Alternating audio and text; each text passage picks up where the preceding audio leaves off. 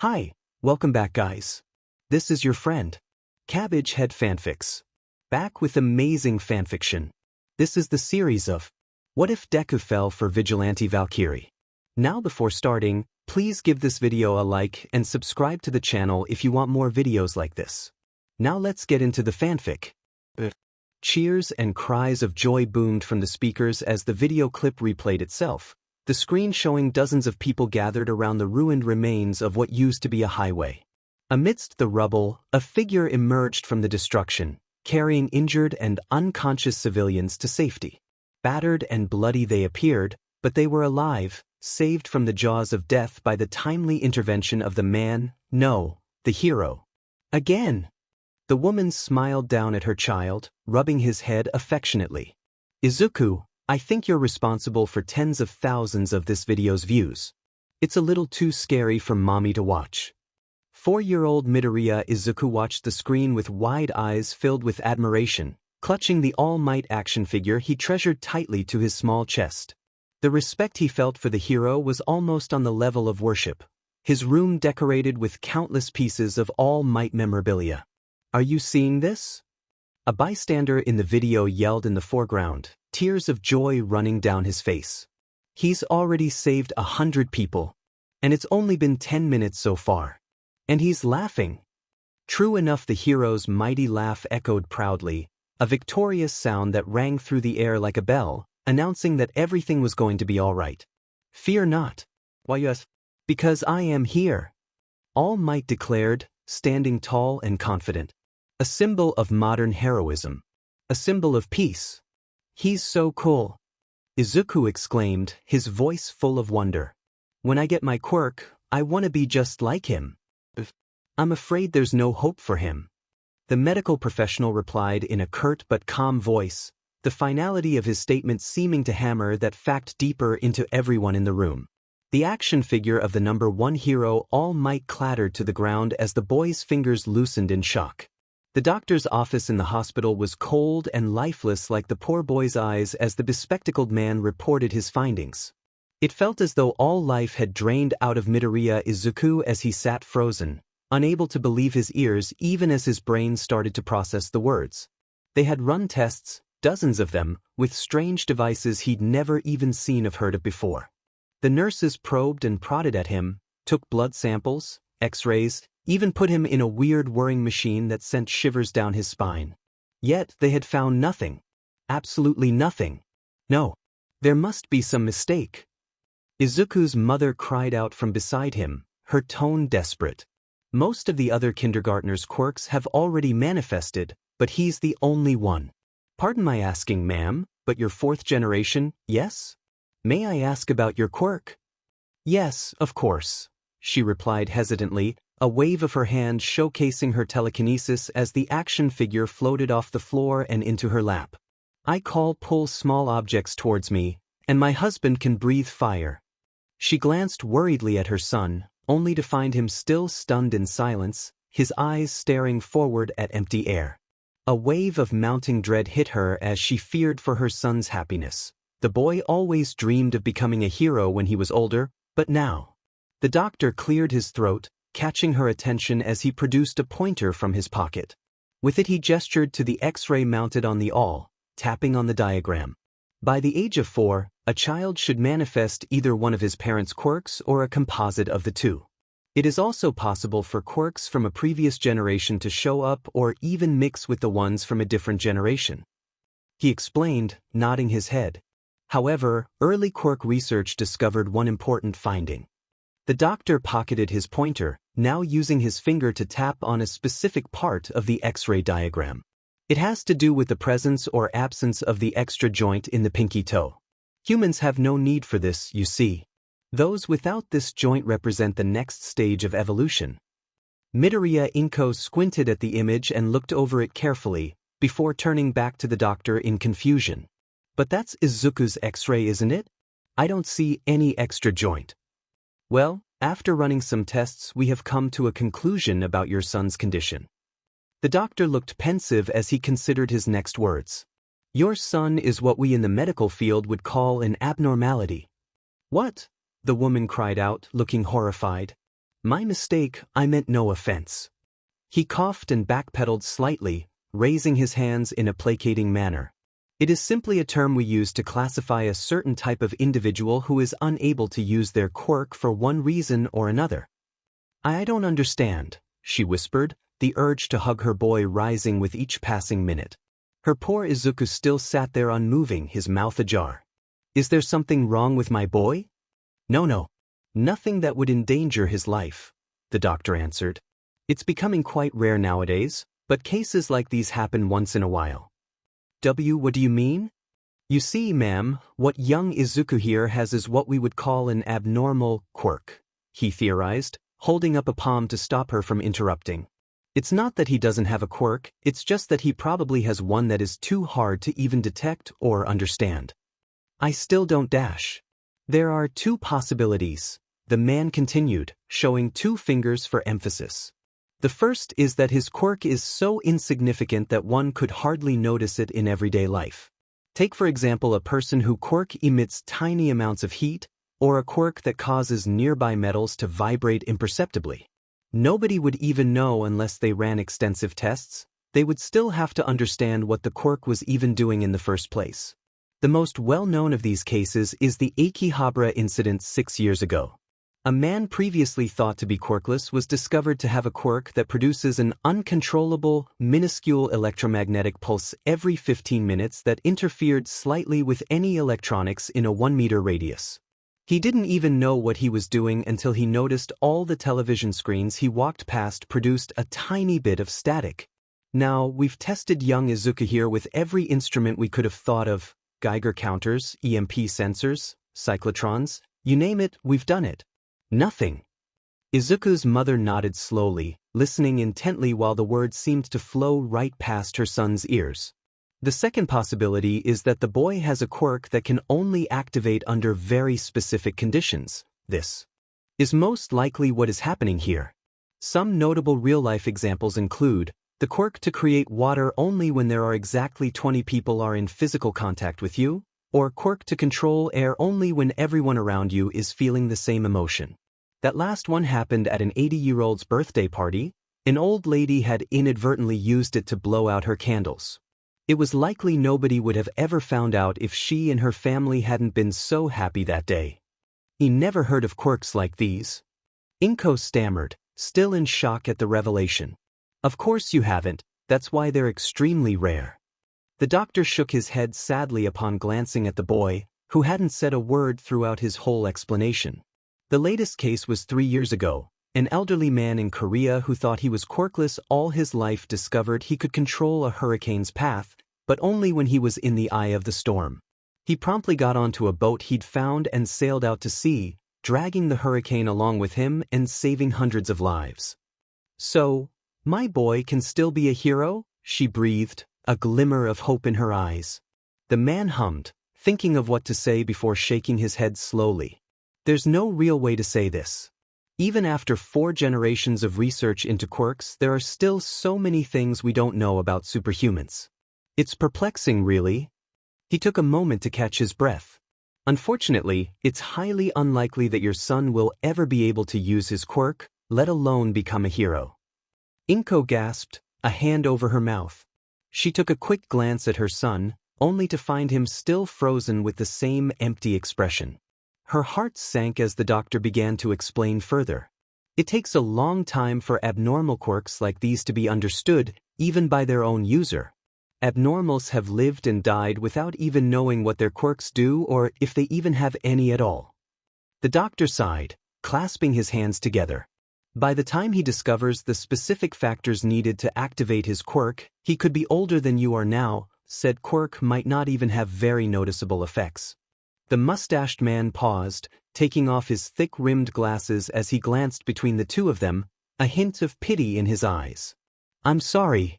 The pair finally arrived home after a long walk home in the pouring rain, having not exchanged even a single sentence on the way back. Izuku shuffled lifelessly towards his room, looking like the most miserable 4-year-old in the world. His mother reached out gently with a hand but stopped, unable to come up with anything to console him with as she followed him into the dark little room that housed the computer. Posters of All Might plastered the walls with his trademark grin, heavily contrasting the mood of everyone in the room. Without a word, the boy trudged towards the computer and turned it back on from its sleep mode, empty eyes focused on the video he unpaused with a soft click of the mouse. The screen lit up with color as the magnificent visage of All Might appeared once again, half a dozen people on his massive back as he carried them off to safety. "Fear not." "Why yes?" "Because I am here." All Might grinned triumphantly at the camera, the sounds of people cheering in the background blasting out the speakers. Once again, the day is saved thanks to the symbol of peace. "Mom," Izuku began, mouth still ajar with shock. His mother sniffled, worry for her child almost overwhelming her there and then. "No matter what kind of trouble you're in, he'll save you with a smile." He turned around to face her, fat tears rolling down his cheeks as he began to cry. A super cool hero like that. A trembling hand pointed at the screen as his voice began to shake. "Can I be a hero too?" The dam broke as she rushed forward, crashing into him with a tight hug. She too began to cry as she wrapped her arms around his tiny body, embracing him while tears flowed freely from her eyes. "I'm sorry, Izuku," she wailed, feeling her child tremble with sadness. She felt her heart shatter into pieces, holding him close to her bosom as they both cried into each other. "I'm so sorry. Mommy's so sorry." Unbeknownst to the two of them, that very moment was exactly when Izuku's abnormal quirk began to activate. The criteria needed for its use demanded the user feel exceptionally powerful emotions in a short span of time, emotions that encompassed the user entirely. At that moment, all poor Izuku could feel was a mix of despair and desire. Despair that he'd possibly never be able to achieve his dream of becoming a hero, and despair that he'd made his dear mother cry. At the same time, the desire to be a hero filled his mind. A bottomless hunger that seemed to consume his entire being filled his heart. The child knew it was selfish but couldn't stop. He wanted to be a hero. With the criteria fulfilled, the quirk began to create. Glowing motes of light manifested, starting to gather as they formed a sphere on the roof of the apartment building, shrouded by the heavy rain. The sphere, the egg slowly but surely got larger as it fed off Izuku's despair to grow, unknowingly comforting its master. As it grew, the light it emitted grew dimmer and dimmer until a long, writhing tentacle emerged, the tips splitting off into 5 points to form fingers, then a hand. The arm reached out towards the horizon as a bolt of lightning speared through the sky, illuminating the growing being. The limbs seemed to recoil in fear, fingers brushing against the concrete roof. Wherever the digits touched, they left deep gouges, almost like the solid concrete had been made of soft butter. It reached out slowly, testing the environment and inching forward hesitantly. The sphere began to change as it elongated, more tentacles sprouting from its torso and eventually forming into human-like limbs. The being now had the rough shape of human adult, 2 arms, 2 legs, and a head. Glowing fingers flexed experimentally, forming a fist and then opening it to feel the raindrops slide off its smooth palm. It looked skywards, establishing a mental link between itself and its master. The entity jolted as the link connected, a rush of emotions flooding its mind. Desire and despair twisted and flowed like oil and water through the connection. Slowly it began to consume the despair for fuel, while examining the desire with a childish curiosity. The desire to be a hero, it realized. A desire so strong that it overwhelmed the newborn being, bringing it to its knees. A super cool hero like that. Can I be a hero too? The words echoed in its mind as it stood, trembling slightly. A hero? But what was a hero? It probed through the master's mind for more knowledge, only to be blasted with a literal torrent of information as colors and shapes began to appear, memories being copied and transferred like data in a computer. Men and women in magnificent costumes saving innocents, rescuing them from danger. Fighting against the forces of evil. Icons of hope and justice in times of darkness. He.ro. It strengthened the link, trawling through the master's mind for memories associated with the word. There, it found a single, resounding memory, stronger than all the others it had previously come across. Because I am here. The victorious image of All Might appeared, and along with it came a rush of emotions from the master's mind. Admiration. Respect. Might. The simulacrum mouthed the words, finding itself unable to speak. A minor setback. Looking down at itself and finding its current form unsatisfactory, the being began to shift, slimming down as the outline of its body started to curve. A female form, it decided. The master's memories showed that other humans were more receptive to a female hero. They certainly cheered much louder. Nodding to itself, it began to think of a more specific look, ultimately deciding to base itself off its master's, no, her brother's DNA.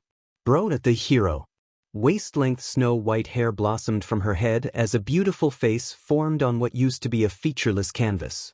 A modest chest and womanly hips rounded out the body as she flexed and stretched, experimenting with interest. The end result was nothing more than stunning as the being stood upright, looking more like a supermodel than a superhero. Then again, from her brother's memories, most superheroines tended to look that way. Looking down, she found her entire body naked but featureless like a mannequin except for her navel, an absence of genitalia. Where a woman's sacred parts were supposed to be, there was only smooth, milky white skin. There weren't even any nubs on her chest, unlike the memories that brother remembered. Strangely, he associated a woman's parts with a strong sense of embarrassment, prompting her to leave the body featureless from the neck down. If Oni-chan could see her now, she thought. Yes, that was what the memories told her, that all little sisters should address their big brothers with that specific term. Oniakan. She took the form a girl in her late teens or early 20s, her features strikingly similar to himself and his mother.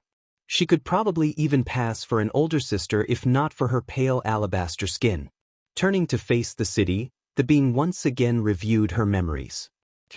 If that was what Oni-chan wanted, then it was her life's purpose to fulfill it. A pair of cold, staring eyes opened, a soft green glow emanating from them as she scanned the horizon. She bent her knees and leaped, soaring through the air effortlessly like a bird of prey. On that very night, 4-year-old Midoriya Izuku had just unknowingly created the #1 vigilante. It had been 9 months since the doctor's visit. The Midoriya family decided it would be better for their son to be called Quirkless instead of an abnormality, after researching into past cases of abnormals, finding stories of people shunned by society and feared for their unknown power thanks to an infamous group of villainous abnormals 5 years ago. Though it broke her heart, Izuku's mother decided to go along with the plan, listing her son as Quirkless instead of branding him with such a horrible title. That's mean, Kaken. See, can't you see he's crying? The tiny boy shielded the other child with his own body, arms outstretched. Before him the 3 bullies advanced, their faces curling with cruel grins. If you keep going, I'll never forgive you. Izuku yelled, still shaking with fear. Bakugo Katsuki and his 2 lackeys stood stunned for a moment before bursting into laughter, pointing and mocking. That bully had once been his friend, his best friend even. How did things go so wrong? Even though you're Quirkless.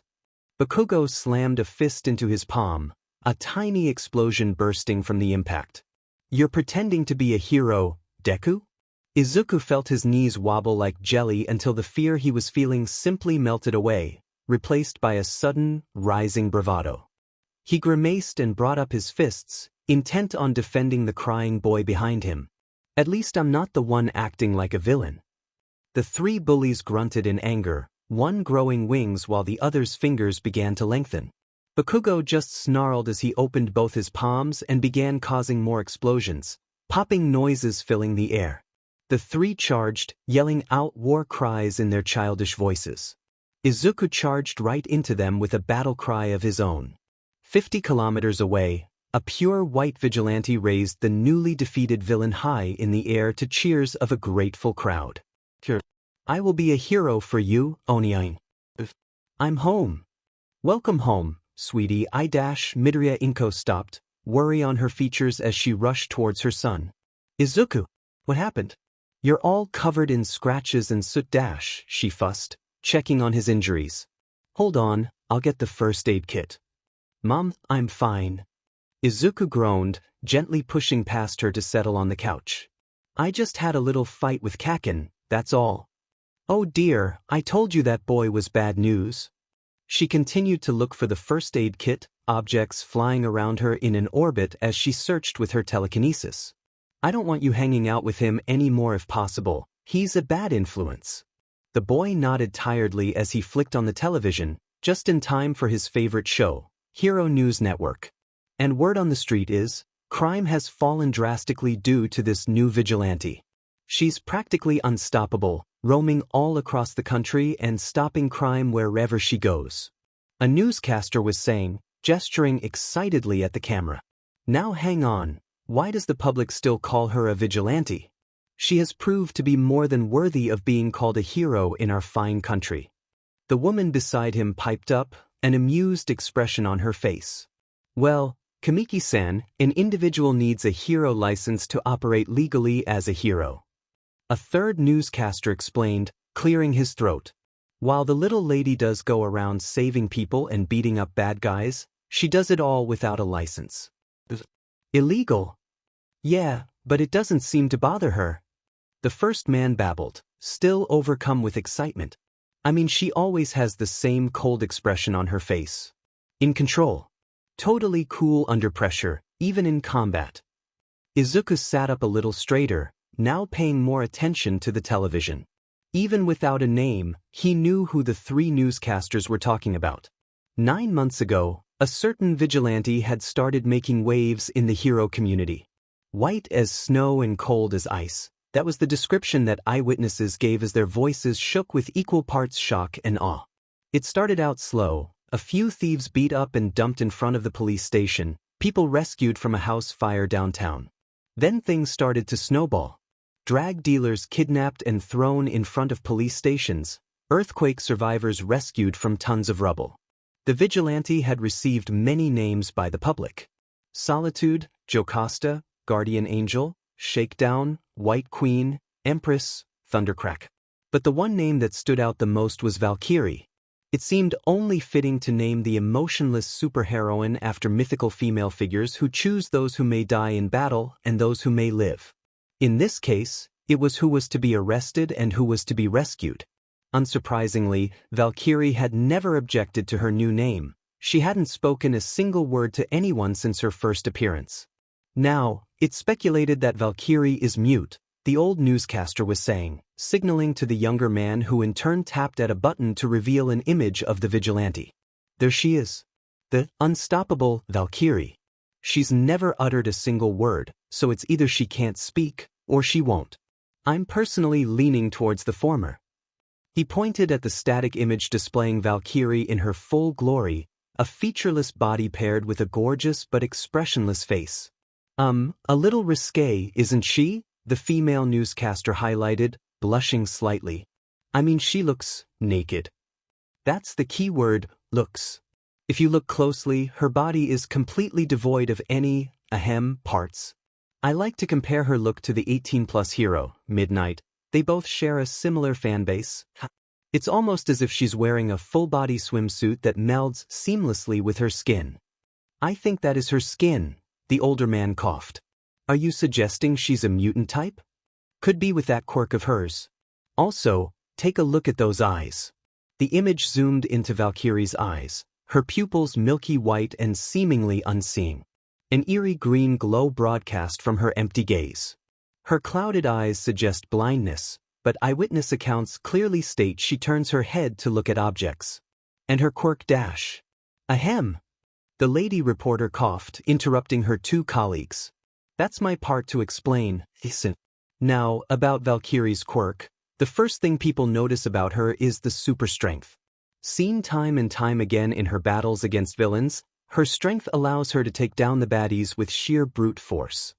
An image of Valkyrie holding up two captured villains by the collars of their shirts appeared on screen, the same deadpan expression still on her face.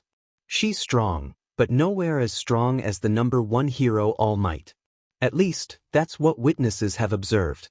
The more prominent power she displays is her apparent invulnerability. Hang on, are you saying she has two quirks? Of course not. It's more likely that she has super strength because of her invulnerability. Here, take a look. A short video clip began to play with Valkyrie standing motionless in the street while a huge mechanical suit charged at her, slamming its massive metal fist right into her face. The vigilante didn't budge an inch as the fist impacted, while the villain within recoiled in pain, clutching his broken hand as pieces of his exosuit arm crumbled away, destroyed. Valkyrie shoved the villain roughly to the ground, mounting the exosuit as she straightened her fingers, plunging her entire hand into his chest armor like a hot knife through butter. Then she began to peel the outer layers of his armor open, the villain within screaming in terror. The most interesting theory out there is that it's not really super strength. The main theory is that she has some sort of tactile telekinesis surrounding her entire body. It's suspected to be the cause of her invulnerability. The so-called super strength is an extension of the same ability. From what we know, she's completely unaffected by physical forces or any sort of quirk. A hero even tried teleporting her to safety away from a villain's energy blast only for nothing to happen. She just weathered the blow without even batting an eye. If that theory is true, she's simultaneously the unstoppable force and the immovable object. The older man breathed in disbelief. Goodness, if she were an actual hero, she'd easily be in the top 50. Exactly. Now aren't you glad she's on the side of justice? She's so popular she even has her own fan club, even if she doesn't acknowledge them. She doesn't acknowledge anything, really. The woman turned to the camera, smiling. For all you viewers at home, stay tuned to Hero News Network. We'll be right back after the break. Up next, a special report on the #1 hero, All Might. Izuku leaned back, humming in thought even as his mother returned with some bandages. Valkyrie. He wondered how she managed to evade capture for so long. According to rumors on the internet, numerous heroes have tried to take her down in an effort to stop her rampant vigilantism, only to find her literally unstoppable as she completely ignored them. Valkyrie only moved to stop villains or rescue innocents from danger.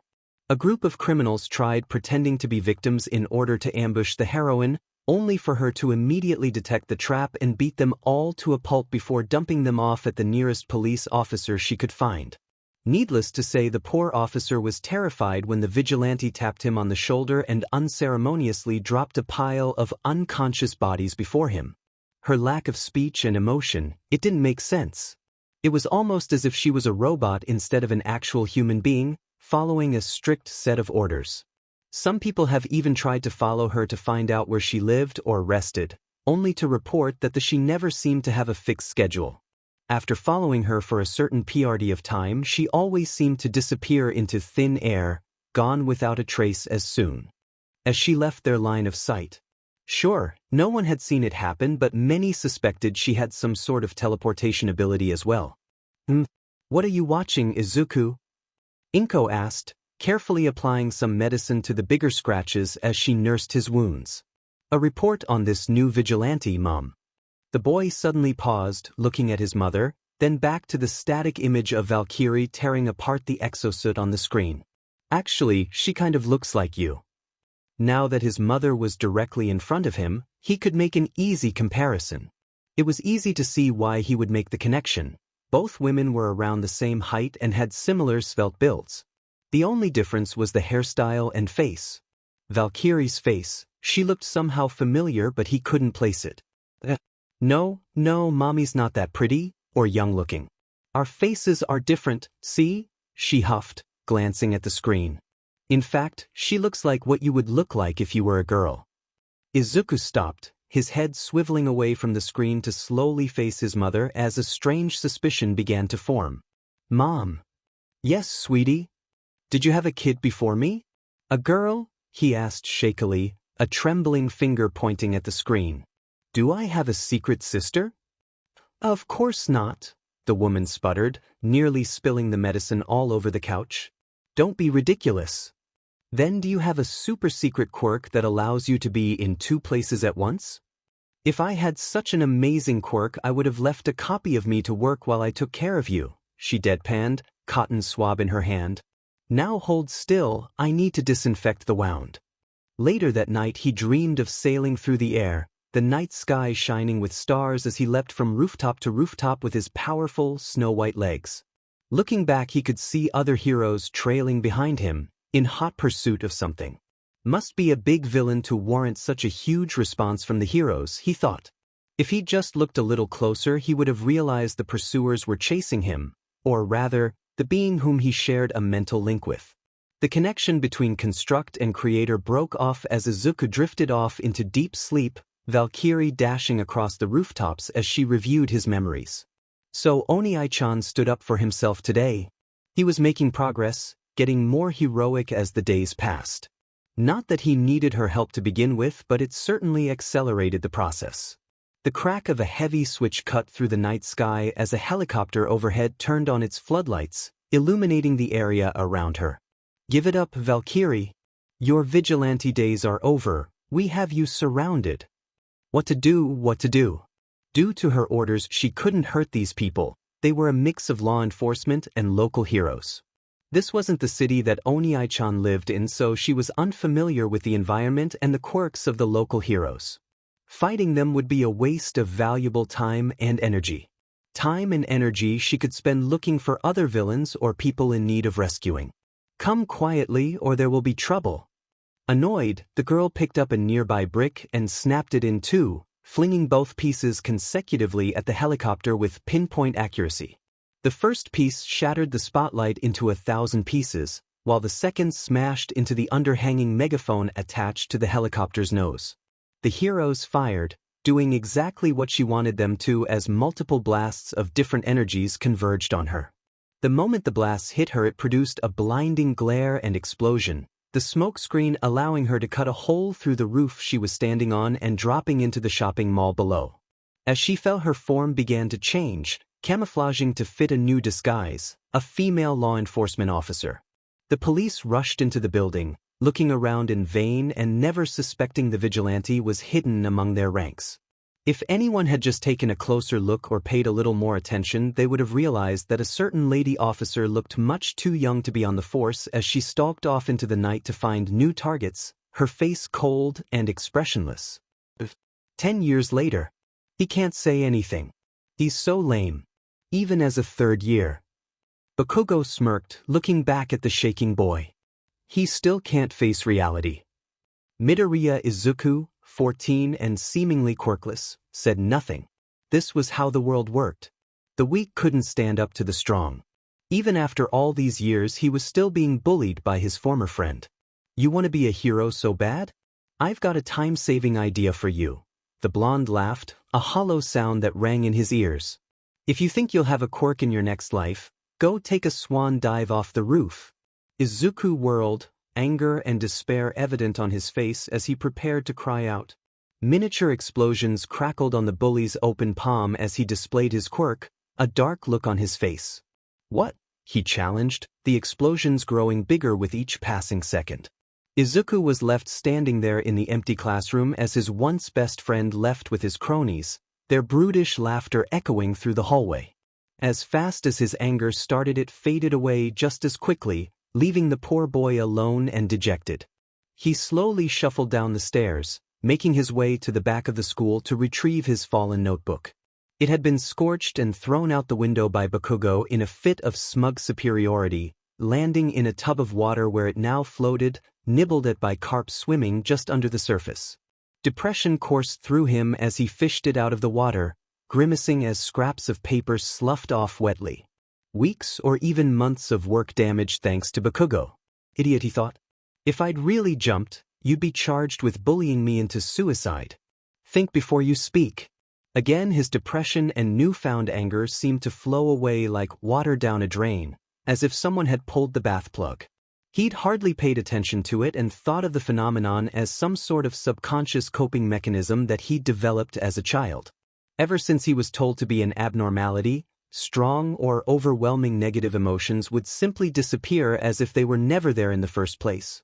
At first he thought that this was Quirk, the quirk to cancel out negative emotions, but quickly found out that he could still experience said emotions. Granted, he could still feel sad or angry, but never too much or for too long. Sighed, slowly shuffling out of the school and onto the way home. On the other hand, positive emotions such as happiness or excitement seemed to last a little longer, probably due to the same weird subconscious mechanism. Izuku considered the idea that he was going insane before quickly dismissing the thought, shuddering. Then again, he'd sometimes have these weird dreams where he was sailing through the air, feeling free and powerful. Like a hero. Sighing to himself, the boy trudged along the empty road, entering a small tunnel as part of the journey home. In the end, they were just dreams. He'd probably never even figure out what his quirk did until he was old and senile or by accident. That was how it was for most abnormal quirks. The memory of his mother sobbing and apologizing as she hugged him flashed through his mind. Izuku shook his head, clearing his thoughts. Back then, what I wanted you to say was. He reached the exit of the tunnel, sunlight hitting his eyes as he raised his head. That was when I decided, he thought. I decided not to care what anyone says. To keep my chin up and keep moving forward. Haha. His grandiose mental monologue was rudely interrupted by a sudden wet noise behind him, a slithering and gurgling that broke him out of his practiced and patented all-might laugh that he'd just started. Turning to look back, he soon wished he hadn't. The creature writhed and flowed like mud, its features oily and slick. Two glowing yellow eyes locked onto him, blinking lazily as they examined the weak, helpless boy before them. A formless body squeezed out from a manhole cover on the ground, dark green tendrils creeping from within the sewers whilst it hoisted itself up. A medium-sized invisibility cloak. The living slime rasped, its face flowing like melted wax as it advanced. A villain? Izuku turned and ran, seeing no chance to fight against this new threat. There wasn't even time for a fight or flight instinct to register as he bolted, running as fast as his legs would allow. Too little, too late. The slime pounced, a literal wave of ooze wrapping and engulfing him in the horrible substance.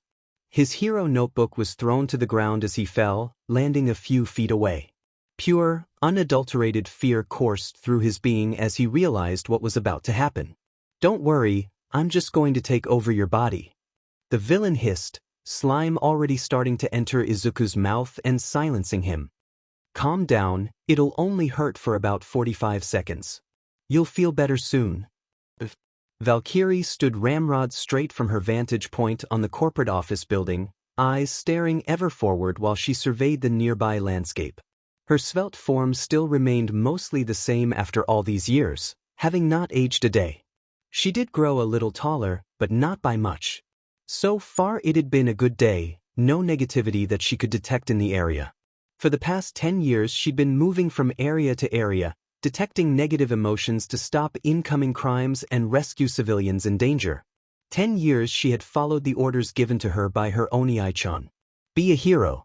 Still, Onaikan hadn't even called her back, not even once in the past decade despite her doing her best to be a hero. Had she been doing something wrong? She puzzled, feeling confused and hurt. He didn't even let her share a visual link with him to show off her handiwork. She was only able to establish echoes of a connection while he was sleeping. She had so much to show him, but her orders demanded she continued her mission instead of approaching him. There were many lives to be saved and crimes to be stopped, after all. Did he hate her? The sudden, abrupt thought caused her to shudder slightly, a pang of heartbreak echoing within before she quickly swept it away. She was sure that she saved more than enough people to qualify as being heroic. Yet Onaikan won't even look her way. She even ignored the angry heroes who tried to attack her for unknown reasons over the decade. She didn't understand. Weren't heroes supposed to defeat villains and help the innocent? That's all she'd been doing. Why did some still attack her on sight? It's not like she was harming anyone, well, not permanently, anyway. She fed off her brother's negativity through the mental link.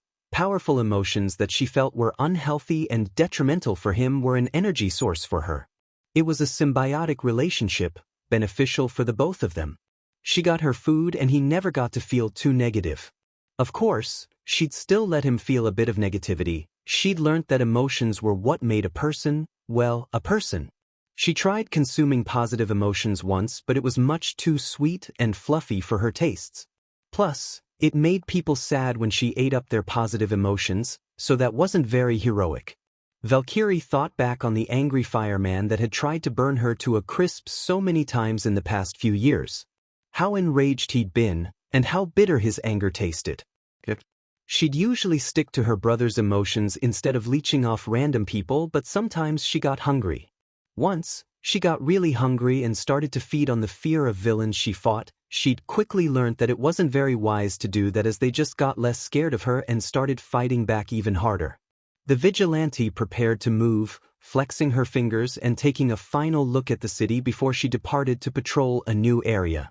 This was her birthplace, the city where Oni-chan created her. Valkyrie liked coming back to this particular city, as strange as it may seem. It calmed her down, let her relax. She crouched and bent her legs, preparing to jump, when a sudden spike of fear coursed through her body, causing her to stop. Fear that transferred over her mental link instead of her empathy sense. Oni-chan was in danger. Valkyrie spun around to face the source of the fear, propelling herself dozens of meters with a single leap. She wasn't the fastest hero out there, but she could still cover a good distance under pressure. She was lucky she happened to be nearby while he was in danger. Her dear brother had felt fear before, but nothing like this all-encompassing wave of dread. She instantly recognized the type of fear from victims she'd rescued. It was the fear of death. She strode across rooftops, ignoring new negative readings that appeared on her emotional radar. Objective 1. Protect Oni-chan. Objective 2. Be a hero. It was clear which one Valkyrie chose. She sped across the rooftops towards her destination, the safety of her creator, her current goal. Everything else was put on the back burner. It sure as hell didn't feel better at all. Izuku struggled and panicked, twisting and kicking to no avail. The slime was in his mouth, choking him and stopping his breathing. He couldn't think, he couldn't breathe. Attempts to wrench the foreign substance out of his mouth failed as his fingers sank easily into the gunk, raking right through it like water. "You can't grab me. I'm fluid." The living slime leaned in close, eye to eye with its victim as it gave off a malicious smirk. The boy started to flail his legs around, kicking in vain as muffled screaming echoed in the dimly lit tunnel. "Thanks for your help, you're my hero," it crooned, now lifting him off the ground. "I'd never thought he'd show up in this town. I'm dying. Am I dying?" Izuku thought, getting weaker and weaker as his air supply ran out. "I'm dying. Somebody. The fallen notebook fluttered open, the page with his sketch of All Might flapping away. Tears began to run down the boy's cheeks. Was this how he was going to die? Killed by a villain in broad daylight? No. Clang. The manhole cover behind them blasted from the road, bouncing off the ceiling and rolling away. Out of the ground a large, muscular arm reached out, the figure hoisting himself up onto the street effortlessly. "It's all right now, young man." The villain turned to face the new threat in surprise, Izuku still gripped within his slippery folds. The magnificent visage of All Might stood before the two, a grocery bag in one hand, clenched fist in the other. Instead of his usual colorful costume, he was dressed in a white t-shirt and green pants, clearly out on a casual walk. "I am here," the villain snarled, a tendril of slime whipping forward and crashing into where the hero stood just moments ago. All Might easily dodged the blow, closing half the distance in a single step as he ped his powerful fist back. Texas Dash. A white blur raced into the tunnel opposite All Might, two delicate hands reaching out as they speared into the villain's body from behind, grasping Izuku's shirt tightly. The sludge barely had enough time to scream as Valkyrie tore the semi-conscious boy out from within his slimy prison, shielding him from the incoming blow with her own body. Smash! A pressurized blast of air rushed forward and impacted the slime villain, his body starting to break apart under the sheer force of the blast. Wind pressure? The slime could take no more as it simply splattered everywhere, on the ceiling, on the walls, and all over Valkyrie. She tanked the pressure wave easily, her arms wrapped protectively around the boy even as he drifted off into unconsciousnness. All Might, and someone else? Izuku felt a strange comfort as the unknown girl embraced him. It felt somewhat familiar. Oops. All Might said sheepishly, finally noticing the vigilante. "Didn't notice you there." Valkyrie wordlessly stood up with her trademark deadpan expression still present on her face, the pieces of slime that stuck to the walls and ceiling stubbornly starting to slick off her like water off a duck's back. He was about to apologize since she didn't look very amused, but then remembered that's how she looked by default. Valkyrie glanced towards the hero, recognizing him as the big cheerful man, All Might, before turning back to her brother. The #1 hero scratched his head gently, unable to think of something to say. It wasn't the first time he'd encountered the strange girl. He'd tried to convince her to register for a hero license multiple times in the past, only for her to ignore him like he was a roadside plant. One time he'd even tried stopping her by putting his hands on her shoulders and she'd simply continued walking, dragging him behind her along the road with little effort. The girl really was something, that's for sure. Ahem.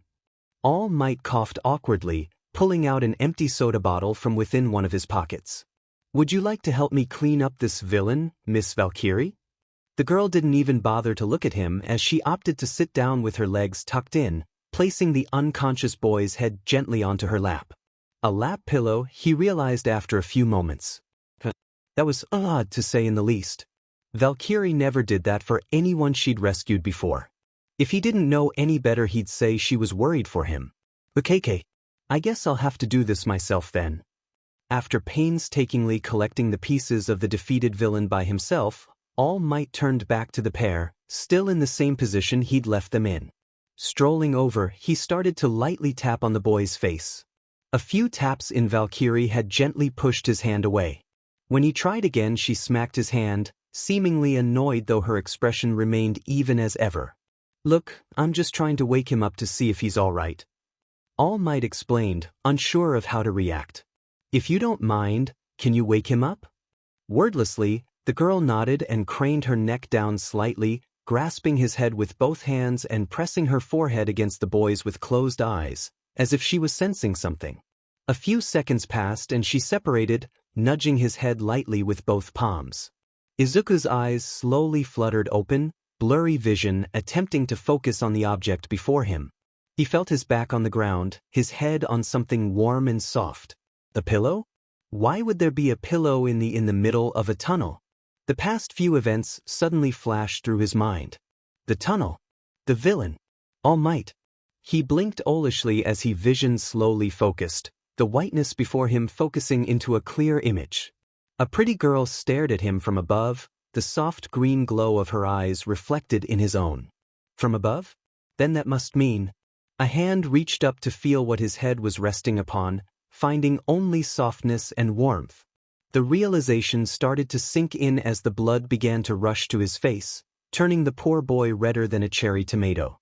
He was resting his head on a girl's lap. A lap pillow. At that moment, All Might and Izuku witnessed something that nobody had ever seen before, Valkyrie's smile. Valkyrie gave her creator a kind smile, a feeling of satisfaction and happiness welling up deep within her being. He'd grown so much since she'd last remembered. Her brother was absolutely tiny when she'd last seen him, and now he was at least twice as large. She idly wondered how he would react to her saving his life. Soon found out as Izuku backed away in embarrassment, apologizing.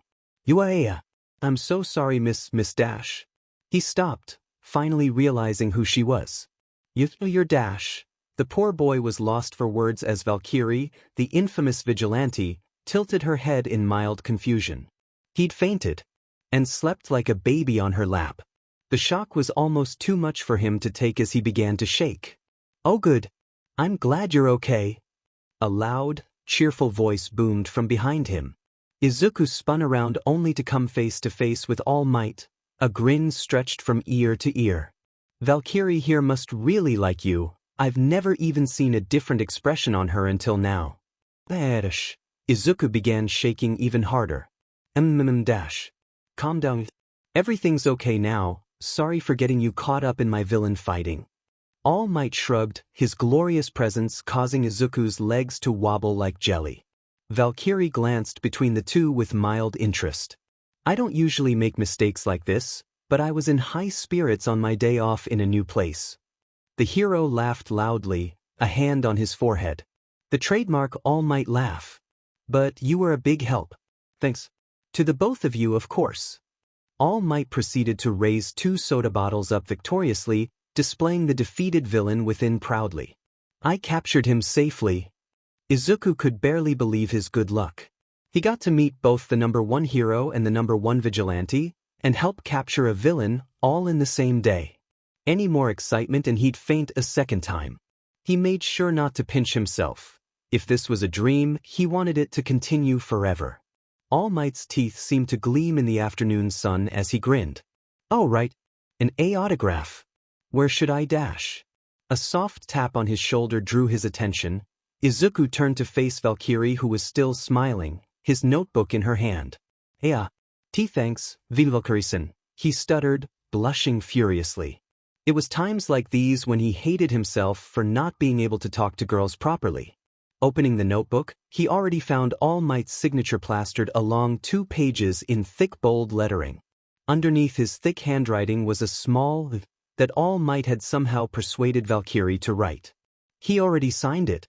And so did you. Izuku exclaimed, ecstatic. Wah, thank you very much. It'll be a heirloom. A family treasure. Okay. All Might gave him a thumbs up, confident as ever.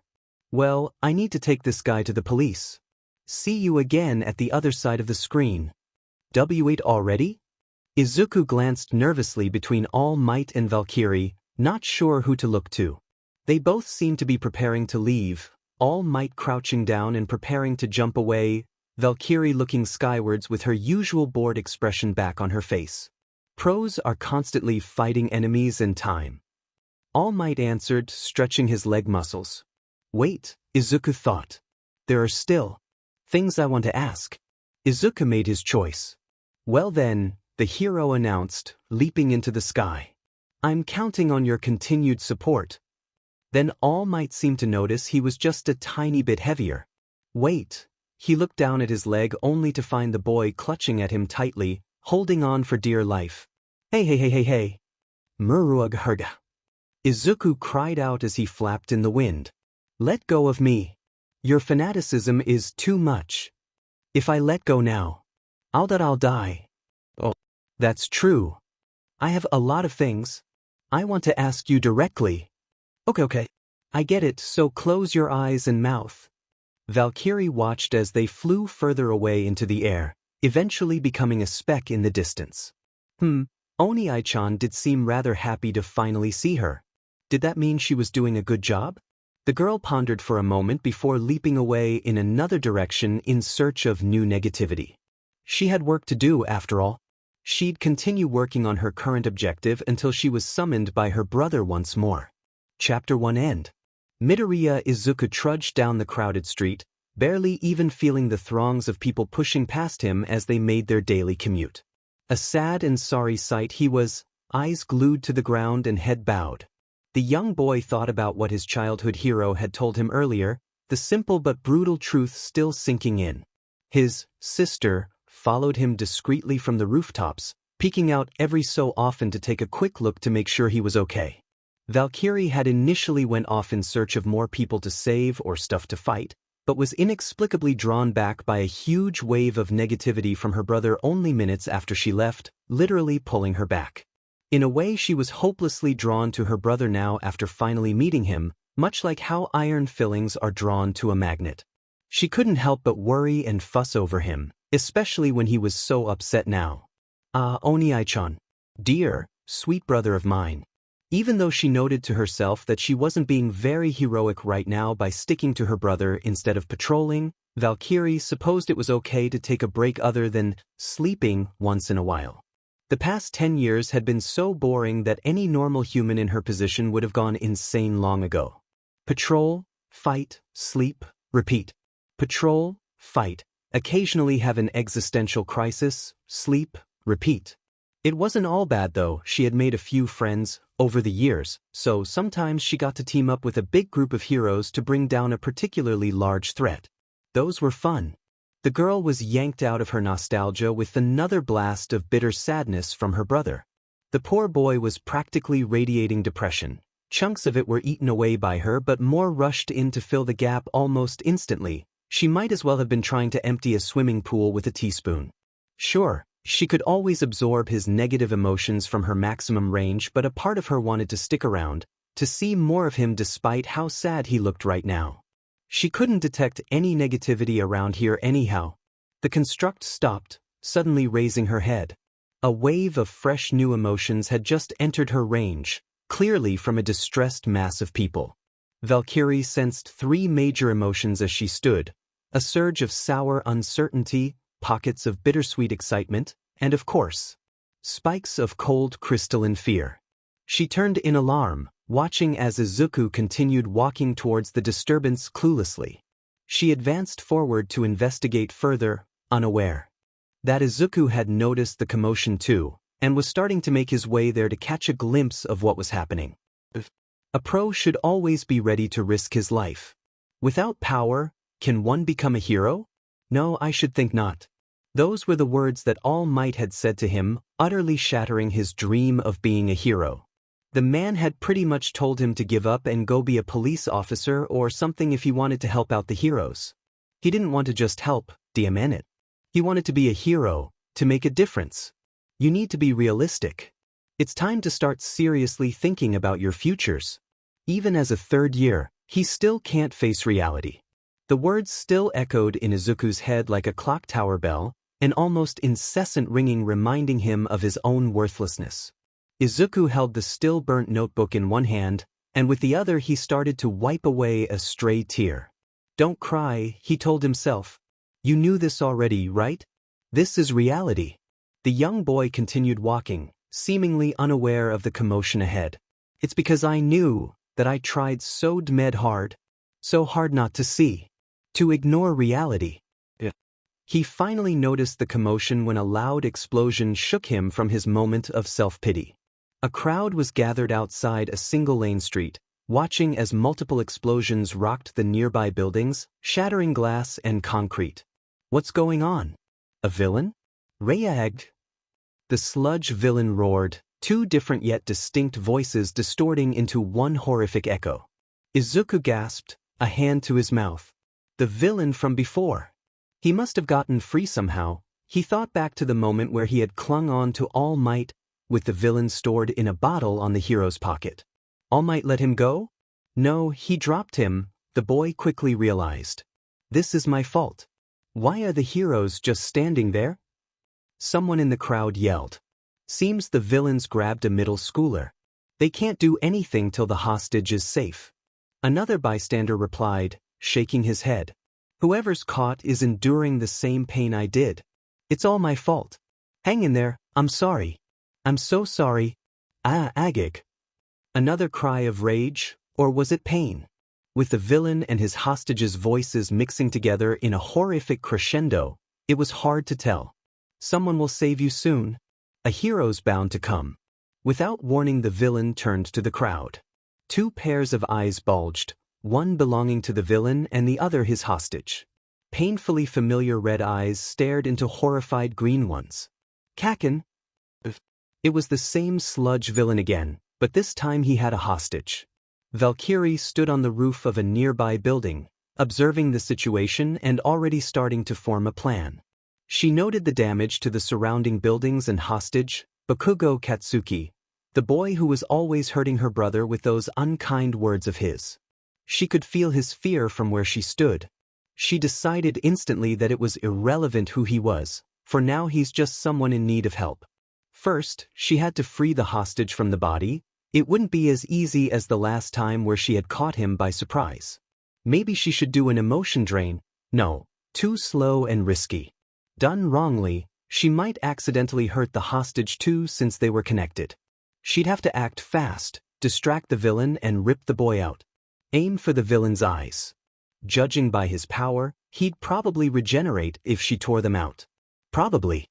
Her entire thought process was completed in a second as she flexed her legs for a jump, preparing to leap down into the fray. Just moments before she was about to, a sharp sensation of fear rushed through her mental link. She watched, simultaneously transfixed and horrified as her brother rushed towards the villain recklessly. But his fear, that should have stopped him, she realized too late that she cared more about his safety than he did. No. Time seemed to slow as her mind went into overdrive. The situation was beginning to rapidly spiral out of control. Valkyrie was torn between heading down there right that instant and engaging the enemy, but Izuku could get hurt in the skirmish, or to drag her brother away to a safe distance and return later, but that would leave the villains to roam free and continue wreaking havoc, an unacceptable result that might cause the nearby bystanders to get hurt. She didn't plan for this, she couldn't. Not again. She couldn't let him get hurt again.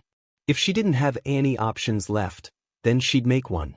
The projection darted down, a blur of white starting to close the distance rapidly even as Izuku threw his school bag and its contents into the villain's face, temporarily distracting it as he ducked under a wild swing of its arm. Kaken! Izuku lunged, fingers desperately grabbing at the sludge and trying to dislodge his childhood friend from its slimy grasp. Why? The blonde teen coughed, still choking on pieces of the villain. My legs just started moving. I don't know why but Izuku cried, the fear evident in his eyes. You looked like you needed saving. The sludge roared, a huge arm already mid-swing as sparks bubbled from his slimy palm. He could use his victim's quirk, Izuku realized with horror. Goddamn nosy brat I'll . Whatever the villain wanted to say next was cut short as a sharp crack resonated through the air, followed shortly by a wet splat. The young boy opened his eyes to see that the top half of the villain's head had disappeared, and an unsightly green stain was now sliding off wall a few meters away. Valkyrie stood over Izuku, a graceful arm outstretched in a backhand stance while her other arm had tanked the explosive swing meant for him. Even as she started to tear Bakugo out of the now stunned sludge, Izuku was putting together of what just transpired. She had just slapped the top of the villain's head clean off. The girl pulled the coughing hostage just in time to shield both students from another crazed, flailing blow. You again? You crazy beach, that kid was my ticket to beating him, the sludge screeched, his mouth flapping away while a pair of slimy eyes glared at her from the ground as they struggled to rejoin the main body. The villain could control his body remotely even without a head, just as she suspected. It was how his pieces could form back together in the first place. Valkyrie grabbed both boys and leapt back, prioritizing their safety. For Izuku she held him under her arm gently, while she slung Bakugo over her shoulder like a sack of bricks. Instead of fighting, it would be best to retreat now since she was carrying two civilians. No matter how much she pummeled the sludge, he'd probably just reform rapidly unless she tore him into itty-bitty shreds and scattered them all over the place. But she couldn't retreat back into the crowd, that would endanger them too. The monster's eyes found their way back to the main body, sliding their way up his waist even as he lunged for the vigilante. With both her hands occupied, she raised her leg high into the air and stomped, the asphalt rupturing upwards in massive chunks and stopping the sludge's advance temporarily. Before she could do anything else, a loud voice bellowed and caught her attention. You've helped me again, both of you. A huge figure dashed past, his mighty back now encompassing their vision. All Might shifted his head back slightly to look at Izuku, ever-confident grin on his face. Thank you, young man. I told you what was required of a great hero, but I see now that I wasn't practicing what I preached. All Might! Izuku cried from Valkyrie's grip, his voice full of hope. The great hero dashed forward, his huge fist clenched and brimming with pure power. A pro should always be ready to risk his life. That's the true test of a hero. The villain howled with fury, enlarging to maximum size. All Might! A muscular arm reared back and shot downward, aiming low. Detroit Smawash. The blast of air pressure that followed was almost unreal. It accumulated in an enormous wave that literally blew the villain away, scattering him across the area. Nearby, the various heroes braced themselves against the gust, M-Lady shielding the nearby civilians in a protective cradle she formed with her arms. Valkyrie stood still as a statue but held on tight to the two boys as their clothes flapped wildly in the wind. As an added precaution, she exercised her power, extending it to the two boys and temporarily imbuing them with her invulnerability. A tornado formed from air pressure ripped through the sky, a testament to All Might's immense strength. To the crowd's amazement and wonder, All Might's punch caused a rising air current that shifted the clouds, causing tiny little raindrops to fall. Then they started to cheer for their great hero, a cacophony of hope and joy echoing down the now battle-scarred street. Yeah, you go All Might. You see that? He changed the weather with a single punch. Amazing! That's All Might for you. Valkyrie blinked, watching the raindrops fall and the subsequent cheering of the crowd. A small feeling of envy regarding All Might's raw power welled up within her, but she dismissed it easily, opting to tend to her 2 charges instead. She scanned Bakugo quickly to make sure he was okay, then dumped him off her shoulder unceremoniously after realizing he was perfectly fine. The angry boy yelled out in protest but then started to cough, clearing the remaining sludge in his throat. Needless to say, she didn't like him very much. For Izuku, she put him back onto his feet gently, then dragged him a few meters away and started to inspect him carefully for any damages. Everyone else was still busy cheering and crowding around All Might, the majority not noticing the pair. Yeah? I'm fine really. Izuku started to protest, but to no avail. The taller girl prodded at his body softly, then started to check his head for any bleeding, her slim fingers running through his hair. The boy fidgeted nervously, a warm blush already building up in his cheeks. It was the second time now that he'd met the girl, and it didn't help that she was gorgeous. But her behavior, it reminded him a little of his mother fussing over him when he was younger, or a loving big sister he never had. It felt almost nostalgic in a strange way. Maybe he was a weirdo for thinking like that. Valkyrie made a low purring noise from her throat, satisfied that her brother was okay as far as she could see. To Izuku's surprise, she then formed a knife hand and smacked his head softly. WWA. A flurry of emotions was rushing through the girl, each cycling to the surface of her mind. Worry that Izuku might have been hurt. Relief that he was unhurt. Anger that he'd thrown himself into danger. Pride that he'd been so selfless. Love that he'd been so brave. She leaned in close, her expression stony. She wasn't smiling this time, feeling a little upset at both herself and him. Idiot Oni-chan. The words came out as barely even a whisper, and Valkyrie leaped away before Izuku could properly register what he'd heard. Shortly afterward, All Might launched into the air in a different direction after talking to the reporters while the heroes started to rush in to clean up the mess. Izuku blinked in confusion and stood stock still even as a medic shone a flashlight into his eyes. She called me an idiot and something else? I didn't quite hear that last part. It was later in the evening when Valkyrie felt another surge of sadness from her brother, this time mixed with a strange combination of gratitude and pride. At first she was alarmed and wanted to make her way back to him, but then realized it must have been something positive if he felt pride. She decided to check it out when she went to sleep. The girl closed her eyes, feeling her physical body evaporate like smoke as her stream of consciousness made its way back into her brother's mind via their mental link. When she opened them again, she found herself in Izuku's mind, a strange landscape of colors and shapes that ebbed and flowed like the ocean waves.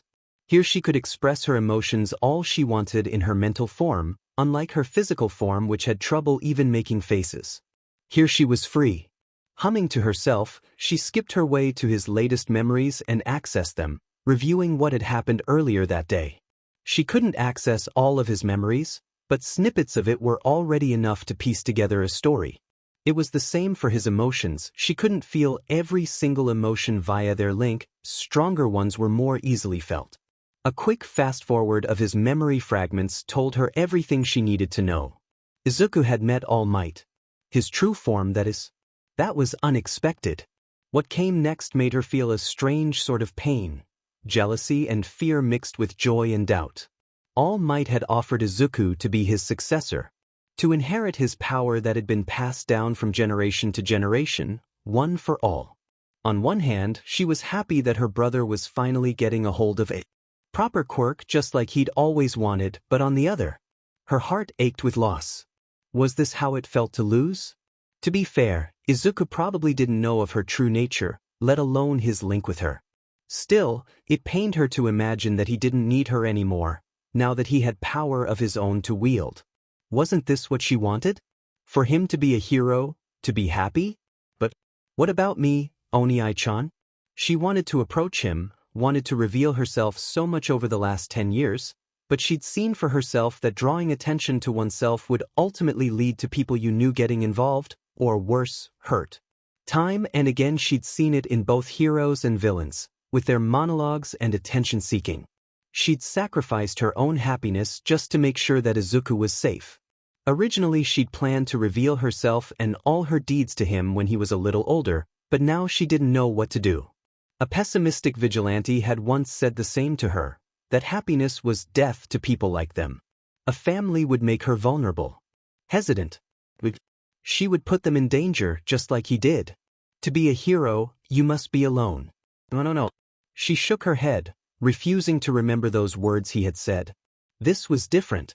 Unknowingly-chan would have power now. He could protect himself now, right? But still, it wasn't right for her to keep babysitting him if he got a hold of power, especially a formidable quirk like All Might's. He finally had a chance to be a hero. A treacherous, naughty little thought flitted across her mind. I don't want Unknowingly-chan to get that power. I want him all for myself. Unknowingly-chan's mine. Mine. She shook her head again to clear away that horrible way of thinking. She had no right to do that. All she wanted was for Izuku to be happy. That was enough for her. What about my happiness?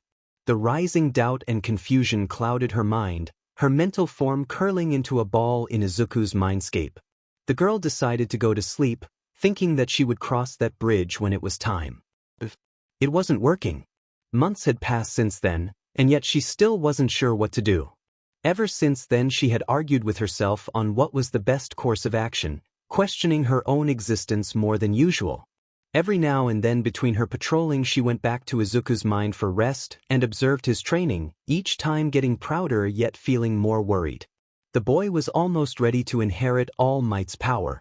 With power like that, he would eventually achieve his dream of becoming a hero. He wouldn't need her anymore, would he? The more she thought about it, the more her phantom heart ached with sadness. Why did she have to feel this way? Shouldn't she be happy that Izuku finally got a chance to be a hero? She'd faced some of the strongest and deadliest villains without even batting an eye, but why was it that she felt so much fear and pain at being unneeded by her dear brother? Her entire purpose for existing was to be a hero, but she was now unsure if she still had a reason to exist with Izuku's nearing inheritance of One for All. He could go and be a hero himself. Valkyrie looked to the faraway mountains, a sudden thought occurring to her. Maybe she should seek out advice from a friend instead of tackling the situation all by herself. She should have thought of that earlier. Deep within the secret mountain base, alarms started to blare with deafening volume, indicating that someone or something had tripped the multiple perimeter defenses. 3 sets of feet thundered down the hallway as they made their way to the control center, a woman already manning the console and flicking on several switches. "What have we got?" the muscular man asked, hunching over the petite woman and eyeing the screens warily. "Unknown bogey, approaching fast. It's tripped the laser defenses and is nearly here. This is no wild animal we're dealing with." "A vehicle? Radar's not picking anything up.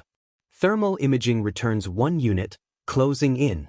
It's plowing straight through the mini force field barriers. Whatever it is, it's tough and not stopping."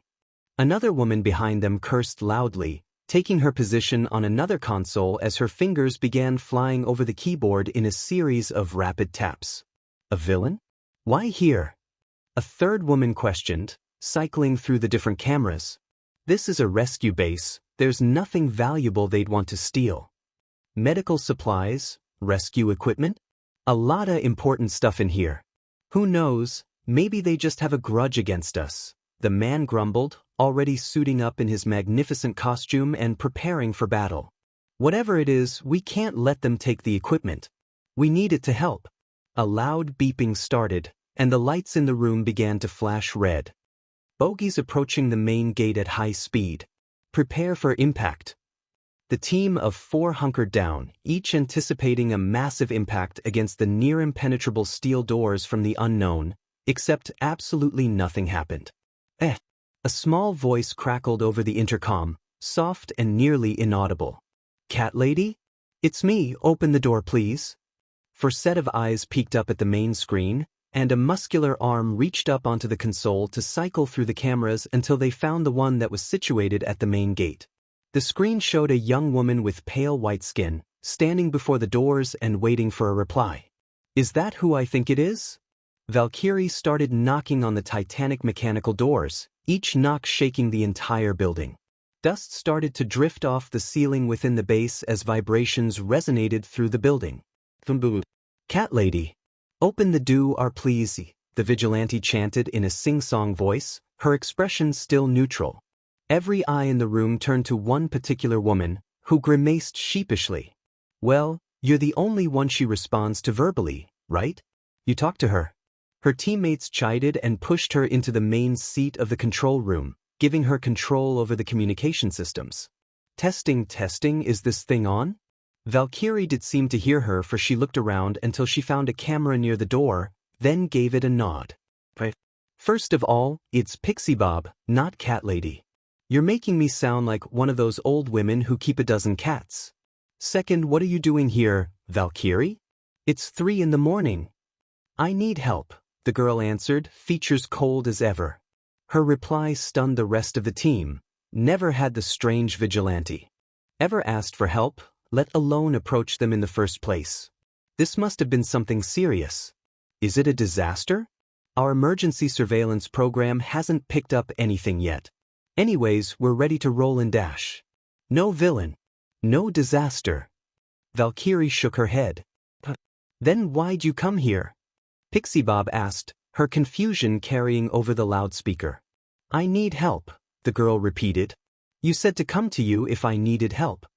Pixie Bob's 3 teammates shot her a look, which told her all that was needed to be said. The blonde woman groaned painfully, her head in her hands. Okay, I did say that last time we met, but you can't just barge in here. This is a super-secret rescue base, you know. Valkyrie looked at the camera, then back to the supposedly impenetrable doors. Open the door, please. Well, apparently she didn't care if it was the National Bank of Japan or a super-secret rescue base. The girl stubbornly knocked on the door again, a little harder this time.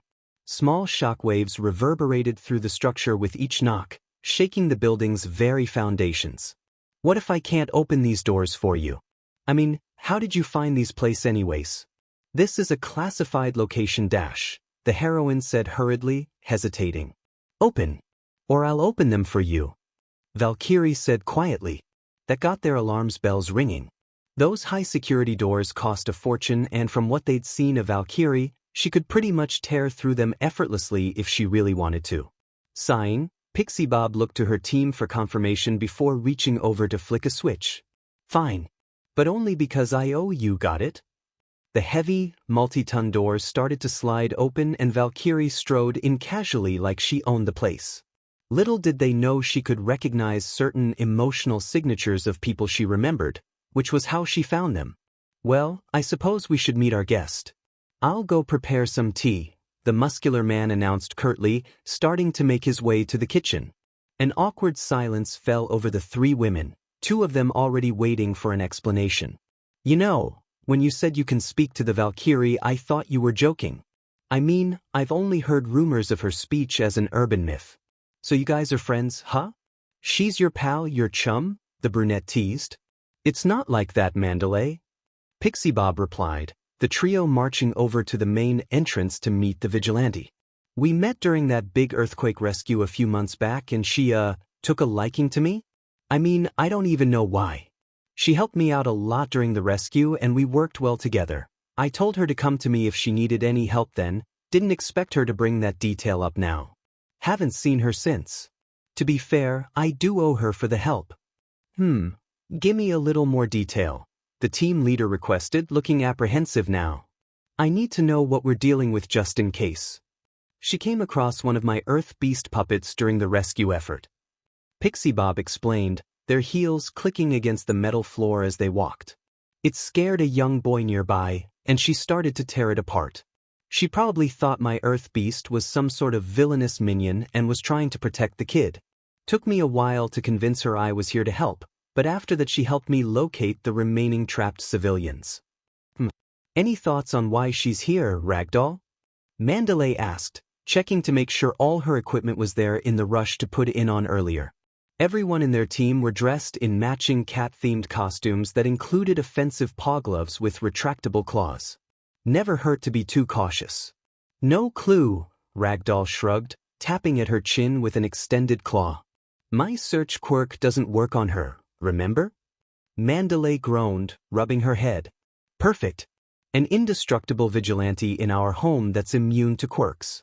Let's just hope she's peaceful. Don't worry, she only attacks villains. Pixie Bob assured. Or people and things she thinks are evil. The three women finally made it to the living room main hall, where the vigilante was waiting.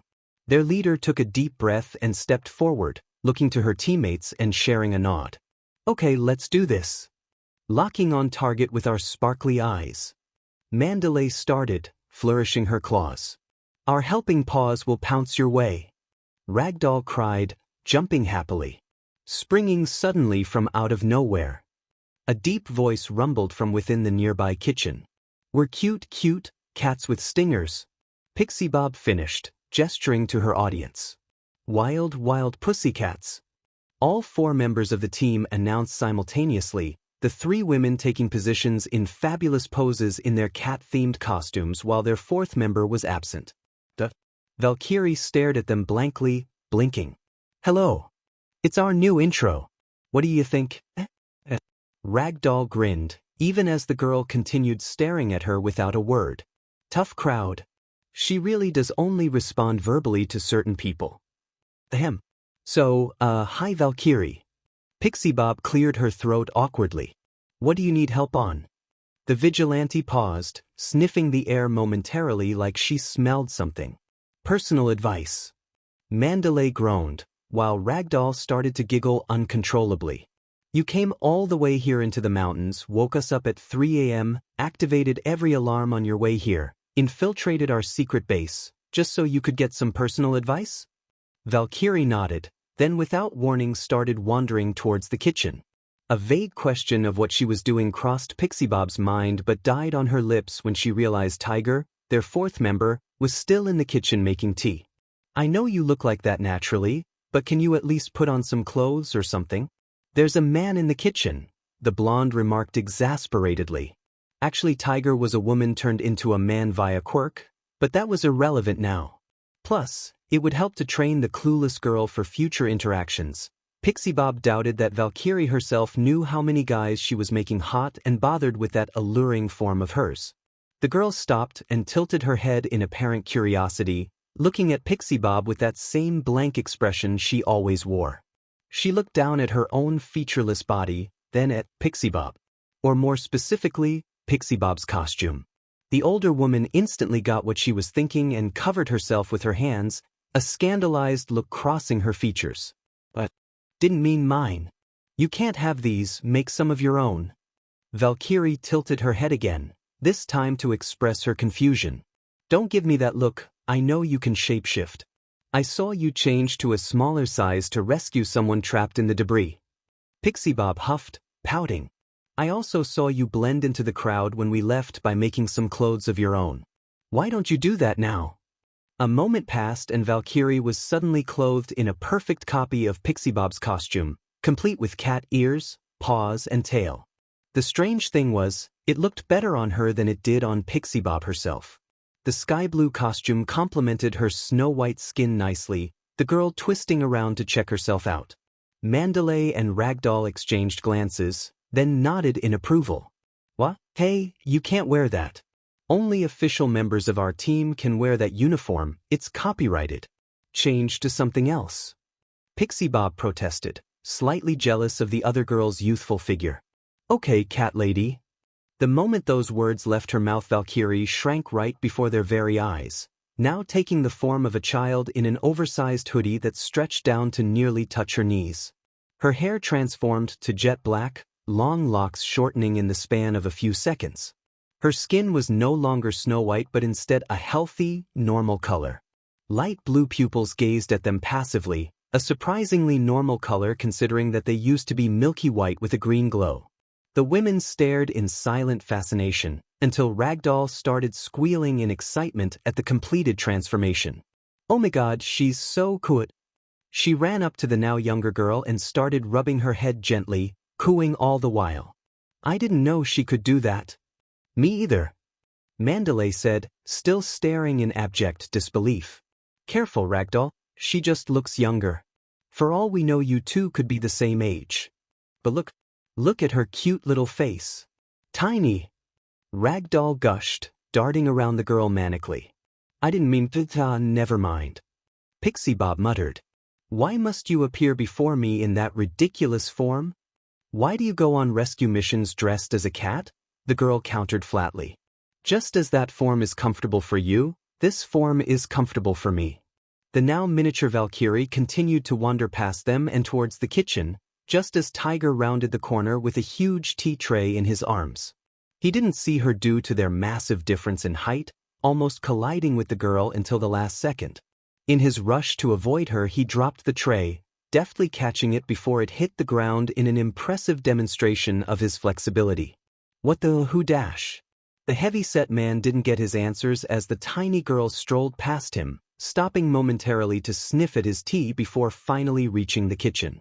There, she floated up onto the marble countertop and reached for a large porcelain jar, opening it effortlessly and retrieving the hidden treasure within.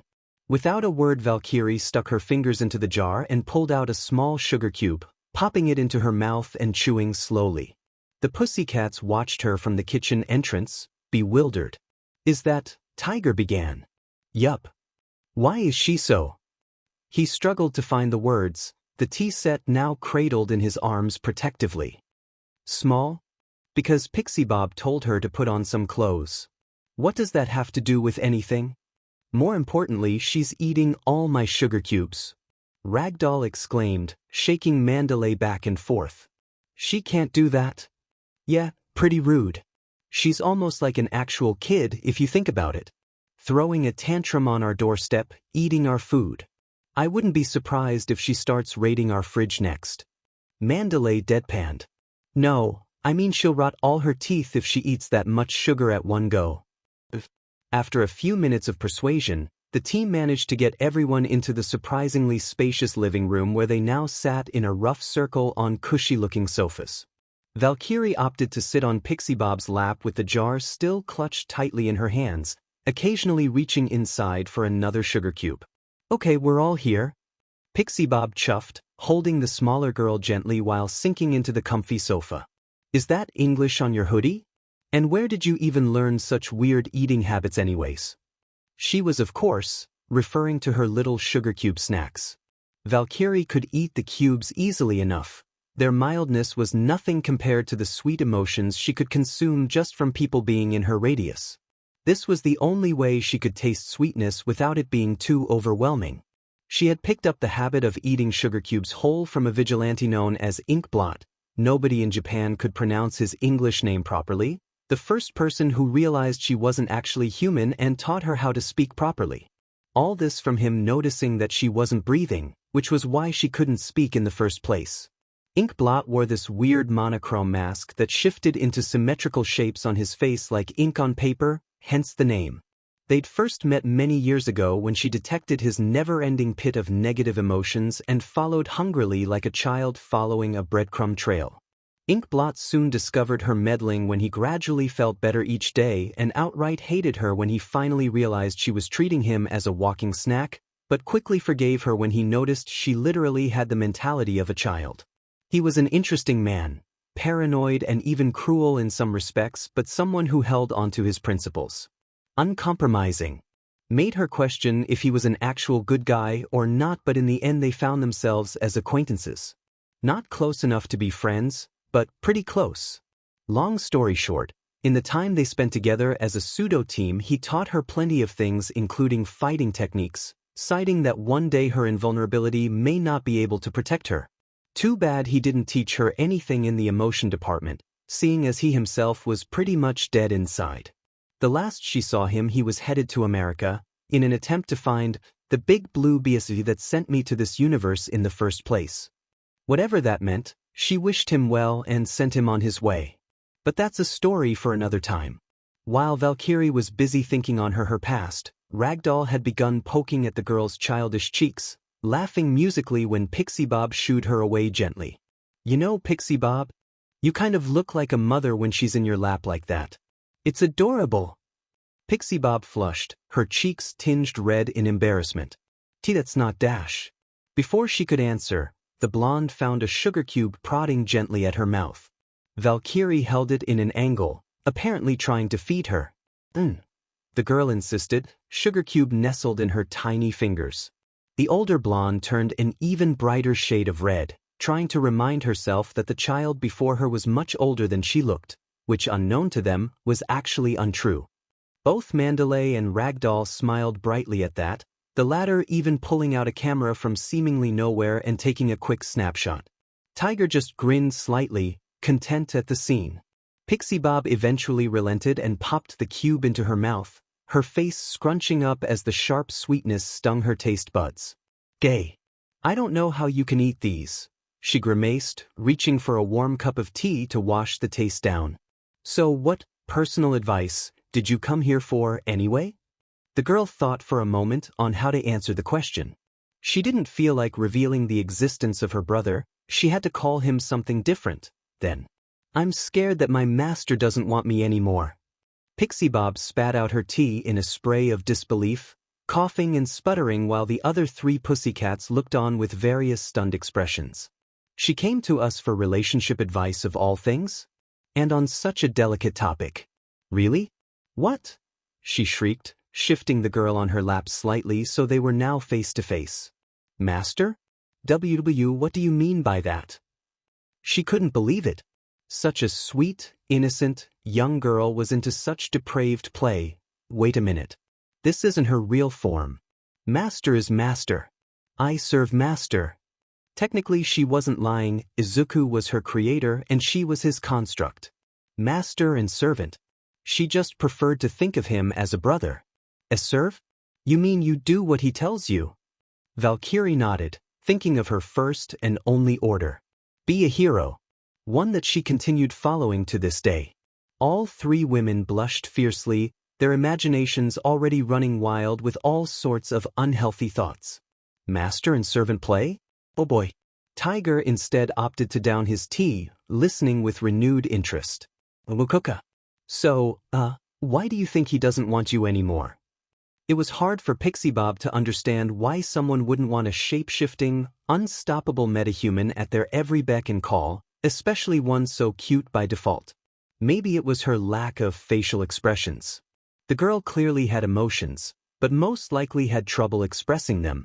Valkyrie scratched her head, thinking of how to describe Izuku's inheritance of one for all without revealing too much information. He's gonna get something better soon. Better than me. Ragdoll held a paw over her mouth in a scandalized expression while Mandalay turned even redder, fidgeting in her seat. Tiger coughed, then began to pour himself another cup of tea. Listen, Valkyrie Dash, Pixie Bob started, her own face turning a bright shade of red. I don't know what kind of relationship you and your, master are in, but I'm sure he wouldn't abandon you just because he found someone better. At least, I hope he wouldn't. The girl tilted her head, waiting for the older woman to continue. I mean, can you tell me what kind of person your master is? Valkyrie did not hesitate to reply as Izuku's good qualities were listed in rapid fire. Brave. Selfless. Generous. Caring. You really look up to him, huh? Pixie Bob said. This person, do you love him? Yes. In a pure, sisterly way, of course. But Pixie Bob didn't need to know that. Does he love you? At that, the girl didn't answer. Until the sludge incident, Izuku had never even met her face to face and likely barely even knew of her existence. How was she supposed to answer? Pixie Bob sighed, stroking the girl's hair gently. Can I call you kid? I mean, you're literally a kid now, never mind. The girl didn't shy away from the physical contact, instead leaning into the older woman's bosom further. She snuggled into the softness, feeling the warmth of Pixie Bob's body through her clothes. At times like these, what you need to do is go talk to him. I mean, from what you're implying, you guys are close, yet far? It's such a weird relationship, but hey, I'm not one to judge. You gotta go talk to him to find out how he feels about you, Or else you just end up with an unrequited love that'll never bloom. Fight for what you want, what you believe in. If you don't even try, you'll just be giving up without a fight. Pixie Bob took a moment to catch her breath, then hugged the smaller girl tightly. I should know. Valkyrie looked up, her face still cold and stony as if it was carved out of marble. Her eyes, however, told a different story, for Pixie Bob could see a sort of childish fear within them. But what if he doesn't want me anymore? The blonde thought for a moment, then took a deep breath and gave her opinion. Then you move on. It's not the end of the world. But whoever this guy is, he sounds like a good person from your description, so I don't think he'll just abandon you. Which begs the question of why he would find someone else in the first place, the two-timing scumbag son of a dash. The vigilante tilted her head, suspecting that Pixie Bob had somehow misunderstood her somewhere along the line. But so far her advice was pretty decent, so she'd keep quiet and listen. Meanwhile, Pixie Bob was busy getting upset on whoever would cheat on such an innocent girl. Knucklehead imbecile. Either way, that's all the advice I can give you. I mean, I was never really good at this relationship thing, so I can't guarantee anything. But I want him all to myself. Oh. Pixie Bob raised an eyebrow, then coughed awkwardly. Maybe the girl wasn't as innocent as she looked. Well, kid, that's the thing, isn't it? You want him. That implies you want to own him, have him all to yourself. But that isn't right. You can't just own people like they're objects. It may make you happy, but you gotta consider how they would feel. It's a delicate balance of feelings. Relationships sure are complicated, eh? She thought for a moment of what Izuku would think if she kept babying him all his life, stealing away his opportunity to grow. It felt wrong, like she was taking away his future. It was the same wrongness she would feel if she had absorbed too much of his emotions, leaving him a lifeless husk. That she'd ever do that to her dear brother, but still. She just couldn't take away his chance to be a hero, especially when he'd looked up to heroes all his life. Pixie Bob was right. Valkyrie looked up at the older woman's determined face, then nodded slowly. Yeah. She resolved to talk with Izuku right after her nap later, already thinking of what she was supposed to say. Finally approaching him purposely. She didn't know how she was supposed to feel about that. Out of curiosity, do you call your master, master? The blonde asked nervously, hoping to find out more information about this mysterious individual that ruled over the girl. Maybe kick his butt if he made her cry. The girl seemed to ponder the question before looking her in the eye and giving a direct answer. I call him Oni-chan. Valkyrie hoped they wouldn't be able to get too much information out of that. PFFFFT. This time it was Tiger who spat out his tea mid-sip, coughing out the remaining liquid as he tried to comprehend what he just heard. Oh, goodness. All three women were speechless, already trying to imagine what sort of pervert this guy was. In their heads they were already imagining this master making poor Valkyrie shapeshift into her younger form occasionally for whatever kind of weird act they had going on. Then again, it wasn't their right to judge the relationships of others, so they just held their tongues instead of objecting. That's unique. Pixie Bob finally said, her teeth grinding together slowly. No doubt she was already thinking of plans to destroy this guy if she ever got the chance to meet him. He's important to you? A nod, followed by the continued chewing of the sugar cube in her mouth. The blonde sighed, patting her on the shoulder. Different strokes for different folks, then. Geez. I don't even why you came to me for advice in the first place. To be honest, all my relationships have been, well, catastrophic. Why me? Another tilt of the head. The answer was surprisingly obvious. The girl considered Pixie Bob a friend. Then again, she could count the number of people she actually considered friends on one hand alone. She answered appropriately by pointing a small finger at the older woman's face. You're my friend. Pixie Bob found herself smiling, then chuckled. Thank you. I'm flattered, really. But I mean, everyone knows you only talk to certain people in all your years of vigilantism. So what drew you to me in the first place? What made me so special that you wanted to speak with me? Valkyrie pondered the question for a moment, thinking back to the first time she'd met the eccentric hero. Her bravery and passion in helping people, her kindness, it all matched the criteria of what she thought of as a true hero. Also, Pixie Bob kind of reminded her of Izuku's mom, Inko. But how was she to phrase that? If Izuku was her master, then was his mother the master of her master?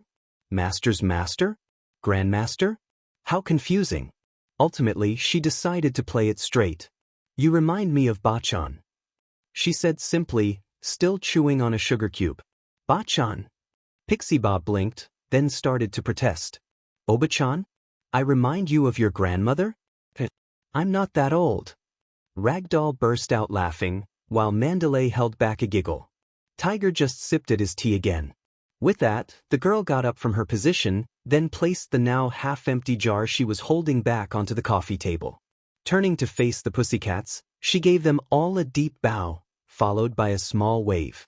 Thank you, cat lady. It's Pixie Bob. Valkyrie paused for a moment, then waved again.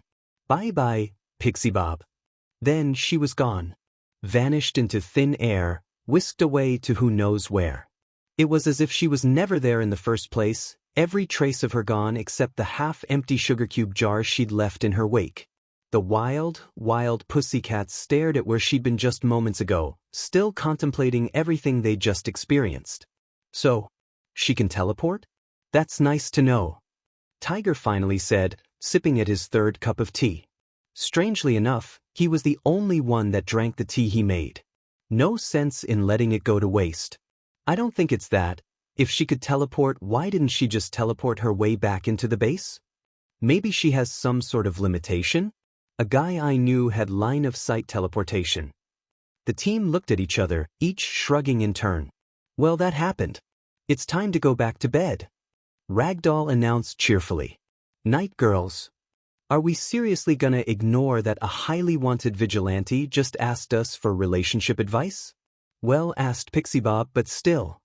Mandalay remarked in disbelief, watching as Ragdoll grabbed a pillow off the sofa on the way back to her bed.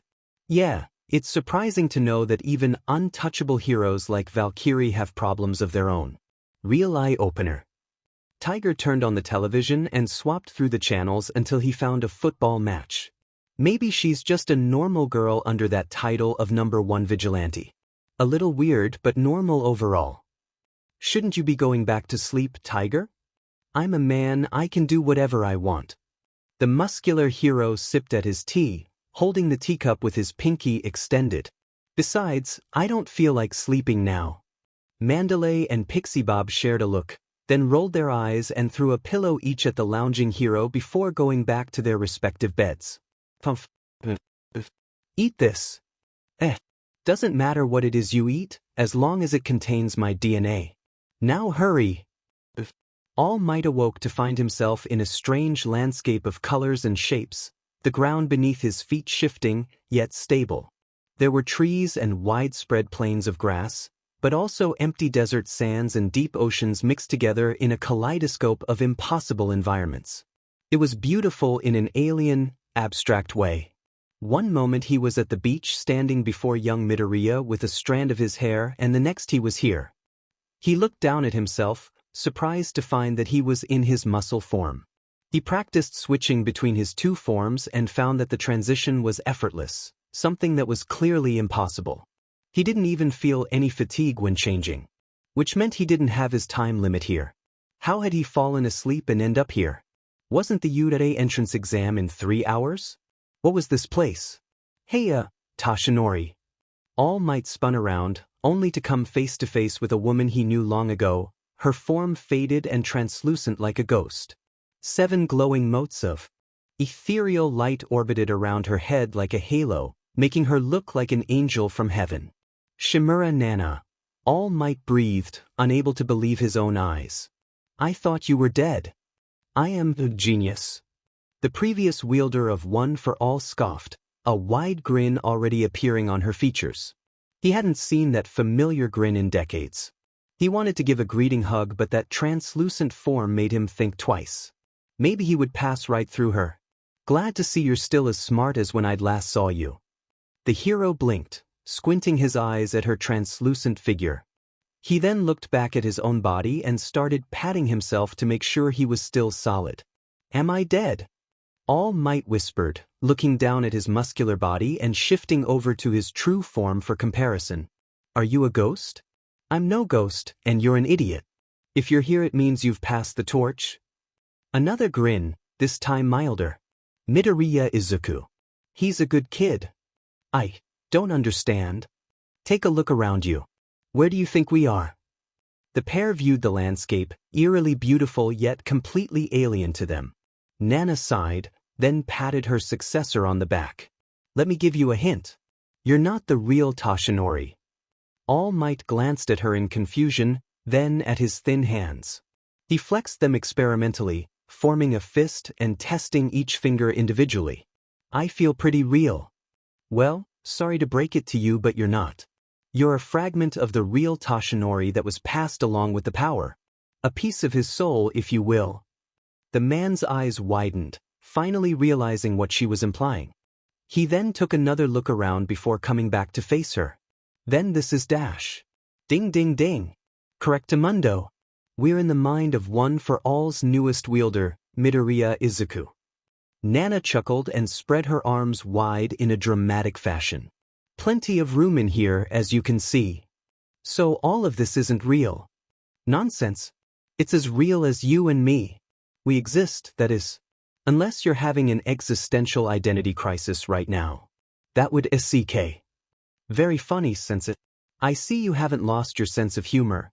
He grinned, still looking around at the impossible environments.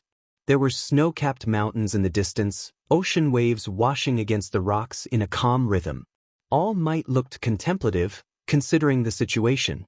The real me is still out there teaching young Midoriya? That's good to know. But what happens to us? Do we go mad in here? Actually, it takes around an hour for the power to settle down, and then a little more for you to manifest. I've been sitting here waiting for you to show up. Midoriya's exam is about to start. And of course you're not going to go mad. I'm not mad. At least, I don't think I am. Remember those times you were in a pinch and you suddenly felt a surge of power or otherworldly knowledge come to you? That was me. Or one of us helping you out subconsciously, anyway. We're basically here to guide and help the user out whenever he or she needs it. One of us. The previous wielders of One for All. Nana answered, pointing at the colored lights circling around her head. 7 lights. 7 wielders. All Might's eyes widened once again at the revelation. We live on in the inherited power. And never truly die. Congrats, Toshinori. You get to be an immortal. All Might stared blankly, unsure of how to react. So all this time you guys were watching me? That's creepy. What kind of reaction is that? You just got told you're an immortal. You're no fun. And to answer your question, something like that? We can only see snippets of your life, incomplete memories. Look. The woman pointed to a violet orb of light, one of the 7. This one's me. In here our strength is shared, not that I need it here anyways. Too bad we can't spar to see how far you've come. So that's going to happen to you and me? He asked, slightly nervous of the answer. Pretty much, yeah. I'll turn into a glowing light and float around your head. You'll watch over young Midoriya, just as I have watched over you. I see. It's good that I can help the boy out, even if I don't make it in the real world. Can any of the other wielders materialize like you do now? You're taking this awfully well. I can only do it so easily because I'm the second latest to wield the power. If you want to summon a previous wielder for his wise sage advice, she waggled her eyebrows comically, you'll have to dismiss me temporarily. Relax, you won't go mad in here. So what other duties do I have in here? Well, first of all you have to. Nana suddenly stopped mid-sentence, eyes widening in alarm. She spun on the spot to face a different direction, a bewildered look on her face. That can't be right. What the hell? There was a loud whooshing as a circular oval of light manifested mere meters away from them, the intense glare almost overwhelming. Is that supposed to happen? No, I've never seen anything like that before. The light eventually subsided, and at the spot it had been stood a young girl in an oversized hoodie. Her arms were outstretched upwards and her eyes scrunched shut as she yawned, mouth open wide. Both Nana and All Might stared at the new individual in confusion. She hadn't spotted them yet, her eyes still shut as she walked groggily past them with a sleepy expression. Shoulder-length black hair bobbed from side to side as the girl stumbled over some pebbles. All Might started to reach out before his old mentor's arm stopped him, her head shaking slowly. What's dash? Her hand latched over his mouth quickly, stopping the words from coming out while she kept her eyes on the strange child. Don't move or make a sound, Nana whispered in a hushed voice. All Might complied, watching cautiously as the girl pulled herself up onto a nearby flat rock. Nobody else is supposed to be in here. All Might looked to her, then at the girl. He raised an eyebrow and she slowly lifted her hand off his mouth, allowing him to speak again. He fully got her implication that something wasn't right, opting to keep his voice low. It's just a kid. Maybe she's a young telepath probing into his mind. No telepath could go this deep, she said softly. We're literally at the innermost parts of Midoriya's mind, his psyche. This is something else. One of the motes of light in Nana's halo suddenly started blinking rapidly, as if it was starting to panic. Tashinori? Yeah. He watched as the tiny girl shifted, apparently trying to find a good position to sleep in as. She curled into a tight ball. I think I know what that is, Nana said, her voice barely audible now. One of the previous wielders is telling me she's some sort of split personality. Or worse, a tulpa. Thing is, they've never seen one so advanced. It's almost as if she's sentient. How can you tell? From the memories they're showing me, split personalities or entities usually manifest as either a rough shape or sound this deep in the psyche, never a crystal clear image like this one. So she's like an imaginary friend? Is that good or bad? Bad. Really, really bad. It means she's focused and tangible to us. If she's defensive, she'll be like a white blood cell. Worst case scenario, she'll think we're invaders and will do her best to destroy us utterly and completely. A split personality in young Midoriya's mind? That didn't sound good. She might look like a kid, but the hero knew from experience not to underestimate small, cute or vulnerable-looking opponents. All Might hesitated, then looked to his old mentor. Can we take her? The light that had blinked previously started blinking even faster, Nana's eyes widening in response. Probably since you're what? But Wielder's telling me it's not a good idea to fight her. This is her domain as much as it is his mind. It'd be the same as breaking into someone's house and picking a fight with them. Totally not cool. What do we do? He whispered back. We can't just keep avoiding her forever. For now, we need to fall back and come up with a plan. She turned and began tiptoeing away. Hopefully we can reach a peaceful resolution with her. We're kind of intruding on her home here. All Might nodded, then turned and began to follow the older woman. Just as he took a few steps, a sudden small tug on his pant leg stopped him in his tracks, forcing him to look back slowly. The little girl was now directly behind him, her small hand tugging at his jeans. Her other hand rubbed at her eyes sleepily, still yawning. Nana froze where she stood, an uneasy expression on her face. Oh! The girl cracked both eyes open, her large pupils gazing at All Might in confusion, then at Nana. The two adults stood still as the child began to look between the two back and forth like a referee at a tennis match. Then she focused on All Might, her doe-like eyes locking onto his face with laser precision. The confusion started to disappear, and with it came a spark of recognition. That recognition turned into sadness without warning, moisture already starting to form at the corner of her eyes. All Might stammered, resisting the urge to back away. Her lower lip began to tremble and the girl started to sniff, before finally breaking out in small, miserable sobs. Tears began to stream down her face as the small child began to cry, her soft sniffling echoing through the landscape as she collapsed to the grass on her knees. Nana jogged up beside All Might, a strange sense of pity overcoming the both of them as they watched the poor girl cry her eyes out. What did you do? Nana asked her student, her voice low and dangerous. She bent down and began to comfort the girl, patting her on the back gently as her crying slowly subsided to small hiccups. The array of souls on her halo was flashing rapidly like a strobe light now. She ignored their warning, taking on a motherly tone to try and placate the girl. It's okay. We're not trying to steal your home. Poor thing, she really is just a kid. Maybe she thinks we're here to take over Midoriya's mind. I didn't do anything, she just started crying when she saw me. All Might assured, scratching his head. Probably scared her with that bony face of yours, she sighed. Do you know this kid? Never seen her before in my life. Hang on, let me see if I can get a reading off her. Nana placed her hand on the girl's forehead, which started to glow softly. She's upset that she'll no longer be needed? Wah! What is that supposed to mean? All Might asked, confused. Why would she be unneeded? Something wasn't right here. No idea. Nana puzzled, trying to put the clues together. Quick, change into your muscle form. That'll help her see that we're the good guys. She'll be sure to recognize your hero form.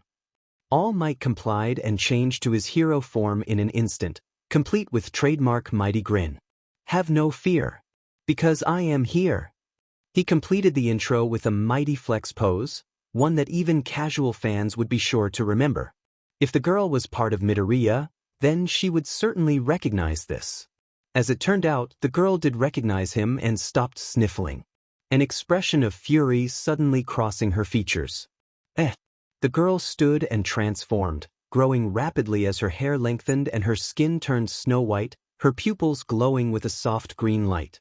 Before either of them could say anything, her fist crashed into All Might's face with a thunderous boom, sending him flying back into a rock formation which crumbled under the impact. Nana looked on, transfixed as the girl's true form was revealed. She'd seen her in All Might's memories. But how? Why was she here? Valkyrie. Ouch! All Might got up from the pile of loose rocks, now facing his new opponent. Oh, well, that's unexpected. Valkyrie growled, fresh tear marks still staining her cheeks. She continued walking up to him, her stride defiant and confident. Graceful fingers curled to form solid fists. He'd never seen her this angry before. Actually, he hadn't seen her with any other expression besides her default stare. This was different. Maybe because they were in a mental form now? Hi, Miss Valkyrie. What a coincidence. Didn't know you lived here, sorry for the intrusion. That explains a lot of things actually, like how nobody was ever able to track you down. You live in people's minds. The vigilante slammed her fists together, creating a small shockwave. She then began to crack her knuckles threateningly, not looking very friendly at all. Unlike the real world, here she could express her emotions freely. Instead of her usual cold expression, her face was locked into a rictus of rage, clearly upset at his presence. So you can talk after all? All Might exclaimed. Since you can speak, why don't we just settle this with words? Just calm down, there's no need for violence. All Might shifted his head just in time to avoid a powerful haymaker, followed by a high kick that scythed through the air and inches away from his nose. He heard Nana yelling in the background, but couldn't quite hear her. When he was busy dodging. He'd never seen the girl so emotional before. Why was it that she could express herself so much at here? The hero blocked an impressive overhead strike, his bones creaking from the impact. Wasn't too bad, he'd fought stronger and faster villains. He caught Valkyrie's extended arm and twisted to catch her in an arm lock, pinning her down. Since he was much stronger than her, she wouldn't be able to break out of it by brute force. Sorry about this, young lady, but you need to calm down. Valkyrie responded almost instantaneously, shrinking down to her child form to slip out of the arm lock. Her tiny fist rocketed into his chin as she executed a perfect uppercut. All Might was sent flying a second time, this time recovering midair. He angled downward, unsure if he could bring himself to attack someone that looked like an innocent kid. His opponent didn't have the same dilemma, still tiny as she leapt into the air after him. Stop! Don't fight her! Nana cried from the ground, watching as the two clashed in a thunderous impact. The pair crashed straight through a wall of stone, chunks of solid rock trailing behind them as the diminutive fighter rained down small but powerful blows on All Might's guard. They finally landed facing each other, the girl changing back into her older combat form as her feet touched the ground. I'm not trying to. She just keeps attacking. The hero blocked another combo consisting of multiple swings and kicks. Hang on, I'll end this quickly. What? Why? His fist raced towards Valkyrie, speed and power manifest. Until she caught it with an open palm. Visible shockwaves exploded from the point of impact, a waft of steam sizzling from where their hands met. In all his years of heroism, he could count the number of people who had actually stopped a punch from him on one hand. The girl had a murderous expression on her face, but her eyes shone with a sorrowful desperation. Something in those eyes made the hero pause, reminding him of what Nana had said earlier. Won't let you. Mine. Valkyrie whispered, glaring at her opponent. All Might eyes widened in stunned surprise. What did she even mean by that? We're not trying to steal your home. You're misunderstanding Dash, he tried, watching the girl grit her teeth as she began to push against his strength. To his amazement, he found himself putting more and more effort just to stop his fist from moving back. He'd seen her fight before and had never seen her this strong before. Had she been holding back in the real world? Upset that she'll no longer be needed. The words echoed hauntingly. His gut feeling told him he was misunderstanding something, but what? All Might didn't get a chance to contemplate any further when she tightened her grip around his fist, dragging him close. To his shock, the girl moved forward and slammed her forehead against his face in a vicious headbutt. Whoever taught this girl how to fight must have been quite the savage. His fists flew, crashing against her body to no avail. He was fast and strong enough to dodge or block the incoming blows, but realized that he couldn't do enough damage to take her down. Just as his power here was the same as the real world, she too had her strange nigh-invulnerability. He wasn't a fool. He'd read the reports, ran the simulations regarding her. They were locked in a stalemate, with both of them unable to take the other down. Unstoppable force versus immovable object. Logic versus emotion. All Might versus Valkyrie. Stop fighting her, Tashinori. You're only making things worse. Nana shouted, powerless to stop the two juggernauts. Since she shared power with All Might, moving in to engage would effectively have his strength. There was an ear-splitting crack that echoed through the air, trying. All Might argued, blocking another blow. She's really upset. Is it because we're taking up her living space? You don't understand, you big oaf. I've figured it out. She isn't a split personality, she's a mental projection. That's how she can be in the real world and the mindscape. Huh. The ground beneath him buckled from the impact of her kick. So she takes naps in people's heads. Think back to when Midoriya met her after the sludge attack in the tunnel. Remember her reaction. The woman yelled, her eyes tracking the two fighters as they cut a swathe of carnage throughout the environment. Water and dirt exploded up in enormous volumes as Valkyrie missed her swing, her fist slamming into the riverbed where he had stood just moments before. All Might quickly thought back to when the two had met, how the vigilante had paid extra care and attention to the young boy. Something she never did before for anyone. She even smiled. Young Midoriya was special to her? What does that have to do with anything? The hero narrowly dodged Valkyrie's reverse heel kick, followed by a quick swipe. He countered by ramming his fist into her face, which did absolutely nothing except make her angrier. Why do you think she cares about him, a completely ordinary boy? She's not just any mental projection. She's his mental projection. That's why she's in here. Midoriya Izuku isn't quirkless, Valkyrie is his quirk. The realization shocked All Might to the core, stunning the hero.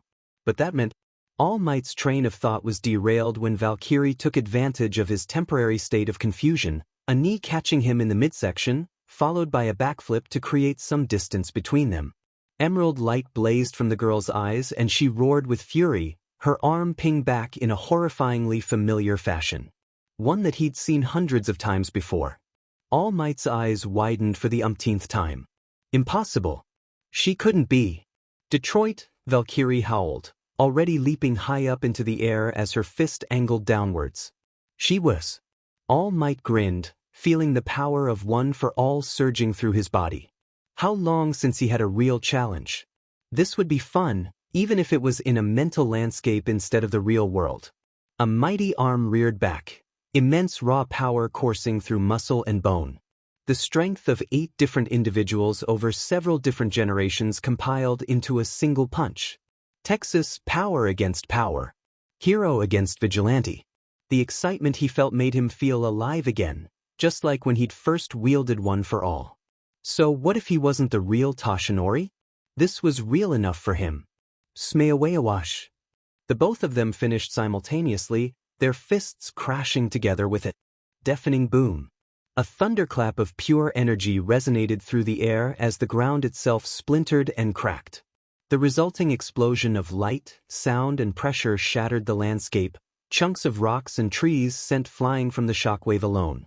The earth shook, tectonic layers shattering and rupturing upward like a blooming flower. Every tree nearby was uprooted, every faraway body of water rippled roughly. When the smoke cleared, All Might was the one left standing. Valkyrie sat on the broken ground in her child form, blinking in confusion. Nana was beside the girl, the 7 motes of light that circled her head previously now wrapped tightly around the girl's body. The vigilante struggled in vain, trying her best to get out of the binding, but to no avail. Nana sighed in relief, rubbing her temples in little circles. It was only natural that All Might would win, even if you used his own moves against him. The girl still had a lot to learn. Valkyrie may be an immovable object, but All Might was both the unstoppable force and the immovable object. Thanks to your little clash, I was able to seal her with the help of One for All. Temporarily, anyway. Now we can get her to calm down and just talk. Time out, little lady. It's not fair. Valkyrie squeaked angrily, her feet trashing around and teeth snapping at one of the lights. All Might thought she looked kind of cute when she wasn't trying to tear his head off. And now she's throwing a tantrum. Perfect. A contrast of how she's usually like in the real world. Just great. The ex-heroine groaned, waving him over. Why don't you talk to her, Toshinori? All Might knelt down, lowering himself so that he was almost eye to eye with the smaller girl. She pouted, turning away and refusing to look at him. He tried giving her another trademark smile, to which she replied with by sticking her tongue out at him. What a brat. Hello, Miss Valkyrie. Now why did you attack me?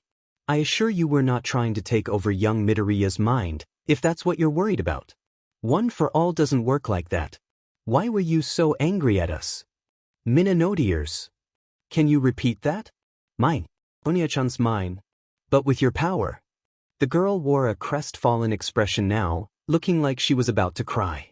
You'll take him away from me. Oniya-chan won't want me anymore. You're talking about young Midoriya. Why won't he want you anymore? All Might puzzled. You're a great hero, even if your methods are a bit orthodox. I'm sure young Midoriya is very proud of you. Oniya-chan doesn't know about me. About us. Too dangerous. Valkyrie shook her head slowly. With your power, he'll be a hero on his own, won't need me to be a hero anymore. A loud sniffle, followed by a choking sob. Won't want me. Doesn't know about me. Won't need me to be a hero anymore. Upset that she'll no longer be needed. The decade-long mystery of Valkyrie's origin was starting to unravel now. Young Midoriya was the missing link and the cause of everything. The unaware master of the projection. Valkyrie had appeared roughly 10 years ago? All Might blanched. That would have made her an actual kid. He felt horrible now, like he had just bullied the now helpless child before him. Yuaya. Oniya-kain. The tiny girl began to cry, large tears streaming down her soft cheeks once again. Nana knelt down to comfort her, patting her on the back softly. Well, that was upsetting. He never was good with crying girls, so he'd leave that part for his mentor to handle. So Midoriya really does think he's quirkless, and Valkyrie was unwilling to involve her creator in danger.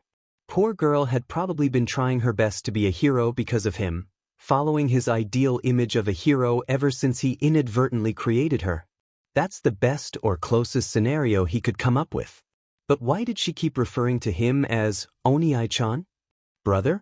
Before he could confirm his theory, the sky turned blood red, alarming all 3 people. Nana, what's dash? The sky lit up like a screen, depicting a humongous green robot smack dab in the middle. All Might instantly recognized the machine as one of the zero-pointer bots that were used for the U.A entrance exam. That means this was what Midoriya was seeing now. The captured girl started struggling even harder, clearly panicking and worried for Izuku's safety. No, no, no. To everyone's shock, instead of running away from the massive threat, the boy started running towards the zero-pointer, evidenced by the view closing in on the robot. Midoriya Izuku leaped high in the air, his voice echoing through the mindscape like the roar of a tornado. The lights binding Valkyrie flickered with an unearthly glow. Smaewawash. The metal behemoth's face crumpled under the force of Izuku's attack, rocking back as multiple explosions bloomed across its body. He had done it. All Might felt a strange sense of pride, a grin already forming on his face. Nana chuckled, watching the scene with a nostalgic look. Valkyrie watched, transfixed and eyes wide with wonder. Then Izuku fell, the ground racing up to meet him. The sky darkened to a deeper red as his fear magnified tenfold. All of them watched in horror, helpless as the ground came closer and closer until the camera panned right all of a sudden as somebody hit Izuku right across the face. Miraculously, his momentum stalled just a few meters off the ground, floating as though in zero gravity. A girl perched on a piece of broken robot came into view, a nauseated look on her face as she shakily touched her fingertips together. "Our release." Both of them collapsed onto the ground gently, the girl who saved Izuku starting to throw up her breakfast from the effort of using her quirk. The camera panned straight forward, moving slowly but surely. Izuku was dragging himself against the ground with his remaining good arm. If I could just get 1 point. Tie me us up. With that announcement, the screen blacked out as Izuku, blacked out. All Might sighed, relieved that the boy would be okay. He could barely even control the power, but he had potential. With some training he might be able to wield it properly in time. Valkyrie still couldn't stop squirming, her worry obviously apparent. She only calmed down a little later when she suddenly looked skyward once more, sensing something. What she'd sensed was her brother's limbs mending themselves as a healing power was applied, but the two intruders didn't need to know that. Alright, Miss Valkyrie, let's try this again from the top. All Might exhaled, satisfied that everything was calmer now. I'm All Might, as you already know, and this wonderful woman is Shimura Nana, the previous wielder of One for All. Nana waved sheepishly, whispering to All Might. You sure picked a great successor, huh? It's a 2-for-1 deal, buy one get one free. The hero ignored her teasing, opting to address the captured vigilante again. Young lady, do you know why we're here? The girl answered by blowing a raspberry at him, sticking her tongue out in defiance. Nana chuckled, a hand to her mouth as she attempted to stifle her laughter. Ask stupid questions, get stupid answers. Of course she knows why we're here, you dummy. All Might sighed, resisting the urge to facepalm. This is going to be harder than I thought. Chapter 2 End. In the mental landscape of his new successor, Midoriya Izuku, the #1 hero, All Might was facing the strangest situation he'd ever experienced in his life. Or unlife, considering the fact that he was no longer bound to his true corporeal body. Before him stood the phantom of his long-dead mentor, arms folded and frowning. The more troubling individual was the one sitting on the ground squirming uncomfortably, glaring up defiantly at him with her steely blue eyes. Valkyrie held his gaze for a little longer before focusing back on her bonds, neck craning down as she again tried to gnaw on one of the glittering stars that encircled her body. So, All Might began, clapping his hands together in a false show of enthusiasm. How did you manage to figure out, the mental projection thing? Nana said, still observing their little captive. Projection-based quirks are extremely rare but not unheard of. One of the previous wielders had a nemesis with a similar ability. I've also met a hero who could do something like this. Bring a mental image into the real world. Trouble is, quirks like these usually require a really abstract, esoteric power source. I wonder what hers is. All Might raised a single golden brow, shooting an inquisitive look towards his old mentor. A power source? She probably doesn't just draw power from thin air, At least, I hope not. Nana coughed awkwardly. Let's just focus on the task at hand for now. Note taken. But, is this really okay? I mean, the hero eyed the little construct who was now beginning roll around in the dirt, trying in vain to scrape off her bonds. He then took a step back to take in all the destruction they'd caused in their little battle, only to find the shattered landscape slowly mending itself, chasms sealing shut and trees literally regrowing before his very eyes. The land is fixing itself. But is young Midoriya going to be okay? With all the damage we caused? Oh, that. Nana grinned. The little one would never hurt her master directly nor indirectly. All this is just empty space. The boy will be fine as long as the core isn't damaged. The what? The core. It's like a central hub where all the host's memories are kept. In real-world terms, it would basically be the hippocampus, the part of the brain that stores memories. The cheerful woman hand-waved her explanation nonchalantly, like a schoolteacher explaining to a curious child. Every host has their own interpretation. One time it was this island in the middle of a lake, another was this enormous library. Before she could continue on the intricacies of living inside people's minds, Valkyrie jumped back onto her feet and sprinted away with ludicrous speed while still chained, running as fast as her little legs could take her. The pair stared at the small dust cloud forming in her wake, before All Might turned to his mentor in confusion. Shouldn't we go after her? We might lose her trail. Nah, previous wielders are with her so we can track him, easy. I have a good idea of where she's headed anyways. The woman squared her shoulders with a huff, giving him another trademark grin and starting to jog. Come on, Toshinori. Just like old times. Yeah. He returned her grin with one of his own, a strange but welcome feeling of nostalgia welling up within him. I've missed you, sensei. After a short jog through the abstract and vibrant landscape, the pair began to gradually close in on Valkyrie's position. Nana held her head up high, eyes closed and focusing on searching for her fellow wielders. She advanced forward confidently, guided by their shared unseen power. You know, I still can't believe how well you're taking this, Toshinori. Nana started, eyes still shut in concentration. When I came to in your mind, I got so freaked out that I decked the previous wielder right in the jaw. Believe me, I still have trouble accepting that all this is real. All Might flexed his fingers again, testing them over and over as he performed some basic hand exercises. Speaking of previous wielders, was there anyone famous that held one for all? You'll have to find that out for yourself when the time comes. If I had to go through all that nonsense with the introductions and stuff, I'm gonna make you do the same. I can't tell you their names, think of it as a rite of passage. What stuff dash, All Might began to retort, only to be cut off as Nana held out a hand to silence him, an expression of intense concentration upon her youthful features. She's close. Just a little more dash. Since I think we've found her.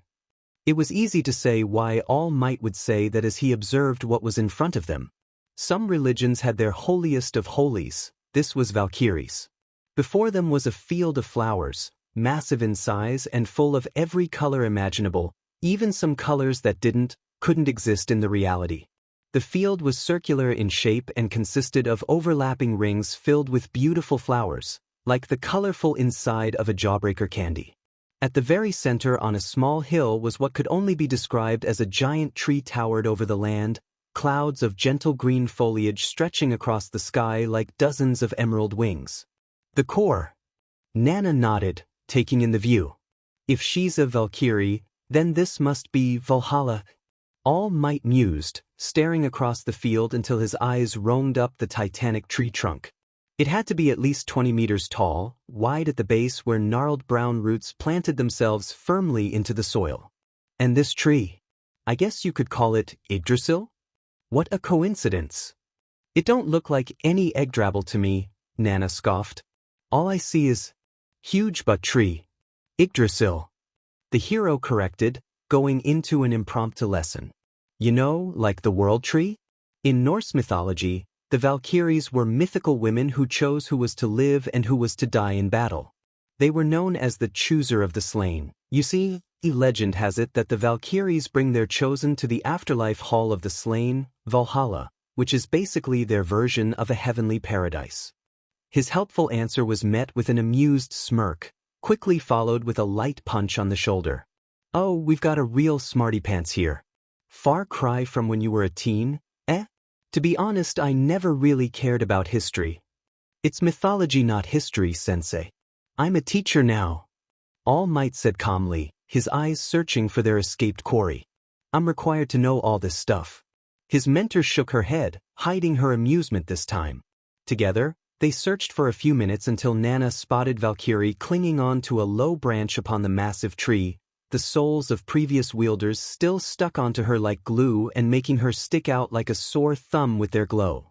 Interestingly enough, she was still in her child form, face down on the branch with her little legs dangling and looking like a piece of laundry hung out to dry. As the two closed and they could hear her murmuring softly, though unclear if she was speaking to herself or the tree. Oni I crayon. All Might is bullying me. Valkyrie whined miserably, clearly having given up on prying free of her bonds as she swung her legs gently to the breeze. Said bully advanced forward until he was at the base of the thick trunk, scratching his head awkwardly. To be honest, he felt a little guilty too. Miss Valkyrie. It's us. All Might called, careful not to scare her off again. Please come down from there before you fall and hurt yourself. Nana grunted in the background, rolling her eyes slightly. Perhaps her student had forgotten who he was talking to.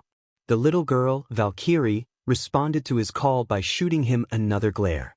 Her dangling legs tensed and gripped the tree branch tightly, as if she was trying to claim ownership of it. All things considered, she probably was. Go away, she yelled, her high-pitched voice barely carrying down to them. My tree. Shoo. Now, don't be like that. We just want to help you and young Midoriya. He started to reach forward to touch the trunk.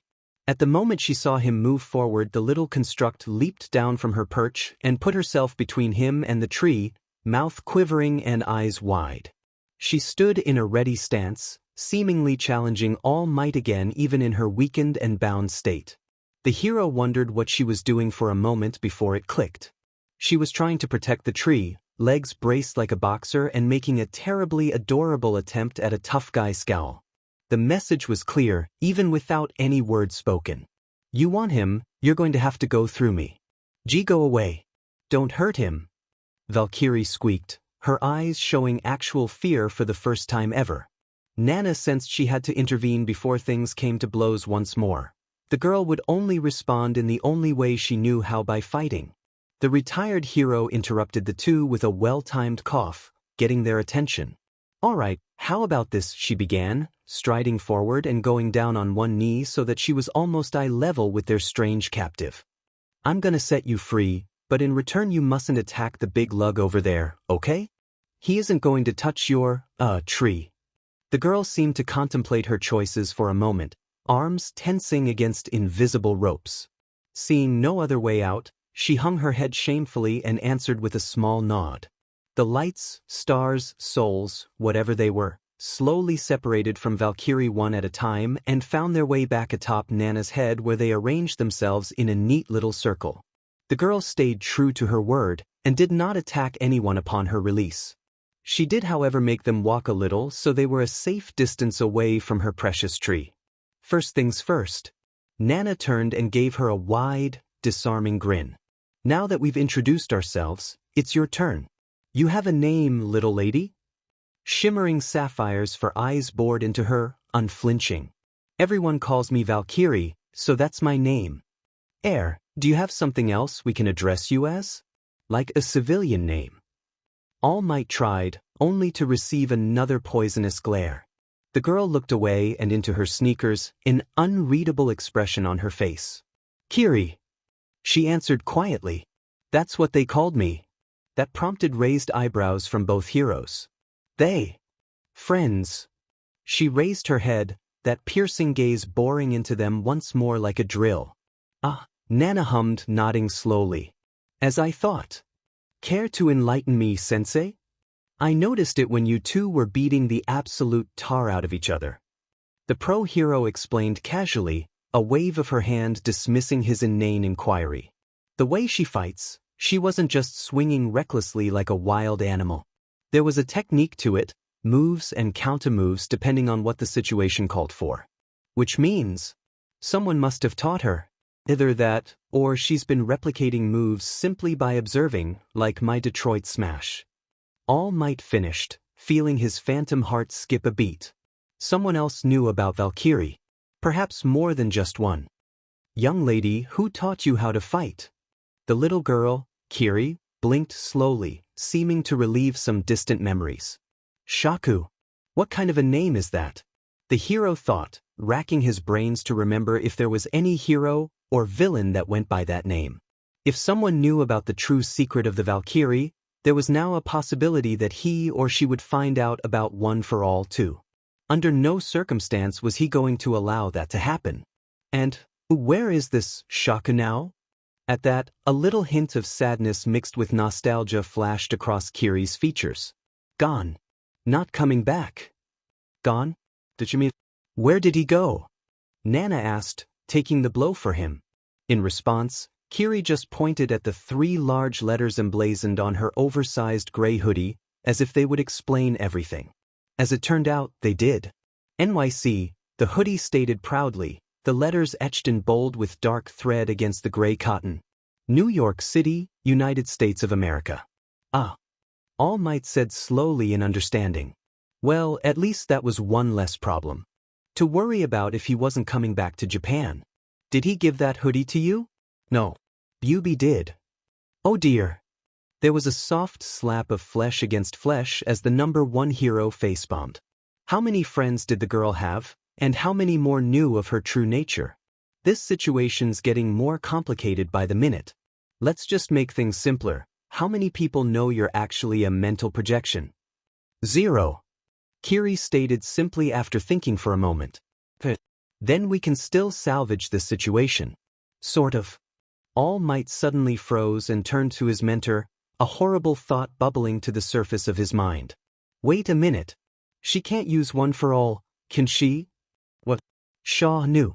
Nana laughed, hand-waving his concerns away, until a serious frown overtook her features.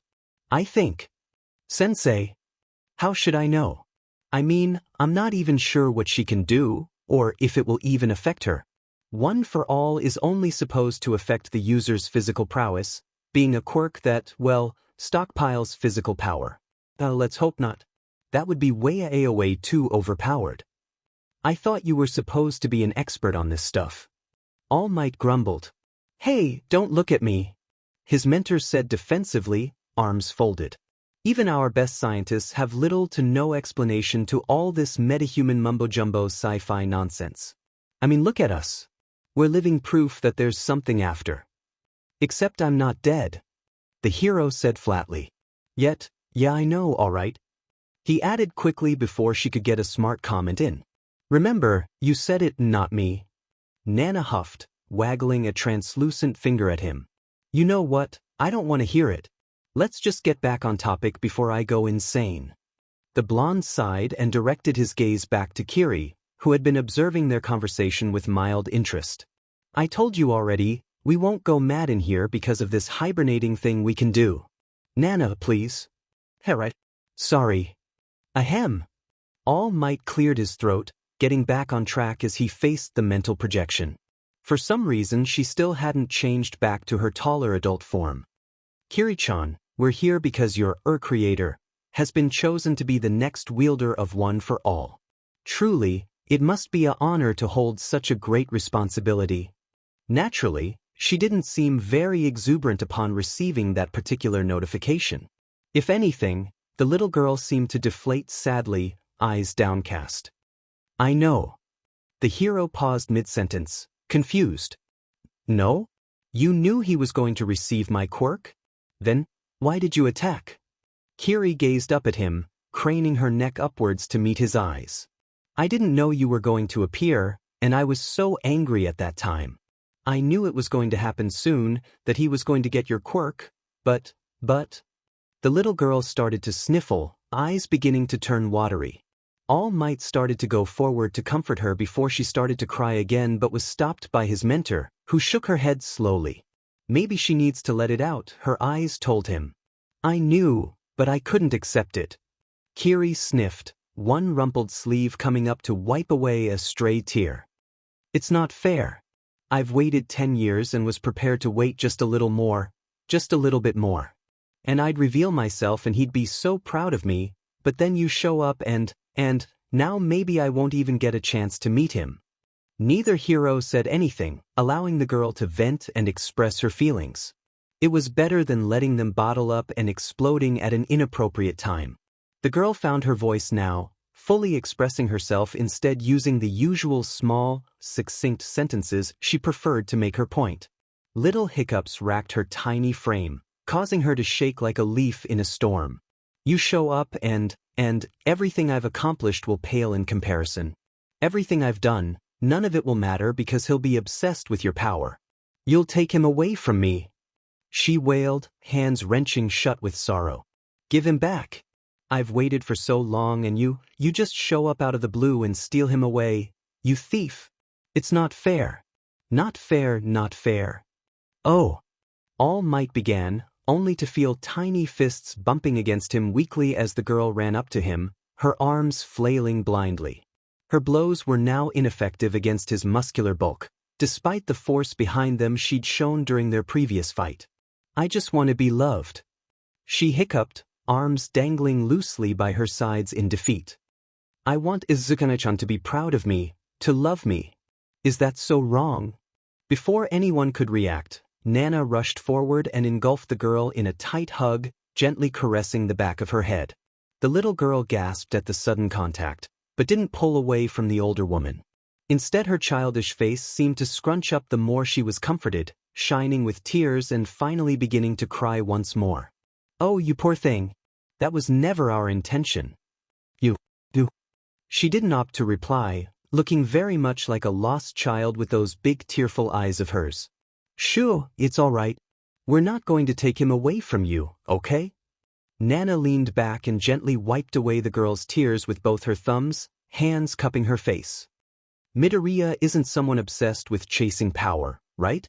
If anything, he'd be proud of all the good you've done for the world. Really? Why you won't steal him away? Kiri stopped sniffing, blinking in surprise when she felt a graceful finger boop her on the nose. Really? Now, why don't we all take a break and we can continue this later on? Everyone's stressed out from these unforeseen circumstances. Nana gave another trademark smile, ruffling the girl's hair softly. Kiri blinked and rubbed her still red eyes, trying to muster up the fiercest look she could at All Might in her current form. It wasn't very intimidating, to say in the least. The hero observed for the first time how awfully small she seemed for a supposed 10-year-old. Now that he thought of it, Midoriya wasn't particularly large for his age either. Okay, she said slowly, still eyeing the heroes warily. But don't touch my tree. I'll know. We won't. Nana nodded, smiling slightly. Promise. The girl watched them for a while before trudging back unsteadily towards the hilltop, then put her back against the massive tree as she plopped down at its base. Within seconds she had fallen asleep, eyes closed serenely. That was strangely quick.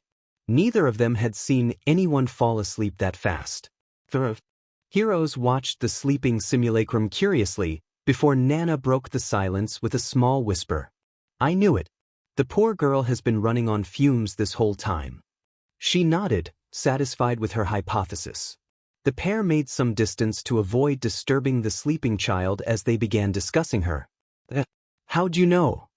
I sort of suspected something was up when she didn't change back into her adult form back when she confronted you at the tree.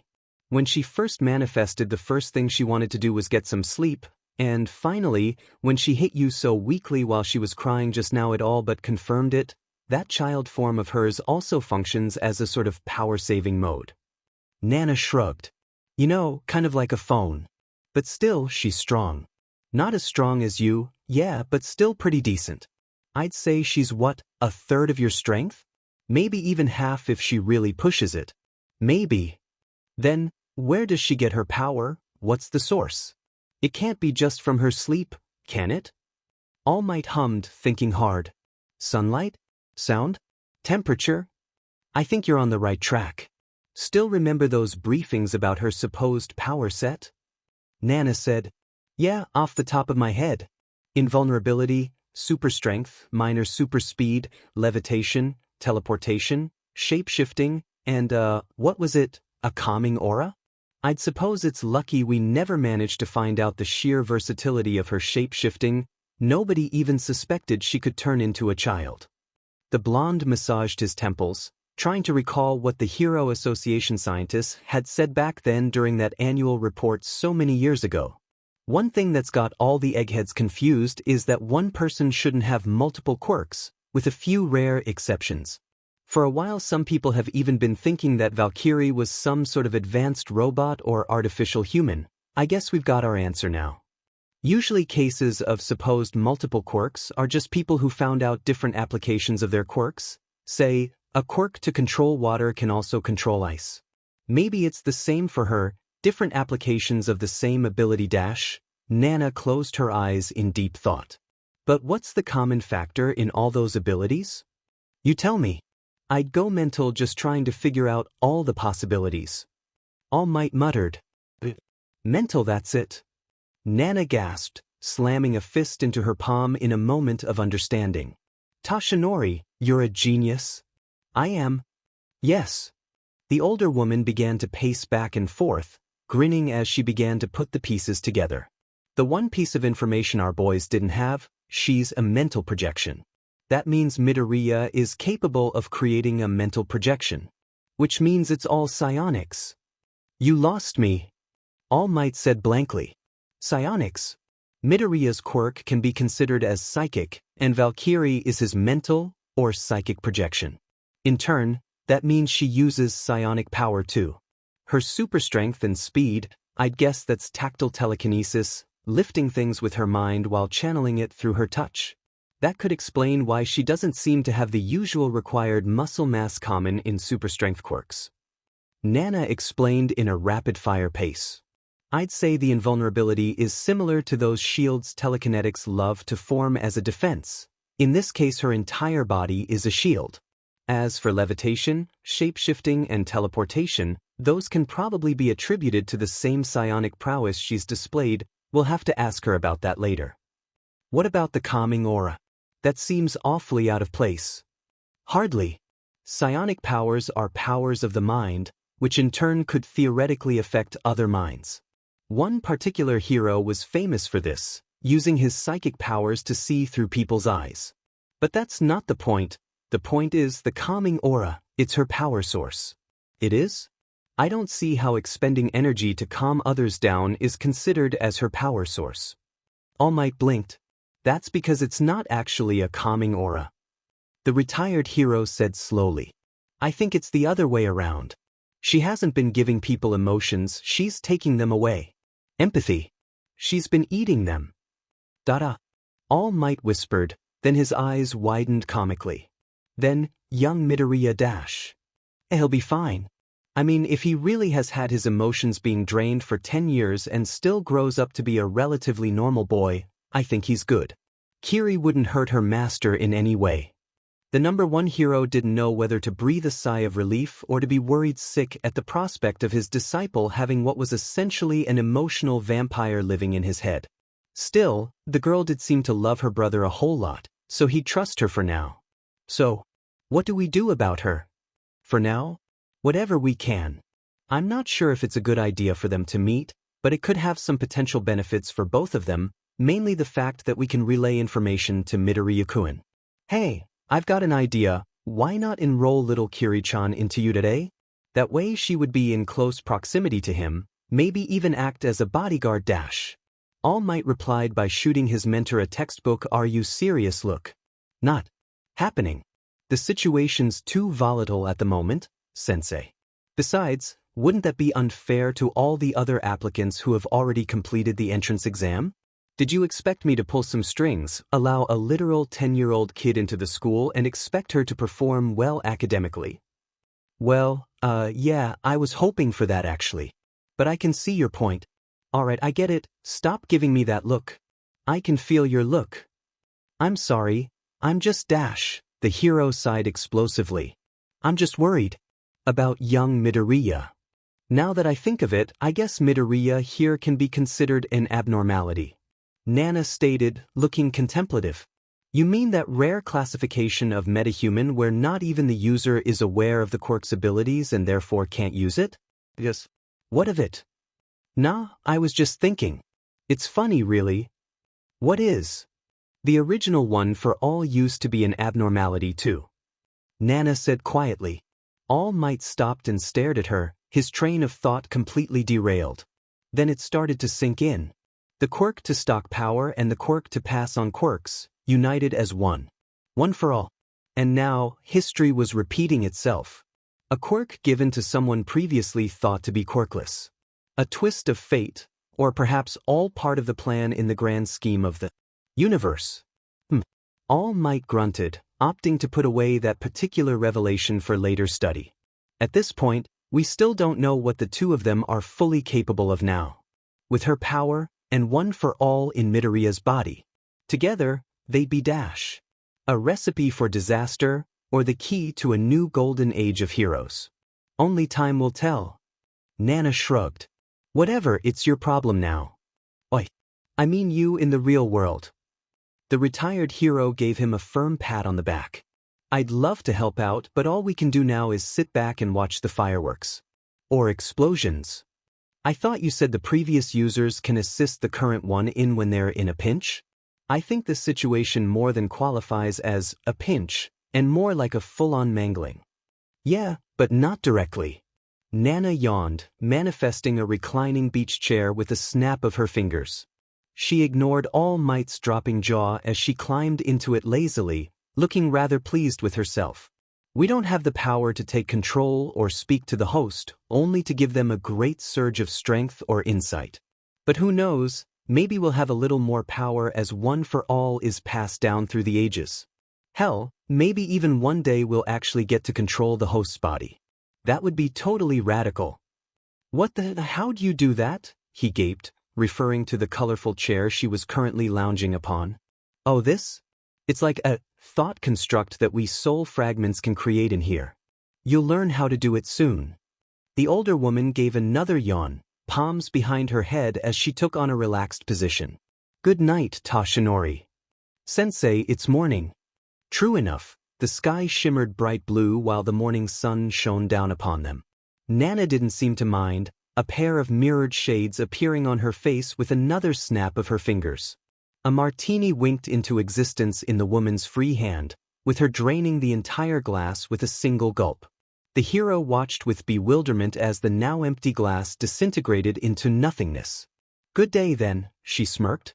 I'd suggest you get some sleep, you'll be meeting the wielder before me after we finish talking to Kiri later. Oh, all right. All Might said reluctantly. Secretly, he was both nervous and excited at the prospect of meeting the previous wielders, possible legendary heroes that had once held the same power he did. But how do you create these thought construct things? At that his old mentor let the sunglasses droop down her face slightly, revealing half-lidded, mischievous eyes. Just think real hard and you should be able to create one.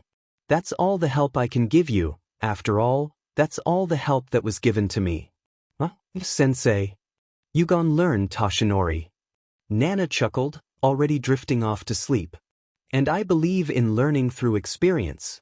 So go forth, my young pupil, and experience. The only thing I'm going to experience is the grass against my face because I don't know how to make an imaginary bed, he groused. That's the point, genius. A third snap of her fingers created a pair of earplugs that manifested in her ears, completely blocking out All Might's incoming retort. Sighing with defeat, the symbol of peace, All Might, hero of heroes, started to stare hard at a particular spot of empty grass in an effort to create an imaginary thought construct bed. Shimura Nana wasn't the best teacher one could hope for, but she had her good points. All Might awakened to a strange sense of discomfort, and not just from the warped abomination of a bed he had fallen asleep on. Something was poking against his cheek rather roughly, the aggressor doing their best to annoy him into waking up. I'm up. He groaned, neck craning up to come face to face with none other than Kiri, who was currently sitting cross-legged on his muscular chest in her child form and poking him with a long stick. Noticing that he was finally awake, she whipped her makeshift weapon across his forehead, snapping it in twain with a sharp crack. "Ow," All Might said, unamused. She replied, hopping off him almost casually. "Up and in's boy. General quarters. Action stations." Nana called, doing her best to hide her laughter. She wasn't trying very hard, her mirth clearly visible. Oddly enough, the sun still shone bright, the sky still blue as ever. "Very funny, Sensei," he groaned. "I suppose I have you to blame for that? I thought it'd be a good team-building activity if she woke you up instead." Nana said, "I think it's kind of cute." Kiri stood beside her, eyes practically boring a hole into him as she stared with nearly unblinking eyes. It seemed she still didn't like him much. He would have to gain her trust slowly then. "Don't give me that exhausted look, Toshinori. You've been asleep for 8 hours. Felt like a 15-minute nap." All Might said tiredly, getting up and dismissing his thought construct. "What now, oh great teacher? First things first." All three of them sat down in a rough circle, the epitome of a formal discussion. What to do regarding young Midoriya and Kiri here? At the mention of her given name, the girl leaned forward with interest, giving her full attention to Nana. "Kiri-chan, Auntie Nana's gonna ask you some questions about yourself, and you're going to have to answer honestly, alright? It's so we can help both you and Midoriya-kun." The construct looked a little apprehensive, but slowly nodded her head to confirm. "First of all, can you fly?" A quick shake of the head at that. "Not fly, float. Helps with long jumps." Kiri demonstrated by floating a few meters off the ground, but it quickly became clear that she had little to no control of which direction she went, evident when a gentle nudge from All Might sent her tumbling through the air like an astronaut in space. She tried to swim through the air, which looked absolutely ridiculous, not to mention slow, completely eliminating any potential combat applications from that ability. "Next question. Does your invulnerability have a limit? Let me guess, is it tied to your form and energy?" A small, reluctant nod. "I knew it." Nana whispered under her breath and gave her ex-student a quick glance. She can have her invulnerability as long as she has enough energy to stay in the real world. It's literally tied to her material form. The retired hero mumbled to herself more, humming and scratching her head while she brainstormed. All Might could almost hear the gears turning in her skull with all the heavy thinking she was doing.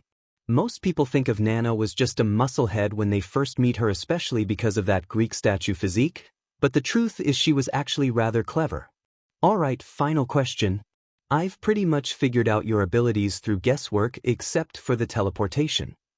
Nana tapped her chin thoughtfully, pacing back and forth like a scientist on the verge of making a great discovery. "Through reports I've read, you've always arrived on scene on foot. Why not just teleport directly to wherever you want to go? It would definitely be faster dash." "I can only teleport to places I try really hard to remember perfectly," Kiri admitted sheepishly. "It's difficult.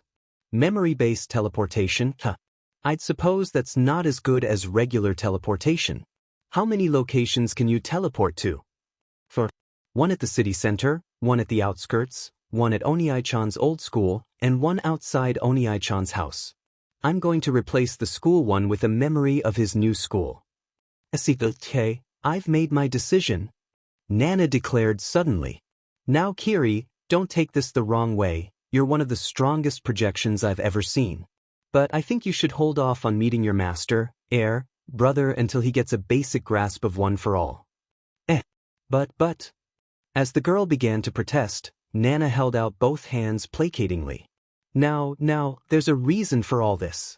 I'd think Midoriya would be overwhelmed if so much power suddenly fell into his hands, not to mention confused and disoriented at the revelation that he has a secret little sister-daughter construct he didn't know about for 10 years. You can wait just a little longer, right?" Kiri looked like she wanted to protest further, but slowly clamped her jaw shut, having no way to refute. True, it would only cause confusion and chaos if she were to appear now out of the blue. But still, it didn't mean that she had to like it. The girl gave a great and mighty pout, cheeks puffed up like a goldfish. "Ah, don't be like that. It's only for a little while, and then you can meet him," All Might said, patting her back gently in an effort to get her used to him. She pouted even further, eyes narrowing into razor-thin lines. Well, at least she didn't start hissing like an angry cat. After a long, quiet silence, Kiri finally relented, her worry for her brother's well-being overriding her own desire to meet him. "Fine," she said, looking rather disappointed. "Just a little longer. Just hang in there, kid." Nana sighed, rubbing Kiri's head a little. "Moving on, let's have you meet the wielder before me, Toshinori." "Here and now?" the blonde said, alarmed. "Up. Right here, right now." Nana nudged Kiri and motioned for her to go sit beside All Might, which she did a little reluctantly. "Okay, now I need some space for this to work. Stand back." "Wait, what's gonna happen to you? I've told you before, haven't I? I'll disappear for a previous wielder to take my place. We'll keep doing this once in a while until you've met all the ones who came before. Think of it as half an introduction session, half a storytime session where they rant about their backstories.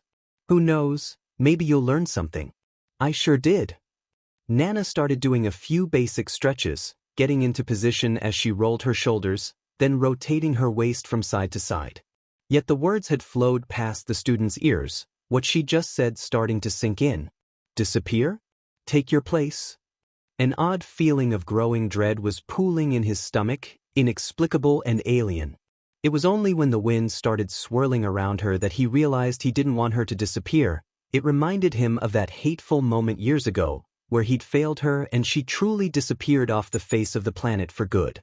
His one true regret. "But I'm not ready. I mean, what do I even say dash?" All Might began, only for Nana to cut him off with that same confident grin. The same grin she'd shown him only hours before she died. The same grin that his own trademark smile was based off. "You're All Might, symbol of peace. You don't have to say anything. Everyone's so proud of you. I'm proud of you." Her body began to glow with an unearthly violet light, flickering and shimmering. For a brief moment, seeing her fading away like that was like watching her die all over again. His heart wrenched with an old sorrow as bitter memories resurfaced. Despite himself, he began to stand up and make his way towards her, fearful of losing his teacher again. "Sensei, wait." He started to reach for her, only for a strong gust of wind to push him back. "Nana!" "Relax, you dummy." Nana smiled, actually laughing now while she faded. "I'll only be gone for a little while. But I have to warn you dash." Her features suddenly grew serious and foreboding, eyes taking on a faraway look. One for all didn't always belong to heroes. There was a tremendous flash of light, and for a moment All Might's vision was encompassed with the all-consuming color of purple. When it faded, Nana was gone, and someone else stood in her place. The new individual stood towering and unyielding, taller than All Might and at least 8 feet tall, muscular and built like a barrel, an absolute bear of a man. Crowned atop his head was a black Ushanka cap with a single golden star, framing a squarish jaw that was furnished with a great gray beard. Piercing magenta eyes stared down at both All Might and Kiri, like burning coals in the night. Unlike the transparent Nana, this man seemed solid like All Might. 6 multicolored soul fragments orbited around his head in a tight formation. "Wielder number 6. So, it is true," the man rumbled in a deep Russian accent, a deep frown set on his face. Each step he took forward seemed to cause the very earth to shake. All Might instinctively stepped in front of Kiri in an attempt to protect her, which was ultimately futile as she trotted beside him, gazing up at the giant man fearlessly. Any normal child would have hid behind the blonde hero's legs. Kiri, on the other hand, was showing a little interest at the sheer size of the newcomer. "What is?" All Might asked, feeling a little tense. "It is true that number 1 vigilante is tiny baby girl," the older man boomed, an enormous hand on his belly as he began to roar with laughter. "Ah ha ha! Is greatest joke of decade! Ha ha dash!" His loud voice almost caused All Might to flinch, but luckily the hero had a much stronger will than that. Kiri just seemed puzzled at the big man's reaction, tilting her head curiously. Oh, that slaps me on the knee. The behemoth finally calmed down, wiping a tear of mirth away from his eyes. Begging your pardon. I am Mikhail Glukovsky, strongest man in Russia. Friends call me Misha. Have wielded one for all for 33 years. Pleased to be meeting you, duh. Kiri turned to All Might, pointing at the man. It's Santa Claus, she chirped, clearly expecting a present or something. No, Kiri-chan. Just because he has a beard and wears a red coat doesn't mean he's Santa. Also, it's a different kind of hat, see? Even the color's different. He explained with the patience of a saint. The girl looked slightly disappointed at that comment, grumbling to herself. All Might gave his predecessor a polite smile, followed by a firm handshake. The man had a grip like a hydraulic press, he noted as his hand came away throbbing. Well, at least he was much friendlier than he looked. It's nice to meet you too. I'm Toshinori Yagi, also known as All Might. You can call me Toshinori. The hero frowned for a moment, thinking back to his teacher. Her violet soul fragment was missing from the Goliath's halo, which numbered only 6 instead of 7. Is Shimura Nana going to be okay? Oh, her? Is fine. Will reappear after a while. Need recharge. But recharge time gets shorter as one for all gain power. Maybe finish faster this time. Misha said cheerfully, patting him on the shoulder with a heavy hand while reassuring him in broken Japanese. All Might breathed a sigh of relief at that, satisfied with his answer. Now, as part of introductory course, I also have to tell you name, quirk and story. Is good. Is that really necessary? I mean, I don't really see a point since I've already passed down the power dash. Of course. Is tradition of one for all. Actually not much to do here also. Misha said. Then what happens when one for all gets passed down through more and more generations? Then even more story. Truly Kurosho. The big man beamed proudly. So, when I was hero, I known as Fortress, the Unbreakable Man. My quirk is called extrasensory. Is strange quirk, allow me to see people memories just by touch. Also have bulletproof skin. With one for all, I became greatest hero in all of Russia. I think I've heard of your hero name, but other than that I don't know much about you. Is okay. My story finished long ago, so newer, better heroes take my place. Is good. He was about to mutter a quick apology when the pitter-patter of little feet on the grass caught his attention. Looking behind him, All Might realize that Kiri had vanished from his line of sight. However, the moment he turned back he faced a dilemma most troubling. Little Kiri was now staring up at the giant Misha, her full height barely even reaching up to his thigh as she stood only inches away from him. A deep, basic instinct to protect the small creature nearly came over him then and there, but All Might opted to hang back and watch the situation unfold to see how the two would interact with each other. Kiri stepped closer, an inquisitive look on her face as she glanced down at Misha's heavy-duty combat boots, each nearly the size of her head, and let her eyes slowly travel up and up until they met his. Amusingly, she had to step back a little just to take him in fully until her head lolled back. If I pull off your beard, will you die? Kiri asked nonsensically, much like an actual curious kid. It would be extremely painful, he rumbled. You're a big guy, she said, sizing him up. For you. Misha replied reflexively. But then again, look at you. You are so tiny. Kiri pouted and changed into her adult form, billowing white hair blooming with length as her skin paled. She puffed out her chest and stood ramrod straight in an attempt to look bigger, which only led the man into another bout of uproarious laughter. You are so small. Is funny to me. Misha boomed, still lost in mirth. Even smaller than own granddaughters. I can't grow any bigger. Only smaller. Kiri complained, shrinking back down into a child. Small is still good. Less target for enemy.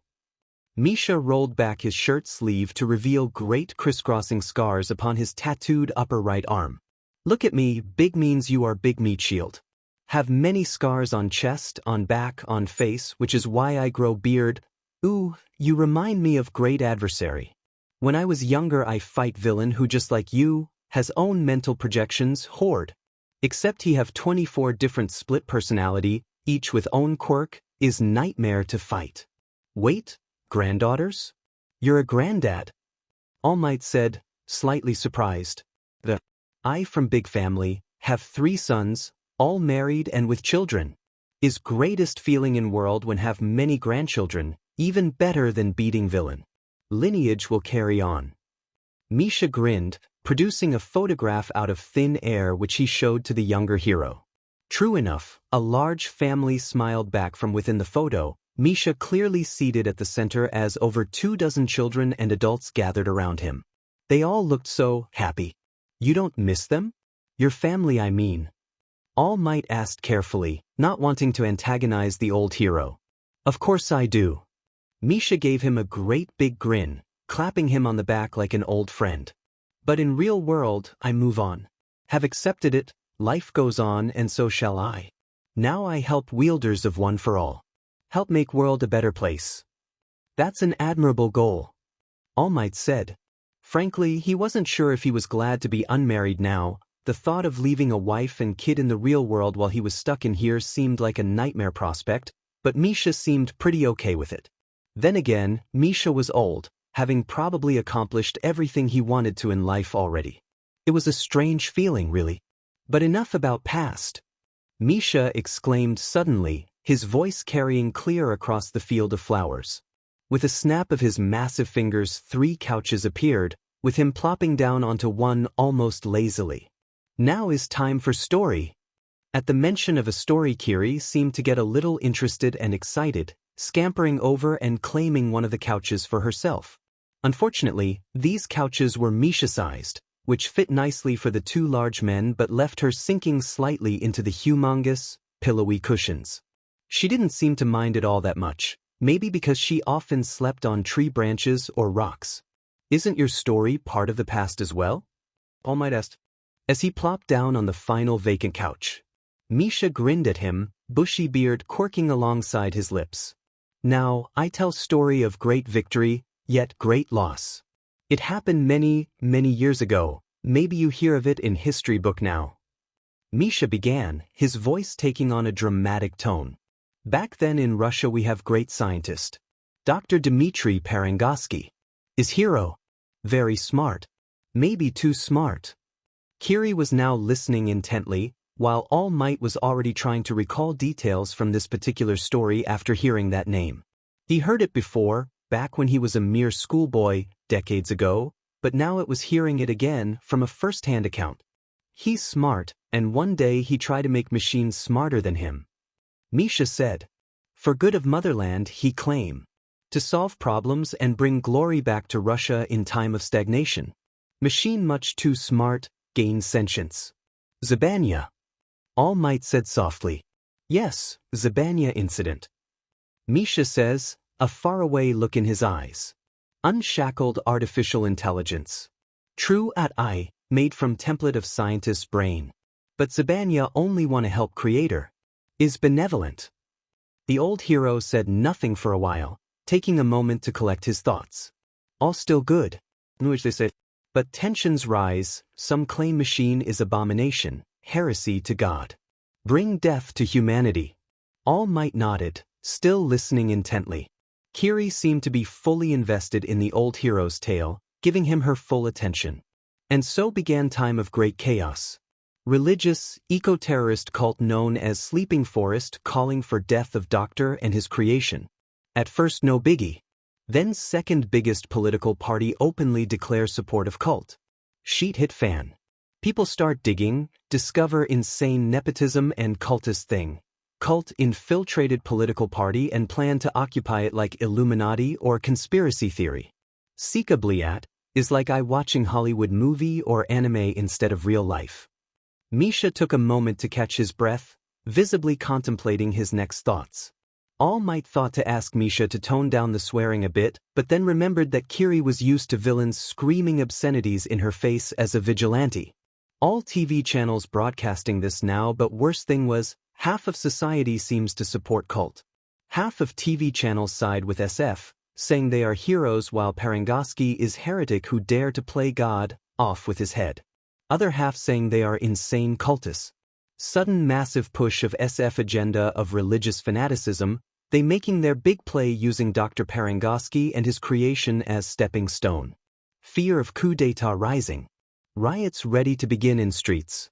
Whole nation divided, every community, neighborhood and street corner become battleground between cult and rational people.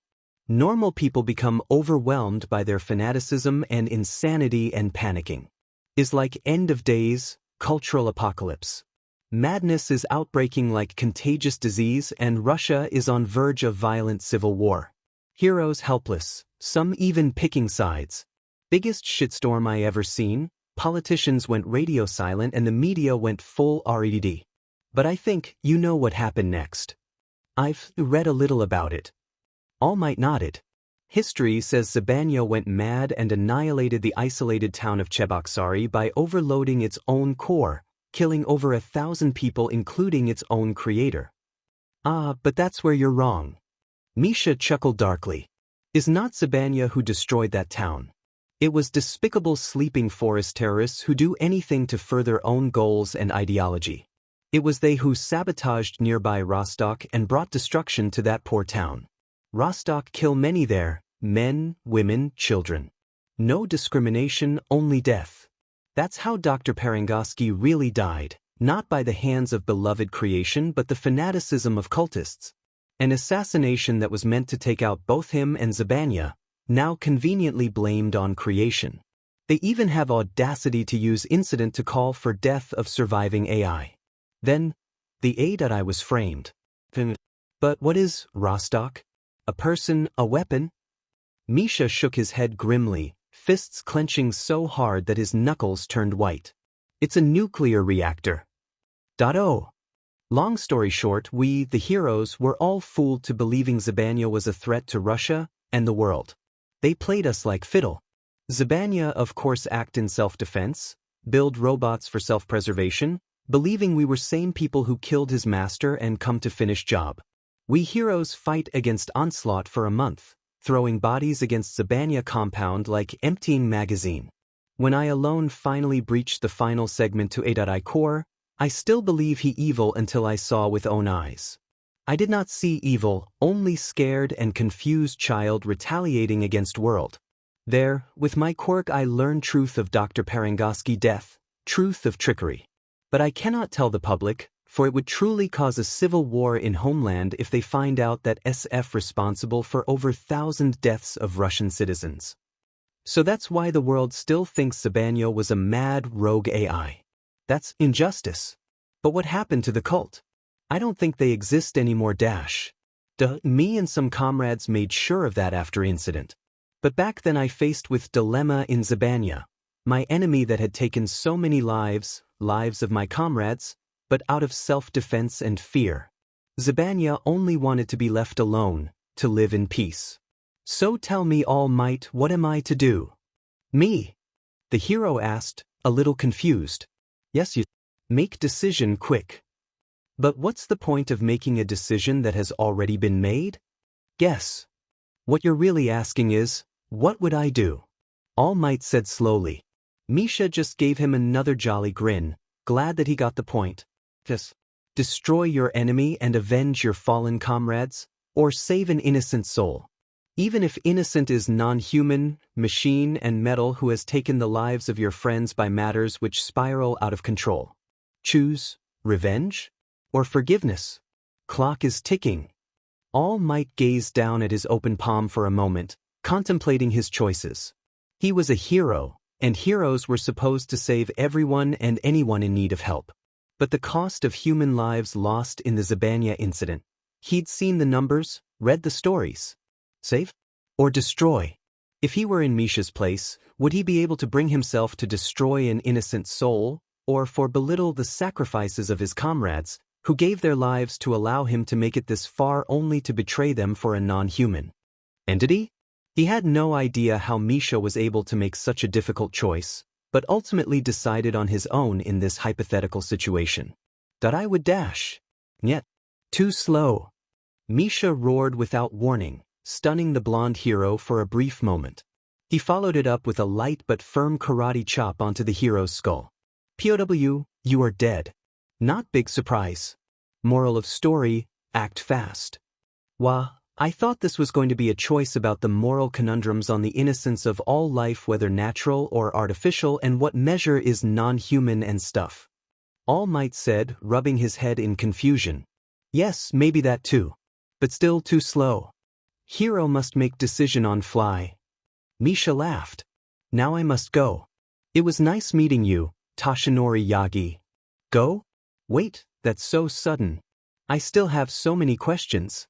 The history books listed the Zabanya at I as terminated, but what was your choice? The hero exclaimed. If you are hero, then you already know. Have learnt important lesson, have you not? Misha grinned and started to glow as he stood, fading into translucency like Nana had earlier. Das Vidania, All Might and little baby girl. Bye-bye, Santa. Kiri said, waving cheerfully. Wait dash.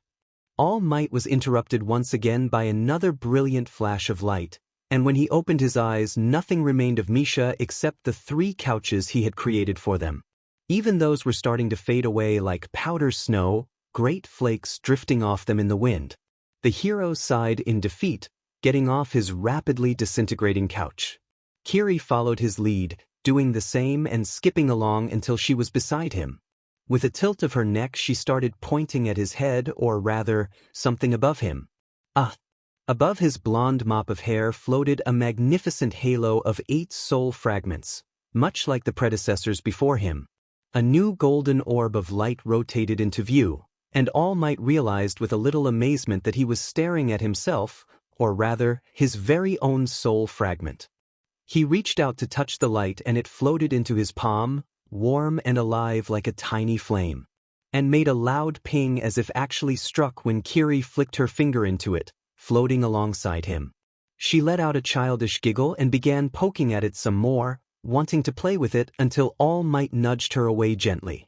Oi, don't do that.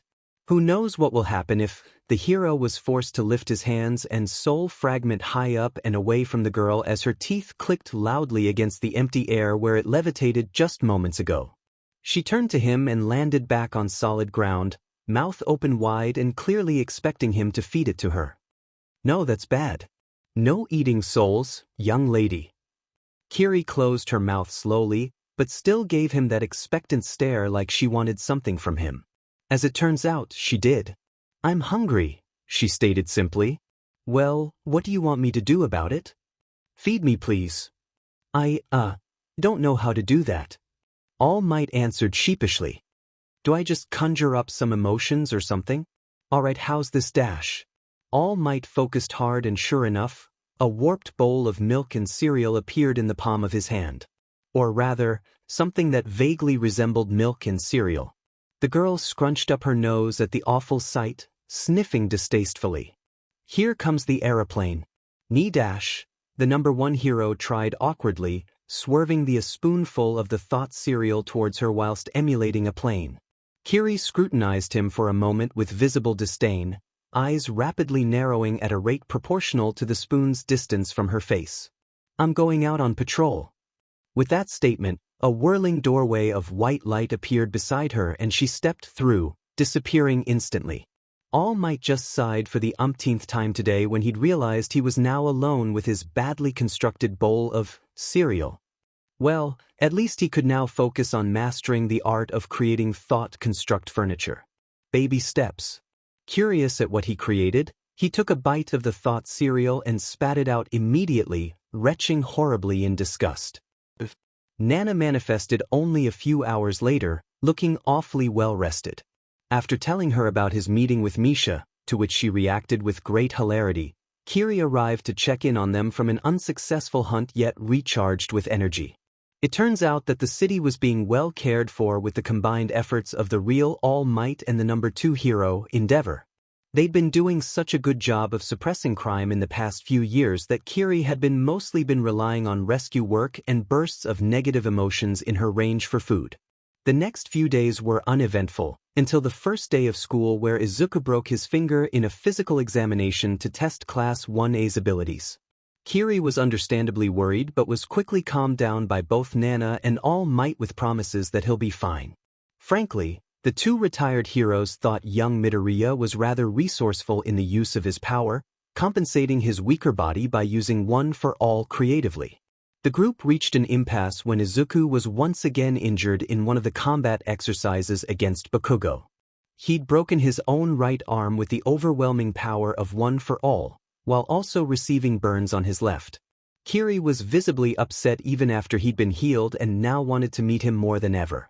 Together they began a heavy discussion on what to do, with Nana pushing the idea that they could pass on their knowledge of how to properly use one for all.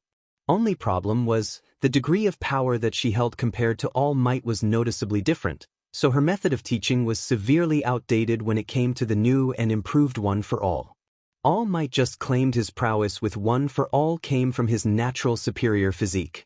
After almost an entire day of discussion, the heroes finally decided to let Kiri meet her brother under the condition that she would not reveal the existence of the previous wielders in his head. That might be a little too much for the poor boy to handle. They reasoned it'd be better for the master and projection to meet sooner rather than later. Perhaps she could even help him in understanding his inherited quirk. Finally, after 10 years of waiting, little Kiri was going to meet her brother. Midoriya Izuku yawned and slowly got up from his warm bed, having woken up to a parched throat. With bleary eyes he checked on his beside clock for the time. Only to put it back quickly, groaning. It was 3:30 a.m., a normally ungodly hour for a healthy young man like him to still be awake. To top it all off, his arms still ached, apparently still healing from the combat exercise against Bakugo and Ida. Dragging himself out of his reverie, the boy trudged through the dark corridors of his home sleepily, making his way to the kitchen for a glass of water. After quenching his thirst, the boy simply went back to his room, rubbing his eyes gently as he got into his bed. Out of the corner of his eye he saw a flash of movement. Blinking, he squinted into the dark corners of the room and briefly wondered if his eyes were playing tricks on him in the dim light. But then he saw another small twitch, right at the edge of his vision. He turned to face the source, still too tired to focus properly. A large and pale shape was crouching atop his wardrobe, two softly glowing winks of green flickering into being. At first Izuku wasn't quite sure what he was looking at, staring into those motes and enraptured by their presence. As he gazed into that otherworldly light, it seemed to complete a circuit within him, a strange sense of familiarity that felt almost unnatural. And then those green motes blinked. Izuku experienced a flash of pure terror when the being atop his wardrobe blurred with movement, its shape crossing the short distance between them frighteningly fast as it pounced on him, pinning his body to the bed. When he reopened his eyes, a young woman was straddling him, clouded milky eyes glowing with green only inches away from his. He instantly felt a spike of fear running through his veins like icy water. Who was this? A villain seeking to destroy All Might's legacy? A burglar? An evil spirit? A dozen possibilities flashed through his panicked mind. The boy's scream of horror was cut short when the woman suddenly hugged him tight, pressing his face into her sizable bosom as they slowly began to float skywards into the air. His fear abruptly turned to embarrassment in that pillowy softness, a great blush already building up as he realized the situation he was in. "Onii-chan." "Nin," the mystery intruder whispered, her voice bright and full of childish glee. "Izuku-nii-chan." She was cradling him to her chest like a mother does to her infant, cooing happily. "Can't breathe. Soft, too soft." As if by some miracle the woman seemed to hear his thoughts, loosening her iron grip around him slightly. Izuku managed to free himself from her voluptuous births and recoiled, gasping great big lungfuls of air as his blush kept intensifying. For a moment he was struck by confusion, now wide awake and having recognized the person before him. "Why, Valkyrie-san. This is my house. What are you doing here?" He managed to stammer out, her arms still wrapped around his body as she kept them both afloat in midair. In the heat of the moment, the fact that she called him Onii-chan still didn't sink into his sleep-addled mind. Valkyrie blinked, regarding him with the default stare that she presented to everyone. Her eyes, however, seemed to gleam with delight. "I came to visit you." Izuku said, still thoroughly confused as to why she was here. She had made that little statement out like it was the most obvious thing in the world. "I came to visit you," she repeated, perhaps unsure if he had heard her the first time. "Why, you said that before." "Listen, Valkyrie, I really appreciate that you saved me twice, but this is my home. You can't just come in here." Deep down he still wondered if this was a dream.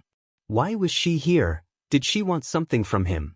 There was a brief moment of dread as he considered the possibility that she knew about One for All and was here to take it away from him. Valkyrie seemed not to hear him, gently floating them down onto the mattress. Adjusting her grip, she cupped his face, eyes sparkling like emerald jewels in the darkness. Slowly, deliberately, she inched her face closer to his.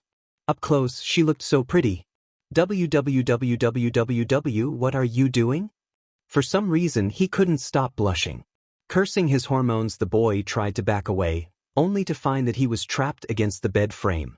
Her intentions, however, were utterly pure. Valkyrie closed her eyes and pressed her forehead against his own. For a moment all he felt was the warmth of her skin against his.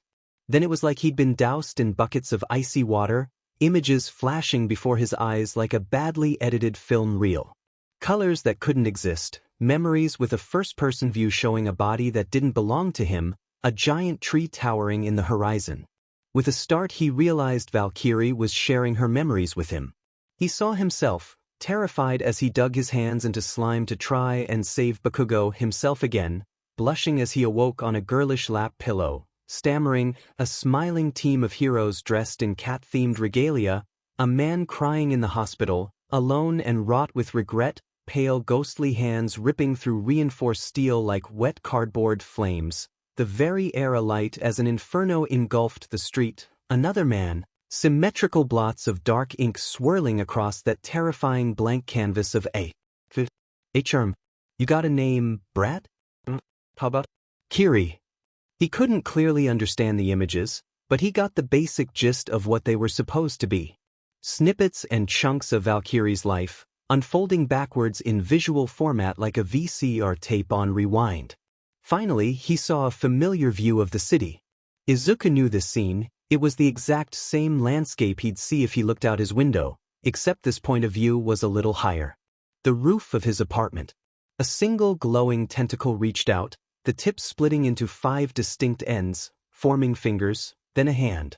Thunder boomed in the distance as rain pattered off the frightened limb. He somehow remembered this night. It was the very same night he'd cried into his mother's arms, lamenting the cruelty of life. This was when Valkyrie was born, 10 years ago. Then, there was the connection between master and projection. An electrifying jolt like a DC current. Simple, steady and carrying a numbing shock as 2 minds bridged into one. A direct feed to something deeper, primal and terrifyingly familiar. A super cool hero like that.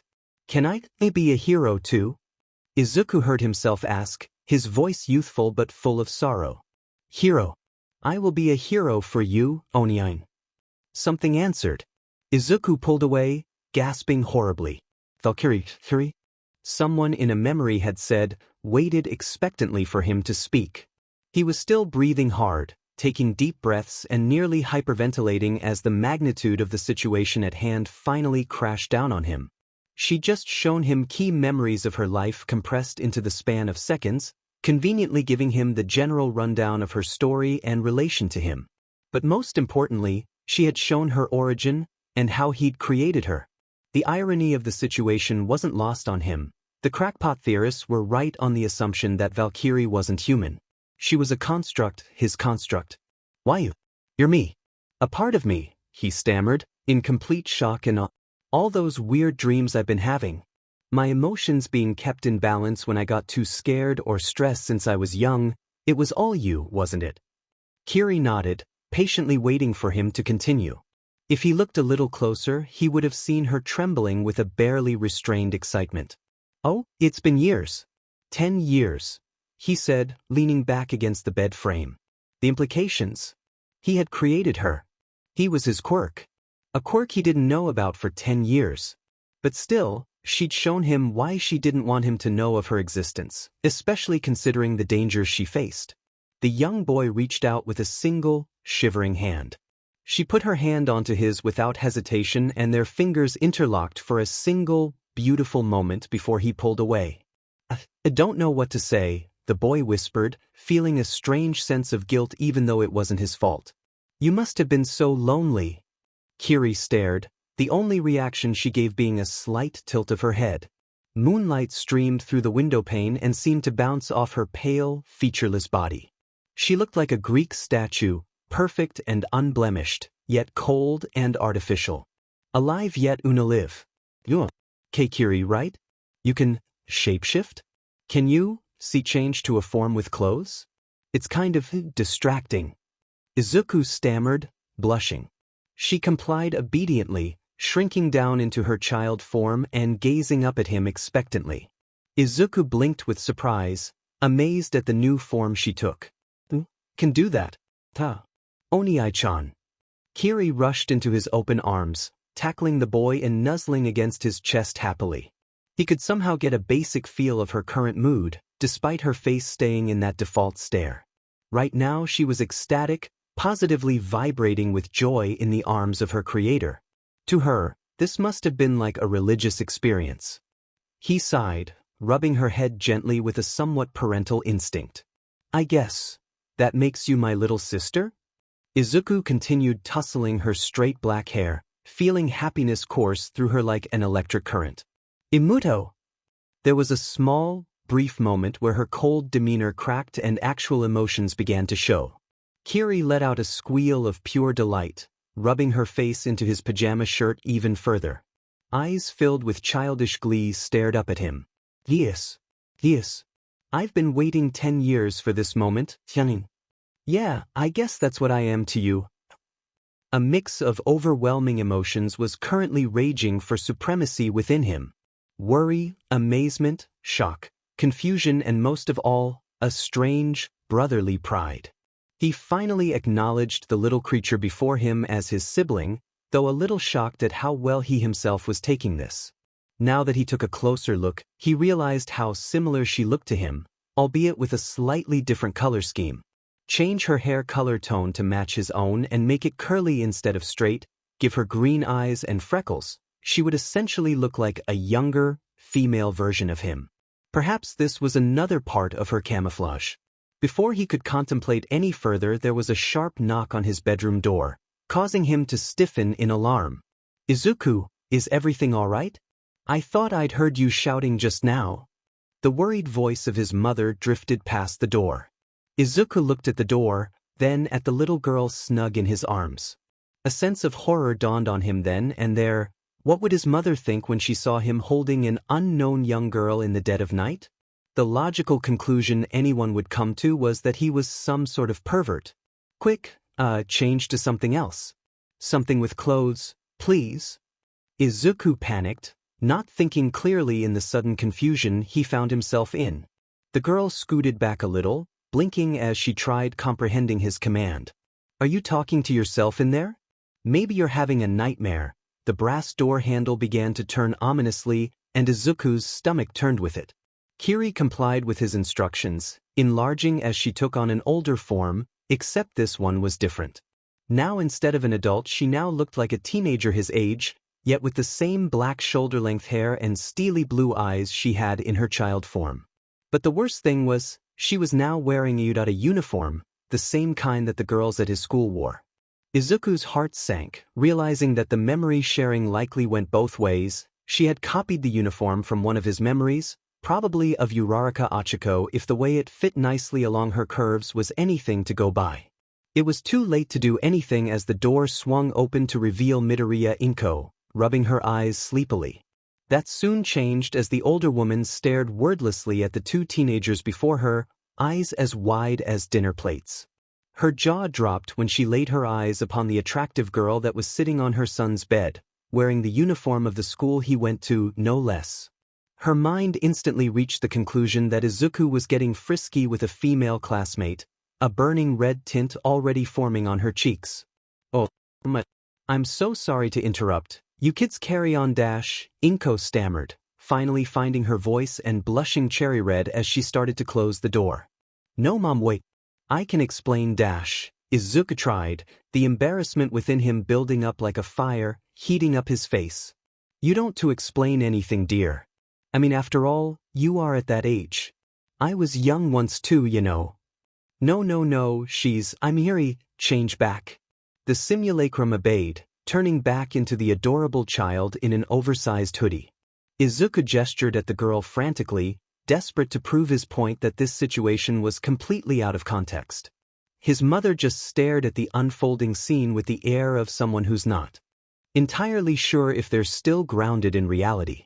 The look of confusion began to slide off her face, revealing a new mask of horror as she misunderstood his intent. Oh God! My pure baby boy has become a deviant. Inko wailed, looking like she was about to faint as a hand came up to her brow. To have her take the form of such a small girl, how could you? I'm disappointed in you, Izuku. Where did I go wrong? What? Mom, no, she's not she's not what you think she is. Oni-chan. Kiri started, her two large sleeves tugging at his all-might-themed pajama shirt. And to have her address you as such. You should be ashamed of yourself, how degenerate dash. Izuku yelled, trying to clear his name before the misunderstandings got even more convoluted and hectic than they already were. In his panic and confusion, he said the first thing that came to his mind regarding the little mental construct he inadvertently created. She's my daughter. That shut everyone up. For a few seconds the air was silent and still as the grave. Inko's eyes snapped to the little girl lightning fast and observed her closer this time. Izuku could see the dawning recognition growing on his mother's face as she began to look between her son's face and Kiri's, no doubt mentally comparing the two and seeing the similarities. She took a single step back, trembling as she rested her hand on the doorframe for support. Oba-chan. Kiri mewed, both arms open wide in welcome. This time Midoriya Inko really did faint, eyes rolling to the back of her head as her body tilted like a falling tree.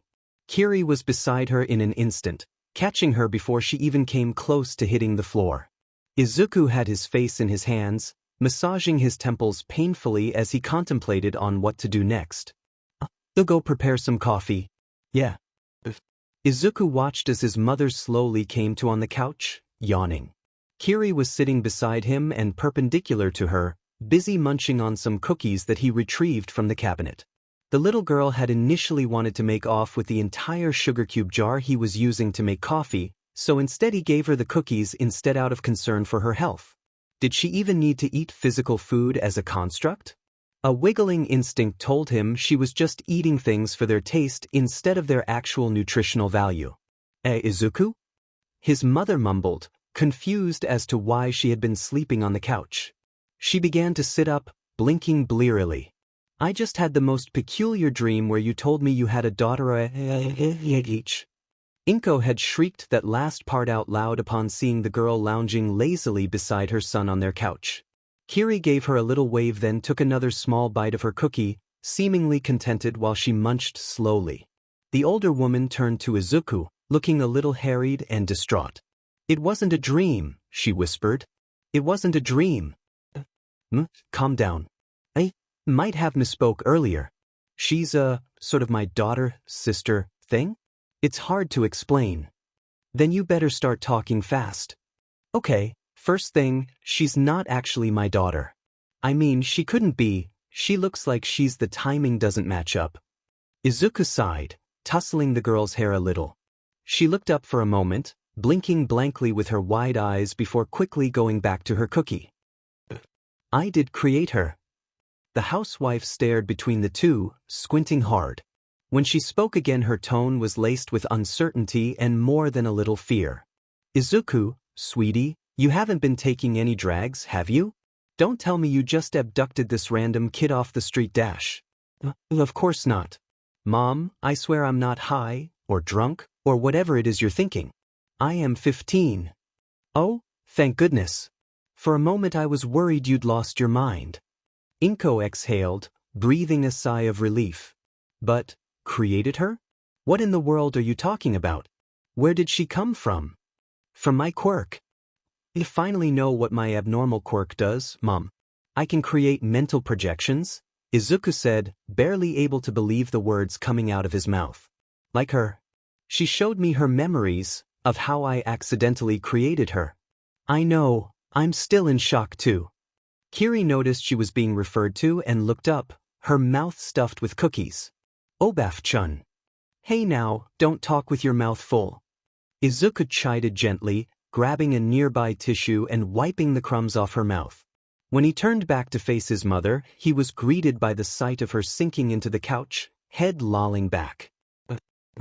Are you okay? Fine, sweetie. Inko groaned, eyes scrunched shut. Just give me a moment.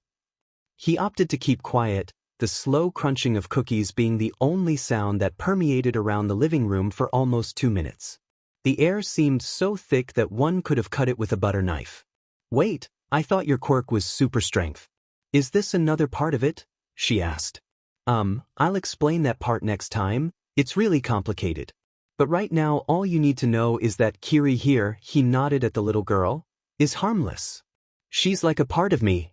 Oh my god, this is way too much to take in at 3 a.m. Okay, let me just calm down. Yeah, the harried housewife finally said.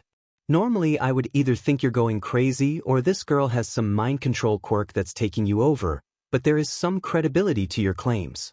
It's not the first time when I've seen something like this. In fact, a member of our family was able to do something similar. What? That's awesome, we had such an amazing quirk in our family? Izuku gasped. Why didn't you tell me? It was decades ago, sweetie. Your great-grandmother Taiga, my grandmother, was able to create tiny little mental projections too. Little animals the size of her palm that she used to entertain me with. It seems so nostalgic now that I think of it. Inko smiled, slowly changing places so that she was now beside Kiri. The girl gazed up at her, then squeezed her eyes shut adorably as her hair got ruffled again. You're a cute one, aren't you? Then, this has happened before? Not on this scale. My grandmother's constructs were never this detailed, nor did they have a will of their own. They were just telekinetic puppets, but this girl, she has a mind of her own, like an actual person, doesn't she? Kiri snuggled into the older woman's side, eyes closed serenely. Inko sighed, a gentle hand coming up to slide the construct on the back. She seemed to like it, leaning into her a little further. Yeah, and you're gonna accept it? Just like that? Izuku asked, genuinely confused. That was way easier than he expected. Wait a minute. He just realized that his mother still wasn't aware of Kiri's other form, namely the one currently charged with countless instances of rampant vigilantism and property damage. That would be a little hard for her to take in. He just hoped she wouldn't faint again. We live in troubling times, sweetie. There are men and women running around in tights, beating the crap out of each other on a daily basis. Inko grumbled, rolling her eyes. I've seen men fly. I've seen people build weapons that I can't even imagine. Just last week I saw someone drop from the sky and execute a perfect superhero landing. In this crazy, wondrous world, it'll take more than a sentient projection to surprise me. But you seemed really shocked when I told you she was my daughter. That's different. I'm too young to be a grandma. Inko retorted, embarrassed. And you're way too young to be a dad. Either way, nothing can surprise me now after all this. Mom, there's one more thing I haven't told you about. Just a small, tiny problem. Izuku grimaced and braced himself. Kiri, can you change to, you know? The girl stopped munching and freed herself from his mother's grasp, trudging into the center of the room and turning back to face them. There was no sound when she suddenly transformed, only the visual effect of her growing exponentially into an adult woman like a time-lapse of a documentary, hair lengthening and skin paling. Her eyes were milky white once again, alight with that eerie emerald glow. Now standing before them in her full glory was the infamous Valkyrie, #1 vigilante, wanted by several different police departments, and at the top of Endeavor's most hated list. Inko's jaw dropped, mouth agape as she connected the dots. She looked between her son, then at the projection in her living room, and groaned loud and painfully. I take it back. I'm surprised. She stood up groggily and began prepping the coffee machine for another brew, sighing. This is gonna be a long night, sweetie. We need to talk. Morning, Ida-kun. Morning, Deku-kun. Whoa. What happened to you? Uraraka Achiko's bright voice seemed to break Izuku out of his reverie temporarily, the exhausted boy turning his head so that he was now facing her instead of lying face down on his desk. Dark circles ringed his half-lidded eyes, his hair looking more disheveled and messier than usual. Morning, Uraraka-san. I didn't get much sleep, so I'm catching up. He replied tiredly, the events of last night still fresh in his mind. Sleeping those few scant hours on the couch didn't help either, seeing as he gave his bed to the little girl at his mother's insistence. She didn't particularly like the idea of the two of them sharing a bed. Kiri had explained the basic nature of her power to his mom since the memory-sharing ability was strictly limited to creator and construct only and was now residing in his home. They had talked for hours after that, only cutting the discussion short when they remembered he still had school the next day. That's not good, Midoriya-kun. You should always get at least 7 to 9 hours of sleep for a healthy lifestyle. Ida's voice echoed from somewhere beside him. He groaned sluggishly, too tired to reply. Just getting through that throng of journalists at the school gate had depleted almost all the energy he had left. A part of him wondered what they were doing there, then dismissed it entirely. Let someone else deal with it. Settle down, you rugrats. Aizawa-sensei, their homeroom teacher, strolled in almost casually and silenced the class with a single look. Izuku forced himself to sit up and listen, briefly aware that he was being mentioned in Aizawa's feedback, and nodded accordingly. If he paid a little more attention, he would have seen the teacher frowning slightly, before shrugging and continuing. Now, on to homeroom business. Sorry for the sudden announcement, but today. The class waited with bated breath, fearing another pop quiz. You'll get to pick a class president. There was loud chattering and excited commotion as the entire class began discussing on who would be worthy of such a responsibility. Izuku just sank his head onto the desk once more, not wanting anything to do with whatever was currently happening. Midoriya-kun, are you really all right? Ida's worried voice sounded next to him after a while, the taller boy putting a reassuring hand on his slumped shoulder. We're about to start an election now, but if you're not feeling well, I can take you to the nurse's office. You're so kind, Ida-san. You have my vote. I'm too tired to deal with anything now. Izuku murmured, half asleep. Yeah? Me? Ida blinked, then puffed up with newfound pride and confidence. Thank you, Midoriya-kun. I will not let your faith in me falter.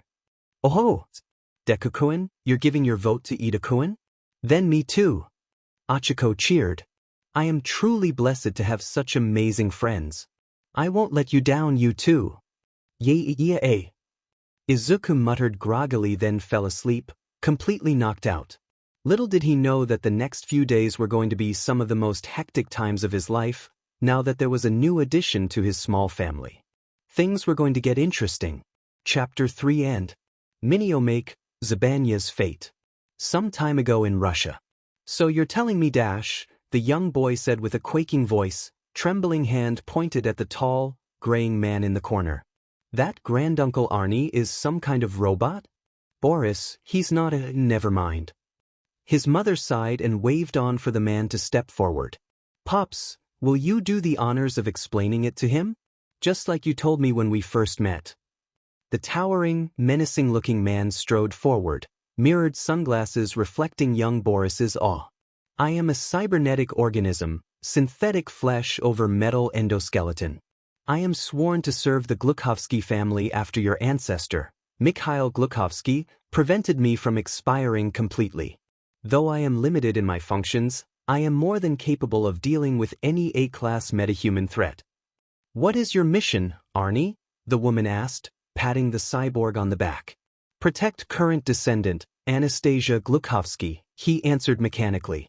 Override. Code Hotel Alpha Lima.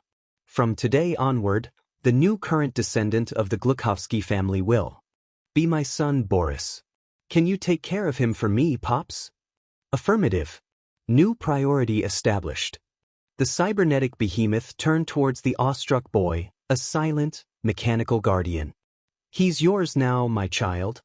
He'll protect you just as he protected me and my father. Our very own guardian angel.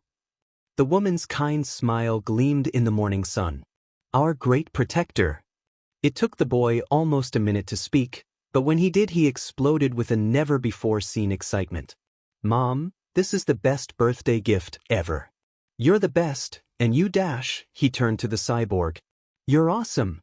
Awesome, causing or inducing awe, inspiring an overwhelming feeling of reverence, admiration, or fear. Arnie said stoically, then nodded. Yes, I am. Dusky afternoon light streamed into the classroom, deep golden beams illuminating Class 1A and signaling that school was almost over. One student in particular slouched tiredly even whilst he noted down everything the teacher said, his pen scratching against paper erratically. Midoriya Izuku was glad it was finally ending. The panicked fiasco in the cafeteria earlier today hadn't been kind to his scant energy reserves. How did those reporters make it past the U-data barrier anyway, he wondered. Luckily Ida was there to help facilitate the evacuation smoothly. He shuddered to think what would have happened without the bespectacled boy's guidance. To say that Ida performed admirably at being the class president was an understatement. And so, we'll continue on Chapter 5 tomorrow. Before we go, Ida, Yaoyorozu, the both of you are needed for a meeting later with the other class presidents and vice presidents in room 3. It should take around an hour. Dezawa-sensei grunted, his stony gaze traversing across the room to target Izuku with the slow, deadly precision of a tank's turret. Midoriya, see me after this. The rest of you, dismissed. So much for finally going home to get some proper rest. Ida patted him on the back with an expression that said, good luck, while Achiko shot him an apologetic smile. The rest of the class streamed past Izuku, some giving him pitying looks at the ordeal he was about to face. With the classroom finally empty, the exhausted boy sighed internally and marched towards his doom. Wanted to see me, sensei? He started hesitantly. As a matter of fact, yes. Aizawa glared from within his sleeping bag, lips thinned in disapproval. Do you mind explaining why you've been wearing that tired look all day? And not just in my classes either. I spoke with Midnight and Cementos during lunch break. If you're not taking your classes seriously. No, sensei. It's not that. There's just an issue that came up yesterday, so I didn't sleep much. Izuku stammered, bracing himself for the incoming query. Aizawa's gaze hardened, seeming to stare right into his brain with the intent to read his mind. A dozen responses ran through Izuku's mind, ranging from variants of, I miscalculated, sensei, I messed up, sensei, to, it won't happen again, sensei. Anything to keep his newly discovered quirk a secret. He wasn't quite ready to let anyone know of Kiri's existence. What ultimately came out of his sleep-addled brain was, I'm waiting very patiently for you to speak, sensei. If Aizawa's glare grew any hotter, Izuku would be leaving the classroom with a new tan. The pro-hero's hair and scarf started to rise threateningly, an effect reminiscent of the quirk apprehension test last week. Elaborate. It's a family issue.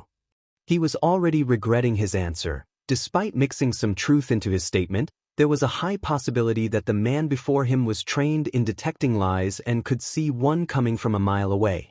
Family issue, the teacher repeated, tasting each word as if it's some fascinating morsel. Tell me more about this issue of yours, Midoriya. I recently had a new addition to my family yesterday. It was a little hectic, so I didn't really sleep much. It won't happen again. Izuku managed to stammer, doing his best to avoid the pro-hero's gaze. If he'd just held his ground, he would have witnessed Aizawa's eyes softening just a tiny bit, a look of understanding crossing his features. I see. Very well, off you go. Aizawa said after a short silence, chin nodding towards the door casually. Yeah? Just like that? Izuku blinked, surprised. I've taken care of kids before. I know what they can be like. The disheveled man explained simply. Congratulations, I guess. Izuku began, then latched his mouth shut in favor of playing along with the misunderstanding. Aizawa thought that he just got a new younger sibling. He was on the right track, at least. The classroom door burst open with a deafening bang before either of them could continue, a thin and blonde man barging into the classroom with the excited fervor of a partygoer. Hey hey hey! Present Mike laughed, doing a little flourish to announce his glorious arrival. Work is over, it's time to party.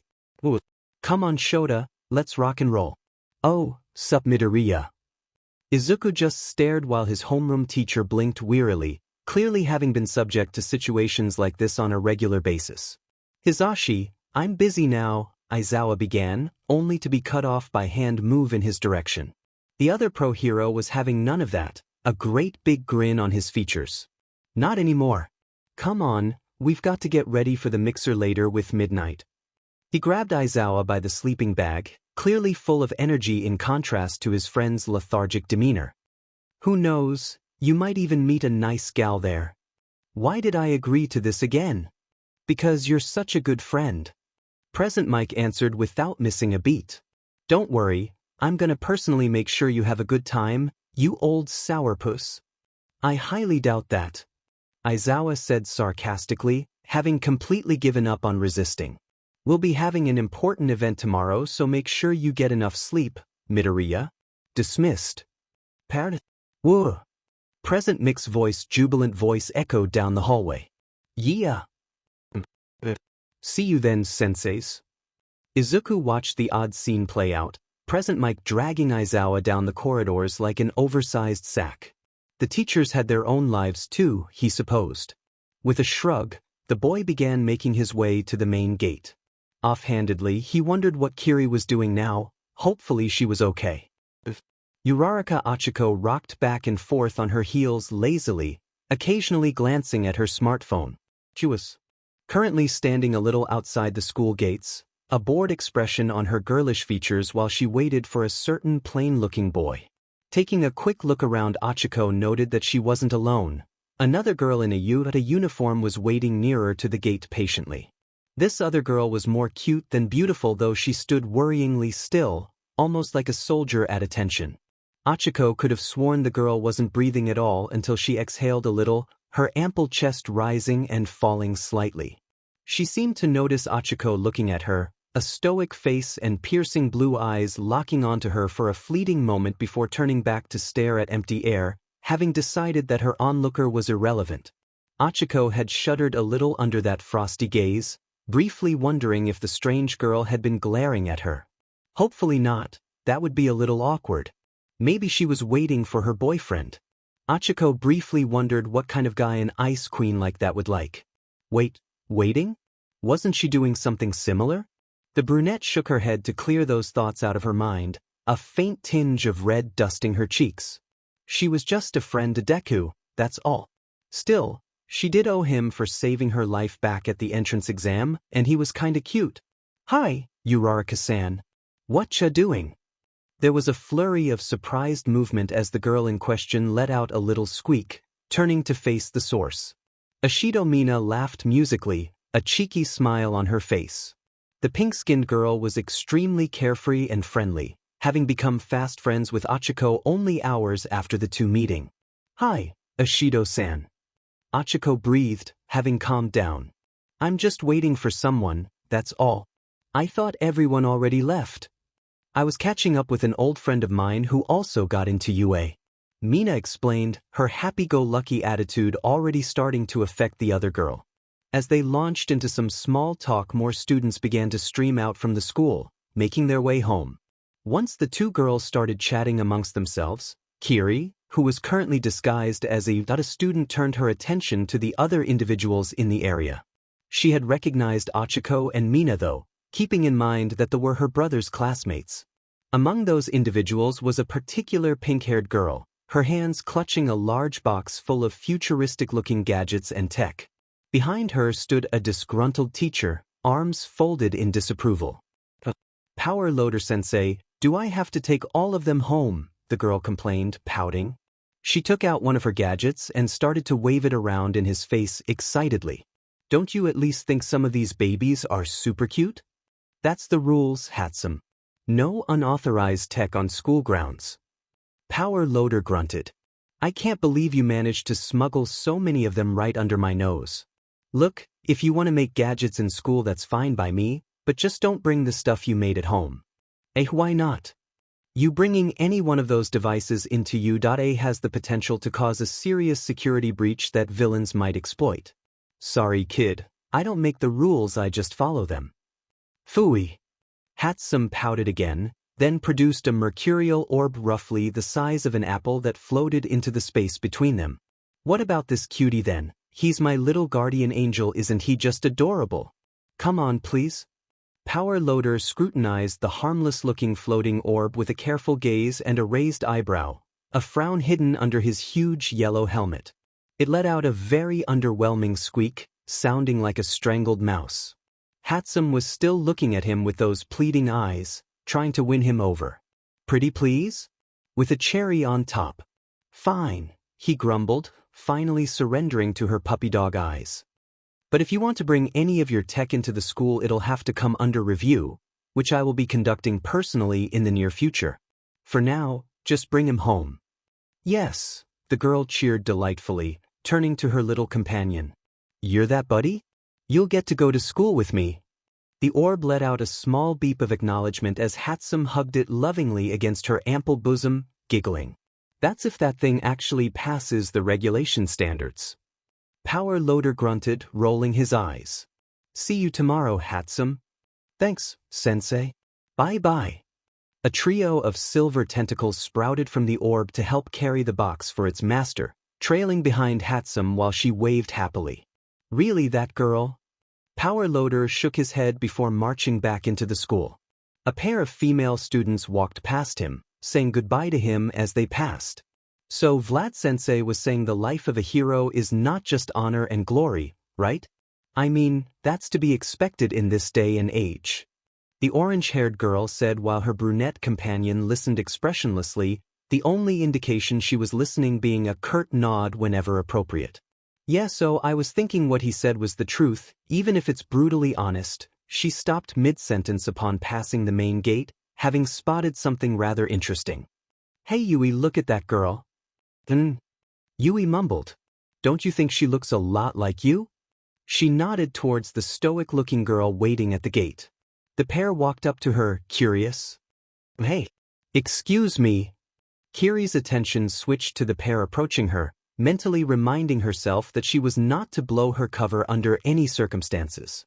She even had a little school bag that she'd created as part of her disguise. The two girls gazed at her in apprehension, one of them clearly amazed by the resemblance Kiri had to her friend. Hi, I'm Itsuka Kendo, and this is Yui Kodai. We're from Class 1B, the orange-haired girl introduced herself, then gestured to her companion. Sorry to bother you, but I just couldn't help but notice how you look almost identical to Yui here. Kiri made no response except to tilt her head very, very slowly, resembling an owl examining something interesting. Yui mimicked the action at the same rate, the pair looking like mirror images. Their height, hair color, hairstyle, and skin tone were identical, the two girls practically indistinguishable save for their eye color. Kiri's pupils were light blue while Yui's were dark blue. Neither girl made a sound as they righted themselves, both of them staring stoically at each other in silence. Kendo smiled, her head swiveling back and forth to alternate between the two girls, though she started to get rather nervous when the silence stretched on indefinitely. One of them began. Another answered. Kendo couldn't tell who said what, glancing between the two. She had to look really close at their eyes now to tell them apart. Yui, are you sure you two aren't sisters or something? She looks exactly like you. Kendo began, trying to add some humor to the situation. I'm not you. I am Kiri, the stoic girl finally stated, breaking the silence. Yui watched her doppelganger for a moment before stretching out her hand gingerly, attempting a handshake. I'm not you either. I'm Yui, the schoolgirl said quietly. Kiri stared at the outstretched hand blankly before taking it in her own. The two shook hands agonizingly slowly while the redhead observed in the background, subject to one of the most bizarre scenes she'd ever seen in her life. Well, that certainly was interesting. Kendo said, still slightly bewildered. The feeling was soon forgotten when she checked her wristwatch, replaced with a sudden sense of urgency. We're gonna miss the train home. Come on Yui, we gotta move. Grabbing the Yui by the hand, she looked back at Kiri with an apologetic smile while they rushed off. We'll see you around, Kiri-san. It was nice meeting you. Kendo waved. Yui made a little goodbye wave too as she got dragged away, still expressionless as ever. Kiri responded with a wave of her own, curious. What a coincidence it was to share such a similar appearance with a stranger. Before she contemplate further, a familiar sense of exhaustion came into her range, causing her to snap back into attention. Onii-chan's here. Izuku's slouched form shuffled sluggishly past the school gates and looking more tired than ever, a hand coming up to his mouth as he yawned wearily. It felt like the day had been stretched to become twice as long.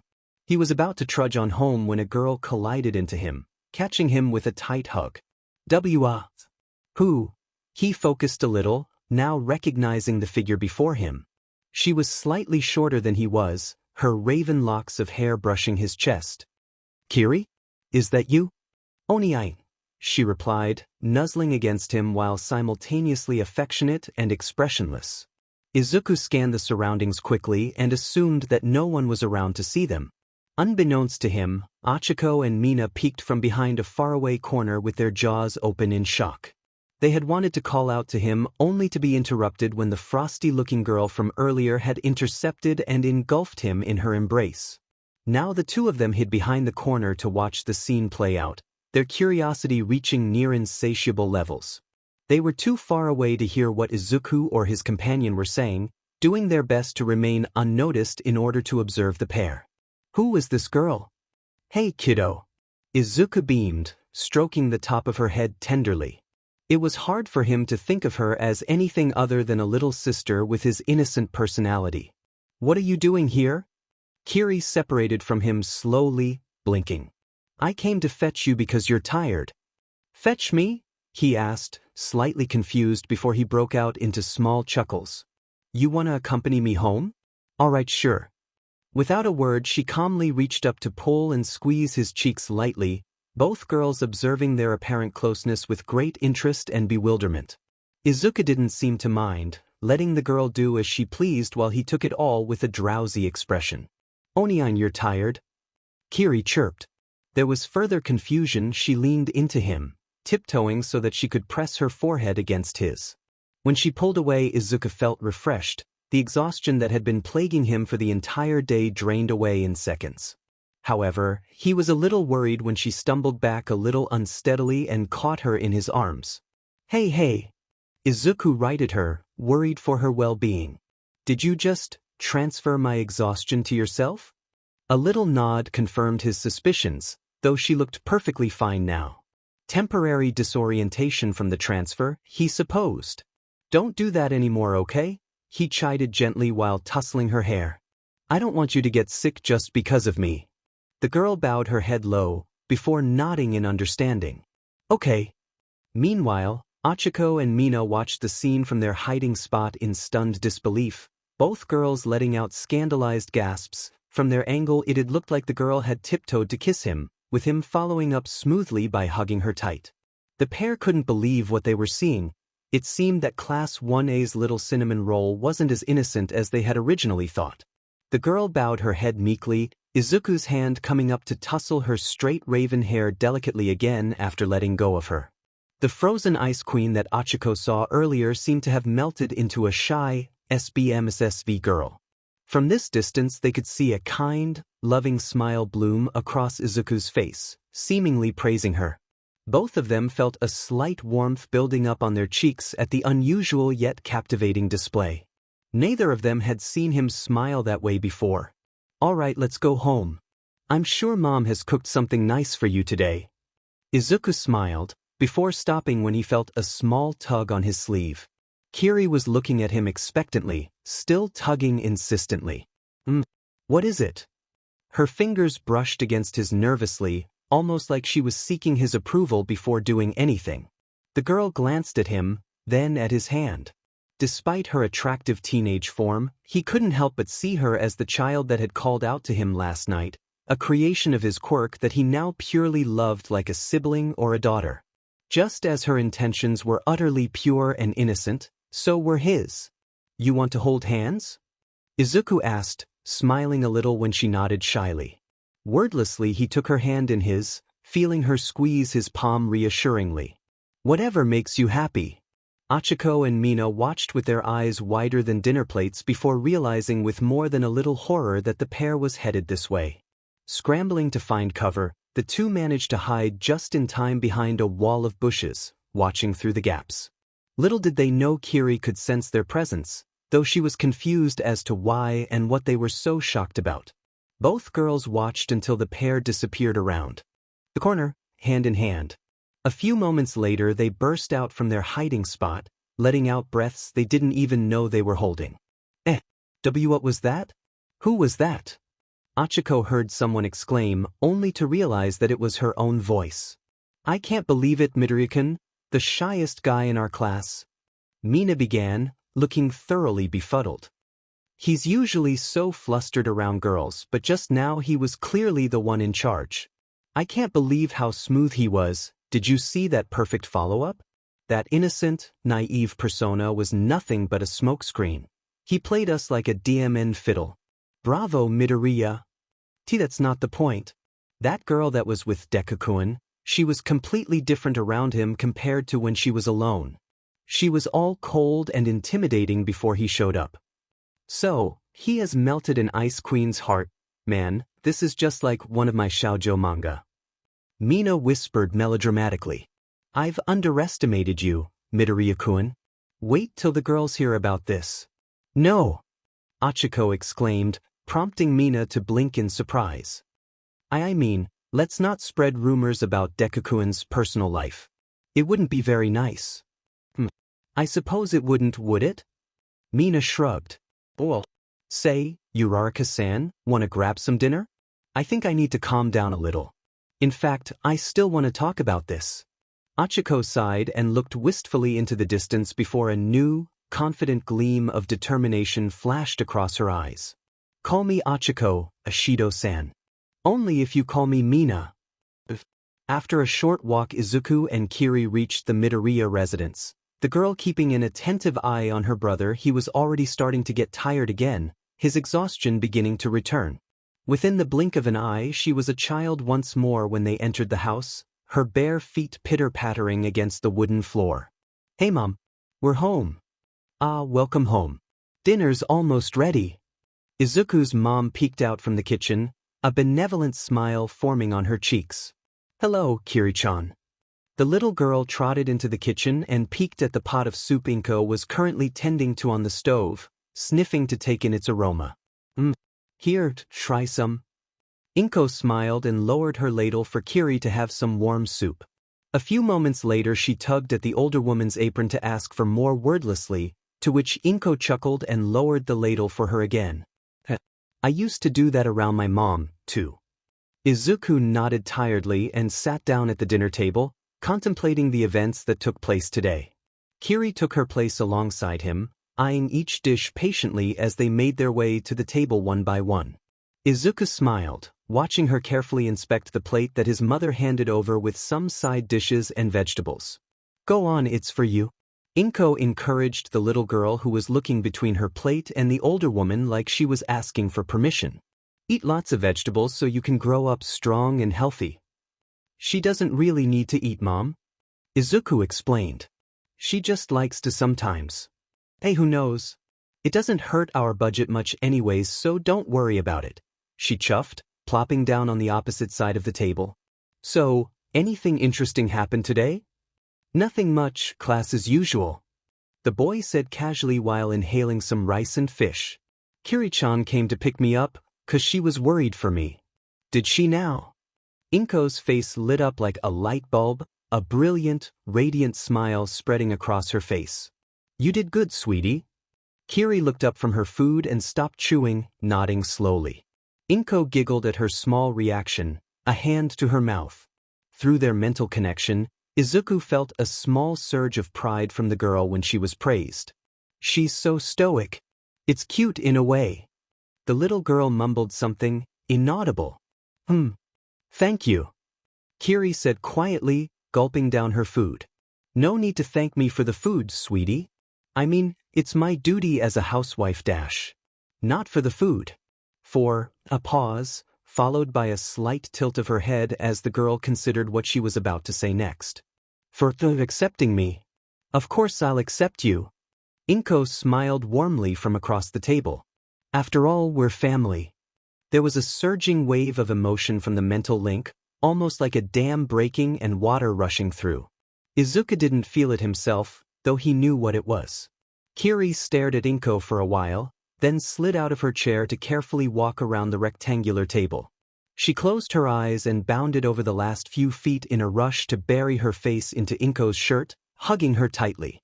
Though Inko was surprised by the sudden contact at first but gradually relaxed, a motherly look overcoming her expression as she ruffled the girl's hair lovingly. Kiri rubbed her face into Inko's shirt, soft murmuring emitted from within the fabric. It was only when Izuku leaned in closer that he could hear what she was saying. Thank you, she was whispering, her tiny frame shivering with gratitude. For letting me have a family. At that point, Izuku didn't see a construct, nor a mental projection that his mind created. All he saw was a lonely kid who longed for a place to truly belong, for a real family. And now she had finally found it here. His little sister. So what if she wasn't actually human? Without a word, he too got up and slowly trudged over, the three of them huddled together in a warm family hug. A little later, and after everyone helped to wash the dishes, they were already getting ready to sleep, Inko finally allowing her son back into his own bed after finding out that Kiri could return to rest in his mind. So, you can sleep in either my mind or the real world. Things just keep getting weirder and weirder. What's it like in there? Izuku asked from his bed, watching the young girl float around his bedroom. It's big, Kiri said simply, causing Izuku to raise an eyebrow. And empty. I like it in there. Empty, huh? Izuku chuckled, his eyes tracking her movement through the air. You can stay here if you want to. We're family after all. Kiri eyed him curiously, pushing off a wall with her feet to position herself right above him. Hovering above him, the girl gradually began to sink until she landed onto the mattress beside him. She edged her way under his blanket wordlessly, huddling under them for warmth. Family? I've always wanted something like that. Well, you have one now. Izuku said softly, shifting so that she would have more of the blankets for herself. Oni-chan. Kiri looked down at her little hands, then back up at her brother. Promise me that you won't leave me? The teenager puzzled as to why she would say something like that. Why would I ever leave you? Because everyone always does, she said softly, not daring to look him in the eyes. Izuku got the feeling that she'd been bottling up some heavy issues. Perhaps now would be a good time for her to get them off her chest. Do you want to talk about it? I mean, if you want to. The little girl was silent for almost a minute, before she finally made up her mind to speak. Back then, there were people who took care of me too. I was happy just being with them, but they're gone now. I'll probably never see them again. Who were they? Izuku asked, curious. The first was Shaku. I still can't pronounce his name right. He looks like a bad guy and smells even worse. At first he was really mean and always got mad at me, but after a while he started to take care of me too. Taught me how to read and speak. How to fight. He always fed me when I wanted food, even though he was poor. Kiri reminisced, a nostalgic tone in her voice. One day he had to go back home. His real home, to find answers. Izuku simply nodded to show that he was listening, not wanting to interrupt her story. The second was Bubi. His real name was really long, so I just called him that instead. He was really nice to me too and taught me how to write. Lets me watch his TV but scolds me if I sit too close. An unknown emotion flashed within her eyes. I used to visit once a month, but then he got ill one day. Really, really ill, he nearly died. He was so afraid that his illness would spread to me just by being near him. Afraid that he would hurt me. So he forbade me from ever coming back to see him for my own good. The little girl's lip trembled a little, her eyes blinking rapidly. I miss them so much. Kiri gazed up at her brother, traces of sorrow within those doe-like eyes. She tugged at her gray hoodie, sniffing. This is all I have left to remind me of them. Oh, come here. Izuku sighed, wrapping her up in a tight, loving embrace. Everyone that takes care of me always ends up leaving. I don't want you to leave too. Her frail body shivered in his arms. I don't want to be alone. You're not alone. Never alone. Izuku hugged her a little tighter, causing her to emit a small squeak. Here, hold out your pinky. Kiri did as she was told, blinking curiously when he intertwined his own pinky finger with hers. Oni-chan. This is a pinky promise. I promise that I won't ever leave you, okay? Izuku smiled, his words full of honesty.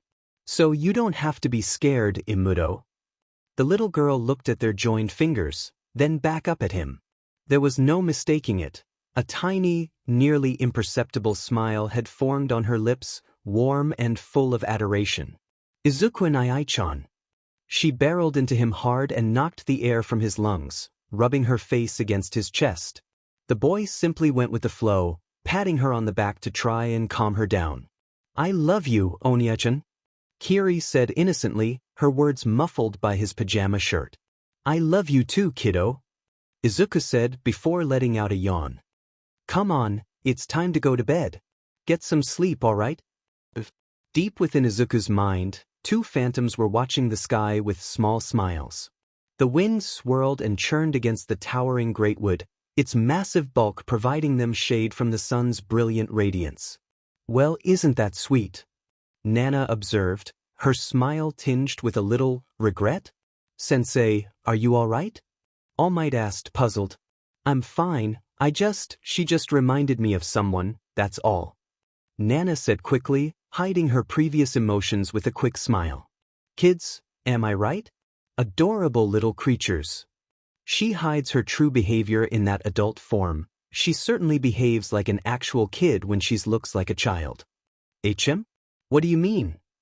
The usual. Stuff like attraction to shiny objects, attempting to eat anything that looks even remotely tasty. All Might listed. She tried to eat my soul. Meh, probably nothing will happen even if she does, so don't worry about it. Moving on, why has the real you been doing such a crappy but job of teaching the boy how to use one for all? The hero sputtered, surprised by the sudden change in topic. Don't me, Toshinori. The kid's still breaking his limbs every time he uses it. What's up with that? To be honest, Sensei, I don't know. How to use one for all came to me naturally. Well, that's because you already had an excellent physique back then, not to mention you're a natural genius. Nana huffed indignantly. Young Midoriya's different from you in terms of both physique and talent, so he has to work his way up. I can't give any advice either, seeing as the level of power between you and me is different. I didn't have my bones getting blown up every time I used 100% back then. We could always ask one of our guys. All Might gestured to Nana's halo. If they've got any techniques they could share. Then we can just get Kiri to relay the information to young Midoriya. Just as they mentioned the girl, her signature doorway of light appeared, Kiri stepping through and looking positively overjoyed. Hey, Kiri-chan. Nana greeted. You're just in time, I'm about to summon one of the old wielders. Okies. Why you are? Yeah. It's not like you're busy, right? I just wish you'd tell me earlier so I could prepare myself a bit, the blonde grumbled. Don't they need a little time to prepare too? Speak for yourself. Nana laughed. Those guys are just lazing around all day when they're not hibernating, either eating, drinking, or playing cards. In fact, I think that's exactly what some of them are doing now. What? All Might said dubiously. Yeah, wanna listen? Come here, you two. Nana held out her glowing palm, Kiri and All Might grabbing on to see what would happen. Four of a kind. Read 'em and weep, suckers. A loud voice proclaimed triumphantly from nowhere, victorious. Though neither of them could see what was happening within that halo on Nana's head, they could certainly hear it. It is you who will be doing the weeping. Take this, straight flush. Misha's voice roared, causing the previous voice to gasp in horror at the sudden turnaround. And Nanny. Impossible. There was the sound of cards shuffling and poker chips being swept across the table, followed by some grumbling and Misha's bellowing laughter. "You in there?" Nana asked, interrupting their card game. "You're up. Come on out." "Fine." A new, bored female voice replied, accompanied with the sound of a chair scraping across the floor. "I was losing anyways. Swap with me, Nana. Maybe you'll do better." "What? You're gonna let the commies introduce themselves first?" The first voice protested indignantly, annoyance clear in his tone. "You know how this works, dude. We go in order of..." Whatever the retired hero was about to say next was interrupted by an argument breaking out. "Sika. I say once and I say again. I'm not a communist. Better dead than red, Udaman Rusky Dash. Is only game, comrade. Why you have to be mad?" "Mad? Oh, I'll show you mad, Sputnik. I should go break that up." Nana groaned, pulling away from the two and glowing with ethereal light. When that radiance subsided, a new individual stood in her place, 5 souls burning bright in the halo above their head.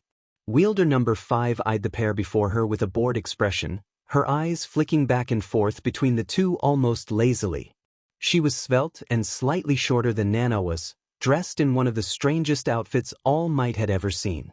A tactical plate carrier equipped with a multitude of pouches was oddly coupled with a lengthy dark blue qipao, the Chinese dress hugging her body to emphasize her well-defined hips and long, smooth legs, each boasting a thigh rig that held empty holsters, ending in black stiletto heels. A tiny, miniature oriental crown was perched atop her swept-back pastel orange hair ending in a ponytail, looking more like a large hair ornament instead of actual headgear. The juxtaposition of aggressive military gear and silky oriental dress was extremely eye-catching. But the thing that troubled him the most was her relatively youthful appearance. She looked like she was in her late 20s, her vulpine beauty frozen in time forever. All Might briefly wondered if she died at such a young age before pushing the thought away. "Finally we meet," she hummed, her eyes flicking up and down his muscular form briefly. "Greetings, Yankee man." "Actually, I'm Japanese," All Might began, only for her to completely ignore him in favor of scrutinizing Kiri with a cautious eye. The girl stared right back with slight interest. "And this must be the construct. Fascinating." The woman straightened, then cleared her throat. "I am Chen Jia Yen, but everyone just calls me Chen. We're in Japan? I think some of my descendants live here now. But I digress. Let me make this clear, I am no hero." "You're not?" All Might asked, confused. "No. To put it simply, I got paid for my many talents." "You're a mercenary," the hero said with immediate understanding, eyes narrowed. "I prefer the term bounty hunter," Chen stated, brushing off his glare easily. "It pays well. And I had bills to pay, mouths to feed." "How did you get one for all?" he questioned suspiciously. It was hard to think of a situation where someone like her could acquire the power only passed on to those who were deemed worthy. Individuals of her profession weren't exactly known for their heroism. People like her were abundant during the chaotic dark age of metahumanity. "You should ask the one who forced it upon me in the first place. I never wanted this."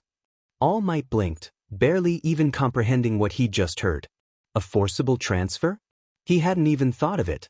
What kind of circumstances would result in something like that happening? "You think it's fun for me to be stuck in here instead of my rightful place among my ancestors?" There was a slight undertone of irritation in the woman's voice when she turned to face him, frowning. "To you guys this might be heaven, but for the first few years, it was my hell." "Look, I didn't mean any offense." "I'm sure you didn't," she said flatly. "Well, at least I get to see something new in the construct." "Why do you keep calling her that? She has a name, you know." "Kiri," All Might said. "Strange little thing, isn't she?" Chen studied the little girl with a look of scientific interest. "Pretending to be human. Curious, yes. Then again, I never did trust things like her, too unpredictable. She's a type of being in the same vein as projections and Quirk-created minions, but with true sentience. How unusual." To her credit, Kiri didn't look very offended or upset at the supposed insult. Perhaps it wasn't an insult and more like a cruelly logical observation. All Might, however, started to feel a slow-burning anger rising up deep within his chest. Who did this woman think she was? Don't talk about her like that. All Might grunted, teeth clenched. All I speak of is the truth. Chen shrugged, her statement full of cold, precise logic. She's a golem. An idea come to life and given form, purpose because someone so wanted to believe in her. She's more than just an idea, All Might argued. She has a will of her own, a soul. A soul? We're not so different, you know. She and us. What, you think you're still human? Call us whatever you want, souls, stars, embers, but we aren't people anymore. We're memories of those who came before, the originals are long gone. We've been reduced to a mere concept. This place is no paradise, more like a graveyard. What's your point? He growled, trying to rein in his anger. I'm not trying to make a point, merely an observation, the woman stated passively. Just as lessons can be learnt from history, the boy can learn from us. Our memories know, we will show him the way, prevent him from making the mistakes that we made. The construct will be our messenger. Real high and mighty, aren't you? Hardly. I have my fair share of sins that I won't sugarcoat. Chen extended an open palm that began to glow with her signature orange light, nodding to both All Might and Kiri. Let me show you. What are you doing? All Might asked, looking at her glowing palm uncertainly. Sharing my memories with you too. Let's make this quick. Why didn't Misha do this? It would have saved a lot of time. The hero and the little construct joined hands and placed them into the glow, awaiting the incoming rush of memories. Perhaps he thought some things were better left unseen. Chen said, her signature orange light intensifying by the second. I will not be as kind. There was an electrifying jolt and the world around them spun on its axis, blurring into a disorienting mix of swirling colors and sound. All Might and Kiri found themselves staring through Chen's eyes as their incorporeal forms floated between her memories, phantom observers looking through a window to the past. He's cute, isn't he, Ma? I just wish you didn't have to leave so soon. Someone off-screen said softly. The voice was in Chinese, but somehow both All Might and Kiri could understand. The meaning behind the words relayed straight into their heads. A little boy came into view, his tiny fingers clinging onto hers. I have to. We need the money, the woman's voice echoed, far away and ghostly. This is your son? One of my grandchildren, actually. The youngest. The bounty hunter's form hovered alongside All Might and Kiri, arms folded. You? How old are you really? I died when I was 76, she replied, taking note of how All Might's eyebrows shot up into his hairline with disbelief. My appearance is a side effect of my quirk, insomnia. The longer I stay awake, the stronger and tougher I get. I used it too much when I was younger, you see.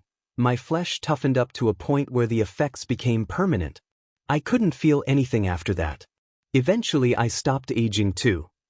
The scene shifted once more to show a gathering of people who were undoubtedly bounty hunters, lined up and listening to a dark shadow of a man. There will be a substantial reward for the one who finds him.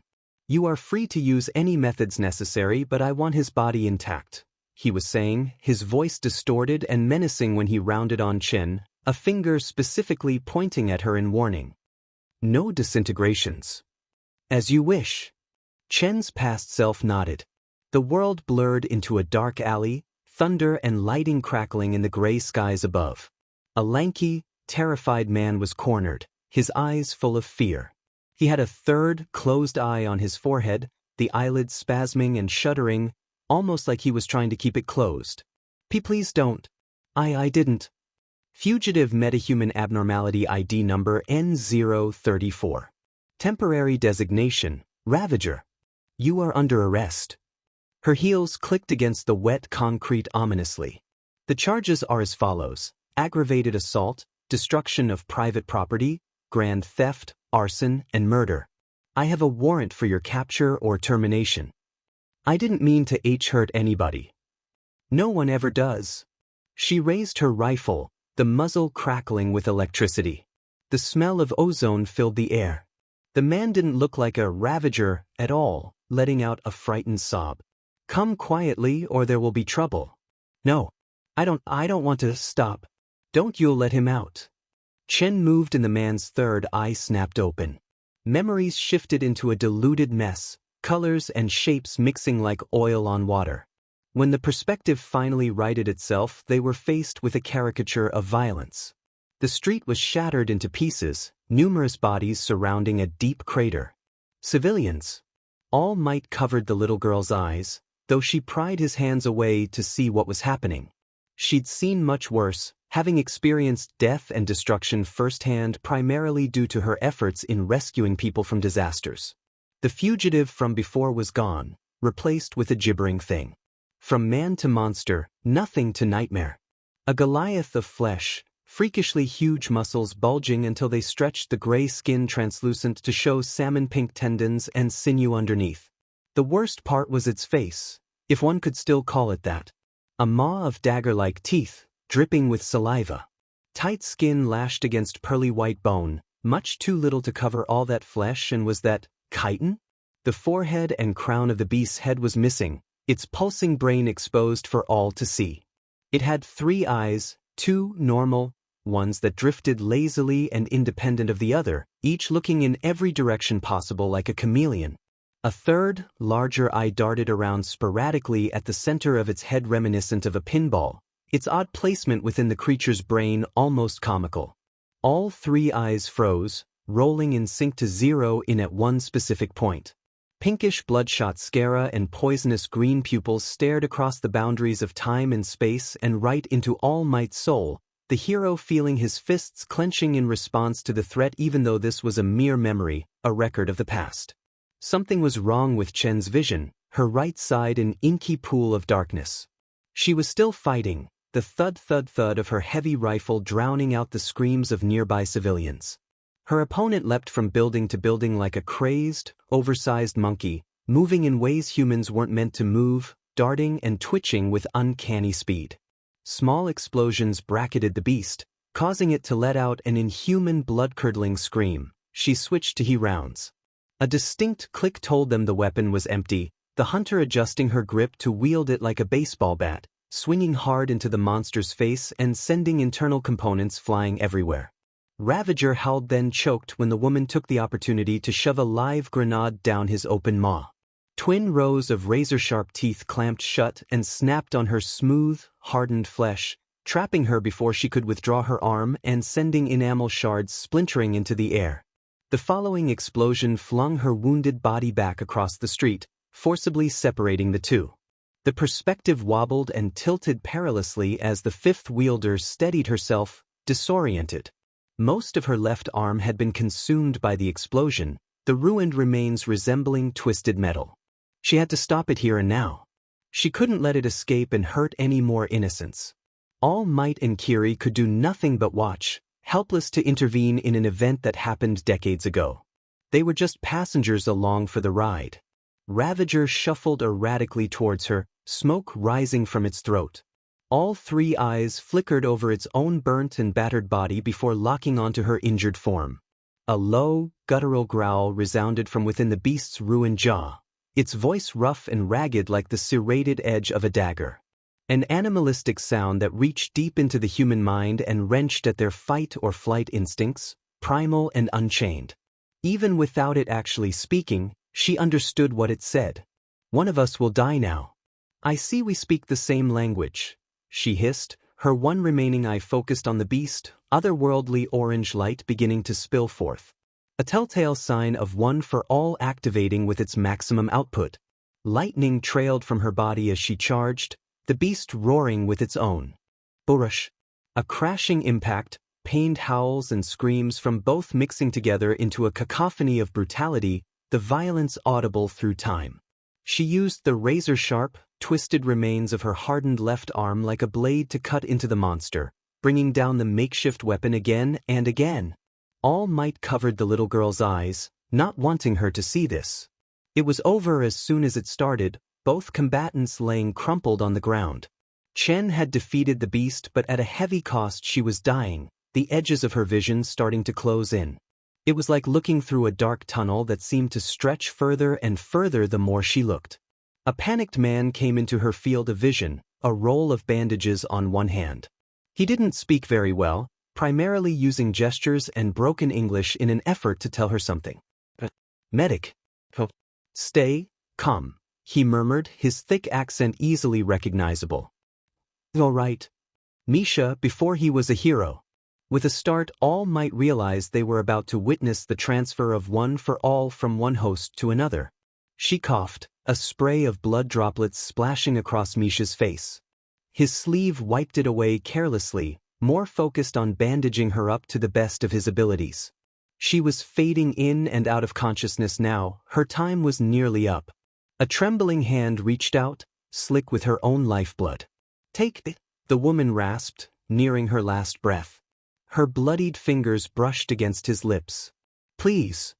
The man's palm glowed and he pressed it against her forehead, his own quirk coming into play. His extrasensory allowed him to see people's memories just by touch. Misha's eyes seemed to gleam with realization and, more importantly, understanding.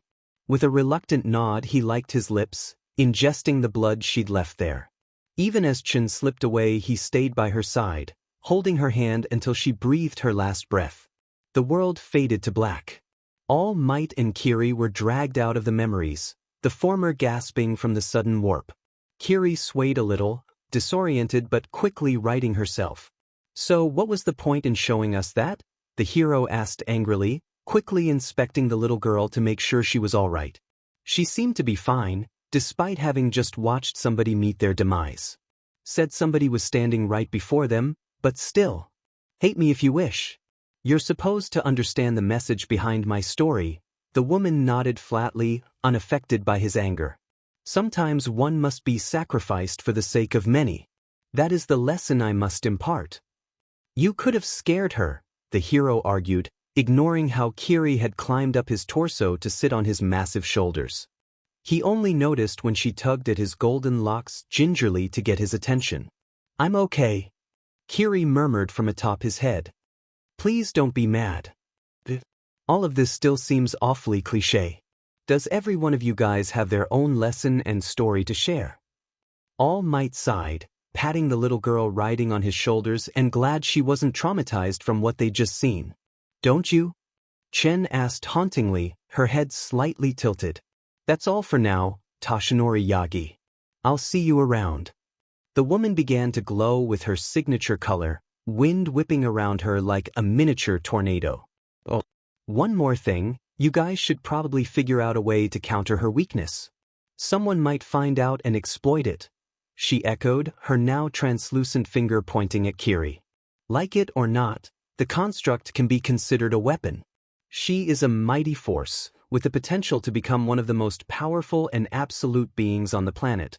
But she is flawed with one noticeable weakness, one slight imperfection. What is it? The imperfection that every weapon shares. The phantom whispered, ghostly and fading.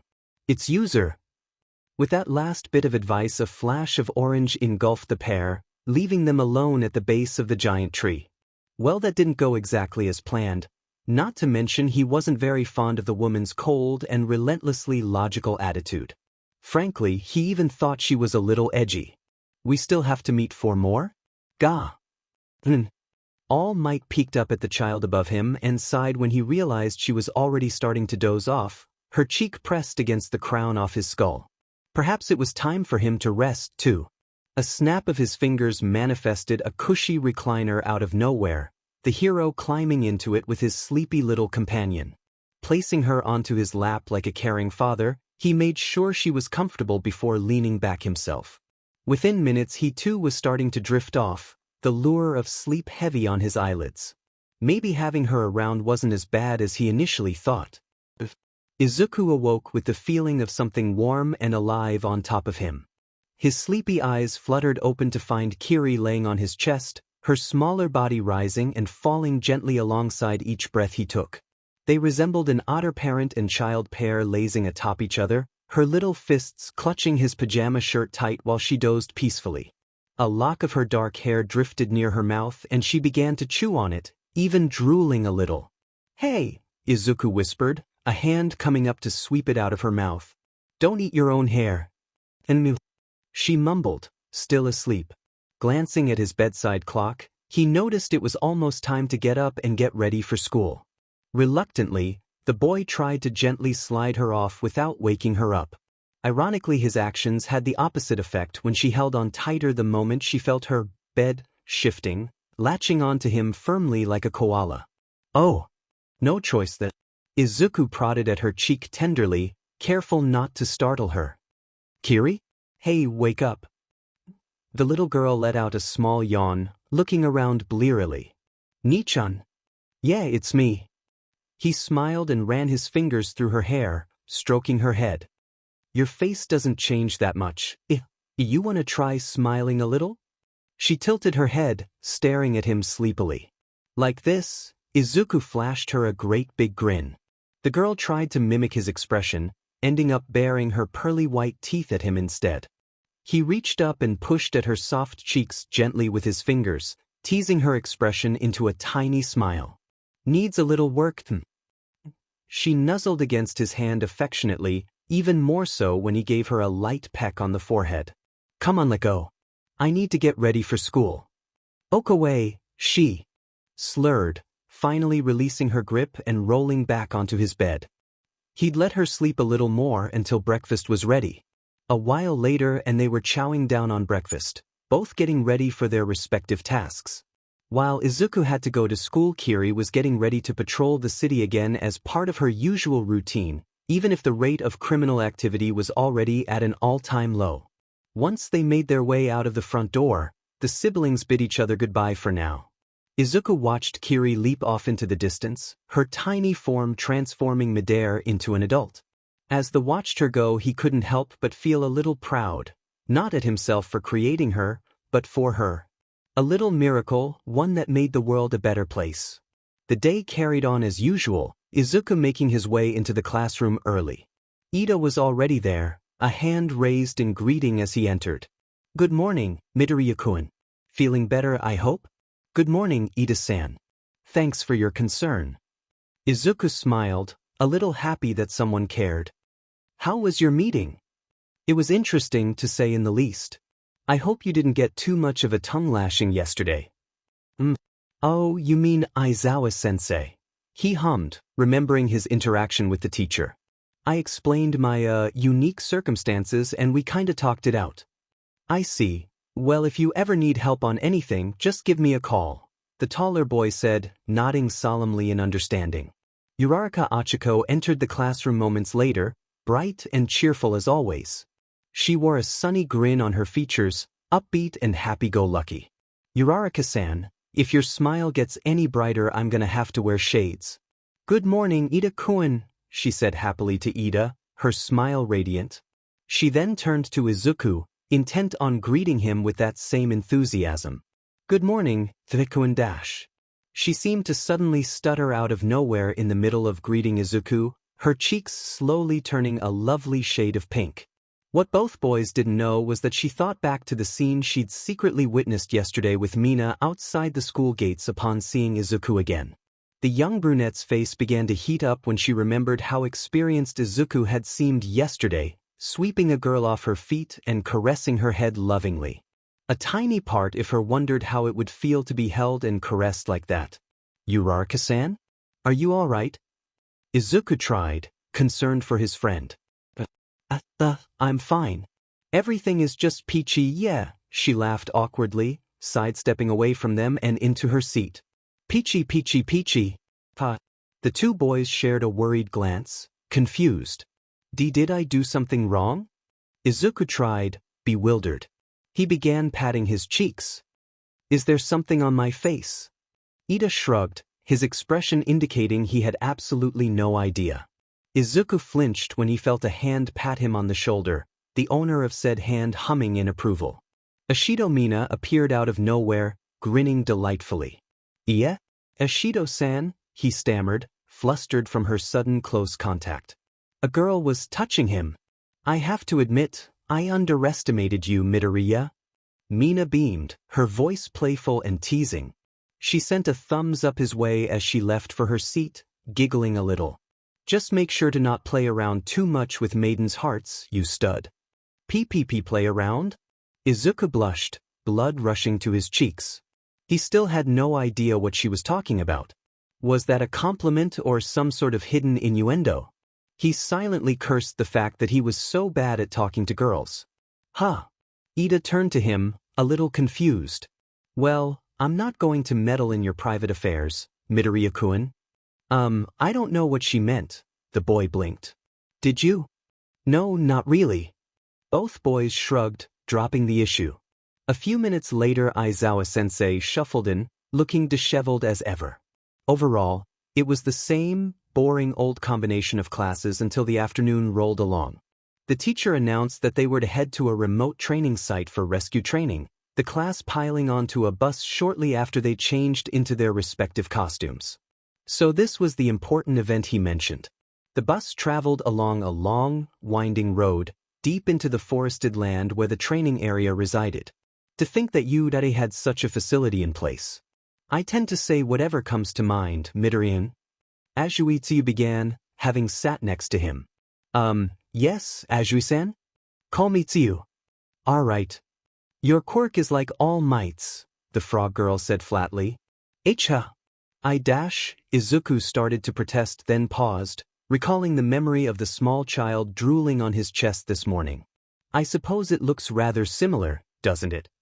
If only she knew what his real quirk was capable of. Wait a sec, Tsuchan. Kirishima piped up from beside her. All Might doesn't get hurt when he uses his. They just kind of look the same. Tsuyu nodded, humming in thought. But it's nice to have a simple augmenting type quirk. You can do lots of flashy stuff, the redhead continued with a grin. My hardening is strong against others, but unfortunately it doesn't look like much. I think it's really cool. Izuku said, always keen to learn about new quirks. It's a quirk that can definitely pass as a pros. But you have to think about popularity as a hero too, you know. My naval laser is pro-level in both flashiness and strength, Aoyama began. But it's not great that it gives you a stomachache. Mina interrupted with a teasing smile, a supportive hand on his shoulder. Well, if you're talking flashy and strong, Kirishima nodded towards the back of the bus. It's gotta be Todoroki and Bakugo.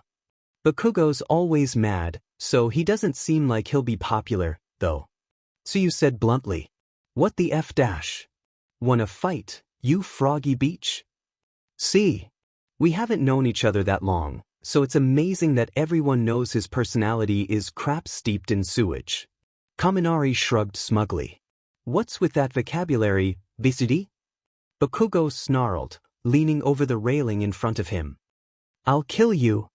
Kaken's being teased. You don't see that every day. That's Yudare for you. What a vulgar conversation. Yayorozu muttered. But I like stuff like this too. Achiko giggled from beside her. We're here. Stop messing around. Yes, sir. Upon arrival, Class 1A was greeted with one of the most amazing sights they would behold as part of their life at UA. A theme park-like location stood before them, where the attractions would usually be replaced with different variations of disaster zones ranging from perilous landslides to collapsed buildings. All 6 zones were housed within an enormous dome, Izuku suspecting that the structure was large enough to have its own weather patterns. Hohoea. Is this Universal Studios Japan? There's the flood zone, landslide zone, conflagration zone, etc. Every disaster and accident you can imagine. An androgynous voice behind them stated proudly. I built this facility myself. I call it the Unforeseen Simulation Joint. So it really is USJ, the class thought as one. It's the Space Hero, 13. Izuku said in awe, taking in the hero's spacesuit-clad form. He's a gentleman hero who specializes in rescue scenarios. Ooh, I love 13. Achiko cheered, practically bouncing with excitement. 13. Aizawa greeted his colleague flatly. Where's All Might? I thought he was meeting us here. About that, senpai. 13 held up 3 gloved fingers subtly. It seems he just reached his limit during his morning commute. He's resting in the break room. The height of irrationality, the teacher muttered under his breath. So be it. Let's get started. Righto. Alright, before we start I have a point or two to make. 13 cheered cutely, then began counting off his fingers. Or 3. 5. Aizawa simply sighed, watching his colleague hum and tap their helmet thoughtfully. As I'm sure many of you are already aware, my quirk is called Black Hole. It can SCK in and tear apart anything. And you've used it to save people in all sorts of disasters. Izuku added helpfully. Correct. However, my power could easily kill. The pro-hero paused and let that statement sink in. No doubt there are some among you with similar abilities. In our superpowered society, the use of quirks is heavily restricted and monitored. Though it may seem that this system is a stable one, we must never forget it only takes one wrong move with an uncontrollable quirk for people to die. An image of Kiri flashed across Izuku's mind, her featureless form standing atop a mountain of rubble, hands plunging into a heavy exosuit and prying thick layers of armor apart like how one would peel an orange, the pilot within screaming. She would never hurt innocents. She had never even killed anyone in her entire life, not even villains. Just as she was unquestioningly loyal to him, he would place his utmost trust in her. During Aizawa's physical fitness test, you came to learn of your own hidden potential. Through All Might's battle training, you experienced the danger that your respective quirks can pose to others. This class will show you a new perspective. You will learn how to utilize your quirks to save lives. 13 seemed to smile within that domed helmet, his voice positive and encouraging. I hope you leave here today with the understanding that you're meant to help people. That is all. I thank you for listening. The class cheered and clapped as 13 bowed, inspired. He's awesome. So cool. Bravo, bravo. Great. Aizawa rolled his eyes. First off, a swirling ball of dark smog puffed into existence near the fountain. Aizawa whirled around to face it, his eyes widening when it expanded, fingers of black fog creeping along the ground like writhing, shadowy tentacles. A gnarled hand reached through that inky nothingness, a gleaming red pupil full of malice peering through pale fingers. Not a hand, a face. Villain. Kiri stood atop the roof of a moving train carriage, wind whipping in her hair as the transport clattered along its preset path. Another uneventful day, as usual. Sure, there was the occasional robber sometimes, but he'd usually be arrested by the neighborhood heroes. She couldn't fault them for doing a good job. Come to think of it, she should. A wave of ice-cold dread and crystalline fear slammed into her like a truck, causing her to flinch. What? Where is it? The vigilante's eyes widened when she realized it was coming through her mental link. Kiri braced herself, focusing as hard as she could. The energies that made up her body responded to her will, tugging and shifting to make the jaunt through space. A memory of U.A's entrance flashed in her thoughts, the mental photograph in her mind linking to its real-world counterpart. She disintegrated into a cloud of white particles. Only moments later her form reconstituted outside U.A behind a hidden wall of trees, the girl searching frantically for her brother. He wasn't in the school. Where is he?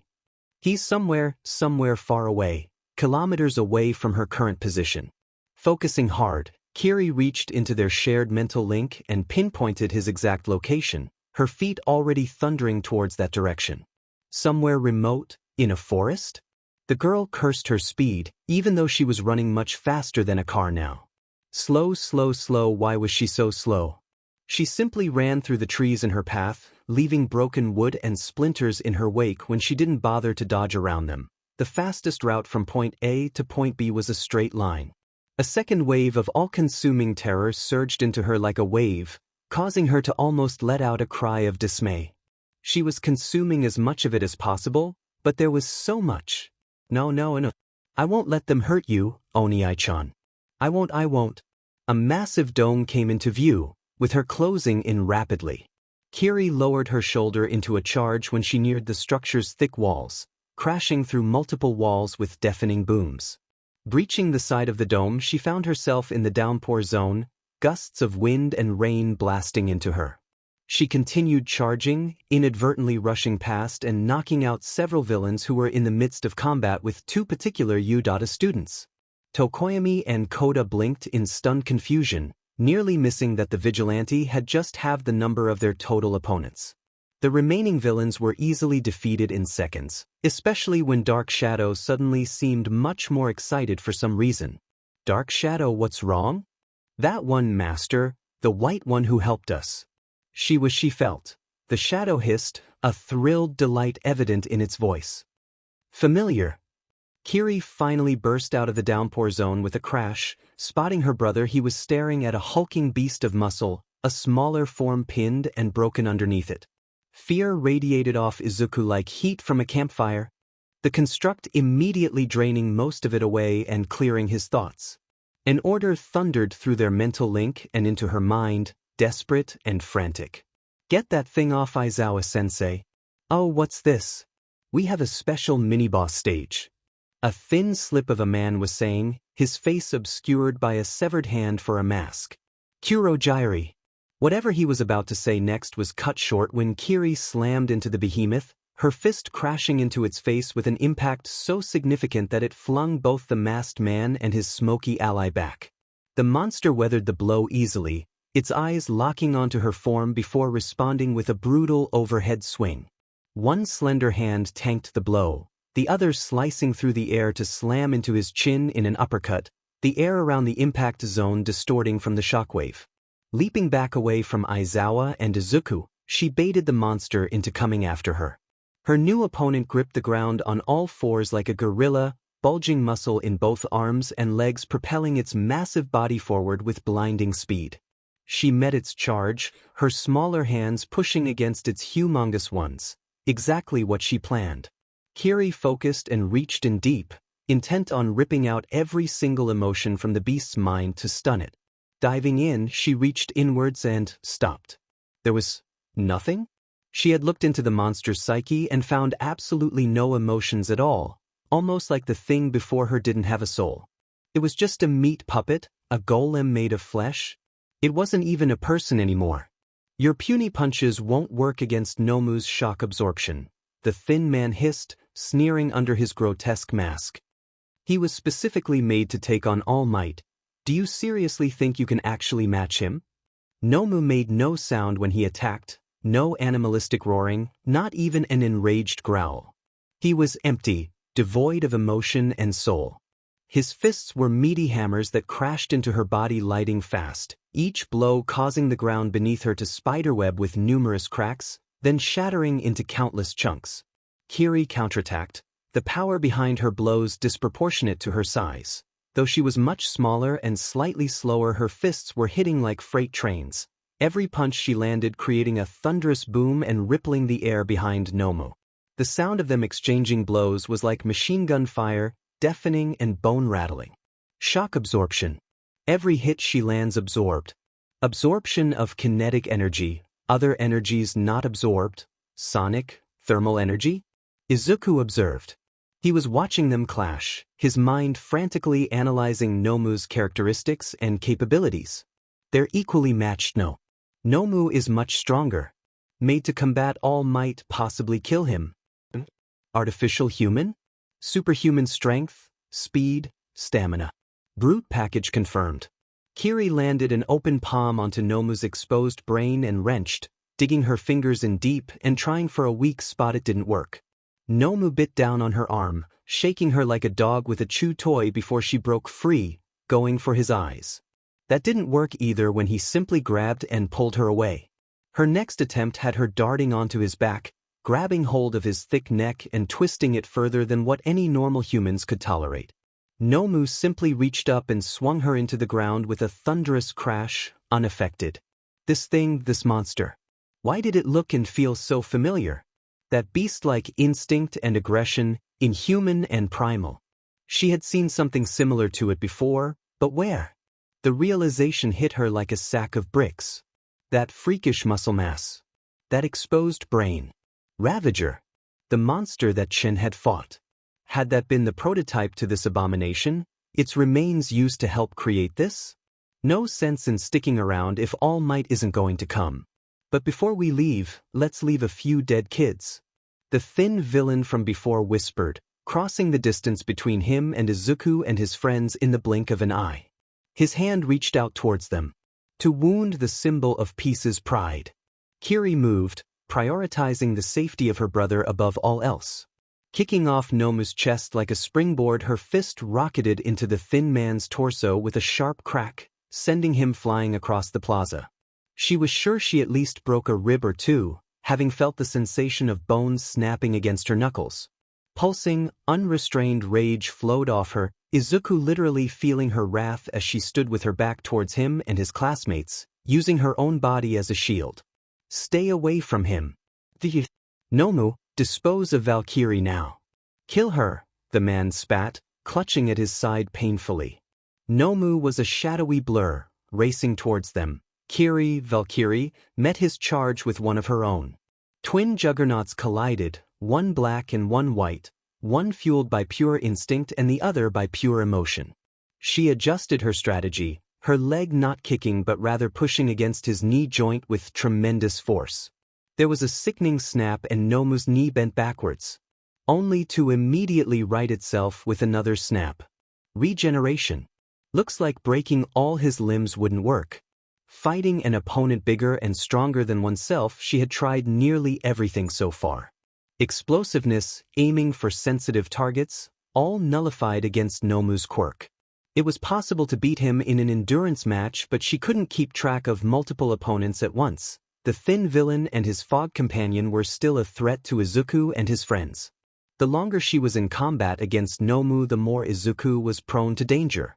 Kiri thought back to the endless hours she spent fighting, the tactics of each opponent she faced and each ally she fought alongside incorporated into her own fighting style. There were always moves to take down a larger, stronger opponent. And there were always counter-moves to those moves. And counter-moves to those counters. Physical combat was like a game of chess, except the pieces were your arms and legs, torque and your center of mass, and most importantly your mind. Ducking under Nomu's haymaker, she swung herself up onto his back again, using his neck as a grip, taking advantage of his split second of disorientation to wrap her legs across his right arm, her body parallel along its length. She grabbed onto the limb at a specific angle and pulled, her efforts manifesting with a wet pop, dislocating Nomu's shoulder. Now that his right side was mostly out of commission, she scrambled atop and behind him, her lithe arms wrapping around his neck and executing a rear naked choke. A blood choke, Izuku realized. She was trying to cut off the blood flow to Nomu's brain, putting all her strength into the endeavor.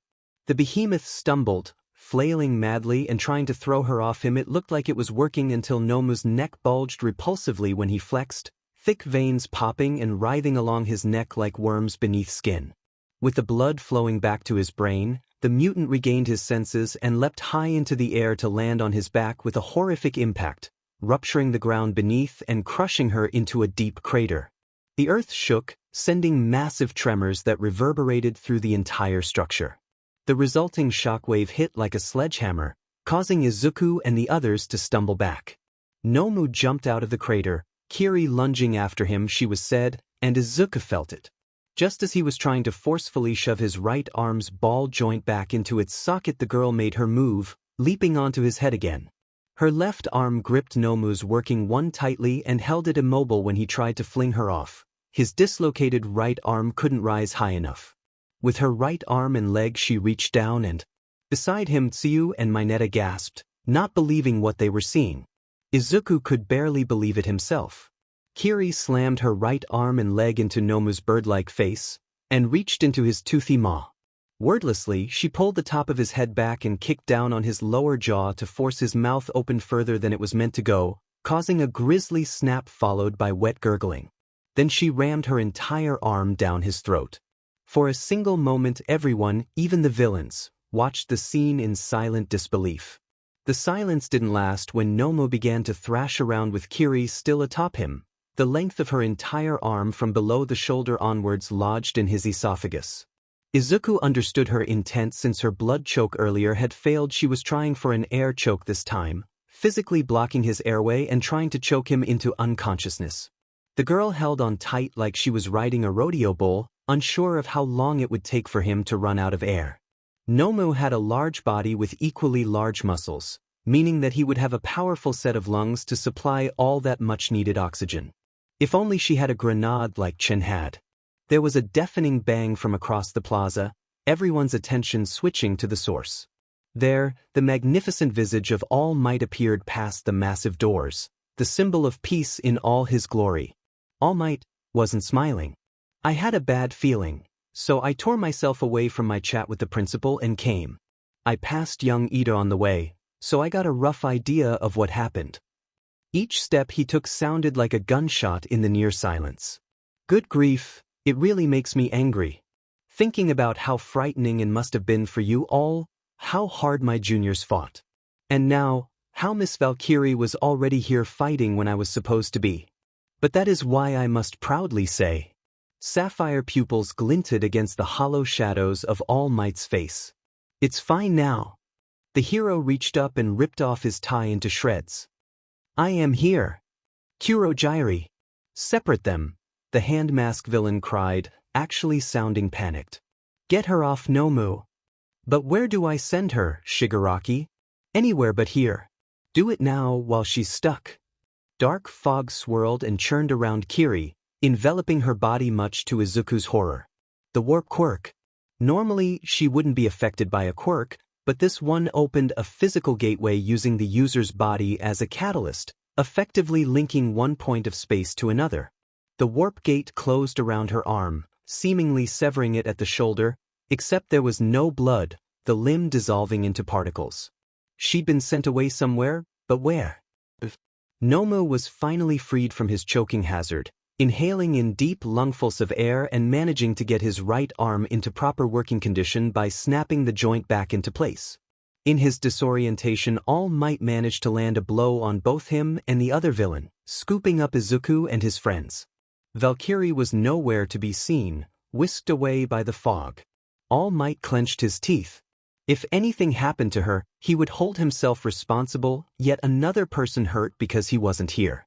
Everyone, go to the entrance. He ordered. I'm leaving Aizawa to you, he's unconscious. Hurry. Why, sir? Karo. Izuku watched his mentor with fearful eyes, remembering what 13 had said earlier. It seems he just reached his limit during his morning commute. All Might was running on fumes, and Izuku was the only one who knew it. It's no good. It's no good. The thin man, Shigaraki, was saying, searching for his lost mask. I'm sorry, father. His whimpering ended when he retrieved his hand mask, voice now tinged with hate. It wasn't supposed to happen like this. That interfering little vigilante wasn't supposed to be here. Why? How did she know? He turned to All Might, head tilted.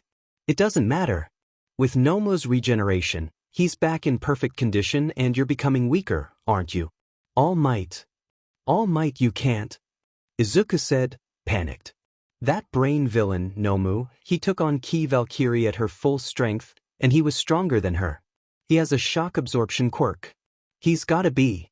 Young Midoriya. All Might held out a hand, silencing him.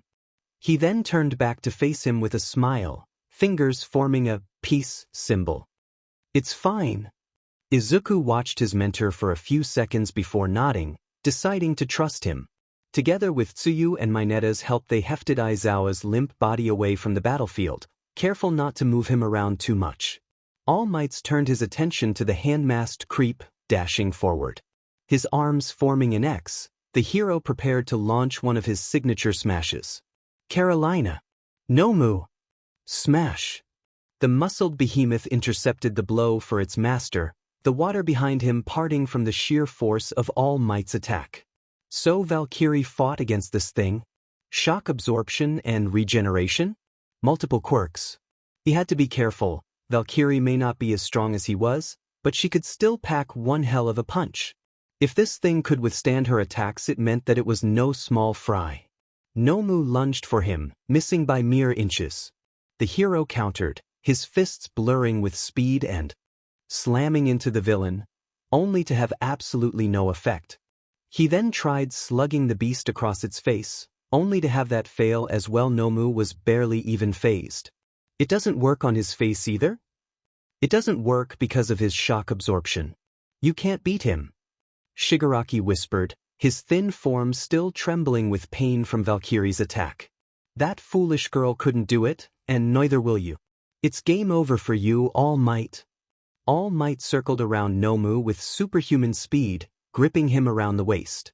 His back arched, heels rising off the floor to prepare for what was unmistakably a suplex. We'll see about that. Kiri burst out from the remains of a burning building, raging flames licking ineffectually at her body. They'd warped her into the conflagration zone and right into an inferno, trying to roast her alive. Looking down, the girl realized her right arm had been severed from the warp gate closing on it. A little focus and it was back again, white particles rushing together to reform the limb. She wasted no time in getting back into the fight, headed in the direction that Izuku was currently in. Busting out of the zone's domed ceiling, the vigilante found a scene most discouraging. Izuku and a few of his classmates were facing Shigaraki, while All Might was about to engage Nomu. But the most troubling thing was that the #1 hero was bleeding from the left side of his torso, a splotch of dark crimson forming under his ribs. His weak spot. This wouldn't do. If she worked with All Might, they'd be able to defeat Nomu, but alone she was unable to. Her output simply wasn't enough. Fighting Nomu solo would result in a stalemate again, just like when she'd fought the mental version of All Might. She needed more power. Power. Kiri began to feel a tugging sensation in her head. Within the recesses of Izuku's mind, Nana and All Might could do nothing but watch helplessly through the host's eyes, fists clenched and teeth grit. For All Might it was looking like he had finally met his match. For Nana it was even worse, as she was faced with the very real possibility that he might lose. She didn't want to watch her student die. Especially when she watched herself die through his eyes. She couldn't let the same thing happen to him. But they were stuck here, unable to interact with the real world. Perhaps they could influence Izuku to do something? No, he could barely even control the power of One for All. She couldn't expect him to do anything in this situation. There must be something they can do, anything. Snippets of everything she'd experienced in the past few days began to echo within her mind. She's a mental projection. That's how she can be in the real world. But don't touch my tree. Oh no. In Norse mythology, the Valkyries were mythical women who chose who was to live and who was to die in battle. Chooser of the slain. Nana's eyes widened with realization. Without a word, she turned and marched towards the giant tree that represented Izuku, placing her glowing palm onto the bark. Kiri! She screamed at the top of her lungs, shocking All Might and making him turn away from the sky he was watching. Please, listen to me. Sensei, what are you? If you can hear me, let me help you. The woman paused to take a deep breath, perhaps the most important breath in her unlife. Choose me. The point where her palm met the trunk began to glow, blinding light radiating from the weathered wood. A deep whooshing emanated from the tree, the light spiraling outwards and expanding to form a doorway. Nana. All Might gasped.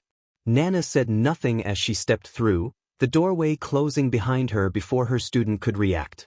Imperceptible radiance and colors of every shade imaginable greeted her. Somebody screamed, and she wasn't sure if it was her. Inside was a tunnel of burning rainbow light, the mental link between Izuku and Kiri. The bifrost between minds, the bridge that reached between the mental world and the real world, a link between two realms. Shimura Nana closed her eyes. Valkyrie opened her eyes. When she gasped, her voice was strange and slightly distorted, like two people speaking at once. She looked down to find herself no longer featureless nor unclothed, now clad in a familiar costume. Black bodysuit with yellow gloves, gleaming white boots, and a magnificent white cape billowing in the wind. The figure turned towards the standoff below, the corners of her mouth curving upward. Hell yeah! All Might took a deep breath, readying himself. Before him was Nomu, an absolute monster, all muscle and instinct. Though young Todoroki and the others had aided him earlier when he was trapped, the beast had still managed to hit him right where it hurt, his old injury opening up and leaking blood. I barely have a minute left. My power has been declining faster than I expected. Even with this wound I can take all you brats on. Shigaraki hissed in pain, one hand clutching his side. Nomu, let's clear this and go home. But I must do this. Shigaraki dashed towards Izuku and his classmates, feet light and eyes angry. But because I am... All Might felt the power of one for all surging through his body, 8 different souls working together, a gestalt of different generations. A power he was deemed worthy of. The symbol of peace. Shigaraki flinched from the sudden increase in pressure, turning towards the hero. All Might leapt forward, his golden locks whipping in the wind. Nomu blurred with speed, a wall of muscle and aggression. Their fists collided in an immense shockwave that sent everyone nearby flying. Unnoticed by all, a flash of black and white was headed right at them like a missile. All Might readied his fist for another punch, Nomu doing the same. Who the hell do you think I am, K-I-I-C-K? An alabaster boot impacted Nomu's face with the force of a bullet train, actually causing him to stumble back. The ground beneath him broke apart, shattering like glass and sending an explosion of rubble climbing into the air. All Might blinked in surprise, whirling around to face his unexpected ally. The new combatant spun midair, adding rotational momentum to her next attack, which came in the form of another ridiculously long name. Get your dinin' hands off him, pew! The girl yelled, her voice slightly distorted. To us. Valkyrie, but she looked drastically different. Though her face, skin and hair still looked the same and retained their milky white color, her eyes no longer glowed green. An ethereal violet. Light shone from within her eyes, twin amethysts sparkling with hope. But that costume, it was impossible. That costume belonged to... Nomu was flung back due to Valkyrie's putting her full force into her punch, the blow acting more like a continuous push. She spun to face All Might, a painfully familiar grin on her face. One that he'd seen before, just not on her. All Might with me, she cried, taking up a combat stance. Formation Delta. The blonde's eyes widened in disbelief, though he subconsciously got into position as well. It was an old battle formation, a favorite of his mentors, in fact. Valkyrie, how? Just do it. Valkyrie yelled, not looking like her usual expressionless self at all. In fact, it reminded him of her. On my mark. Mark. The two heroes dashed forward in unison, one aiming high, the other aiming low. Nomu responded too late and received twin blows that sent him spinning, then another combined attack that pummeled him into the ground. Nearby buildings and walls shook from the impact, massive cracks climbing up their sides. Izuku and his classmates could only watch in amazement, the two heroes executing every maneuver perfectly, each punch and swing choreographed and precise. It was like watching a dance, passionate and heart-pounding.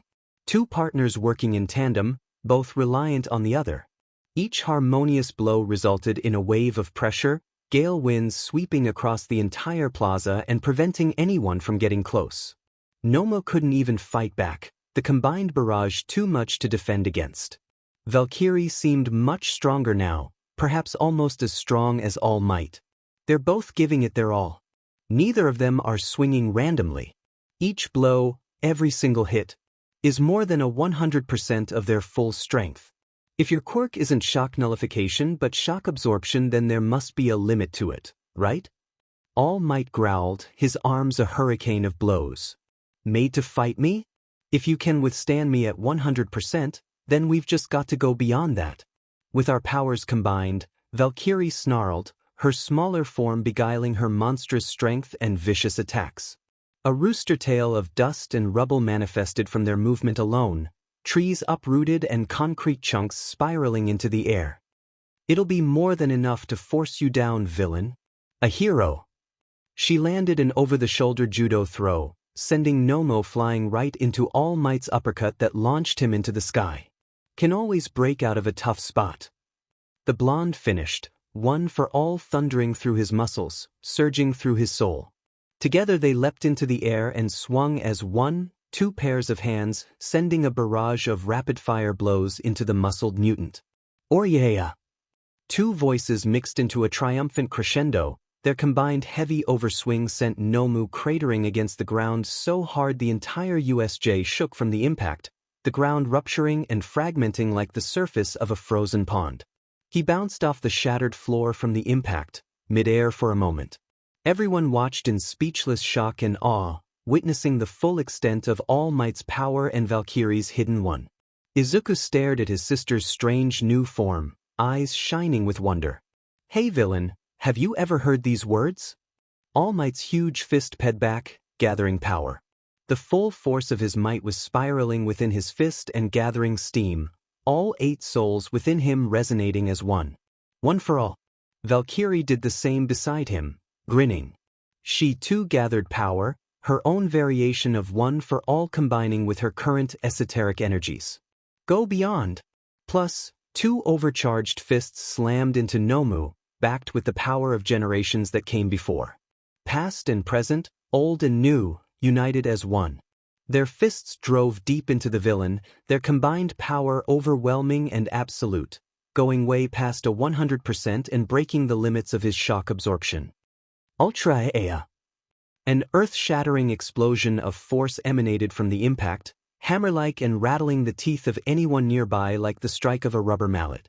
Nomu was sent flying into the domed ceiling of USJ, turning the giant fixed lights into fireballs when he crashed into and through them. The villain's body shot into the sky, parting clouds as he passed through them and over the horizon. They did it. The monster had been defeated with their combined efforts, bright sunlight shining through the hole they had made in the ceiling. Izuku watched, his eyes full of stars. So this was the power of All Might, and the power of his own quirk. He felt his knees trembling, about to give out at the amazing display of heroism before he steeled himself and remembered danger was still nearby. No, it's not fair. This wasn't supposed to arg. Shigaraki screeched, seething with rage at Nomu's defeat. If that girl hadn't shown up, we could have they cheated. Villains like you will never win. There will always be someone willing to fight for what's right. Valkyrie yelled, index finger raised skywards proudly. A hero will never give up, never hide, never be defeated, never accept evil. You ruined everything. The villain scratched at his neck madly. I'll kill you. Before he could rant on any longer, a bullet hole the size of a quarter appeared on both his knees, causing the man-child to scream in pain and collapse. Ida had returned, and he brought the cavalry with him. The Yukata teachers got to work, immediately mopping up the remaining villains with relative ease. Let us retreat for now, Shigaraki Tamura. We cannot afford to lose you here. Kurogyri hissed, finding difficulty in creating a warp gate when 13th's black hole began to inhale his fog. All Might, and you Valkyrie, you'll pay for this. Shigaraki howled, crawling into the shuddering warp gate. You'll all pay, you DMN cheaters. This isn't over. I swear it. Both heroes leapt forward in an effort to catch them but to no avail, the gate closing just inches away from them. Izuku and his classmates were further back, still a little too stunned from the sheer power displayed in the fight to move. All Might huffed, a little spent but ultimately all right. Without the help Valkyrie provided, he would have been forced to put much more stress on his body, possibly even shortening his transformation time or worse, his remaining lifespan. Speaking of the vigilante, she was eyeing the hole Nomu made in the ceiling with a low whistle, giggling a little. How unprecedented. This was the second time that he'd seen her with actual facial expressions and outward emotions. But more importantly, that costume, those moves, that smile. They all belong to, just like old times. You haven't changed a bit, you know? Still reckless as ever. Valkyrie turned to him, smiling warmly. There it was again, painfully familiar and nostalgic. I'm so proud of you. Miss Valkyrie. All Might whispered, uncertain on what to say. Who are you? Ask stupid questions, get stupid answers. She chuckled, glowing with alluring light. For a moment her face and body changed, though her costume remained the same. He knew that face. A mole below her right cheek. Dark hair tied in a partial bun, 2 long strands framing her face. Pearly white teeth gleaming alongside a radiant, cheerful grin. A halo of 7 glittering stars encircled her head like a miniature galaxy, giving her the appearance of an angel descended from heaven. "Nana?" he breathed. Steel-gray eyes glimmered with nostalgia, time seeming to trickle to an eternity between those precious few seconds. "See you around, Toshinori." With that final statement and smile, she faded away in the wind, her form dissolving into smoke. All Might reached out to grab her hand, to just hold her one last time. Her ectoplasmic, ethereal fingers slipped through his, leaving no trace that she'd ever been there. A phantom from the past, come to aid him in his time of need.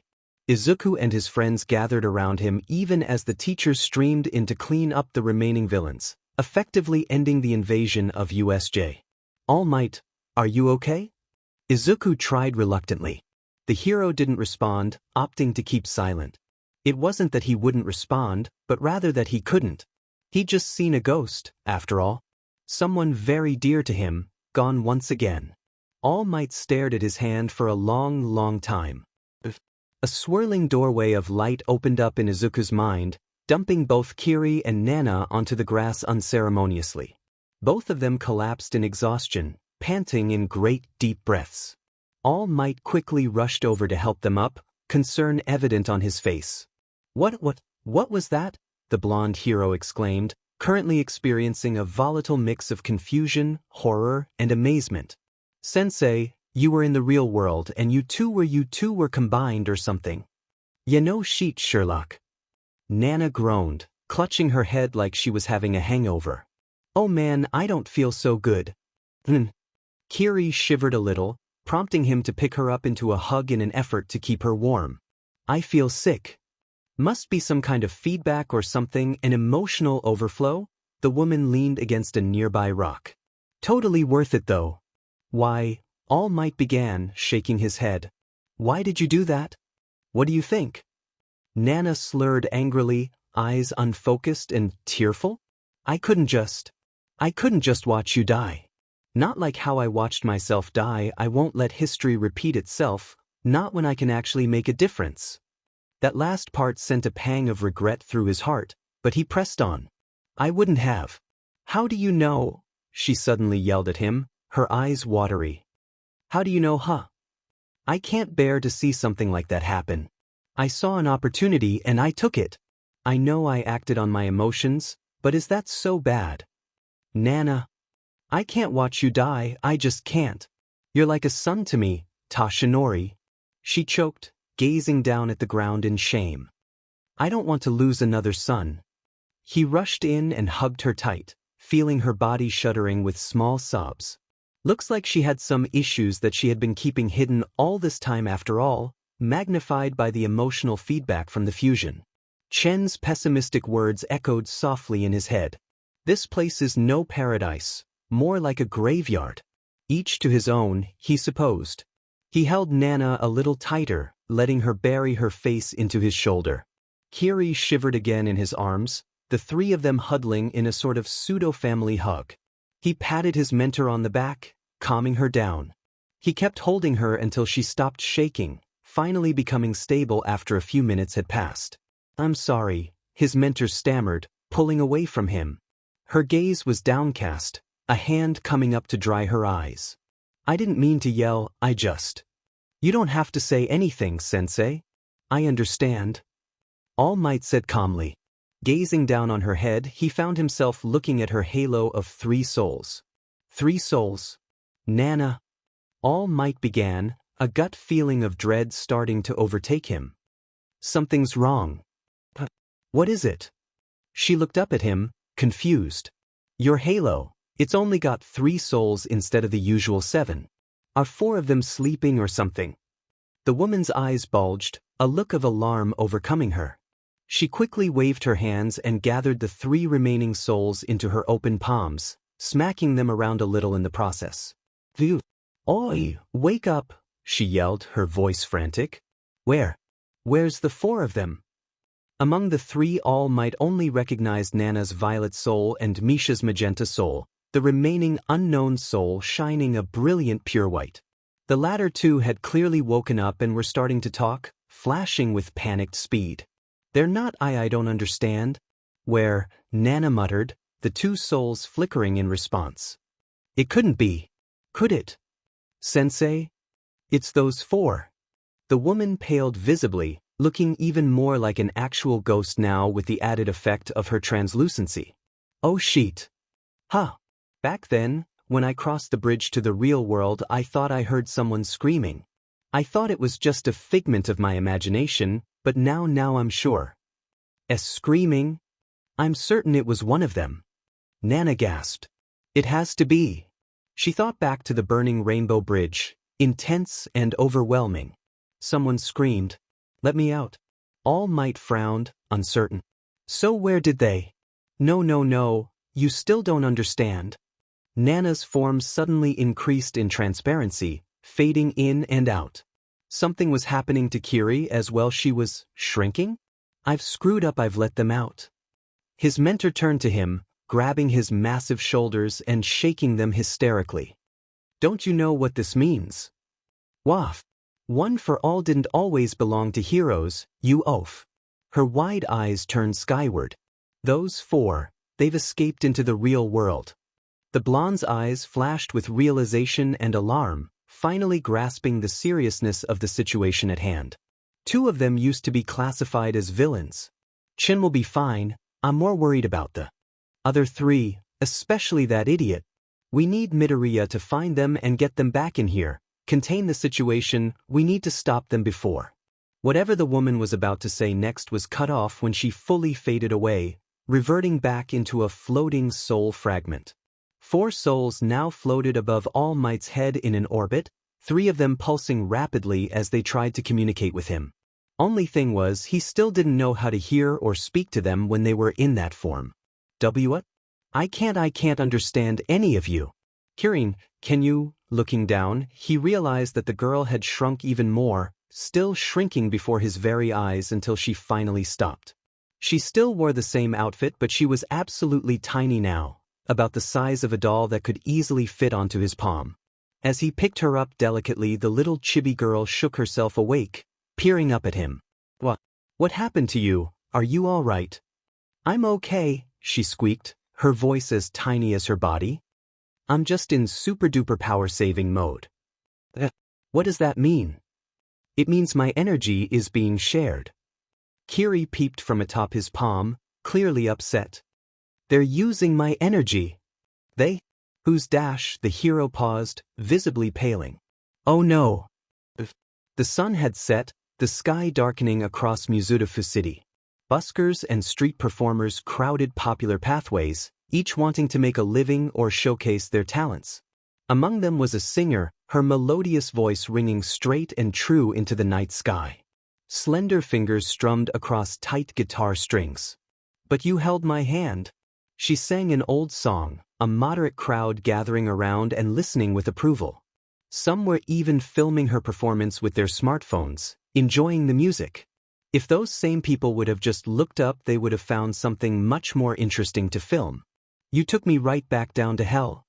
Four shining souls, each boasting a different color, streaked past the wispy clouds, pale moonlight guiding their journey across the starry heavens. They left trails of ghostly light in their wake, for horsemen riding through the inky darkness.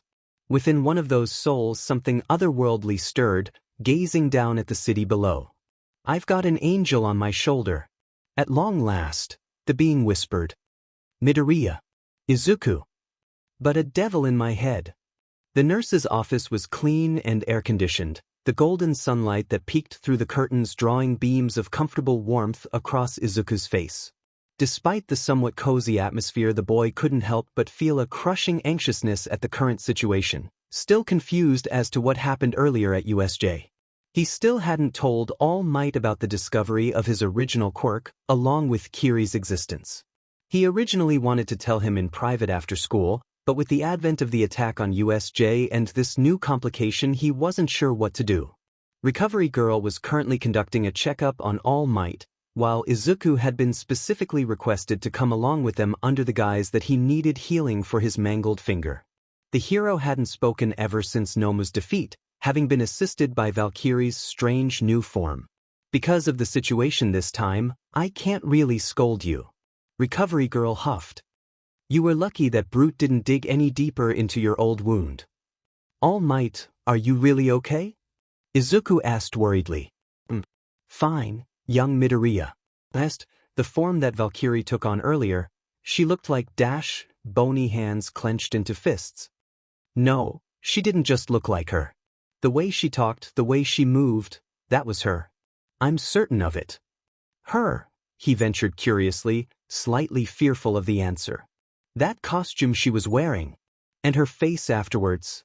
That was Shimura Nana. All Might grunted as Recovery Girl continued to bandage him. I was planning to tell you later on. She was my mentor, the one who held one for all before me. The question is, how is Miss Valkyrie connected to her? It just doesn't make any sense. Mentor. Maybe it's her original quirk, or maybe she's friends with Valkyrie. I doubt it.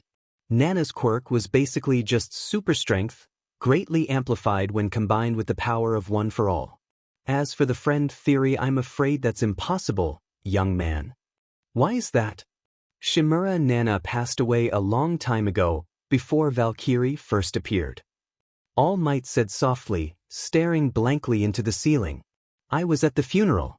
A strange feeling of sorrow mixed with regret tugged at Izuku's heart. Should he tell All Might that he too was connected to Valkyrie? The current circumstances were simply too complicated to explain right now. He needed to ask Kiri what was going on. Why had she taken on the form of a person who was long gone? No, she wasn't just a person. She was someone who once wielded one for all. A sneaking suspicion was beginning to worm its way into Izuku's heart.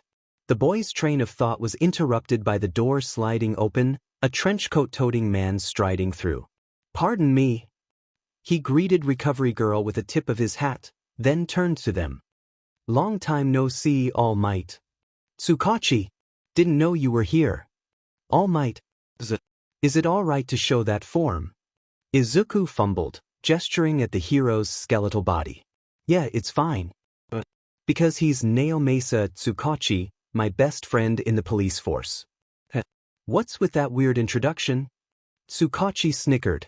Sorry to cut to the chase, but I need all the details on the Vil. Wait please. More importantly, are all the students okay? All Might asked worriedly. What about Aizawa, Eraserhead, and 13? The students are fine save for a few light scratches, and the two teachers are in a stable condition for now. 13 suffered from some heavy lacerations, but he'll be fine after some treatment.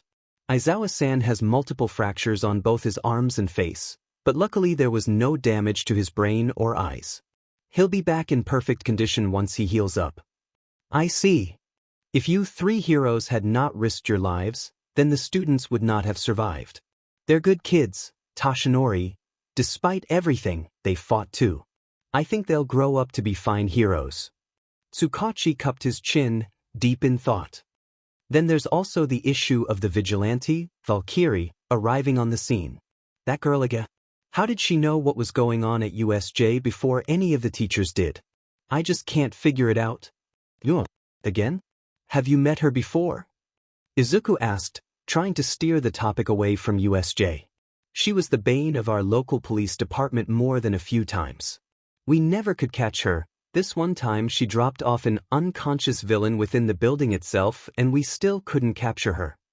The detective's expression soured, apparently remembering something unpleasant. Then she ate all the sugar cubes and donuts in the station before she left and we couldn't do a DMN thing about it. The boy coughed nervously. Yep, that's her all right. Can you believe it? A police department with no sugar for our coffee and no donuts. And just last month she dash. Speaking of the girl, we've got a new mystery on our hands. All Might interrupted. Valkyrie took on the form of one Shimura Nana earlier. Shimura? Isn't that? Tsukachi frowned. This is a new development. We're gonna need all the help we can get to figure this one out. As the two friends began a lengthy conversation on the ongoing investigation, Izuku tuned them out and looked towards the afternoon sun setting over the horizon. He was worried for his little sister since she disappeared right after the fight with Nomo. And that form she took, it couldn't be. Could it? Izuku went straight home later that night after his finger got healed by Recovery Girl, his mother greeting him with a concerned hug. He was beginning to worry. Kiri still hadn't appeared, and he was starting to get a bad feeling about all this. As the boy tossed and turned about in his bed, the anxiousness within him prevented him from falling asleep. He gazed out of his window and at the night sky, hoping to find some peace in staring at the stars above that always calmed him down when he was younger.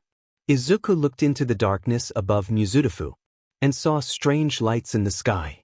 A closer inspection revealed that something was falling from the heavens. Not just one, either a quartet of twinkling stars left fiery, multicolored trails behind them as they screamed across the sky, almost looking like a meteor shower. Probably the effect of some flying hero or an aircraft, he reasoned.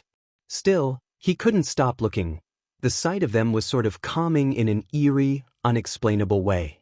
Tracking their path invoked an odd, almost familiar sense of nostalgia in him. They were beautiful, for distinct colors of orange, blue, red and green. The 4 stars fell in parallel, an unearthly rainbow in the night, until they split off, branching into separate paths. Izuku's eyelids started to droop, sleep finally overtaking him.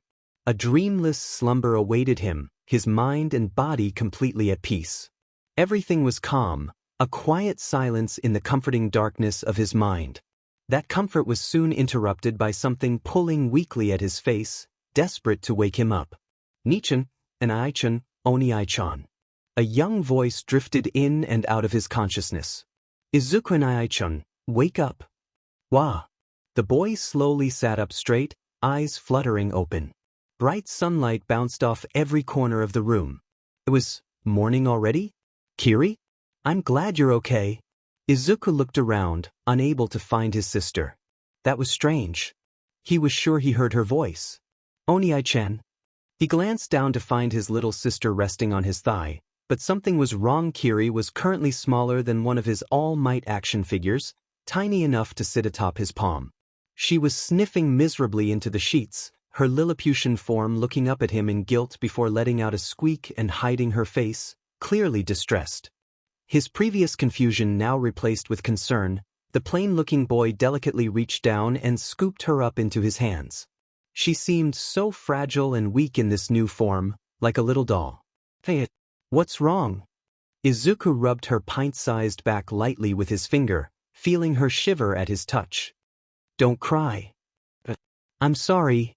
Kiri sniffed, her minuscule hands coming away to wipe away equally small tears. She pulled on her little hoodie to cover her head, curling into a tight ball on his palm like a tiny cat. "I didn't tell you, because I didn't want to shock you." "HM? You mean Shimura Nana's form." She nodded meekly, not daring to look at him in her shame. Izuku brought both hands up closer and nuzzled against the girl gently, feeling her hug his face.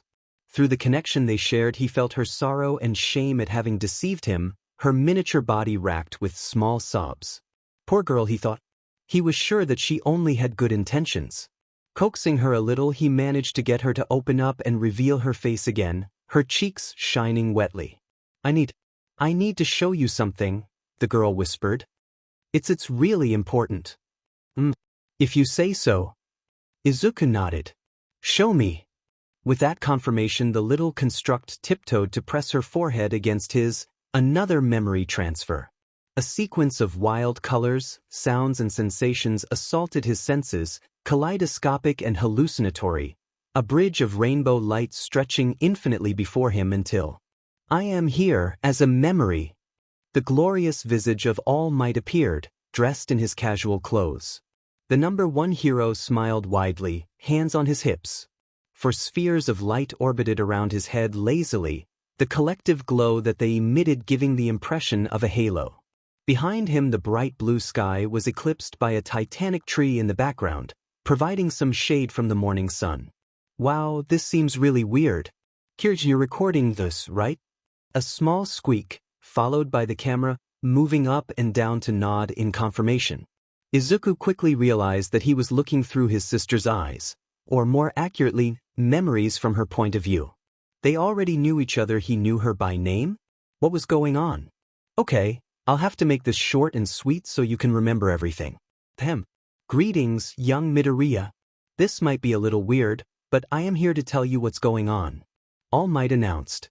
Since I passed you the power of one for all, a fragment of me now resides inside your head. That's right, we're live from within your mind, young man. Frankly, I had no idea something like this would happen. How unexpected. Izuku could barely even believe what he was hearing. A fragment of All Might was in his head. The very notion was absurd and absolutely ridiculous, but hearing it come from the mouth of his hero caused him to think twice. If he could cry out in surprise, he would have done so the instant he comprehended that shocking revelation. I know. It's really strange, the hero coughed sheepishly. But wait, there's more. There's more. I'm not the only one in here. Turns out whenever One for All is transferred to a new wielder, a fragment of the previous wielder's soul is taken along for the ride. All Might pointed to a violet orb in his halo, which flashed twice. This here is Shimura Nana. That's how little Kiri-chan was able to assume her form. She's in here too. She says hi. At least, I think that's what she's saying. What? But the thing is, something went wrong, young man. The hero leaned in closer, his voice serious. I regret to tell you this, but when Kiri and Nana did their combining thing, there was a breach. For souls, previous wielders of One for All have escaped into the real world. Now, I know this sounds really bad. All Might paused and scratched his head. Okay, it is really bad. Nana and I can't do anything from in here, and Kiri-chan is completely drained from both the fusion and the fact that the 4 escapees are using her power and the power of One for All to manifest themselves as projections. But she can track them down. Therefore, it's up to you to retrieve them. What? 2 of them are villains and must not be allowed to wreak havoc in a world which they do not belong. We also don't know what kind of negative effects there'll be on you or One for All, so we need them back in here as soon as possible. I know this is sudden and selfish. I'm sorry, Midoriya my boy. I wish there was more I could do, but it's all right. Remember, I chose you as my successor for a reason. So believe in me, who believes in you. It's all up to you now, young man. The memory ended abruptly, Izuku pulling away into reality and gasping for air. He immediately started shaking with fear, alarmed and confused. There was a bunch of people, dead people, living inside his head? That was insane in more ways than one. And 4 of them have escaped. Not to mention, All Might expected him to retrieve the escaped souls who once wielded One for All? What was going on? This was all so sudden. And his suggestion that they would wreak havoc, there was the underlying implication that some of them might not be so inclined to go back into his head. The boy started to hyperventilate, overwhelming fear consuming his thoughts. 2 of them were villains. A pale hand reached out for him again with killing intent, a nightmare vision of the thin man that had led the assault on Uete. Izuku shivered at the memory, trembling. He would have to face villains right after he'd already did yesterday? He didn't even know how to use the current iteration of the power correctly. Up against individuals with probably years of experience, how could he couldn't? A little whine from Kiri caught his attention, the boy glancing down at her to find a crestfallen expression on her childish face. I'm sorry, Onyan. She whimpered pitifully, clearly blaming herself for what had happened. I'm supposed to protect you, but I only caused TT trouble for you. She scrunched up her eyes, sniffing and hiccuping. Seeing her upset like that caused him to forget his fear, a newfound sense of determination seeming to flow from deep within his heart. It's all up to you now, young man. All Might's voice echoed.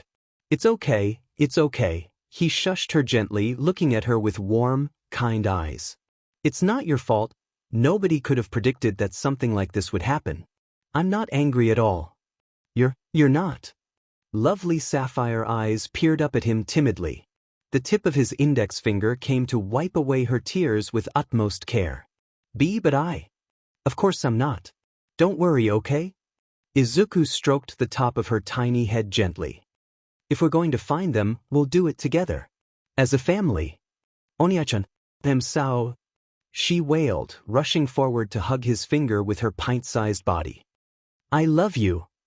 You don't have to be sorry for anything, Kiri. I love you too. Izuku glanced at his bedside clock, noting the time. 6:57 a.m. Right? Classes were cancelled today due to the attack on USJ yesterday. There was no time to hesitate or be held down by fear. The four were still out there, and All Might was counting on him to return them from whence they came. Come on, we need to find them. Okay. A new look of determination gleamed within the girl's eyes, with her nodding fiercely. Izuku quickly changed into some casual clothes and scooped up his miniature little sister to place her atop him, a literal angel on his shoulder. He didn't bother to wake up his mom in the rush. Time was of the essence. A stray thought occurred to him. Should he call the real All Might for help?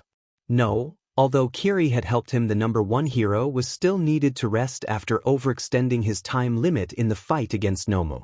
To ask him for aid now had the potential to shorten his hero form's remaining time even further, something that the symbol of peace could not afford. Additionally, explaining the entire situation to All Might or anyone else would already take up a huge portion of time that he did not have. The longer those four roamed free, the more likely that complications would occur. He had to do this himself. Grabbing his smartphone and an old backpack, the boy took a deep breath and trudged out the door with his sister at his side, his heart filled with a volatile mix of nervousness and confidence. Izuku bobbed and weaved between the human traffic of downtown Mizudafu, paying them no heed to focus on his current mission. He wore an old, graying All Might hoodie with Kiri hiding inside the hood and clinging onto him, whispering directions into his ear. Her instructions led him right through the center of the city, out of the busy streets and into the lesser-developed areas. Eventually they made their way to the outskirts, Kiri pointing to a hilltop where an old, traditional-looking house sat. The pair made their way up dozens of stairs quickly, Izuku thankful his day's training with All Might had paid off in such a way. What kind of person would he meet, he wondered. There was simply too little information to work with. Finally reaching the summit of the hill, he found himself standing at a dilapidated gate, the wooden frame rotting and mottled with algae. Izuku pushed it open cautiously and stepped past it, wincing when the rusty hinges let out a bone-chilling creak.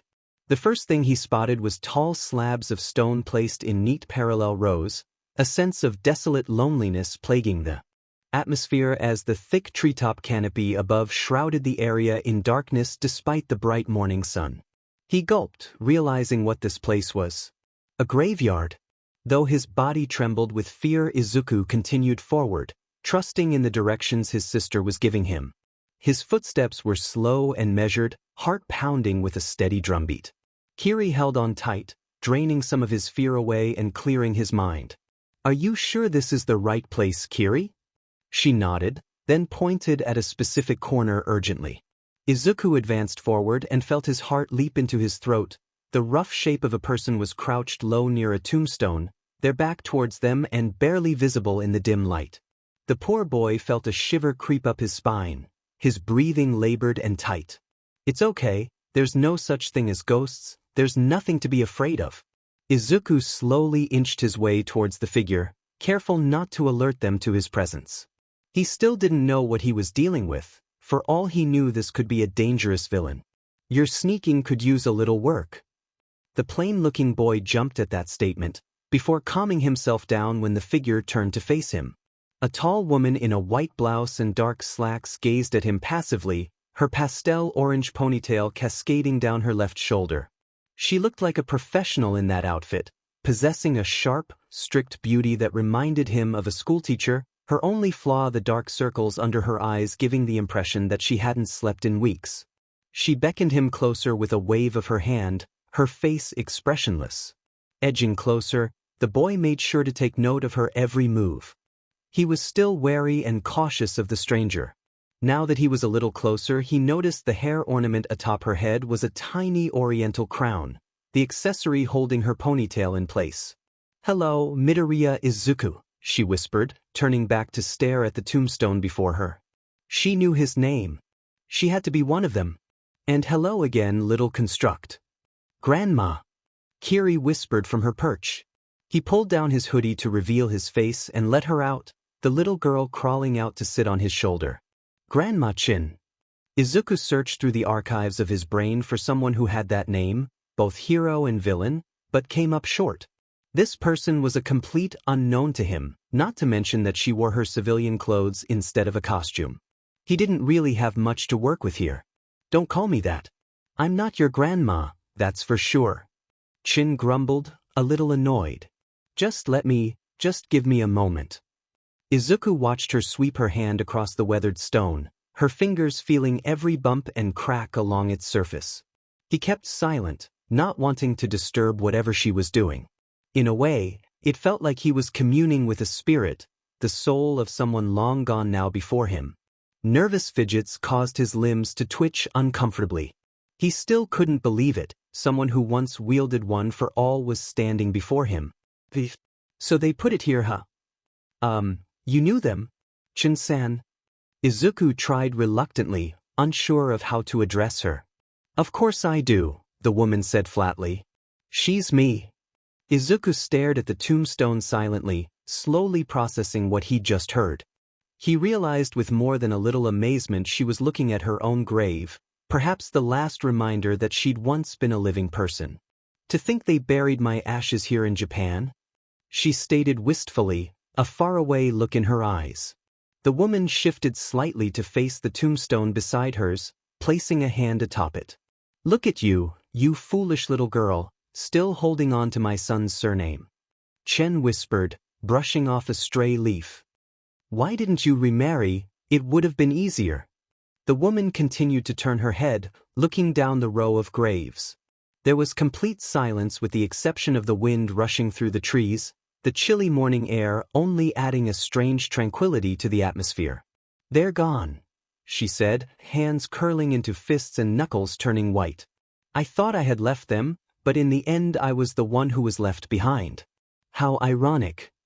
I'm sorry, Izuku said softly, finally understanding that she was standing among the graves of her family.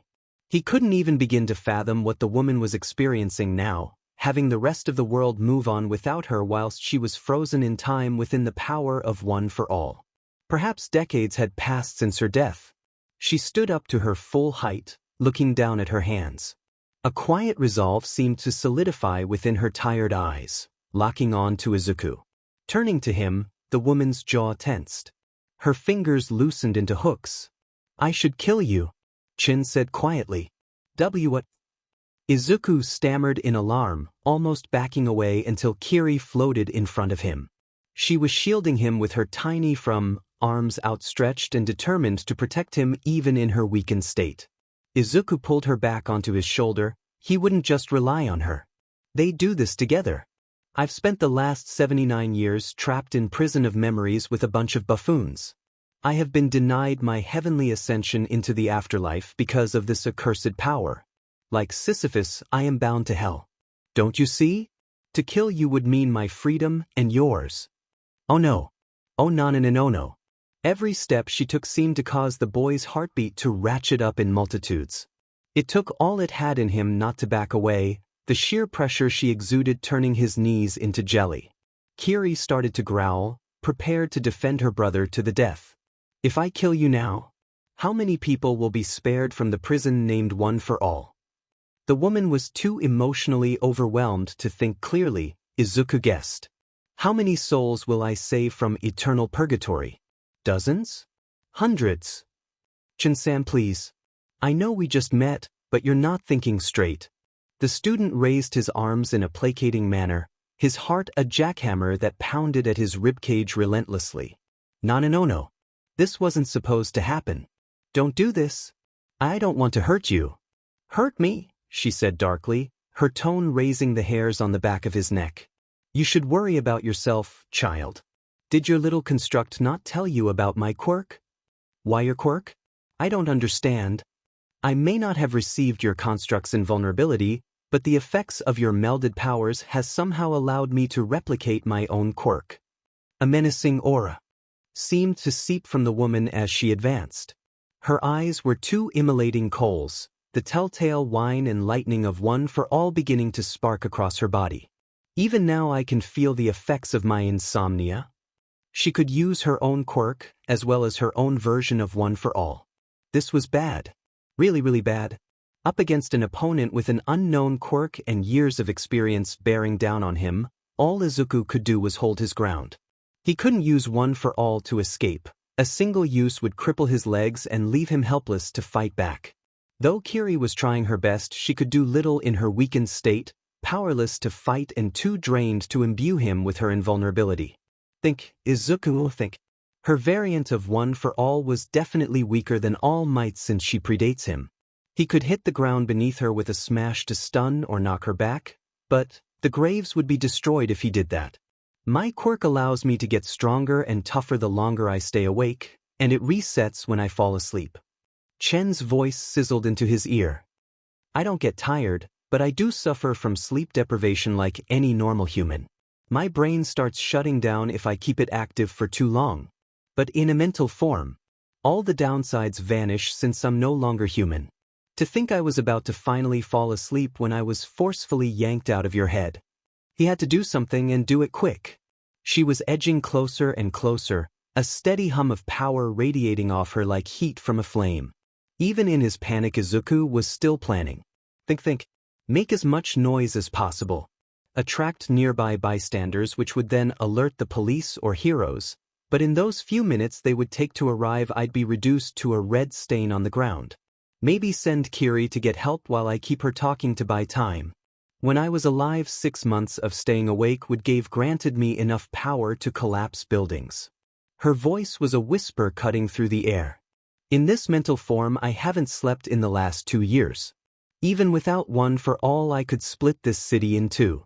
That last part sent a tremor through Izuku's body, causing the boy to steel himself with a sudden defiance and determination.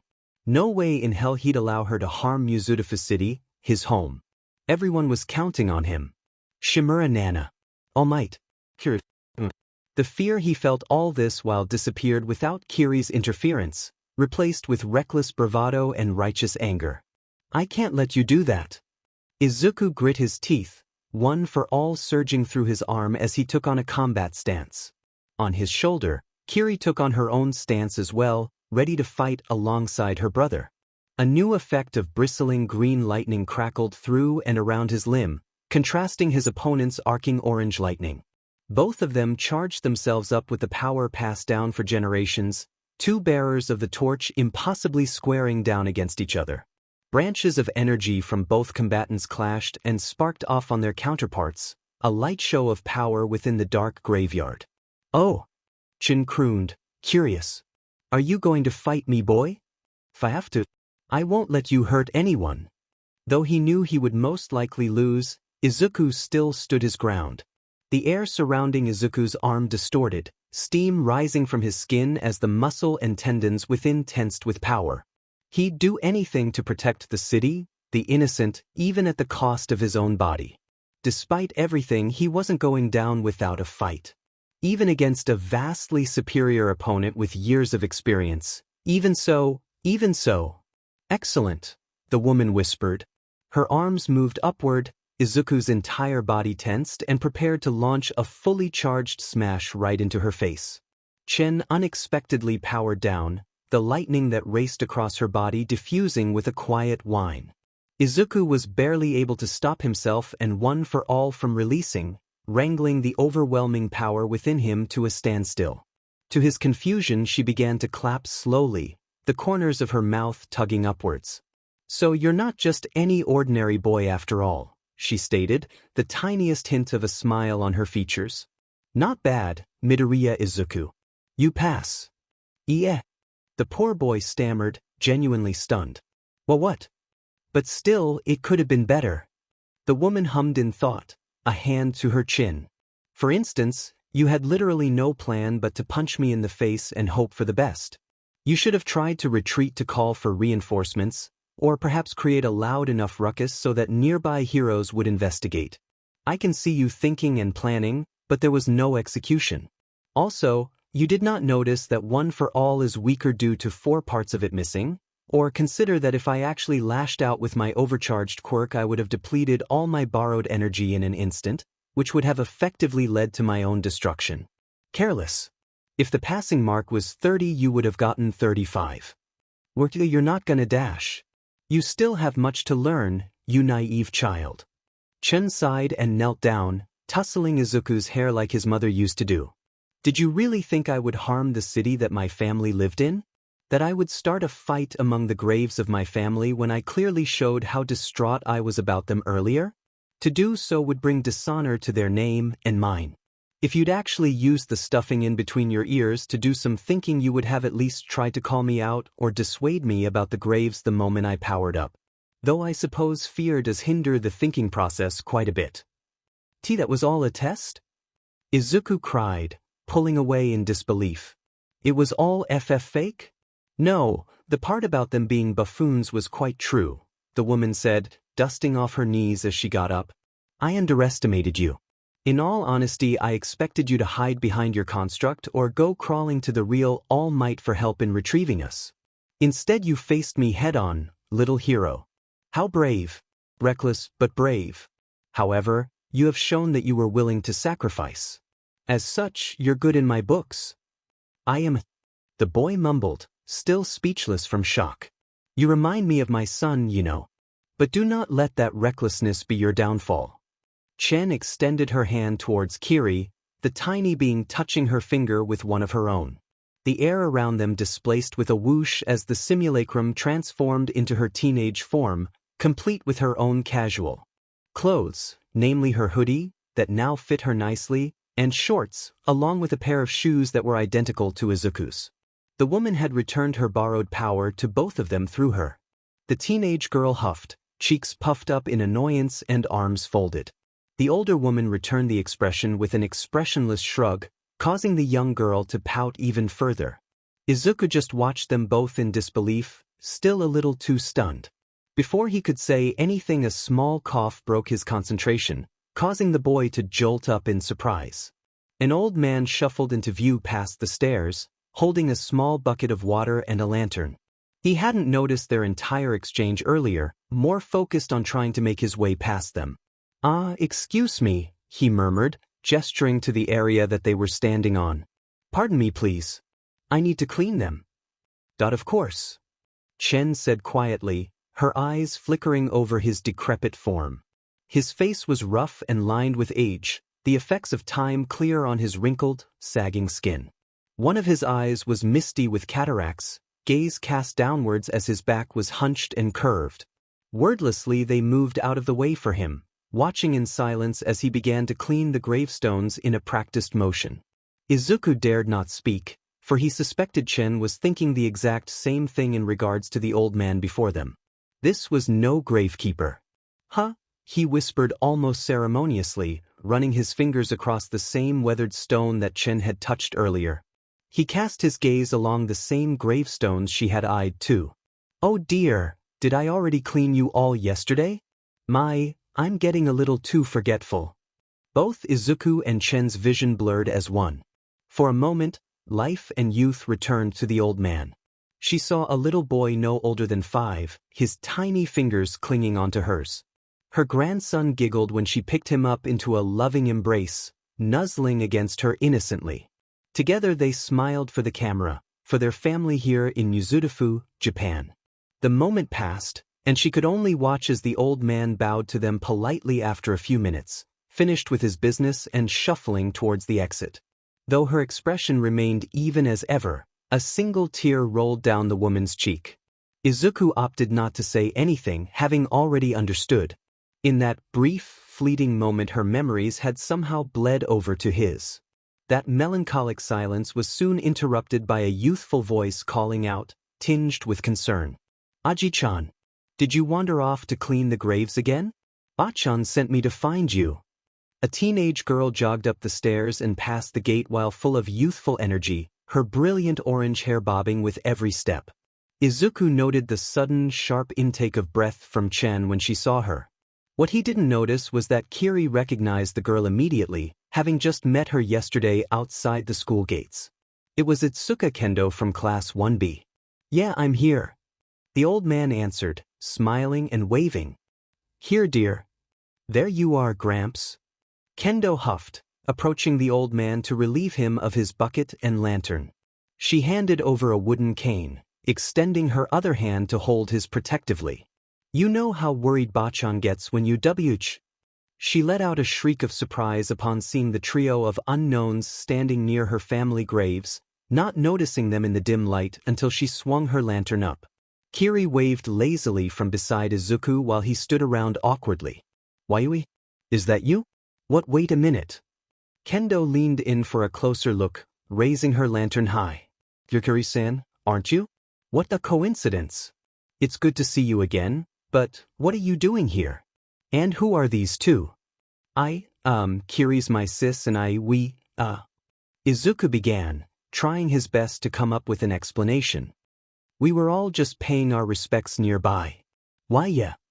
Kendo squinted at him suspiciously, a finger resting on her chin. She was quite the looker even in that loose blouse and shorts, most likely her home clothes, but the more important thing he noticed was how she somewhat resembled Chin, her orange hair being an indication that they were related by blood. Of course she did, Izuku thought. She's probably her great-great-granddaughter. Hey, haven't I seen you before? Kendo hummed. Now I remember, you're from Class 1A, aren't you? I've seen you around the cafeteria and after class. You're that plain-looking boy. Yeah? You're from U.A? Yeah. I'm from Class 1B. Itsuka Kendo, at your service. I guess your sister hasn't told you about how we met yesterday. She doesn't talk much. The girl smiled, friendly and welcoming. I'm Midoriya Izuku. And nice to meet you. Izuku said sheepishly, blushing a little. His nervousness around girls was beginning to act up again, and it didn't help that Kendo was rather attractive. No, focus. You there, girl? Chin suddenly said. She locked eyes with her descendant, her stern features causing the girl to gulp unconsciously. Is your family doing all right? Yeah, why? Don't worry about us going back, we live close by in that big house over there. Kendo thumbed over her shoulder at the traditional-looking house they'd seen sitting atop the hill. Sorry about old Gramps. He likes to venture out here once in a while to clean the family graves. Say, since you're here, would you guys like to come in for some tea? Our treat. Perhaps another time. The woman smiled warmly for the first time in decades, her gaze softening. All right if you say so. Chin. Right. Nice meeting you. She glanced between the trio before shrugging and holding onto her grandfather's free hand, guiding him carefully. Come on, Ji-chan. Let's go home. Izuku turned to the phantom worriedly, hesitant. She was watching them slowly walk away, a peaceful expression on her features. Chin-san. Is this really okay with you? He whispered to her. Don't you want to say anything else to them? I mean, they are your family. I've seen enough. As long as they're happy, she said softly. Then I'm happy. Bye-bye. Kendo and her grandfather turned back to wave at them, friendly smiles on their faces. See you around in school, you too.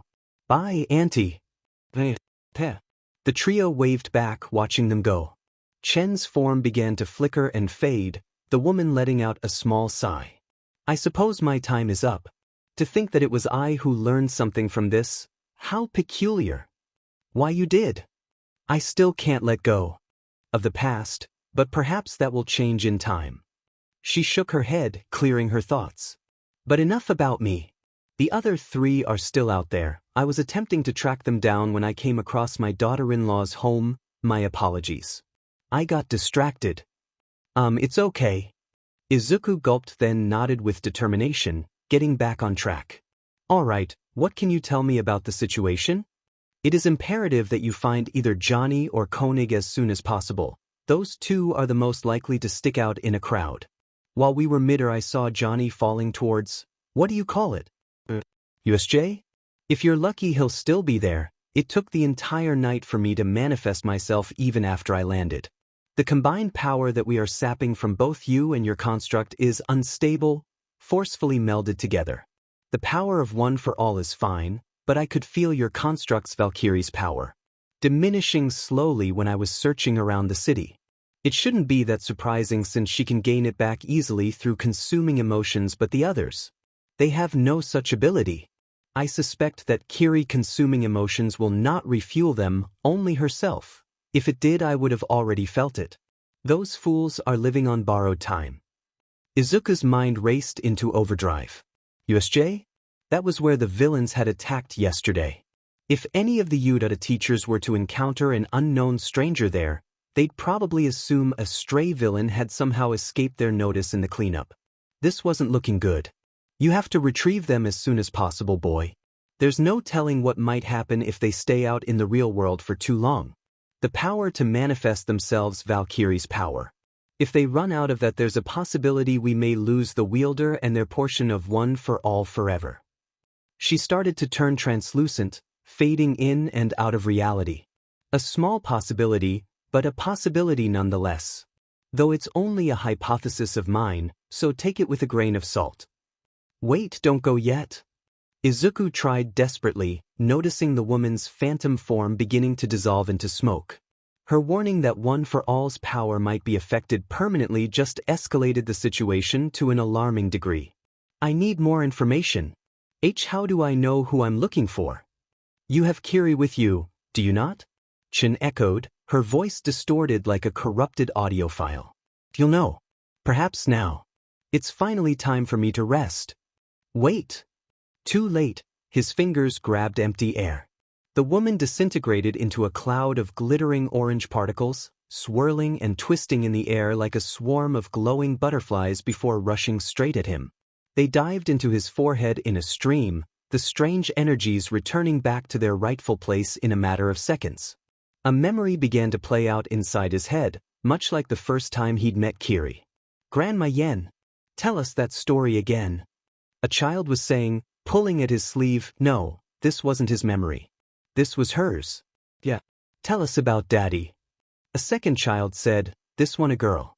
She was holding hands with a third child, her baby brother. I want to know more about him. Well, children. He scooped up all three kids and plopped them onto his lap, leaning back into the rocking chair. My son, your daddy was a very brave man. He was known as a hero. Izuku gasped, rushing back into reality. That memory was never mind. He didn't have time to contemplate on what he just saw. Now he had to find the remaining three, especially the one that landed near USJ before you and he noticed. No pressure. Kiri turned back into her miniature, power-saving mode and darted into his hoodie once more at his instruction. She was still running at 2/5 of her full power, so they needed to save her energy just in case. Together they rushed down the opposite set of stairs and headed towards the beach, in pursuit of the next interloper. Chen manifested within Izuku's mind with a loud whoosh, All Might's folded arms and frown being the first thing she saw when she returned. Her orange soul fragment reignited into existence on his halo, resulting in a grand total of 5 souls. Greetings, Tashinori Yagi, she said flatly. Though I admit, I didn't expect to see you so soon once again. What kind of a test was that? The hero grumbled. You didn't have to go so far as to scare him. With the limited time they have, was a test even necessary? The boy needed to prove to me that he was willing to sacrifice and think for himself. When you first chose him, I doubted your decision and your sanity. The hunter snapped her fingers to manifest a cup of hot tea. But I can see now why you did. He has potential, I'll admit that. Also, it was a short test. I wouldn't have made it longer than a few minutes. Nana's violet soul rotated into view, flickering wildly atop the blonde's head. Even without looking up, he could sense her rapid flashes, speaking without words in that strange light language. You can't blame me for not trying, Nana. Chen nodded at Nana, sipping at her tea. You know I'm not good with her kind. What are you guys talking about? Nana's yelling at me because I didn't manage to track down Koenig, one of the more unpredictable ones. It can't be helped, I suppose. More rapid flashes from atop the hero's head. Calm down, she probably won't eat anyone. Chen downed her tea before humming in thought. Probably. What? All Might yelled out in horror. She's mellowed out over the years, so she's no longer the killing machine she once was, I think. The woman shrugged. Anyways, I sent him to find Johnny first. Who knows what that man is up to? In the forested land surrounding USJ, Yada teachers present Mike and Hound Dog were facing a most bizarre situation. They'd been tasked to investigate and sweep the grounds when the sensors detected strange energy readings in the area, with them assuming it was a villain or two that took part in the attack yesterday and somehow escaped into the forest. But instead of them finding someone had found them. Before the pair of teachers stood a towering, shirtless man, muscular and clad in blue denim jeans with tan work boots. An alabaster bird-like mask reminiscent of an eagle's skull sat atop his head, long locks of blonde hair spilling out from the gaps between decorative feathers. "Hey, you folks wouldn't happen to know a guy named All for One, would ya?" The mystery man grunted in heavily accented Japanese, his voice rough like sandpaper. "Never heard of him." Present Mike answered calmly. "Friend of yours?" "Nah, I was hoping you'd know where he was so I can kill his butt." Beside him, Hound Dog began to growl, clearly wary of the strange intruder. Said intruder simply ped his head in response, intrigued. "You'd better control that mutt of yours, Corn Man." Perhaps a little introduction would do us some good." Present Mike made a discreet hand motion to signal Hound Dog not to attack. "I'm Present Mike and this is my respected colleague, Hound Dog. We're teachers from Udata High School. Look buddy, you're trespassing on private property." "Hi, I'm Johnny," he said casually. "I'd say it's nice to meet you, but then I'd be lying. We're wasting our time." Hound Dog snarled, starting to take a step forward. "Let's just bag this villain and get this over with dash." "Villain? I ain't no villain, Mad Dog." "Hound Dog. Whatever. If you'll excuse me, I've got places to be." "No you don't." Present Mick's eyes narrowed behind his trademark shades. "You're coming with us downtown and the police are going to have a nice, long chat with you." "Oh, what? You gonna sick your mud on me if I don't want to?" Johnny grumbled, annoyed. "I don't want to hurt you guys, I'm just looking for someone. Get down on the ground and put your hands behind your head." Hound Dog's muscles rippled with power, veins throbbing along his massive arms. "You have 5 seconds to comply." The man ped his head again, much like how a real eagle would when examining something. A bright blue pupil peeked out from the hollow darkness of his skull mask, bearing a row of ghostly white teeth that glinted in the morning light. "I'm afraid I can't do that." 3 seconds. "No. Get out of my way. I won't ask a second time." "That's it. You're under arrest." Hound Dog growled and stepped forward. He reached out for the man's arm with his capture cuffs at the ready. The man bounded towards them without warning, Hound Dog responding by leaping forward with a frightening speed that belied his size. Just as the Udata teacher was right on him, he jumped, kicking off his pursuer's back and rushing towards Present Mike. He pounced, closing the considerable distance between himself and the other teacher in the blink of an eye. His fingers were splayed open, centimeters away from grabbing Present Mick's head in an effort to push off him to make his escape. Present Mike roared, the bass thunder of his voice magnified 100-fold by his quirk. A focused wave of overwhelming sonic energy that erupted from his throat and slammed into his opponent with the force of a speeding truck. The ground beneath the hero shook, trees unfortunate enough to be in the path of his attack stripped of their leaves in a mere instant. Fury made manifest in the acoustic spectrum.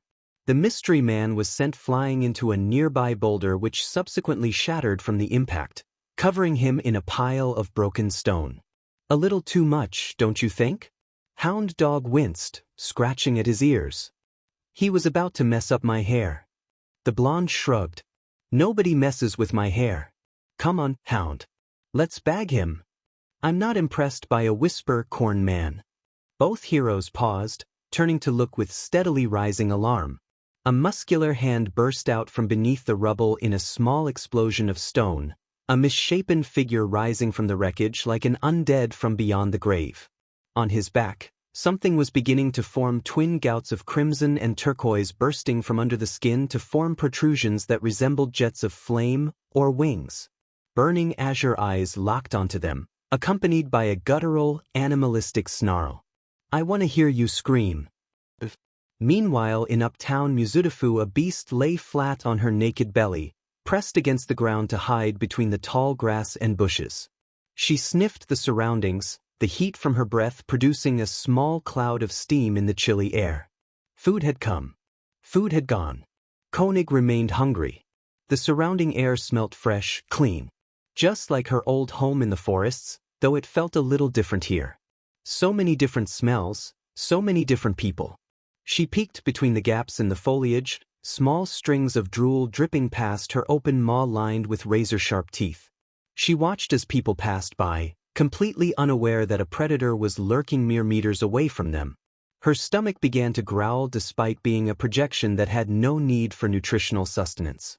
But then again, this was an opportunity to have some real food, not some thought construct that she dreamt up. Maybe she should come out? No, she had to control herself, at least to the best of her abilities. A few times she had saw what she wanted, but just barely restrained herself from leaping out and taking it forcefully. Hungry, want food. More and more people walked past the tall bushes she was hiding in, each exuding a unique scent. The salty and bitter sting of human sweat assaulted her sense of smell. She watched them carefully with her brownish-red eyes, still as a statue to remain undetected. None of them had what she wanted. She had good reason to conceal herself. In the past, people would often react in alarm or fear whenever they encountered her in the woods, most of them not wanting to tangle with her. Once a local mob had even tried to hunt her down. She still remembered the glare of their torches, the clanging of their pitchforks. She couldn't exactly blame them. After all, they had mistaken her for the true beast in the woods when in reality she'd been fighting him for territory. Then some local heroes got involved and the situation escalated beyond her control. Her thoughts about the past were interrupted by something different entering her range, sticking out like a beacon in the sea of scents. A light, slightly sugary smell, milky and sweet. The smell of children nearby. She could hear their youthful laughter, bright and innocent. Children always gave more. Koenig liked her lips. Izuku landed on the ball of his feet with a bodily thump, having climbed the fence that surrounded the forest near Y. By itself, USJ was heavily protected, but its outer perimeter only had sensors to detect unusual energy signatures, so he'd be fine as long as he avoided any security cameras. Even taking that into consideration, the boy had formed a makeshift mask with his hoodie's hood and t-shirt. He was getting closer to the building now, Kiri guiding him to their next objective. He just hoped he wasn't too late. An earth-shaking boom shook his bones and caused him to flinch, the boy whirling about to face the source. A new series of gunshot-like cracks split the air, followed by smaller staccato thunderclaps. Kiri pointed towards the chaos, confirming his assumptions. Izuku ran towards the fighting reluctantly, the rough sketch of a plan already formulating within his mind. But first, he had to get to high ground to observe the situation. Cresting a small hilltop, he finally found the source of the conflict. Down in an open clearing in the forest, two individuals were beating the absolute tar out of each other, each blow resulting in a miniature explosion of dust and debris. One of the combatants was Hound Dog, his muzzle-like mask cracked in half and exposing a multitude of jagged, razor-sharp teeth within his snout. Up above in the air, a thin figure was gliding around the chaos, occasionally letting out a focused blast of explosive sound at Hound Dog's opponent. Present Mike was flying, his costume extended into a wingsuit and using his quirk's recoil to propel himself through the air. His rarely seen banshee mode, Izuku realized.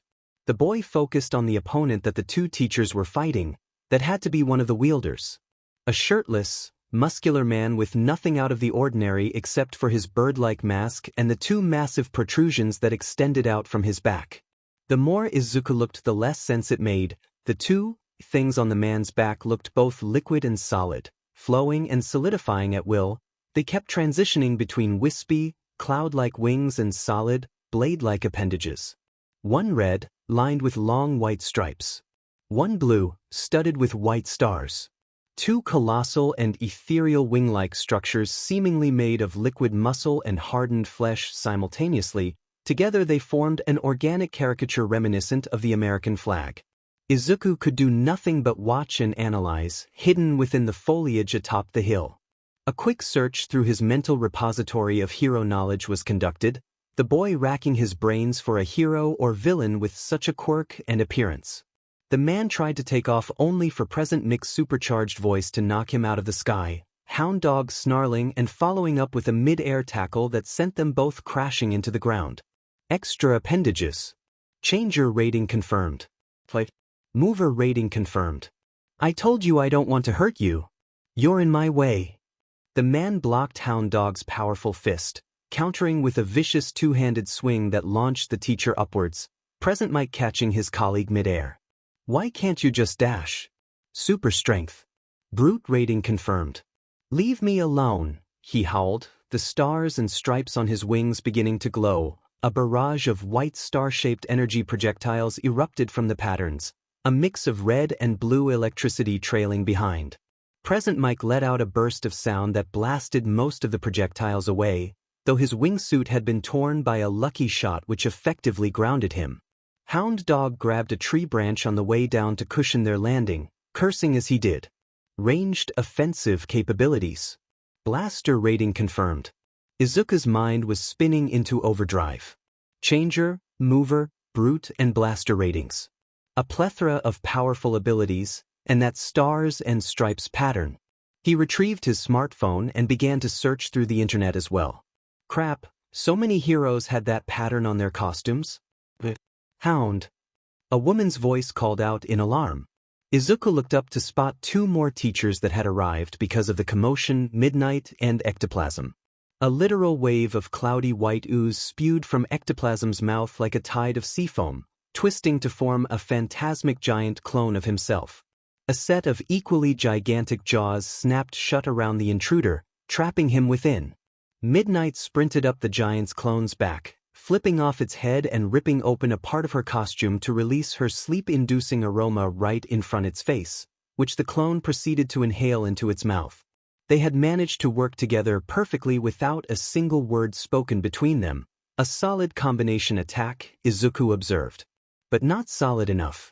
The man exploded out of Ectoplasm's giant clone in a whirlwind of blades, shattering teeth on the way out like water bursting through a dam. It wouldn't have worked anyway since he was a projection, unaffected by Midnight's aroma.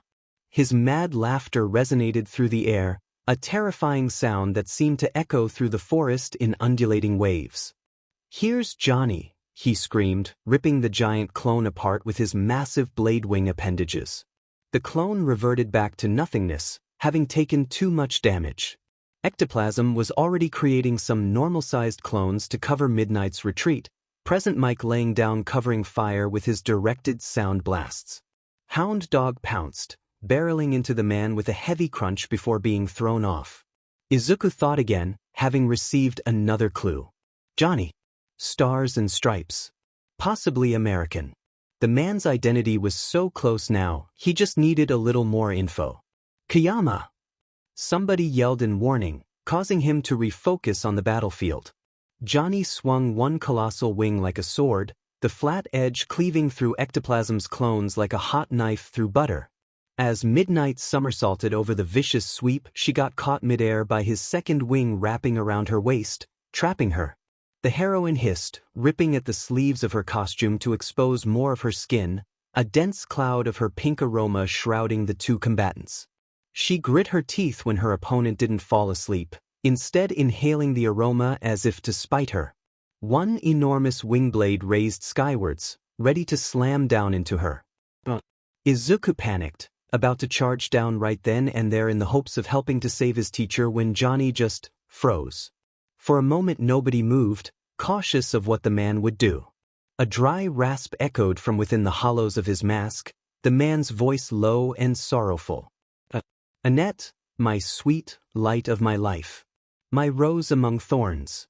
He delicately trailed a single, trembling finger down Midnight's face, the teacher struggling within his grip. My guiding moonlight. For a moment Izuku's vision blurred and Midnight's form seemed to flicker, overlapping with the image of another woman in a different costume. A flowing green cape and a pristine white costume with the symbol of a crescent moon on her chest. Then she was gone and Midnight was still there, looking utterly confused. What? Izuku connected the dots. He'd heard that phrase before somewhere.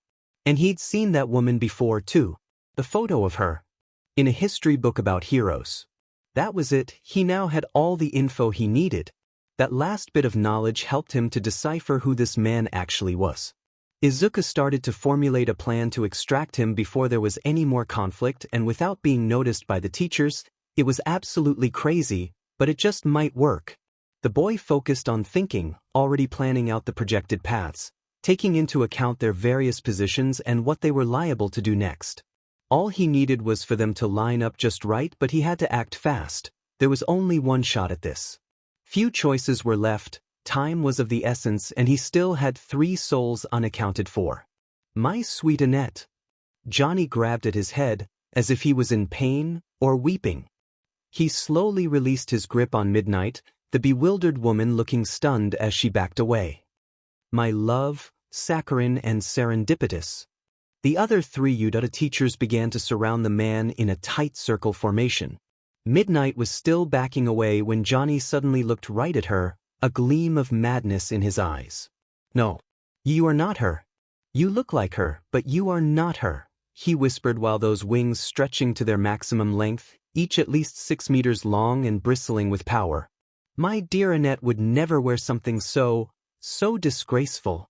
You degenerate. Oh. Midnight squeaked. She kicked off the ground and leapt backwards, the Udatta teachers moving in to protect their comrade.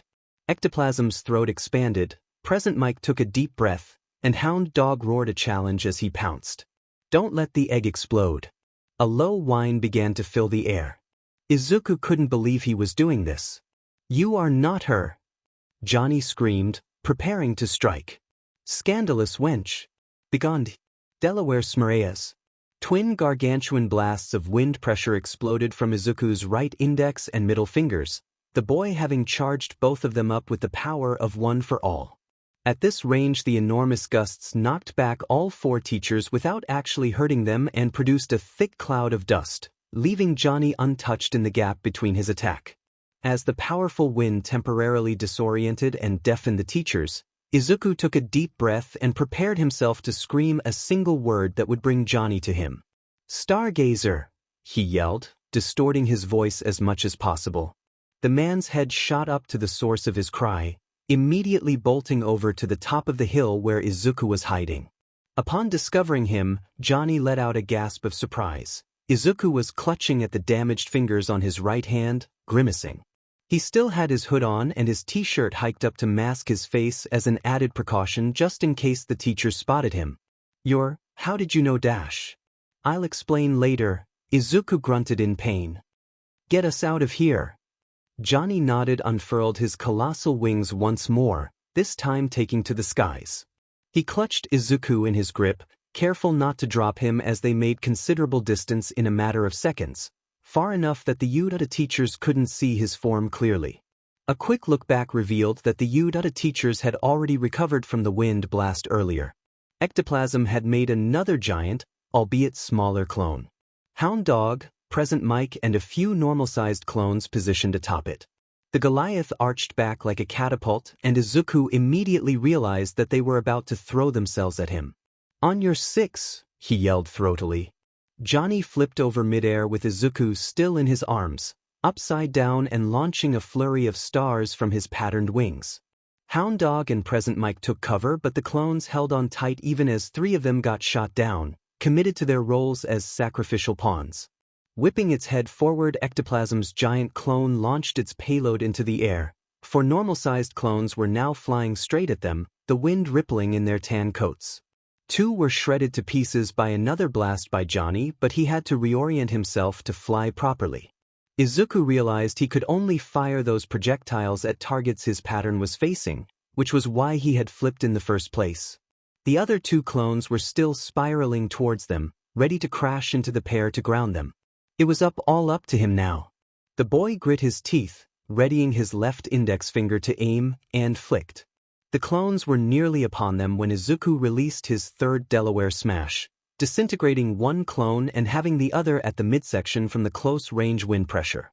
The bisected clone managed to swipe at his makeshift mask in its last moments, exposing the boy's face. In those brief seconds, time seemed to slow, Izuku witnessing Ectoplasm's eyes widening with shock and recognition even as the clone faded away. Why? the teacher's clone whispered, before collapsing into a white fog that faded into nothingness. Izuku grimaced, feeling guilty but quickly reminding himself that it was just a clone and not the real ectoplasm. From his hero knowledge, he knew that the teacher's clones couldn't relay info to the original telepathically, so his identity was safe. At this distance, they couldn't see his face either. Additionally, he hadn't said anything during his smash attacks, just that single word to call Johnny to his side. He hoped they didn't hear him in the explosion of air, but even if they did, he'd made his voice as distorted as possible. Now that he thought about it, the wind blast from his Delaware smash was less powerful than he'd expected, even though he'd used 2 fingers to launch twin blasts simultaneously at first. Looking down at his fingers, Izuku inspected them carefully. They were bloodied and badly bruised, but they were not broken. That all but confirmed that One for All was now a little weaker, as it was being shared among 3 other individuals, much like how Kiri's power was. Right, he really needed to get them back. I can't believe it. I just attacked my own teachers, Izuku thought, groaning internally. I just hope they're okay. With present might grounded, they were able to safely escape from the USJ grounds, soaring into the faraway outskirts of the city in a matter of minutes. Once the trio were far enough away, they picked a remote area to land in, quickly scanning to make sure no one was around to see them. Midoriya Izuku, ain't you? Johnny asked, bewildered. Yeah, you're the kid, the new host. Why'd you go do that? I could have taken them. You were about to kill. I wouldn't have killed them, lad. Just knocked them out. I still have a degree of control, the man grunted, his wings dissolving into a crimson and turquoise cloud that swirled into his back. His helmet dissipated as well, revealing a handsome face with chiseled features and long blonde hair. What do you think I am, a villain? Anyways, how'd you know my hero name? I'm not dressed in my Golden Age costume. My guiding moonlight. That's what you used to call her, right? Moondancer. Your wife, Annette. I've read about her, and you, in my modern history class. She was one of the very first heroes, and so were you. Izuku groaned, Kiri helping to bandage his fingers with a roll she'd retrieved from his backpack. You're her husband. You're the hero Stargazer. I managed to figure out who you are by observing you. You'd managed to piece everything together just by looking? I'm impressed. That's some analytical skill right there, he hummed. Cute little fairy you have, by the way. Kiri humphed, sticking her tongue out at him. Gah! The boy grimaced in pain as his little construct finished with the bandages. So what should I call you, Stargazer-san? Or should I call you by your civilian name, John Valentine? Johnny's fine, kid. He nodded. Thanks for the help, but you should probably get those fingers of yours looked at. Anyways, I've got some unfinished business to take care of. Now I bid you adieu. What? Hey, you can't just Shimura Nana and All Might sent me to retrieve you. Izuku protested. We have no idea what'll happen if you guys stay outside for too long, so. Sorry, kid, but like I said, unfinished business. John folded his arms, eyes narrowed. I need to find a man who goes by the name All for One. Ever heard of him? No, but then you have no idea how important this is to me, he hissed, leaning into Izuku to emphasize his point. I'm going to find that bittersweet, and I'm gonna kill him for what he's done. K-kill? What did he do? Izuku stammered. All for one? Wasn't that name the opposite of the phrase? One for all? A strange dread took hold in his heart, but he pushed it to the back of his mind for later study. There were more important things to focus on right now. You know my name, right? My hero name. Do you also happen to know the organization I belong to? Johnny grumbled, rolling his eyes. The JGA? Ring a bell? The Justice Guild of America? The hero Taku mumbled, much to the delight of the man before him. I've read about them in my metahuman history class. Izuku recalled that the JGA was a hero organization that was established in America during the Golden Age of Heroes, decades ago when heroic metahumans were still trying to establish themselves as legitimate crime fighters and protectors of justice. They were arguably the first hero organization and were used as a perfect example on how such an organization was supposed to be, the predecessor to hero orgs worldwide, including Japan's very own Hero Association. Their mysterious disbandment resulted in the transition of the Golden Age to the Silver Age, marking the passing of an era. Bingo! I'm glad someone still remembers us. Anyways, that man, all for one, he was our downfall. That's why I have to kill him. But how are you going to find him? I know the Jaja disbanded decades ago, and I doubt this mortal enemy of yours is even alive today. Is that what history says? That we disbanded? What a load of crap. A cover-up. We didn't disband, boy. Johnny's eyes glinted with anger. He killed so many of us. He killed me. Well, technically Koenig killed me, but still. That's why I have to go after him.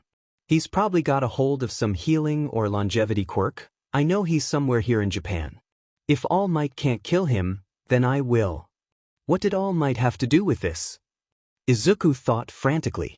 Wait, longevity quirk. All Might has fought him too. Whoever this All for One is, he must be a sworn enemy of Johnny's. No, not just him. An enemy of One for All. Johnny-san, I know this must be hard for you to accept, but you need to return. Like I said before, there's no telling what could happen if you stay outside in the real world for too long. Your power and remaining time is running out. There's a chance that you could be lost forever. Then let me be lost. If I can find that bittersweet and put my fist through his skull, then it's worth it. And no. Izuku protested reluctantly, his arms outstretched to stop John from advancing. The man stopped, his face twisting into a frown. No? What do you mean no? He grunted. Get out of my way, boy. This is beyond you. If you kill him, you're no better than him. Izuku stammered, reining in the fear that threatened to show on his features. If you kill him, he wins. Christ, is this what they're teaching kids nowadays? Don't tell me you actually believe in that vapid bullshit. So what if I do? Then let me open your eyes a little. Johnny sighed and shrugged his massive shoulders. Izuku noticed he was around the same height as All Might, but a little less muscular. If I kill him, I am better than him and he doesn't win. He doesn't anything. He'll be dead. That's the point. How can you be sure that you'll find him before your power runs out? The boy tried desperately, appealing to his logical side. How many people will you inadvertently hurt in your rush to find him? This enemy of yours. If he's strong enough to escape All Might, you won't be able to match him as you are now. And not to mention, the Uchiha teachers, pro heroes, they know your outfit, your abilities, your name. The police will be searching for someone of your description within the hour. There's nothing to be done. There is something to be done. Johnny rounded on him, teeth clenched with fury. That's why I'm here, isn't it? To strike back, to finish what I've started over a century ago. This is my opportunity to make things right. If I can just... Ugh, I know you're angry, but listen to yourself. A century has passed. The glory days of the JJ are over, and so are their battles. You can just leave it to All Might and the modern heroes now. And maybe it's time for you to let go. Let go, the man roared, causing Izuku to flinch.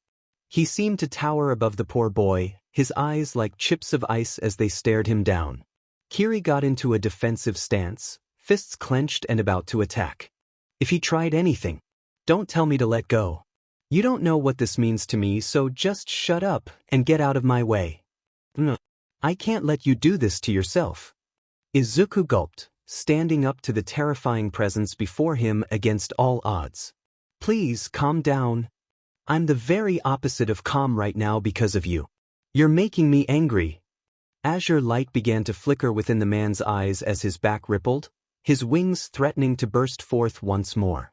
People PSS themselves when I get angry. He's going to take off again. I have to stop him now or even more time will be lost. Violence never solved anything. Izuku still didn't back off, fully committed to his task. Please reconsider. Get off your high horse. Meddling around and sticking your nose where it doesn't belong, you have no idea what the hell you're talking about, boy. An accusing finger was moved into his face.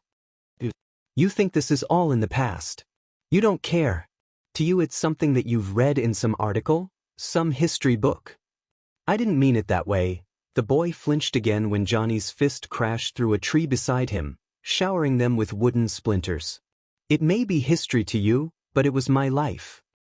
We weren't just some numbers in print, some statistic for you to regurgitate onto a pop quiz. These were brave men and women who sacrificed everything for the sake of justice. He slammed a fist into his chest, baring his teeth. My comrades, my friends, me. We lived and died in those battles. Izuku said nothing. Icy fear chilling the blood within his veins to a freezing point. He was still carefully considering his next words when Johnny seemed to deflate, the volcanic wrath he displayed a moment ago dissipating into nothingness. The man slowly leaned against a nearby tree, slumping down its length. And it was for nothing, he grunted weakly. The effort we put in, the blood, sweat and tears that everyone shed. It was for nothing. I failed. I couldn't stop him in the end. I couldn't stop All for One. All the people that suffered under his rule since then. It's all my fault. The boy could only keep silent and let him calm down, feeling that it wasn't in his place to speak about matters he had little to no knowledge about. When I manifested in this world, I thought it was my second chance. To finally make up for my greatest failure. If I found the Busy and killed him, then everything would be all right again. Johnny exhaled, releasing the tension in his arms. But who am I kidding? It won't bring them back. You're right. Even though I managed to strip away nearly all of his power back then, he's probably gained it back over the years. And if All Might and the best of the police still haven't found him after all this time, I sure as hell can't either. I keep acting on my emotions, not thinking of the big picture. I'm sorry. About what I said earlier. Izuku mumbled. I didn't mean it that way. I wasn't belittling you or your friends. You don't have to apologize. Of course I knew you didn't mean it that way, and you ain't that kind of person. I'm the one who's sorry. I shouldn't have yelled, and I shouldn't have fought them either. I was just so enraged when I manifested. Angry about everything. All for one, the world, fate, but most of all, myself. Why, you know what I think? What? I think you did everything you could, the student said, sitting down beside him. The JJU and your friends, you guys were the pioneers of modern hero groups.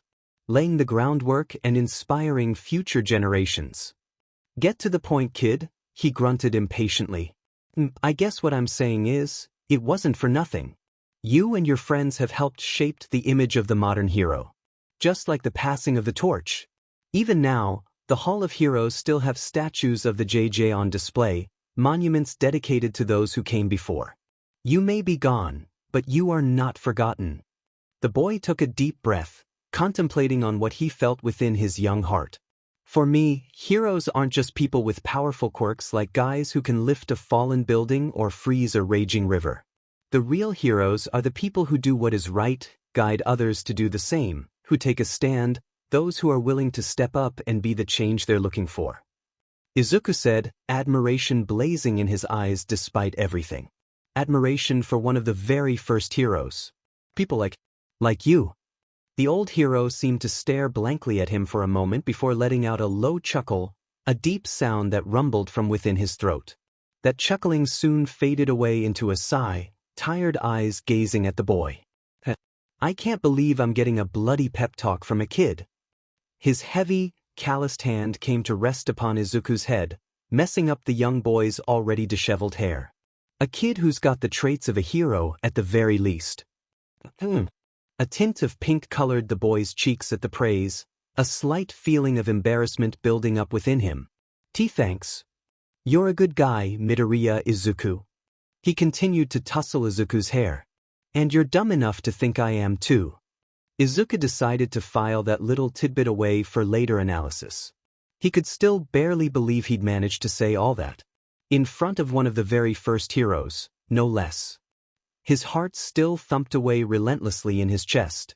Though I have to remind you, one for all isn't just a quirk, it's a mantle of responsibility that has been bestowed upon you.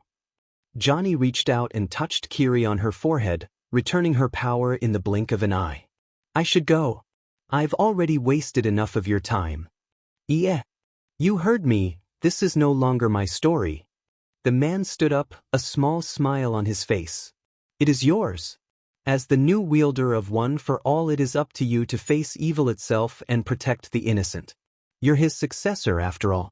All Might's successor. Izuku's heart seemed to swell with pride at that last part, but the boy quickly calmed himself down. Better not get ahead of himself here. Pride and overconfidence was known to be the downfall of many heroes. The last two you're looking for used to be villains, so you'd better get going, boy. No. Young hero. Make sure you catch Koenig first if you find her. She's the one who probably caused the breach. That beach is fast as hell and will be halfway around the country if you startle her, so keep that in mind. As for me, he started to smolder, steam rising off his back. A small, sad smile tugged at the man's face. His body finally starting to fade. I am awaited in Valhalla. Johnny disintegrated into a cloud of viridescent azure embers, rushing into Izuku's forehead in a flurry of light and movement. The world twisted sideways and the boy began to experience another memory not of his own.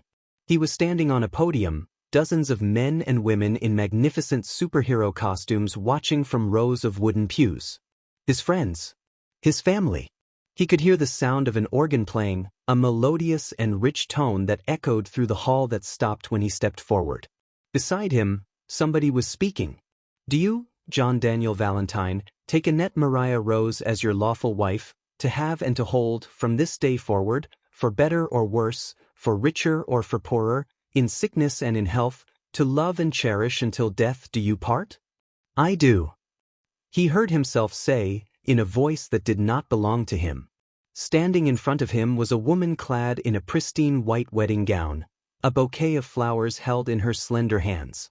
Her raven hair shone in the morning light, sparkling sapphires for eyes locking on to his lovingly. A small part that was still Izuku observed how strikingly similar she looked to Midnight, sans the mole under her left eye. She was gorgeous.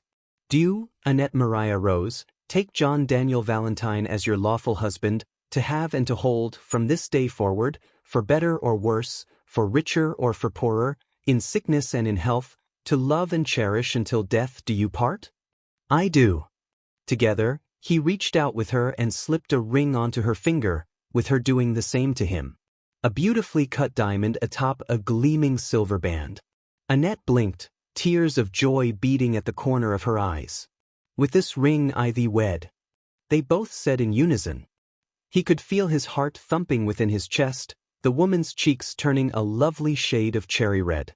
Because you two came here today intending to marry, because you joined hands and made solemn vows and exchanged rings to remind you of those vows, and you are now joined as partners in mutual love and respect, according to the powers vested in me and the highest power of the land and the sea, I pronounce that your wedding vows are sealed and you may henceforth be known to all as husband and wife. The priest beside them announced to everyone present, You may now kiss your bride. His wife smiled and he smiled with her. They leaned towards each other, staring into each other's eyes. I'm the happiest girl in the world right now, she whispered, her voice trembling with jubilation. I love you. My star in the sky. I love you too. His lips were inches away from hers. My guiding moonlight. As she closed her eyes, so did he. Izuku opened his eyes, dragged back into reality.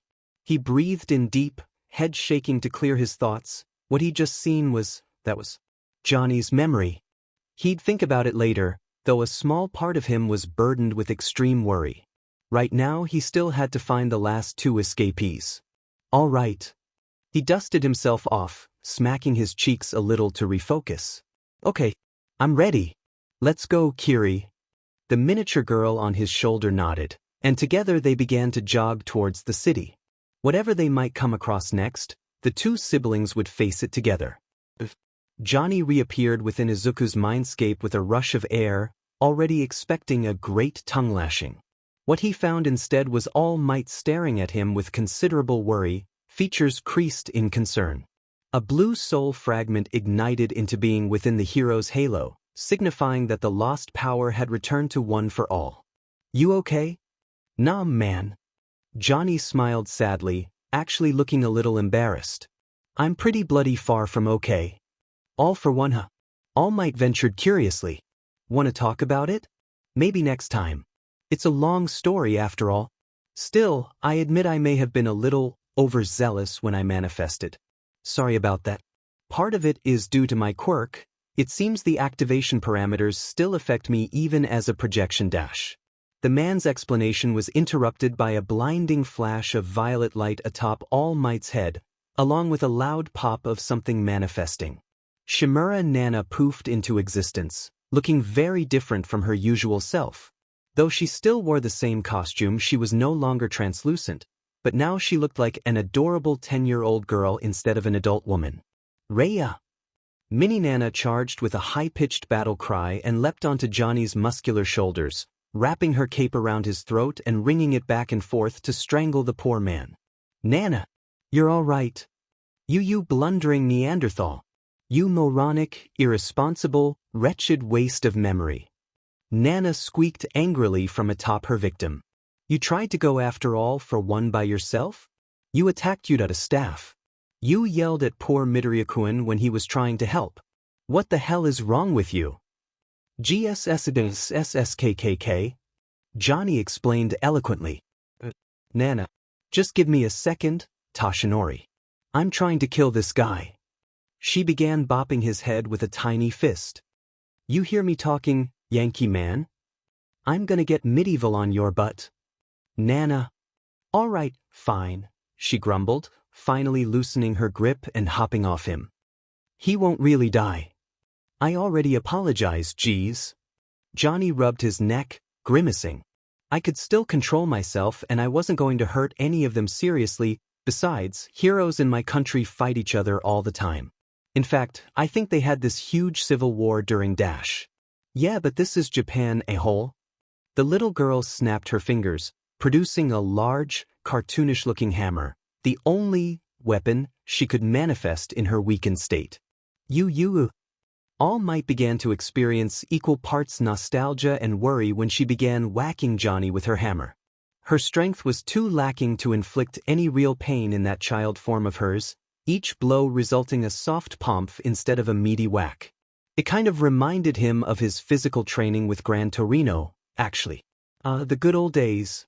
Oh hey, come on, don't be like that. Everything turned out okay in the end, right? Johnny argued. Oh. It is not okay. Pumph. You are impulsive. Pumph. You are selfish. Pumph. You are American. Pumph. And you are stupid 4 times over. Nana pouted, her childish face scrunching up. We could have lost you if you actually went after all for one like the idiot that you are. Not just your portion of one for all's power, but you, the person. Did you even spare a fraction of a second to think about the consequences of your actions? How do you think everyone in here would feel if you disappeared for good, huh? Well, the man began nervously. I didn't think they'd car. That's right. You didn't think. The little girl beckoned for All Might to bend down a little, snatching the blue soul fragment off his halo when he did. She pitched the orb at Johnny like a baseball, nailing him right in the stomach and causing the man to double over. Get in there. Crap. I'll see you again sometime, All Might, he sighed, resigning himself to his fate. See you. All Might eyed the man's form, which was slowly being eaten into his own soul fragment. His body from the waist down was warping into the small orb, stretching like taffy and resembling water swirling down a drain. Nana marched over to him and began pushing down on his head and shoulders to accelerate the process, her childish features turning pink from the effort. My heart and actions, Johnny began, eyes closed serenely, are utterly unclouded. In their dash, they are all those of justice. You big JRK. There was a loud pop and Johnny was gone, sealed within that diminutive orb. His soul floated up into All Might's halo, the other souls blinking and flashing as if to greet their comrade with a welcome back. Nana huffed, hands on her hips. All Might simply sighed, having accepted all the strangeness as part of his new, bizarre life as a phantom. It's nice to know you're okay, Sensei, he said, studying her new form. But why are you a kid? It's something I learned from observing little Kiri-chan. She twirled around, tossing away her hammer. It's my own power-saving form. Took me a while, but I managed to figure it out. Or maybe fusing with her has provided me with this new ability, I dunno. Anyways, I'm still drained from yesterday. Wait. Also, you didn't need to be that harsh with Johnny. He mentioned something about his quirk. Maybe you're right. But yeah, his quirk affects his cognitive abilities. Stars and stripes, he calls it. An eldritch power that mutates his body to form stuff like those wings, but at the cost of his own sanity. His ability to reason is hit especially hard. Nana shrugged. In the final battle against All for One, he overloaded his quirk, driving himself insane in exchange for enough power to nearly defeat him. Took the wielders before me decades to fix him up. Even now the effects linger. He's still a little mad sometimes. I guess when he used it in the real world, an underlying psychological effect came into play. That's horrible. All Might shook his head. Okay, back on topic. The last two wielders are still out there. I hope young Midoriya will be able to convince them to return peacefully. What do you think? Those two, huh? The girl grimaced. Remember this one lesson I taught you when we first started training together? There are two types of people that are truly dangerous. Those you can't predict, and those who don't care. What about it? The two that Midoriya-kun will be up against. Nana pinched the bridge of her nose in worry. They are exactly that. A section of downtown Mizudafu was burning. The wide open street had been cordoned off, the surroundings within aflame with raging fire. The number 2 hero, Endeavor, rose from the ground painfully, clutching at his broken right arm. Far behind him laid the unconscious bodies of his comrades, his fellow heroes, all swiftly defeated by this new, overwhelming threat. It was lucky that all nearby civilians had been evacuated safely beforehand. The buildings to his sides had been utterly trashed in the battle, scorched and in ruin. Look around you, hero. An armored figure walked towards him, completely unscathed. Look at what you've done. Endeavor spat, a thin stream of bright crimson dripping down his lower lip. This person, this villain, had took down an entire ensemble of pro-heroes that had arrived to aid him. He was the only one left standing. I told you not to F with me. Now your world burns around you. Green armor reflected the flickering firelight, shadows playing across the two long points atop the figure's head that looked like ears or horns. None of this would have happened if you just stopped and left me alone. But on you marched, and for what? A hero's duty is to defeat villains. Endeavor rasped, his working left arm igniting with flame. To protect the innocent. Then practice what you preach. You didn't protect a DMN thing. Gloved fingers clenched into fists, a strange crackling emitting from within them. You can't even protect yourself. Orange flames erupted along Endeavor's body, the very air set alight from the heat. A 2-meter stretch of asphalt behind the hero flash melted into tar, the extreme temperature vaporizing the moisture in the air. A miniature sun bloomed into existence on his palm, greedily consuming oxygen in its surroundings. A fearsome amount of extreme heat and flame compacted into an impossibly small space. One of the hero's strongest special attacks. The villain prepared his own special attack in response, taking up a stance and pulling his arm back. There was a monstrous roar that resembled the sound of a jet engine powering up, filling the air with cacophonous noise as a lance of green energy erupted from an armored elbow, shock diamonds forming within. Thin lines of emerald electricity coalesced into chaotic streams of lightning across the figure's forearm. Endeavor blasted forward like a missile, propelled by the flames jetting out of his boots. The miniature sun flashed and throbbed in his hand, the energy within reaching critical mass. The unknown villain rocketed forward as well, gouts of green energy bursting forth from his elbow and his own boots, propelling him the same way Endeavor's flames did. His fist ped back, crackling with explosive energy. Iowa! Forbidden Sun! Endeavor roared, unleashing his strongest attack in years. A tsunami of fire flared from his palm, the sphere of flame growing exponentially as it screamed down the street with its blazing core grossly incandescent. Smash! Chapter 5 End.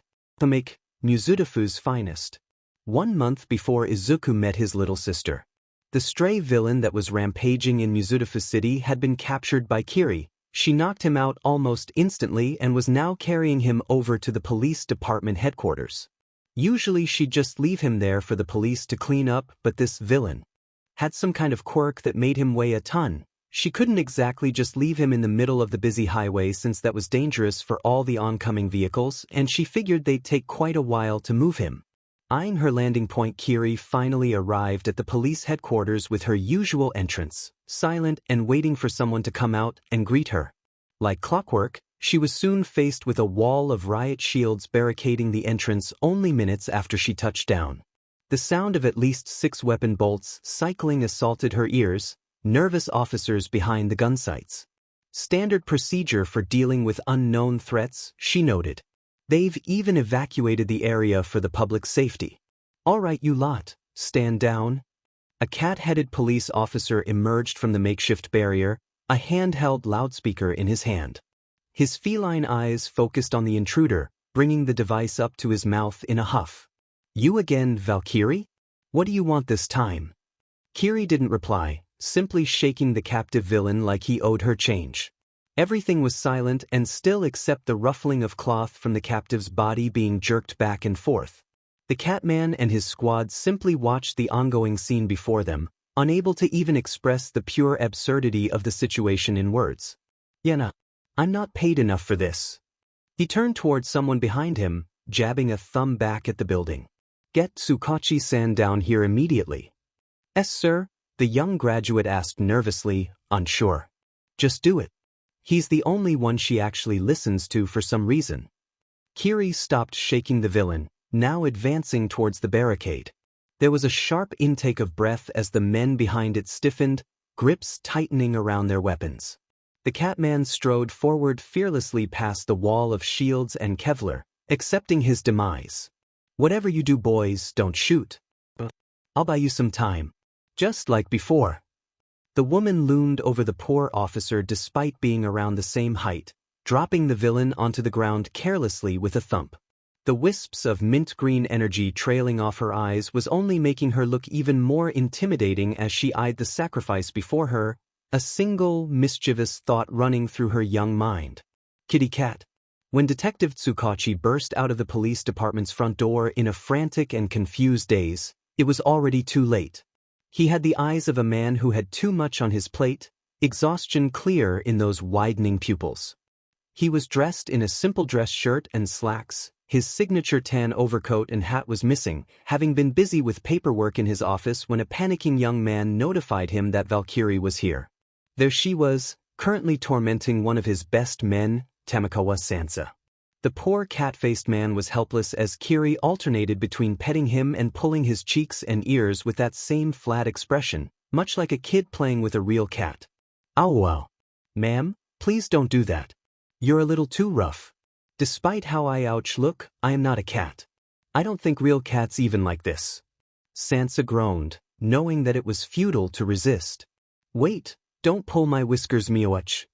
Trying to pry her off or fight her was only a waste of energy. She was stronger than all of them combined and she knew it. Even the famous hero Endeavor had never managed to successfully capture or defeat her, mostly because she always escaped instead of fighting back. That was the mystery about Valkyrie. She never attacked any law enforcement or hero, even if they attacked her first. Well, he supposed this didn't count as attacking. If anything, it looked more like she was playing with him.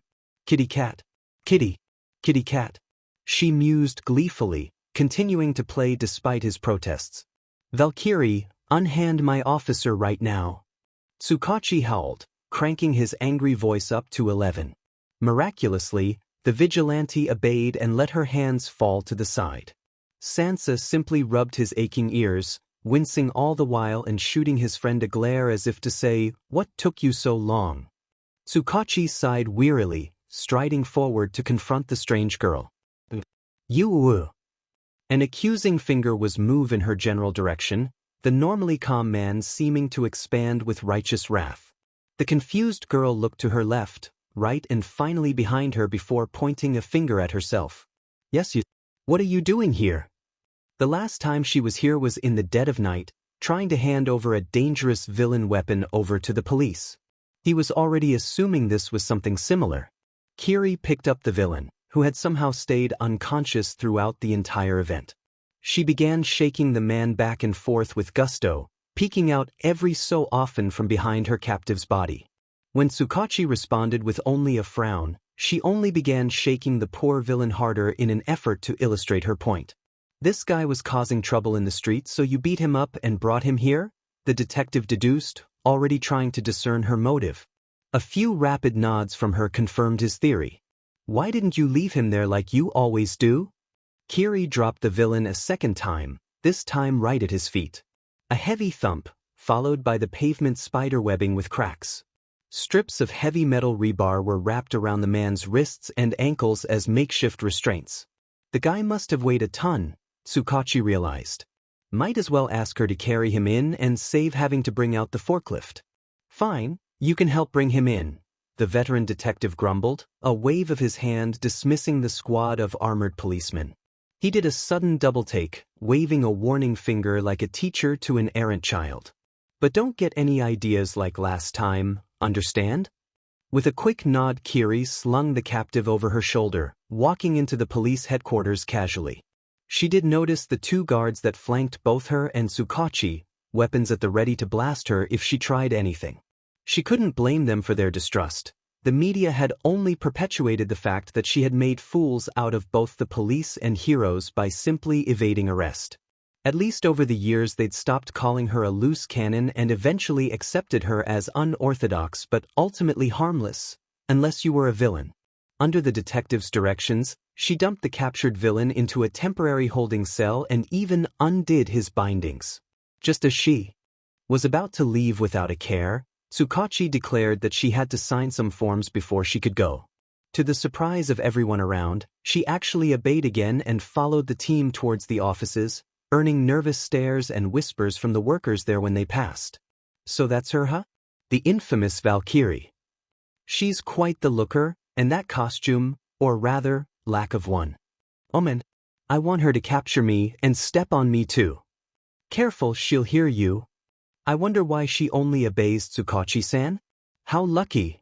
The flurry of commotion trailed off when Kiri swept her gaze across the room slowly while she drunk in their alarm and fear discreetly, the workers hurriedly going back to their own tasks. Little did they know that the only reason she listened to Detective Tsukachi was because he was the one that let her into the department's pantry the last time she was here on the assumption that she was hungry. Also, he kind of reminded her of her old caretaker, who wore a similar trench coat and hat. He kind of acted as a liaison between her and the police, now that she thought about it. Speaking of which, whatever happens, do not let her near the pantry, the tall detective commanded hurriedly. Consider that a standing order. Sir? The last time I let her in there, she ate all the sugar cubes and donuts before I could stop her. Them. Tsukachi groused, emphasizing each word with slow and deliberate intent. That means no coffee or donuts for the whole lot of you. A collective chill ran down the spines of everyone present, while those who were there on that fateful day shuddered in horror. A police station without coffee or donuts was absolutely unacceptable, not even remotely conceivable. A few brave officers got up and guarded the doorway with their lives, one even hugging the fridge protectively. Kiri let her shoulders sag just a tiny bit, slightly disappointed. Those donuts had tasted so good too. Lucky the chief isn't here right now. You have no idea the amount of paperwork I've had to do recently. Tsukachi grunted tiredly and handed over a manila folder with a pen he had fetched from his office, pointing to where she had to sign. Because of you I've got the media breathing down my neck. The chief is fixing to eat my butt every time you beat our boys to the punch, and Endeavor-san, Mr. Pants on Fire keeps screaming at me through the phone lines about how we can't even catch a single vigilante dash. Kiri just looked over the documents quickly and signed with her little V signature, just like she had did the last time she was here. They were just acknowledgement forms that heroes sometime had to sign when handing over a captured villain or item, some stupid law that they'd implemented a few years back. She had a feeling they were only making her sign these so the Hero Association could observe and gather more data on her through the building's security cameras. She'd obey for now, secretly in the hopes that she would get a reward, like more food. If there wasn't one, then she'd take a little reward for herself. I mean, you'd think that he of all people would know. It's not that we haven't tried, not to mention the rumors that you can talk, but you have never talked to us, the police. What kind of image does that project? The girl tapped on the ranting man's shoulder. Yeah, there, that one. Sign that, please. After clarifying, the man went back to his complaining monologue. Unsurprisingly, she was barely even registering the words spewing from his mouth. You think I like having you walk around here like you own the joint? I know you have good intentions, Valkyrie, but you're making us look bad. Worst thing is, we can't do a thing to stop you. I suppose the only silver lining is how you will never attack cops like some. The harried detective turned to place the folder down. When he turned back, he was met with Kiri chugging a large flask of dark liquid nonchalantly, steam rising from her pert little nose. Tsukachi could only watch with an odd mix of realization and rising horror at what was happening. The vigilante had somehow stolen the carafe from their only coffee machine without anyone noticing, downing an entire day's worth of the department's coffee. He watched her drain the entire demon thing wordlessly, all that delicious piping hot coffee, gone in seconds. The detective wrung his hands, barely able to control himself from flying into a rage. He was normally such a calm, composed man too, but nobody, not even the #1 vigilante, messed with his coffee. It was the one thing that kept him calm in times of crisis, and this definitely constituted as such a time. With the combined stress of recent events and a literal mountain of paperwork left to do, the poor man was close to exploding. I hate you, Tsukachi hissed, voice surging like an attack dog at the end of its chain. So much. Kiri put down the now empty carafe, flashing him a little peace sign with her fingers. Or perhaps it was V for victory. She had seen some cute girl do it on TV. Whatever, now she used it to represent herself. Valkyrie, get the hell out of here. Being a hero was hard work. In between patrolling the streets, aiding police operations, fighting villains and endorsing their own products, a pro's schedule was nearly always packed to the brim with events. Many heroes simply got overwhelmed by the sheer amount of work, opting to take a week off at least once a month. Endeavor was not one of those heroes. He was currently patrolling the streets as usual, on the lookout for any sort of unusual activity.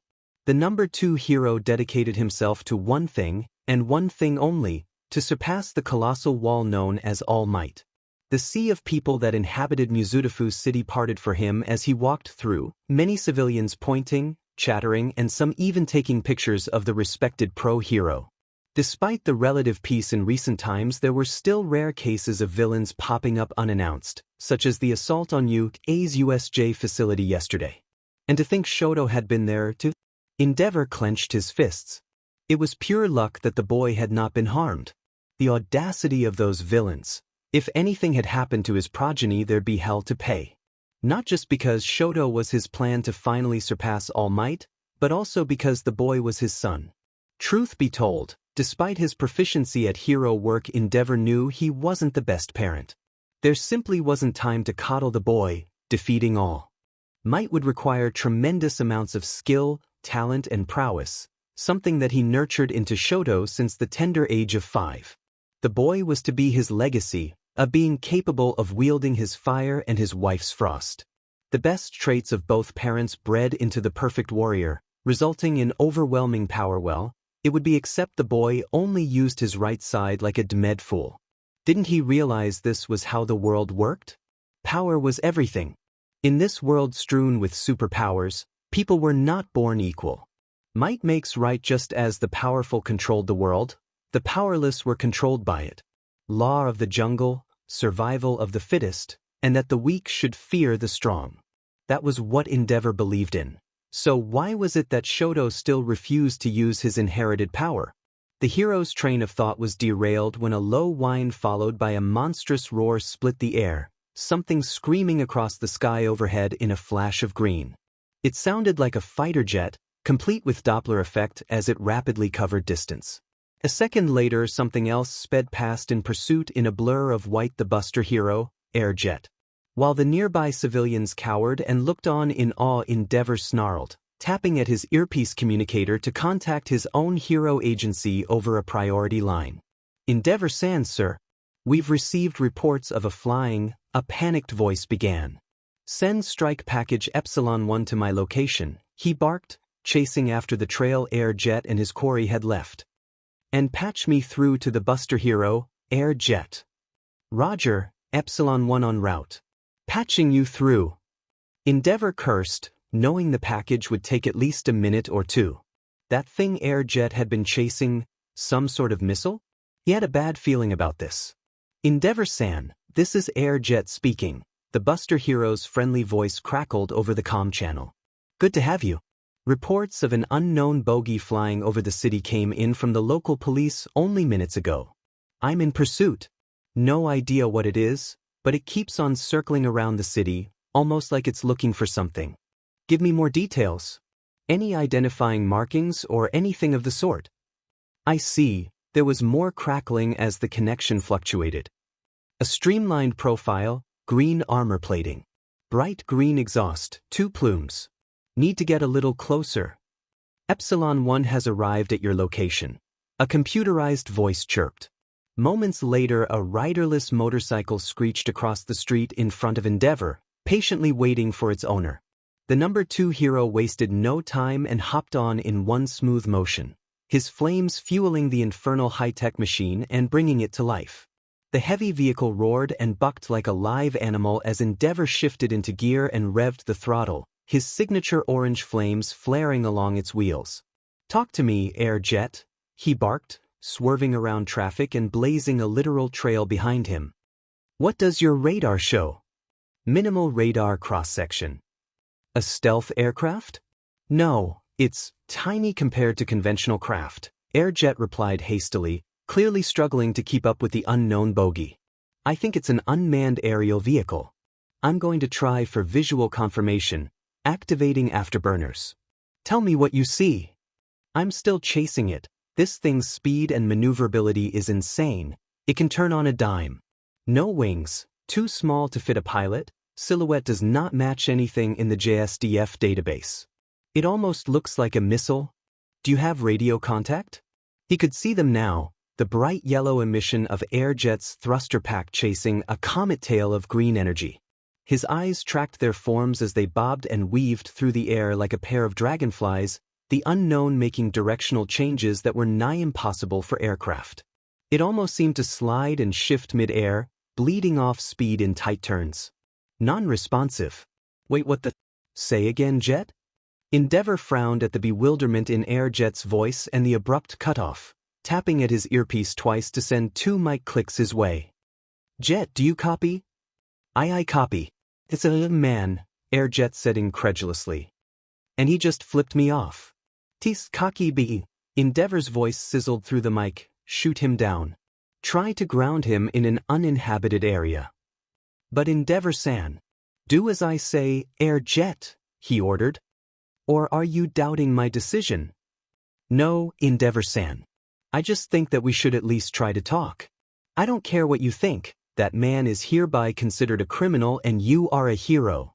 Do your bloody job. All right, but I'm firing a warning shot, flashbang payload. A missile shot out from Air Jet's pack and burst midair like a firework, resulting in a blinding blast of light. That certainly got the unknown's attention. It reversed its heading to slam into Air Jet with an ear-splitting explosion of green, sending the Buster Hero spiraling to the ground. Endeavor cursed and revved the throttle, accelerating to where he predicted the downed hero would land. Only moments later a distant crash was heard, the hero coming across a scene of panicking civilians. He advanced forward and issued a command to his hero agency to begin evacuations and form a perimeter around the crash site as a crowd of civilians rushed past him to safety. A shallow crater had formed in the middle of the street, Air Jet sprawled spread eagle within it.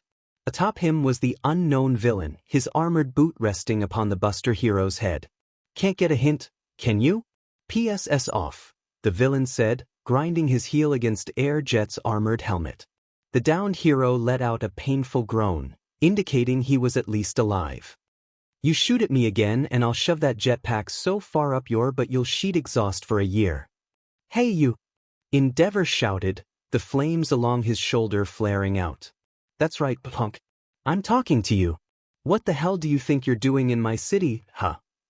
The villain whirled around to face Endeavor, presenting a green rabbit-like mask with long ears and dark eye lenses, coupled with a metallic respirator that protected his mouth. The unknown man's head tilted to the side curiously, surveying his soon-to-be opponent.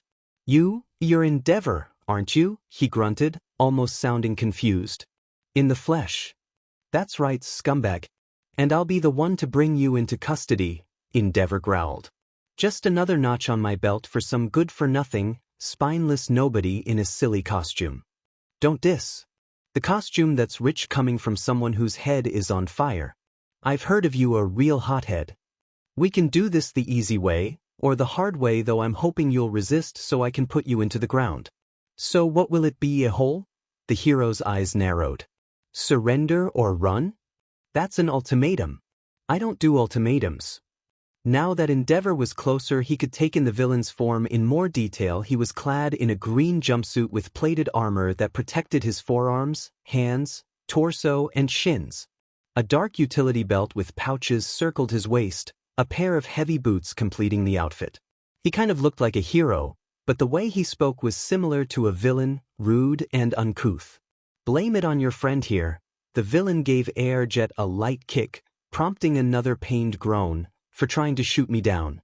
Is this how things work around here?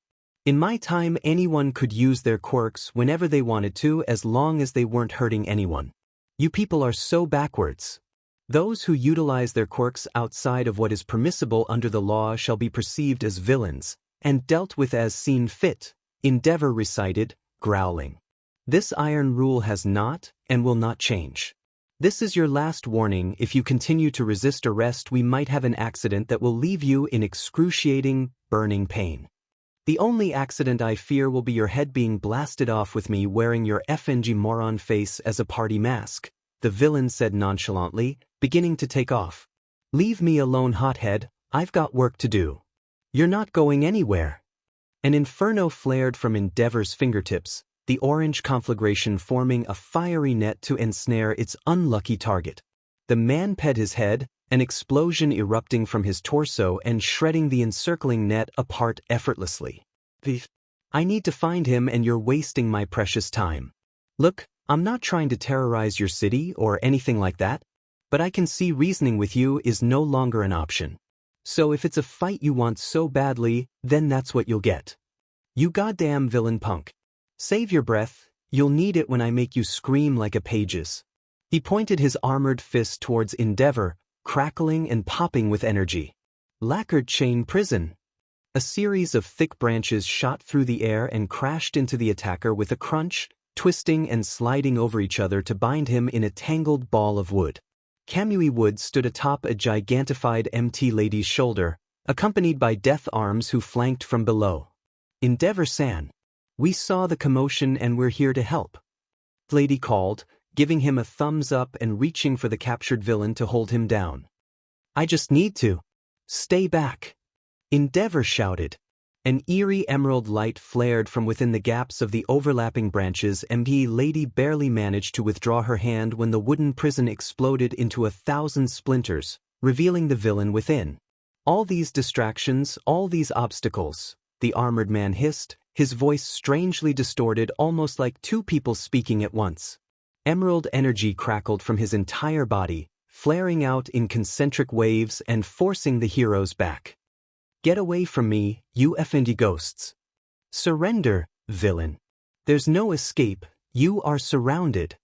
Kamui Woods yelled bravely. "All I am surrounded by is ignorance." Green motes of light glowed behind dark lenses, and dead heroes. The sweltering afternoon heat bore down on Izuku like a blanket of discomfort, the blazing sun hanging high in bright blue sky. Glancing at his watch, the boy noted it was already 1 p.m. He was currently taking a short break to catch his breath and get something to eat, buying some takoyaki and gulping them down as they walked through Mizudafu's uptown park. On his shoulder, Kiri was eating one too, nibbling at the snack hungrily. He was still considering the current situation he had found himself in. Johnny had mentioned the last two were villains, but it didn't make any sense. Izuku scratched his head, his mind struggling to comprehend that. Why would villains be in possession of one for all? Theoretically it was possible, but He wondered what kind of circumstances would result in such a thing happening. One for all could only be given, not taken.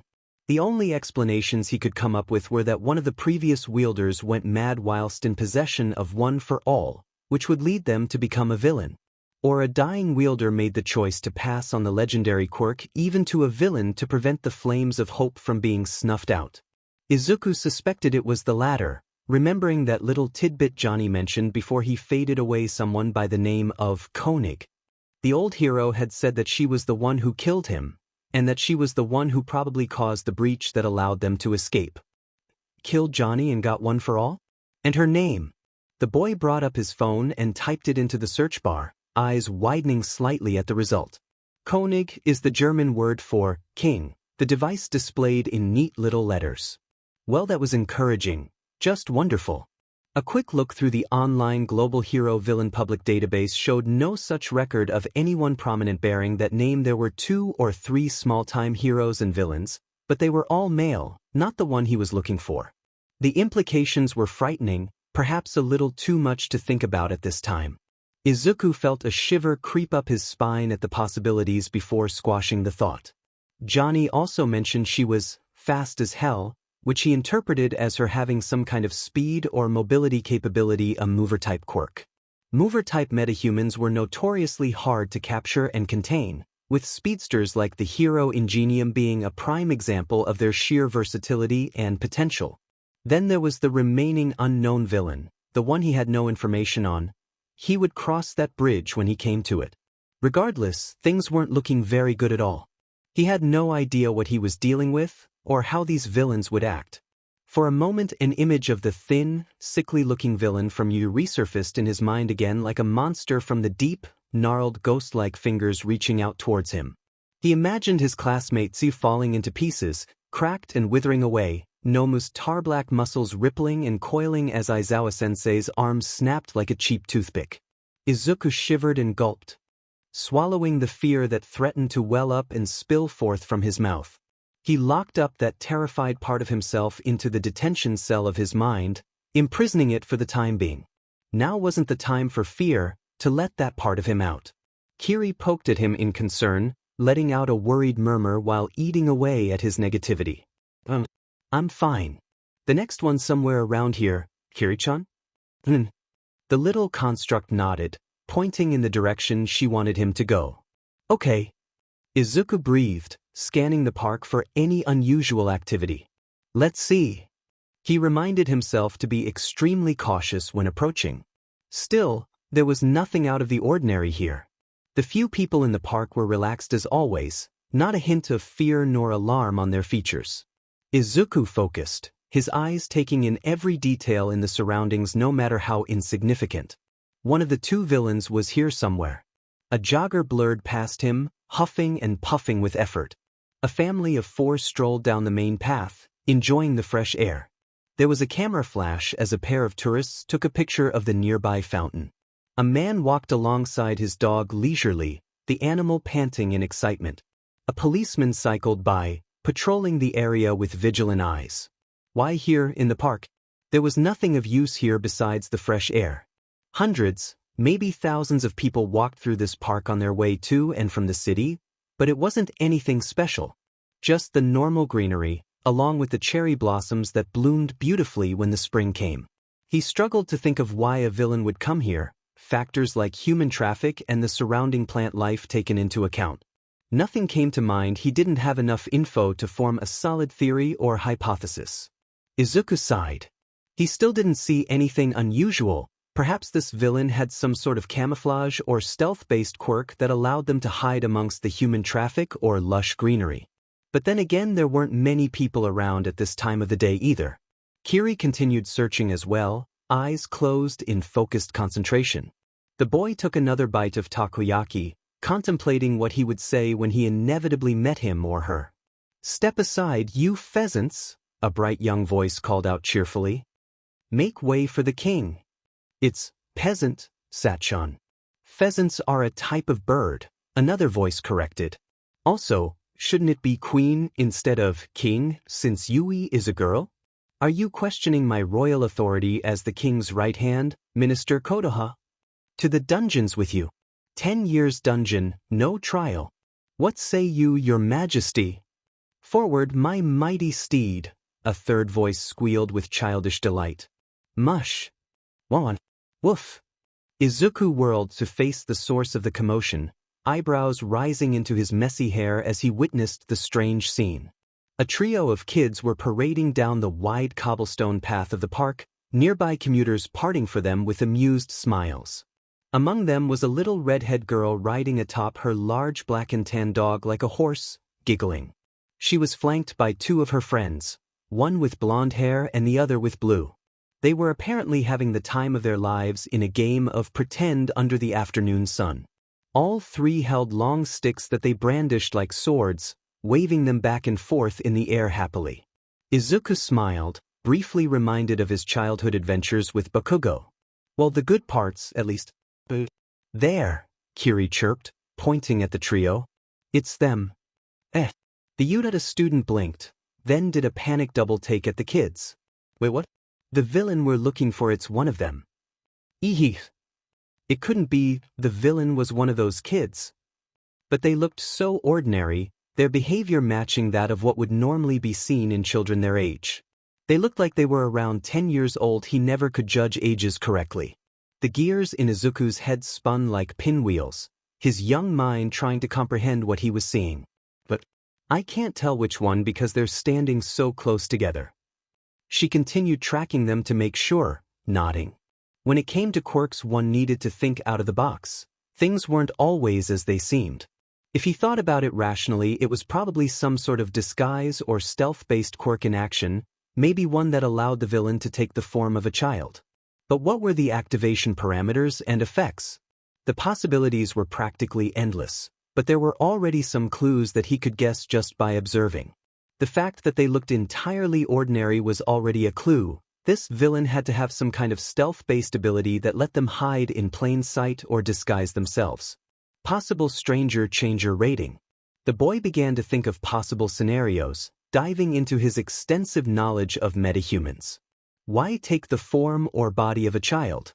The villain could be using the form as a disguise like Kiri did to avoid detection, or perhaps for a more sinister purpose like luring people towards them.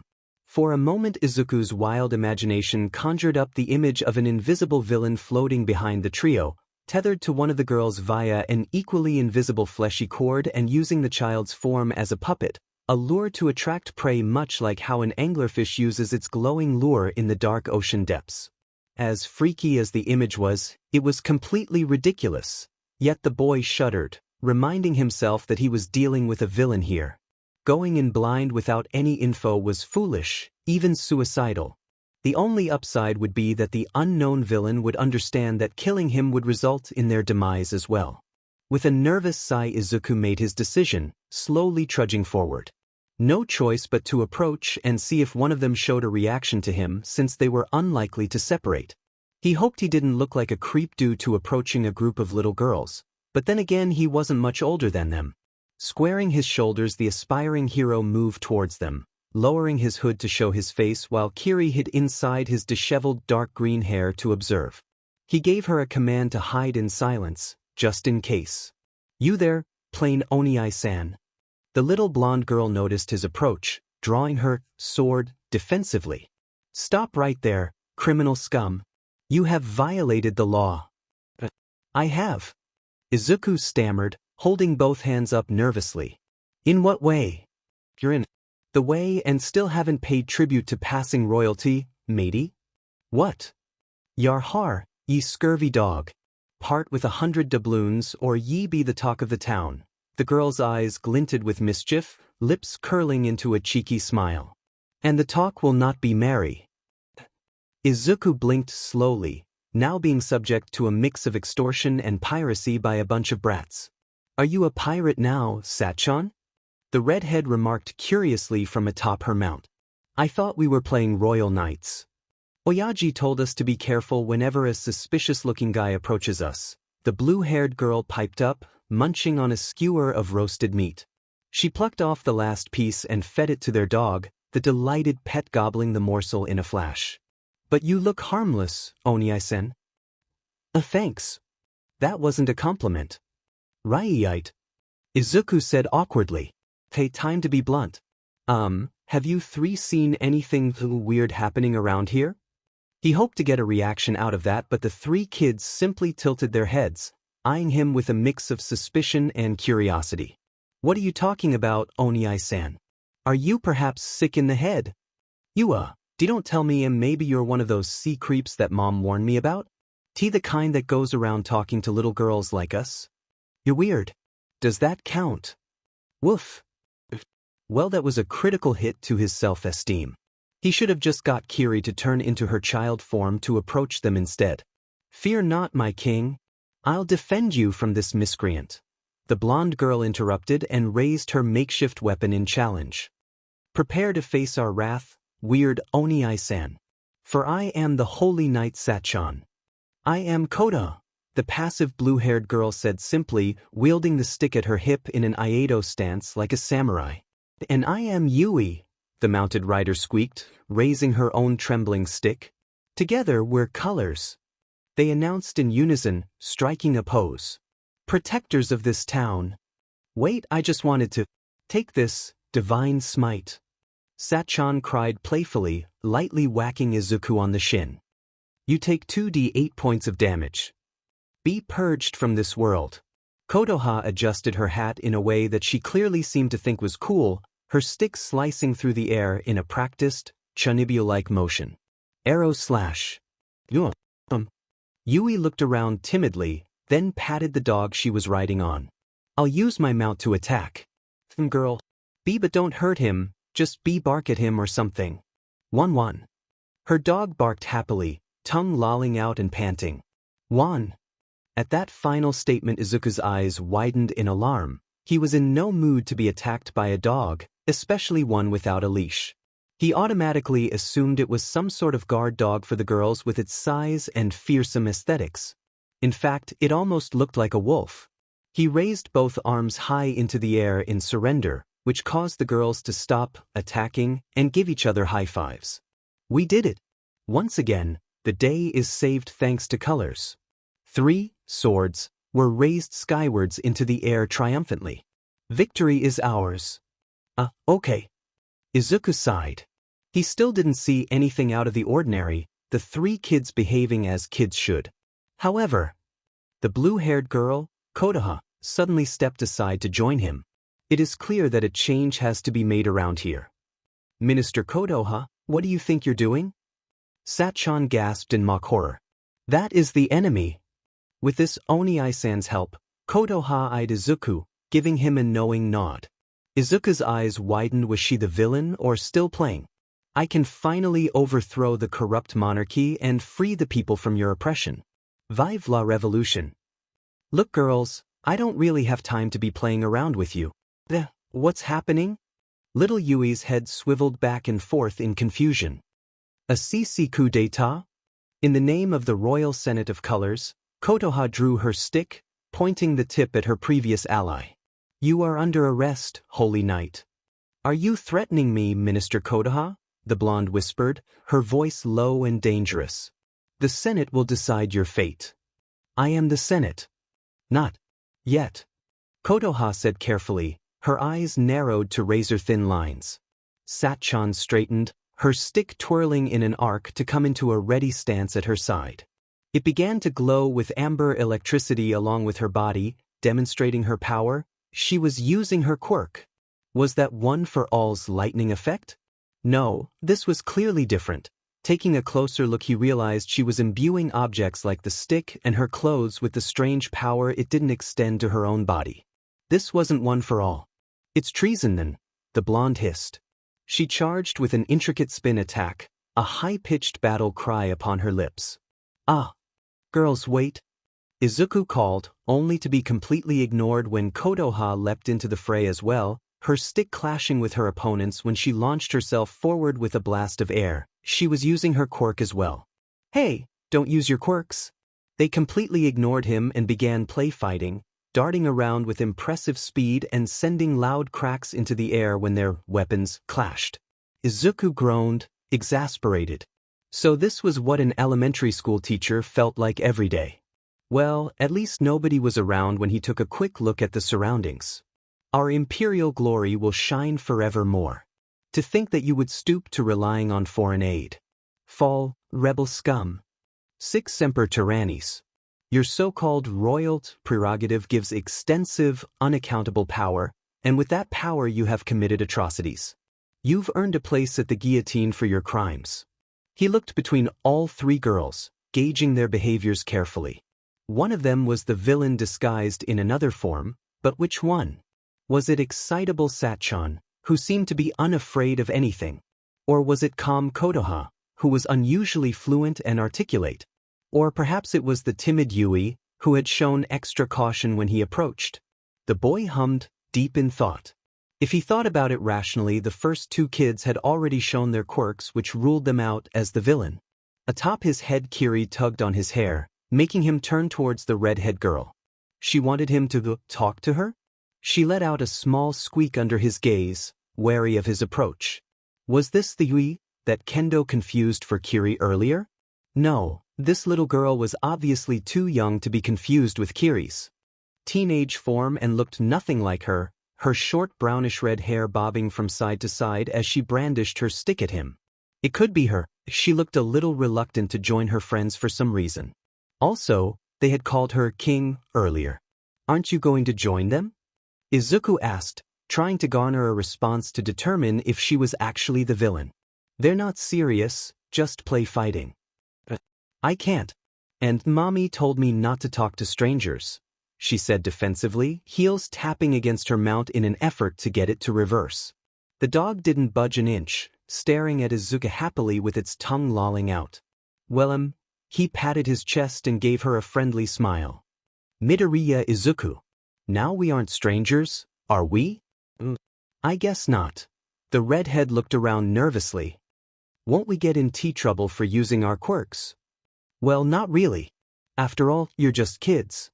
An old memory of an explosion splashing across his 4-year-old face along with the scorching heat and subsequent pain resurfaced, causing Izuku to cringe internally. Yeah, adults don't really care about that sort of stuff when you're young. But I don't like to use mine because sometimes people get scared and confused when I do. The little girl hung her head sadly. I wish I got a simpler quirk. I want to play along with them but I can't. I want to be a hero too. For a moment Izuku sympathized with her, reminding himself of the days where everyone doubted him, when nobody believed he could even amount to anything. Yet here he was, currently attending U.A and in search of a villain. His heroic spirit shone once more and the boy decided to again meddle in affairs that didn't concern him.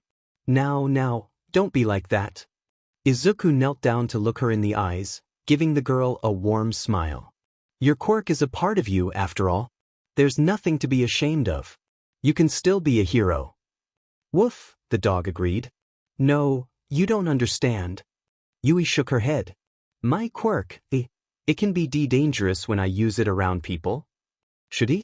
A part of him thought he had finally cornered the villain and was taking a gamble, but another part of him just saw someone who needed a little help, just like he did in the past.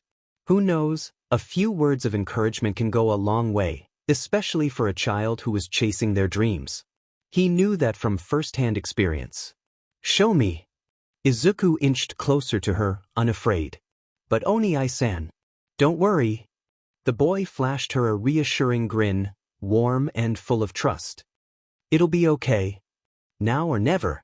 Either little Yui would reveal herself to be a delusional villain in hiding or just a normal kid who was just afraid of her own power. Izuku gulped, bracing himself just in case things went awry. All right. If you say so, she mumbled shyly and closed her eyes. It's not as flashy as theirs, but you'll know when it happens. For a moment nothing happened, Izuku's brows rising in puzzlement, then he felt it. The surrounding air started to turn cold. The moisture in the air began to freeze, creating a light mist that shrouded the girl like a ghostly veil.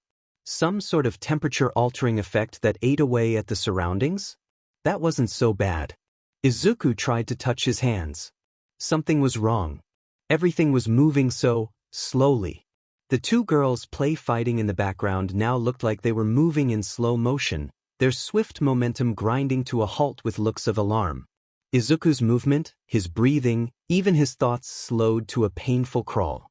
The boy began to feel dreadfully lethargic, almost as if he was losing the will to do anything at all. The strange effect ended abruptly a few seconds later, Izuku letting out an explosive gasp at being freed from its grasp. The dog let out a sneeze, shivering a little before shaking its head rapidly. "It's cold." "Br." Satchan and Kodoha shivered and shook off the effect quickly, continuing their play fighting once more. "I'm fine." Izuku quickly held out a hand to reassure the little redhead, who looked like she was about to burst into tears. "Don't worry, I'm fine. That was sorry, Onii-san." Yui wailed, looking miserable. "I tried to make it as small as possible." "Awesome." She blinked. "At first I thought it was some cold generation effect, but your quirk affects the mind, too." Izuku brought out his hero notebook and began scribbling while mumbling to himself almost incoherently. A quirk that robs the surroundings of heat, while also taking away the opponent's will to fight. Think of the applications. It's perfect for neutralizing threats. Your quirk is amazing. Really? The girl turned red in embarrassment. Only my parents and Nachon have ever said that before. You should try out for U.High when you're older if you want to be a hero. That's where I'm studying now. Izuku smiled. With a formidable quirk like that, you'll be sure to earn a spot if you work hard enough. That torpor side effect sure is powerful. I don't know what that word means. Yui admitted timidly. I still haven't picked a name for my quirk, so the doctors are temporarily calling it Fimbulwinter.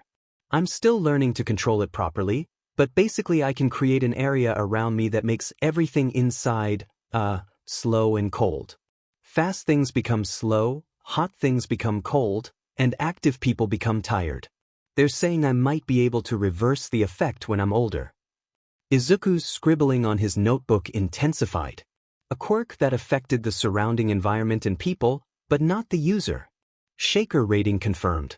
If he was understanding it right, her dampening effect caused moving objects to lose inertia, surroundings to lose heat, and humans to lose willpower.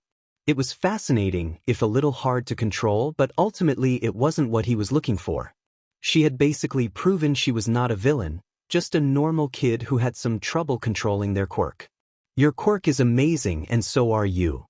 Izuku flashed her a wide, encouraging grin. Don't let anyone tell you otherwise, Yun. Okay. The girl blushed at his praise, the corners of her lips tugging upwards almost unnoticeably. Thanks, Onii-san. He nodded in assurance, closing his notebook. Right time to refocus. Now it meant that the villain wasn't taking the form of one of the girls, which hinted at a more esoteric explanation for why Kiri had thought he or she was one of them. For all he knew, the villain could be invisible or even worse, intangible. Izuku turned to look at the two kids still play fighting happily without a care, deep in thought. It's the colors. Oh dear, are they playing Revolution again? Those two really. Shiozaki-ni-chan. Yui exclaimed, her mood instantly brightening. Hello. Izuku looked up to see a teenage girl around his age gazing down at them with a patient curiosity, wearing a pristine white sundress and plain brown sandals. The most eye-catching part of her appearance was her hair, long, vibrant thorn-covered vines that cascaded down from her head and ended at her waist like a lush waterfall of green. Lovely acorn eyes gazed down at them, a small smile forming on the girl's face. Hello, Yui-chan. Shiozaki greeted calmly, before turning her attention to Izuku. And who's this? This is, The little girl squeezed her eyes shut and tried to recall his name, before giving up completely. Weird Onii-san. WW weird. I in a good way. Shiozaki giggled, bringing a demure hand to her mouth. Izuku meanwhile began to blush helplessly, his shyness around girls flaring up once more. It didn't exactly help that she was pretty attractive, her graceful and soft-spoken demeanor giving the impression that she was one of those pure, innocent girls that were way out of his league. Somehow, he felt as though he had seen her before. My apologies, where are my manners? I am Shiozaki Ibra, she bowed politely. Thank you for playing along with them. As you can see, these three can be quite the handful. I'm Midoriya Izuku. Izuku stammered, bowing back awkwardly. It was no problem really. Naturally, he didn't tell her about his true intention, which was to look for a villain that had escaped from within his head and was now possibly disguised as one of the 3 kids. The last thing he needed was the neighborhood police on his case. It's Nei-chan. Sat-chan and Kodoha stopped playing when they noticed the older girl and scrambled over excitedly. Yahalo, Wani-chan. Salutations. Hello Sat-chan, Kodo-chan. Shiozaki smiled warmly, an air of quiet tranquility around her. Were you two playing around with your quirks again? Just be careful not to hurt each other. It's fun. And look, we met this Oni-san just now. He's financing my rebel operations to destabilize the region for long-term war profiteering. Kodoha said simply. Is one of them your little sister? Izuku ventured curiously, noting that the 4 girls were color-coded in red, blue, yellow and green. Maybe Shiozaki could help gauge their behaviors to spot if something was wrong. No, but I helped to babysit them when they were younger. The teenager reached out and pat their heads tenderly, eliciting a bright laughter from the girls. Midoriya Izuku goes to the same school you do, Wani-chan. Yui mentioned helpfully. What? Izuku turned to the vine-haired girl in bewilderment. Wait a minute. Don't tell me you're from U.A? Ah, no wonder I found you familiar. You're that plain-looking boy from 1A, are you not? Shiozaki tilted her head curiously. I'm from class 1B, Midoriya-san. Plain-looking boy. Kendo had used the same term to describe him earlier, too. The 2 girls were in the same class as well. Izuku groaned internally, feeling a little depressed. Was that how everyone's first impression of him was like? At least now he knew why Shiozaki looked familiar to him. He had remembered seeing her distinctive thornvine hair around in school from time to time. That's me. Izuku sighed. I knew I recognized you from somewhere, so this is our first time actually speaking to each other. Not a bad introduction, considering the circumstances. I suppose not. She giggled. What a coincidence, or so it seems. What brings you here to the park? Not many tend to come here at this hour. I'm enjoying the scenery, he lied through his teeth, trying to throw her off his trail. Why, I guess you could say I'm quite the nature lover. Oh my, it seems we share similar interests. I too enjoy appreciating the beauty of Mother Earth. Though I suppose you can see why from my appearance. Shiozaki hummed and gave him a demure smile. I have a feeling we'll cross paths again, Midoriya-san. Especially if you frequent this place in the afternoons. And maybe. He was talking with a girl. A cute one. Casually. I must say I'm impressed by how well disciplined your dog is. To be quite honest, I was rather worried when I saw them playing with it, but I can see now it has been trained to be around children. My dog. Izuku said blankly. This isn't my dog. It's not. Shiozaki frowned, turning to her little charges. Girls, where did you find this gentle creature? Here in the park. She came to us when we were eating earlier and looked really hungry, so we fed her some meat. And then we took her to Oyaji and he fed her some doggy biscuits, and then we had a lot of fun playing fetch and stuff. She's really nice. She even lets us ride on her back. Oh dear. I wonder where the owner is. Kiri suddenly began pulling on several strands of his hair like reins while hidden atop his head, forcing him to look back at Yui. His little sister was trying to tell him something about the girl? But she'd already shown her quirk, and it clearly wasn't one that allowed her to change her form. The little fairy hidden within his hair began to pull in different directions and he responded appropriately, looking up when she yanked his hair back and down when she yanked it forward. Shiozaki blinked curiously, starting to look a little worried. Is there something wrong, Midoriya-san? I'm, just stretching. Izuku answered awkwardly, rubbing the back of his neck. Why yeah? What was Kiri trying to tell him? She couldn't exactly speak due to him ordering her to hide herself, but she was clearly trying to convey some sort of message to him. She made his head go up and down several times, repeating the process to the point where Kodoha and Sat-chan got interested and began to point and laugh at him. Ah, look at this weirdo. It's like he's at a concert. Sat-chan giggled and moved out her hand to form the sign of the horns. Rock on, Oni-san. You're super weird, Oni-san. Kotoha remarked, reaching into her bag. I'm gonna take a picture to commemorate your weirdness. Juan. He ignored them, thinking hard. And down. Kiri was trying to tell him something.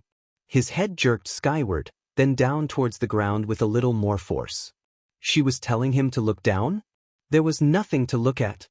Unless the villain was the size of an ant or something, it could be anything.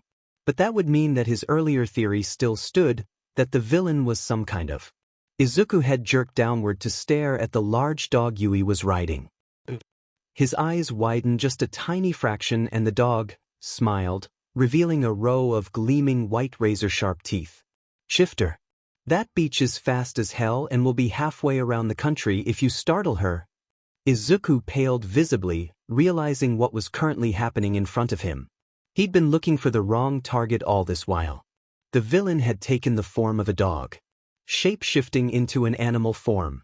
He got careless and focused too much on one thing when he should have been thinking out of the box. He should have thought of that in the first place.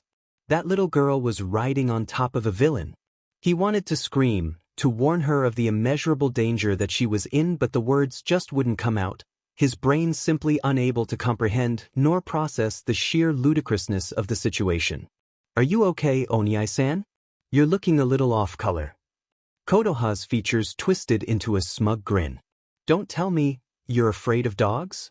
And no, that's not it. Izuku said shakily.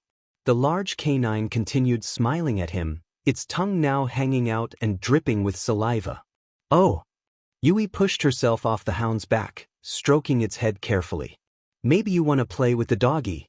The moment the dog heard the word, play, it lunged at Izuku, bowling him over much to the shock of Shiozaki and the three kids.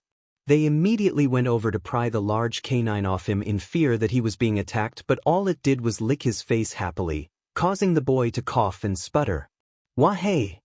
Izuku cried, defenseless against the playful animal. See, cut it out. Ah, she really likes you. Satchan giggled. Oh my. Shiozaki said. Gah, the boy protested, feeling drool all over his face as the animal liked him endlessly. He still didn't know what the villain's intentions were. Why was she behaving like this? Then he saw it. Upon her neck was a simple leather collar, and hanging from it was a small, silver dog tag that bore a name and details in bold capital letters. Now that he was this close, he could actually read the minute script. Konig, Plesia. 9 Einheit. Edi, this 1203. Deutscher Schäferhund, D6. That all but confirmed it. He could only read the first sentence which described her name, the rest were in what he supposed was in German. This was the villain Johnny had mentioned, the one who had killed him and received one for all as a result. But still, it didn't explain why she was acting this way. Perhaps she had gone mad, or it was a side effect of her quirk. Or maybe she was committed to deceiving the kids as well. Kei Koenig-san, he tried, raising his arms in defense. Stop. She stopped, alright. But what happened next was rather unexpected. Izuku couldn't believe what was happening even while it was taking place right before his eyes. Koenig transformed without a sound in a flash, limbs lengthening and fur receding to form the lithe yet toned body of a girl in her early 20s. And now she was straddling him, not a single scrap of clothing on her form.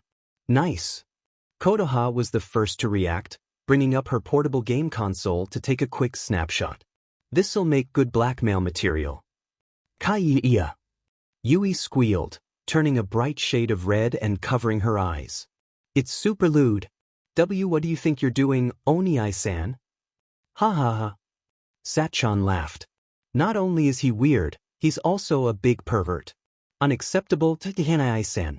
To the dungeon with you, 1,000,000 years dungeon. Shiozaki said nothing, though her lovely pale cheeks turned bright red. Her eyes were wide before snapping themselves shut, clearly much more uncomfortable than Izuku despite being a bystander. The innocent maiden was much too pure to have experienced any lewdness in her life, and now she had a front-row seat to the scandalous perversion taking place. She was unable to stop blushing, hands wrapped around her own graceful body protectively. Ich, how lecherous! Look away, girls! Shiozaki cried, eyes scrunched shut in a mix of disbelief and overwhelming embarrassment. Unfortunately, she couldn't stop herself from peeking, her blush intensifying tenfold. I can't believe you, Midoriya-san. And here I was beginning to see you as such a sweet guy. You deviant. You heathen. To think that you're one who CCC consorts with beasts. Giving yourself over to shameful lust. And no, wait, it's not what you think. Izuku said frantically, his cheeks burning and struggling under the dog girl's superhuman grip. It was useless, her wrists were bands of iron that pinned him down firmly but gently. Let go of me. His eyes couldn't help but travel up his captor's feminine figure where strips of thick, velvety black fur clothed-lined her tan skin in tribal patterns to form a natural costume, just barely protecting her modesty. A youthful face was framed by short, tomboyish dark hair that parted above her head for a pair of cute, pointed ears that were alert and twitching with excitement. She looked like a perfectly normal human with the exception of her limbs, her arms and legs ending in large, mitten-like paws that pressed softly against Izuku as he struggled. A long, bushy tail extended from her tailbone, swishing from side to side rapidly. She kept on liking his face, which caused the poor boy to blush even further, thanking his lucky stars that nobody was around to witness this aside from the girls. A pair of brownish-red pupils surrounded by black sclera locked onto his, wisps of ghostly red energy flowing outward like flames. Gazing into those eyes, Izuku realized he had jumped to conclusions once again. Within there was a small spark of humanity nearly overwhelmed by pure animalistic glee and primal hunger, the look of a predator who had cornered her prey and was ready to devour it, or one that had found a new chew toy to play with. She was practically salivating over him, her hot, panting breaths tickling his face. Now he finally understood why she was acting this way. She wasn't a human who could turn into a dog. She was a dog who could turn into a human. Oh no! Izuku whispered. Oh Yeesus! Koenig howled, tendrils of crimson lightning crisscrossing and arcing off her body like a Tesla coil's discharge. She snatched him into a princess carry, powerful legs tensing to jump. One for all. All Might was not having a good week. Just yesterday USJ had been attacked by a group of villains, which resulted in them learning about their sinister secret weapon, the artificial human known as Nomo. Not only that, a new mystery had arisen in the form of the Vigilante Valkyrie, who displayed abilities and power that nobody had never observed from her before, most notably the form and fighting skills of the late Shimura Nana. Then earlier this morning he'd gotten reports of the teachers encountering and battling an unknown individual who'd gotten away with the help of another unknown at the grounds near USJ. To escape not one, but 4 teachers, how troubling. But right now he was focused on his current task. Only minutes ago he had received a call from Tsukachi that Endeavor and a few other heroes were facing down an unknown opponent that had been flying over the city, and that the situation wasn't looking good. All Might grit his teeth in worry.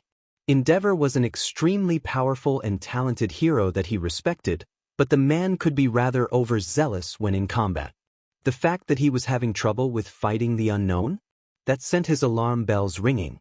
Leaping across multiple city blocks with a single leap, the hero finally found the cordoned-off combat zone, and his eyes widened at the sight. Several heroes were lying unconscious in the broken street, defeated by the unknown villain. He quickly checked up on them and was relieved to see that they were still breathing, if a little bruised and battered.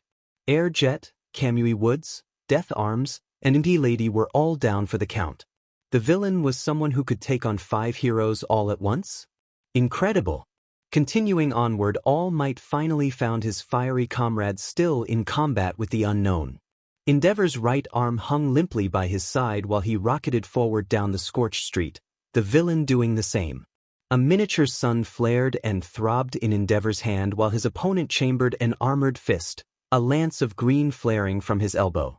All Might's eyes widened, recognizing that technique.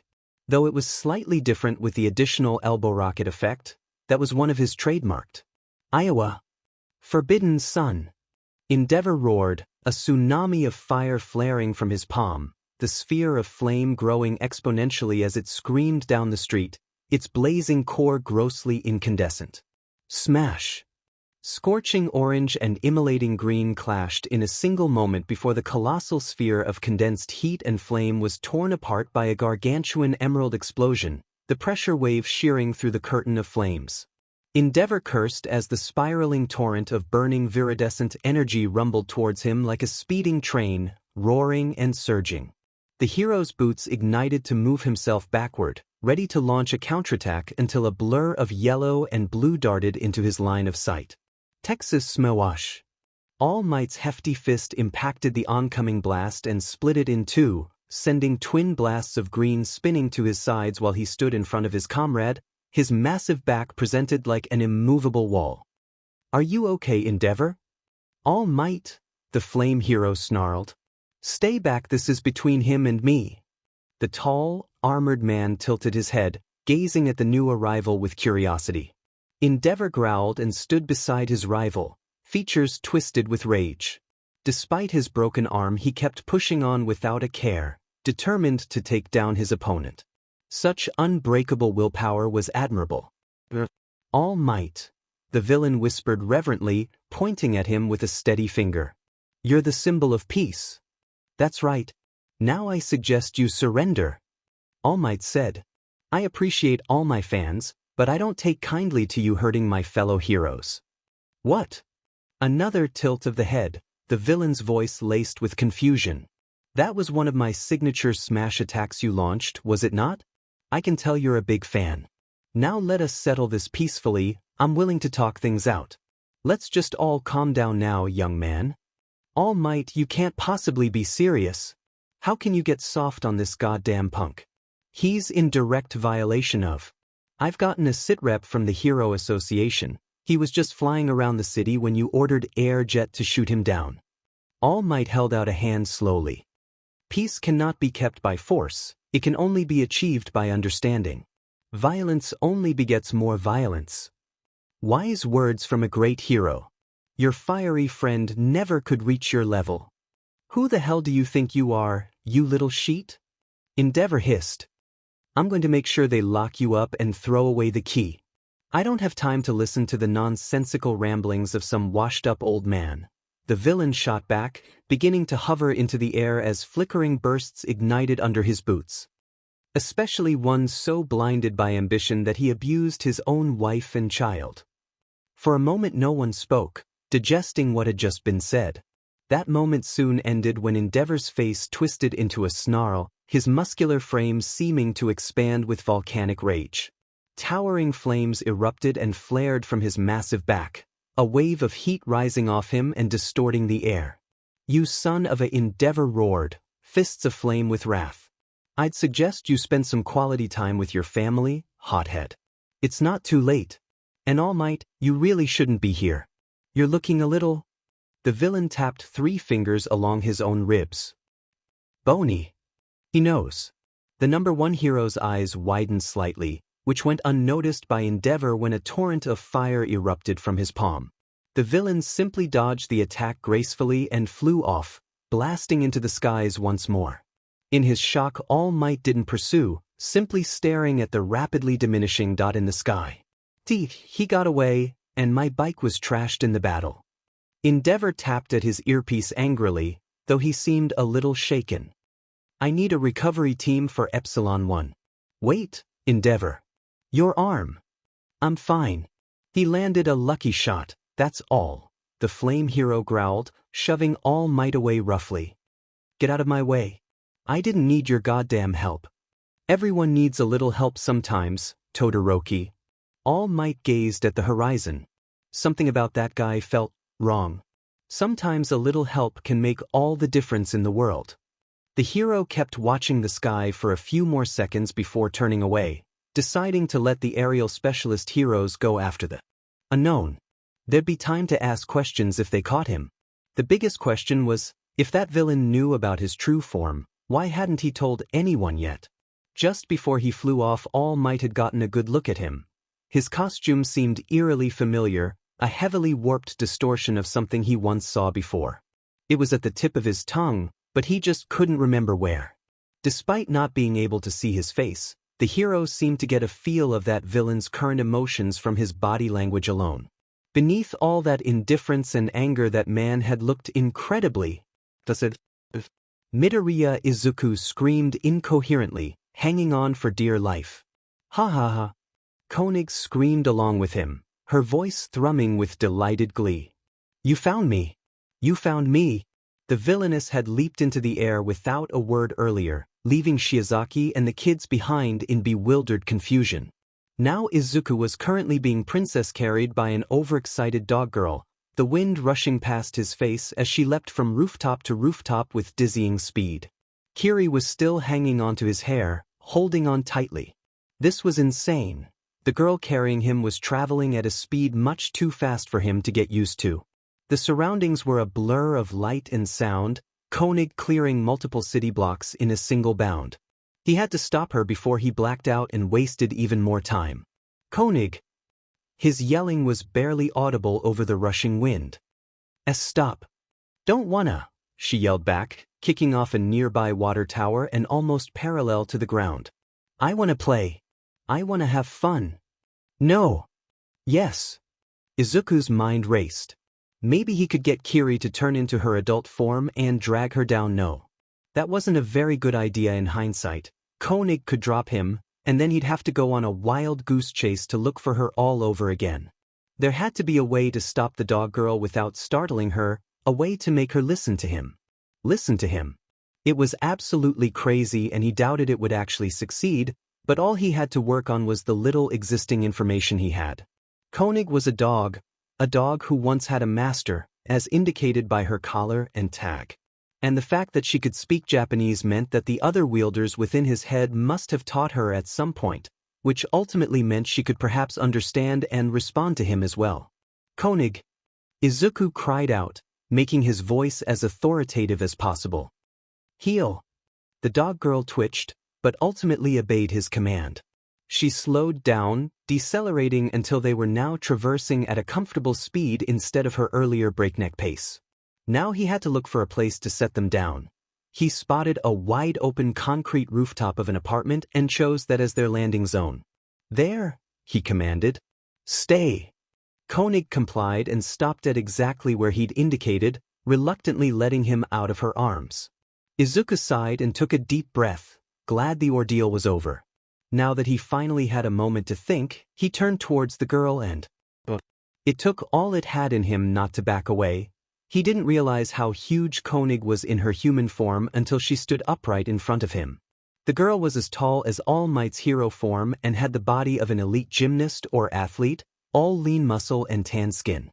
Thick, fluffy fur covered her limbs up to her elbows and thighs, giving the impression that she was wearing evening gloves and thigh-high socks.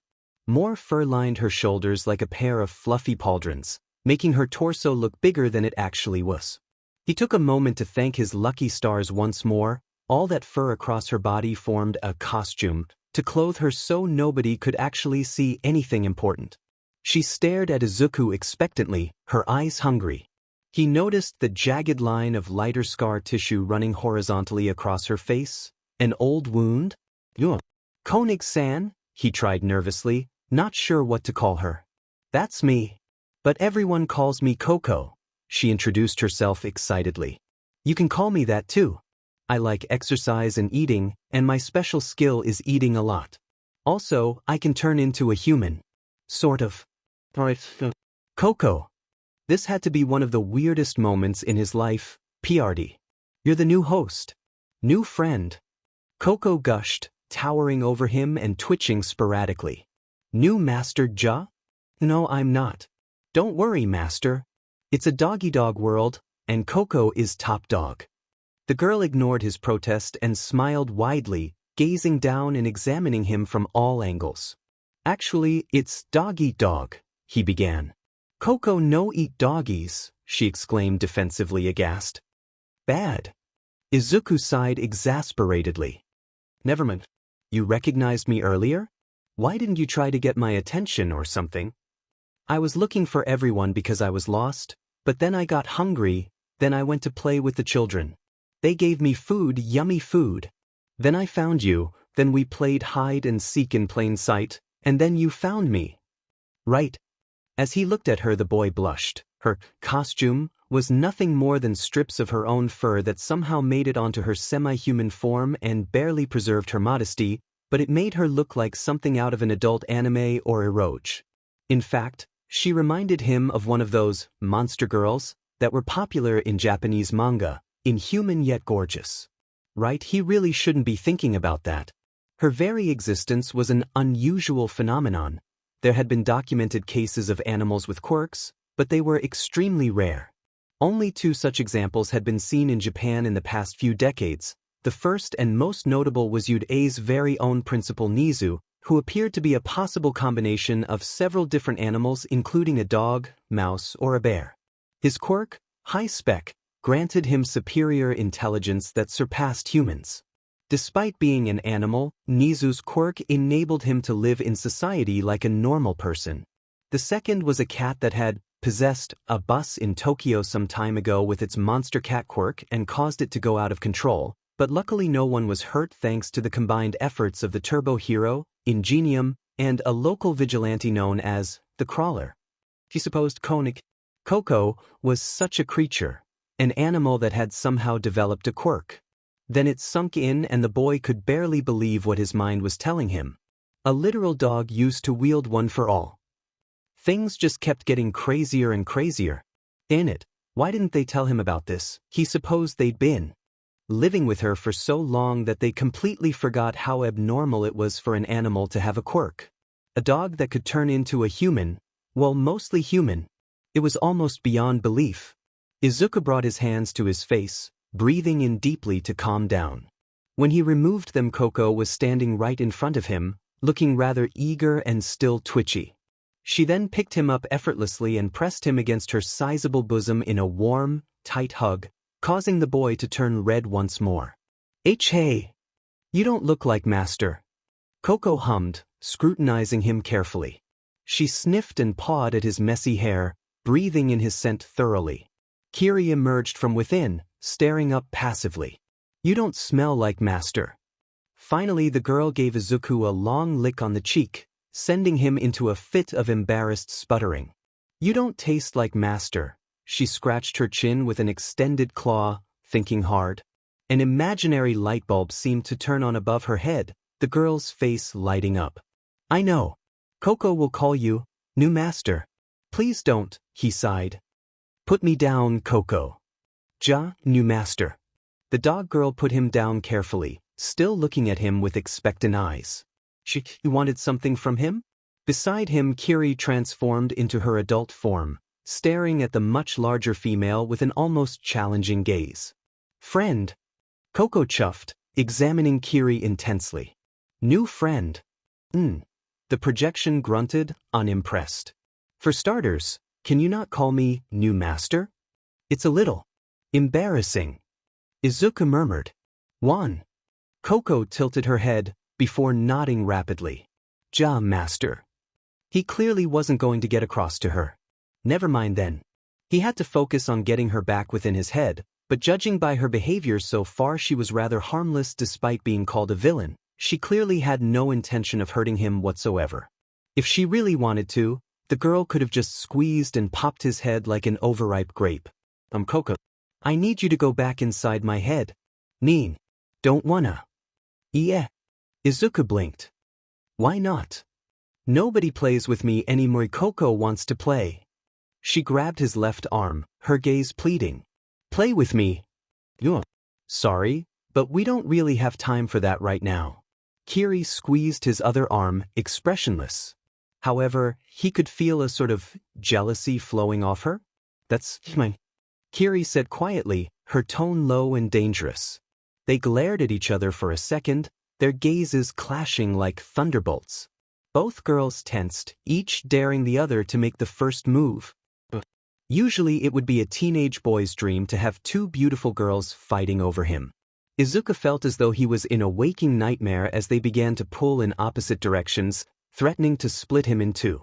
Blood rushed to his face and left the poor boy's cheeks alight with embarrassment, the sensory stimuli almost too much for his young, hormonal mind. Don't think about it, you're not supposed to think about them that way. One's a dog and the other's your sister. And they're both projections, so stop thinking about it. No fair. I wanna have a turn. Oni-chan's mine. My Oni-chan, doggy. They continued tugging at him, though not too forcefully to avoid hurting him. Both were controlling their strength carefully. If they went at it with full power, he'd be torn to pieces, and they knew it. The girls moved to hug his arms tighter and closer. Okay, that's enough. Izuku exclaimed quickly, his cheeks glowing bright red. They immediately let go of him, worried. Sighing, the boy put a hand to his chin and thought about his options. He couldn't afford to waste time playing around when one of those villains was still out there, but few choices were left, and he highly doubted Coco could be reasoned with using logic. Look, Coco, he said reluctantly.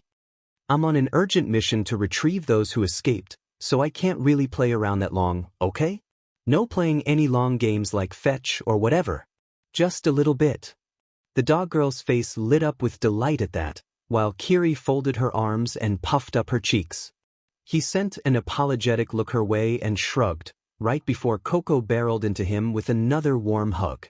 Master's so small, so cute, Coco grinned, baring a row of gleaming, pointed teeth. It makes me just want to eat you up. Izuku gulped. That was just a joke, right? She was a villain, but he could see that she meant no harm. Offhandedly, he wondered what earned her the title of villain in the first place before pushing it to the back of his mind. Still, better safe than sorry. All right. So what am I supposed to do? Izuku asked. He never had a dog before, so he was at a complete loss on how to play with one. Pet me. The boy blinked, then his eyes widened comically. WWW, he stammered. She couldn't mean. Pet me. She sat down and presented her back towards him as a sign of trust. Her long, bushy tail wagged back and forth rapidly in anticipation. Rub my back. That wasn't too bad, but still. See, can't you change back into a dog for this? Izuku blushed. It, would make me feel a lot less embarrassed. Don't wanna. The boy sighed in defeat, accepting his fate. What a stubborn dog. Without a word, he began massaging her back, feeling the warmth of her skin. Izuku was no stranger to back rubs. He would sometimes give them to his mother to help stop her from stress eating too much, the circumstances of her life building up an unhealthy level of stress. She had often commented and joked on how Izuku was an expert at it. Though he was no chiropractor or masseuse, he had looked up on the internet on how he could help his dear old mom. Now he got a chance to test his learned skills. But this was the first time he was giving one to someone else besides his mom, and to someone without clothes at that. It felt so different when there wasn't a layer of cloth separating his hands from skin. He could feel the knots in her flesh with just his fingers. Coco's back was practically a canvas of rippling muscle, not too much to be overly masculine but clearly that of someone who was extremely fit. A perfect example of a peak human female. Her lightly tanned skin was marred with numerous lines of ugly scar tissue from old wounds all over her body, the largest one being a long, uneven gash that ran down her back like a grotesque fin. What kind of life had she led to amass this horrific amount of damage? The poor thing. Perhaps this was the least he could do to make her feel better. Izuku pressed onto her firmly but gently, pushing his thumbs into specific trigger points on her back and muscle knots. She hummed, tail sweeping across the ground. Feels good. Please don't like that. Izuku sighed, feeling rather embarrassed at what he was doing. You're making this really weird. Nobody's done this for you before? Only when I'm a doggy. Coco glanced back at him with a toothy grin. This feels much better. The boy was doing his best to think of her as a dog rather than a person, but there were limits to how much he could delude himself. This was a girl, a human female that he was touching rather inappropriately. He couldn't help but feel flustered as he rubbed his hands along her back, feeling every curve along her supple flesh. His fingers ran across silky skin and rough scar tissue, a strange contrast of textures. He moved to her lower back and pressed near her tailbone, which suddenly caused her tail to stiffen, the girl letting out a high-pitched yelp. Ah, sorry. Did I hurt you? No. Keep going. Izuku made sure not to touch there anymore, for it seemed a little too sensitive to the point where the girl had to bite her lip whenever his hands brushed near that particular spot. Don't think about it, don't think about it, don't think about it. Just pretend she's a dog. She flipped over without warning, lying on her back this time. Izuku raised an eyebrow, already expecting what she was about to ask of him. There's no way I'm gonna rub my belly, Coco exclaimed, her eyes gleaming with completely innocent intentions. You can't be serious, Izuku said flatly. Rub me. The dog girl started rolling from side to side like a spoiled child. Or I won't move, master. The teenager groaned, closing his eyes and mentally calming himself down. What had he done to deserve this? Yes, she was attractive in a rough, primal sort of way, but she was also a dog who could turn into a human. He felt as though he had crossed some line he shouldn't have. Forgive me for my degeneracy. I won't mind if you erase my name off your will. Forgive me, ancestors. Give me strength.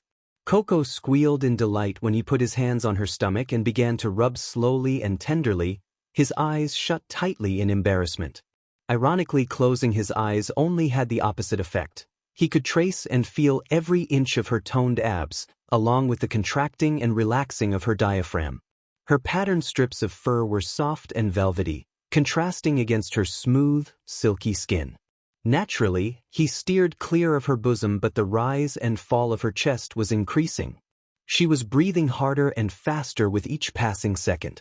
He feared that something had gone wrong and that he was hurting her, but opening his eyes revealed it was in fact quite the opposite. Her cheeks were flushed and her breathing was ragged, hot breaths escaping from an unstable mix of growling and giggling as he ran his hands over her warm skin. Her clawed toes were curling back, brownish-red eyes completely glazed over and lost in a haze of rapturous joy. At one point they even rolled to the back of her head, demonstrating that the intensity of the stimuli she was experiencing was worlds apart compared to a regular human. She was now putty in his hands, practically melting at his touch. To have a girl this powerful completely at his mercy felt somewhat good. Izuku quickly began thinking of something else like mathematical equations to get the intrusive thoughts out of his head, certain that he would develop some troubling features if he continued down that slippery slope. Ooh. Okay, we're done. Izuku yelled frantically, quickly throwing his hands off her. Ha ha ha. The dog girl stopped laughing maniacally to refocus her gaze upon him. Within those flaming ruby eyes there was that primal hunger once again. Pupils dilated and twitching erratically, her human instincts had been completely overwhelmed by her animal ones. The beast in her had been rattling at its cage and now Izuku had unlatched the lock. Haha. Coco, sit, he ordered nervously. Stay. She didn't listen, completely ignoring his commands. Wide eyes locked onto him, bone-white canines glinting in the afternoon light as Coco grinned inhumanly, a low, predatory rumble emanating from her throat. The ancient prey instincts dormant within every human triggered within Izuku, causing him to flinch. He got too overconfident. No matter how well she was trained, he simply didn't have enough experience to control her. Want something? Don't tell me, she wants to eat me? Kiri advanced forward to restrain the other girl, but was quickly stopped by a mental command from Izuku. This was bad. Really, really bad. For a moment it looked like Coco was either about to devour him or assault him in ways he wasn't old enough to understand. He had to stop her somehow, but startling her would only cause her to run away, which meant Kiri couldn't attack. There had to be a way to calm her down, but he needed to know what she wanted. His vision blurred without warning, allowing him to experience another memory that didn't belong to him. This was clearly Coco's memory. He felt a strong dissonance when looking through her eyes as the memory wasn't made in a human body. She was in her dog form and barking furiously at a pair of men, one cuffing the other with a pair of metallic H&CFFs. A policeman at work, Izuku realized. She was, or rather used to be, a police dog? Then how'd she become a villain? His thoughts were interrupted when Coco tugged at her leash wildly, surging forward and snarling. Easy, girl. Easy. A tall, well-built man came into view, kneeling down and rubbing her head gently. You did good, Coco. Izuku seemed to realize who the man was. He was Coco's old master, her partner back when she was just a normal dog. She didn't even know that she had a quirk at that time, content to serve as a part of the local K-9 unit. He continued rubbing her head and scratching gently behind her ears, getting her to calm down. Shoo, it's okay. Easy. The blonde man spoke softly in German, holding her tight to his chest. It's okay. Good girl. You always get so overexcited when you're hungry. Feeling calmer now, girl? Good doggy. Juan. Coco chuffed happily, liking the man in the face. Come on, girl. He opened the door to his police cruiser for her, the dog hopping in easily.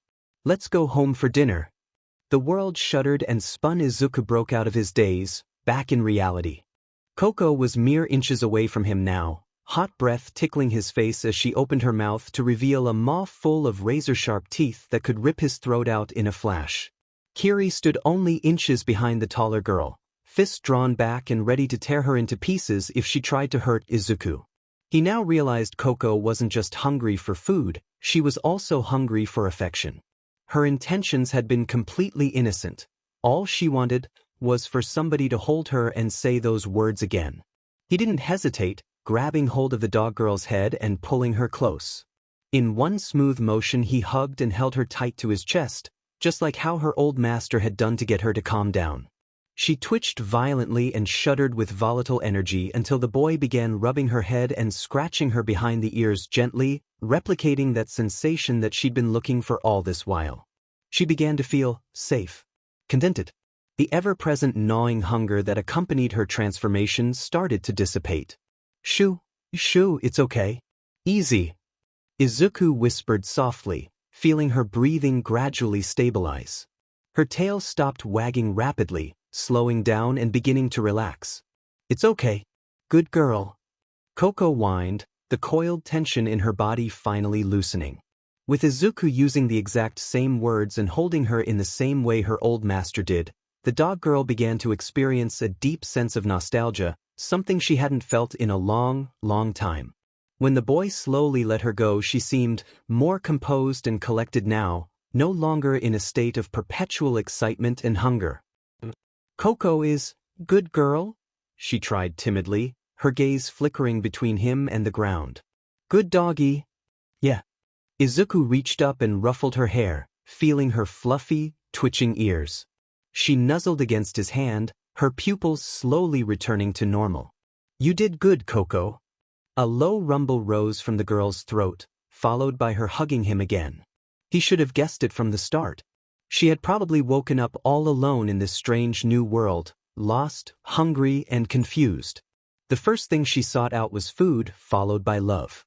No wonder she went to interact with those kids. They would have provided her both of those in abundance. She had been wound up like a spring, pent-up energy within her threatening to burst. The only thing missing was for somebody to calm her down and tell her that everything was all right, and Izuku had finally fulfilled that role. Sorry to cut this short, but I really need you to return back to my head so I can go look for the last one. Can you do that for me, girl? Oh, okay, well. She looked hesitant for a moment. Will I see you again, new master? New master ist Freund. Friend. Coco. I want to see you again. Izuku hummed, then patted her head tenderly. I don't know, but I'll try. The dog girl nodded obediently and then turned to face Kiri, who had shrunk down into her miniature form after realizing Izuku was safe. Coco gave the little fairy a long, loving lick along the entirety of her tiny body and began to smolder, returning the borrowed power. The simulacrum looked rather unamused, doggy drool slicking down her form before she shook it off. Master, be careful. Coco warned, fading away. Last one is powerful. Let us out. Let us out. Izuku repeated blankly, then his eyes widened in realization. Johnny had made a mistake. Coco wasn't the one that had caused the breach. It was the last escaped villain. I need more details. Why did they let you all out? What's their goal? Don't know. Is faster than me. Strong, very strong. The dog girl murmured and turned translucent. Very angry, but also very sad. Give me a name. What was their name when they were a villain? The Amazon closed her eyes, recalling the one who had inherited one for all from her. The one who explained to her what it was and why they needed it. One for all must always have a wielder. Aftermath. Her form dissolved into a flurry of crimson particles, swirling in the air like a storm of rose petals before diving into his forehead. Izuku braced himself, knowing what was coming next, a memory that belonged to her, not him. He should be able to distance himself from the memory and view it as an observer now since their minds were so different. The first thing he saw was blood. Dark red and maroon pooling around an unmoving body, the man he had seen earlier. Coco's old partner and master. She pawed and sniffed at him pitifully, crying, and then she turned into a human for the first time in her life. The first time she used her quirk. That's what you get for messing with the wild hunt, somebody outside the building screamed, followed by the cacophonous noise of at least a dozen engines roaring to life. Let's ride, boys. Around her the police station burned, a raging inferno consuming the place she called home. Dead officers and personnel lined the hallways, her master among the bullet-ridden corpses. No matter how much she nudged at him and wailed, she knew he was dead. The light in his eyes was gone and she screamed and sobbed and howled, her heart shattering into a million pieces as the world around her turned to embers and ash. Her master was gone. Her human friends were gone. Her brothers and sisters were gone. Even the old caretaker was gone. Everything she loved was gone, the police department building going up in flames. All because they protected the people in the name of justice. And so for the first time, Coco spoke. I find who hurt you.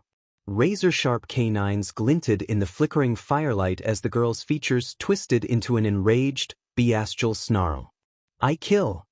Hot tears rolled down her cheeks, burning blood-red energy flaring out from crimson pupils surrounded by black sclera. I good doggy. Izuku lurched back into reality, feeling bile rise up in his throat. He barely stopped himself from vomiting, tears streaming down his cheeks uncontrollably. He had felt what she had felt in that short memory. There had been so much grief and hate within her at that time. He supposed she had made good on her promise and gotten her revenge, which was probably why she was classified as a villain. Heroes didn't exactly take kindly to vigilantes killing even criminals, often just putting the two groups into the same category. But he didn't have time to stop and cry. The last one was still out there. Izuku grunted and pushed himself up unsteadily, Kiri helping him to his feet. He shoved his current feelings to the back of his mind, putting them away for later thought. He had to keep moving forward.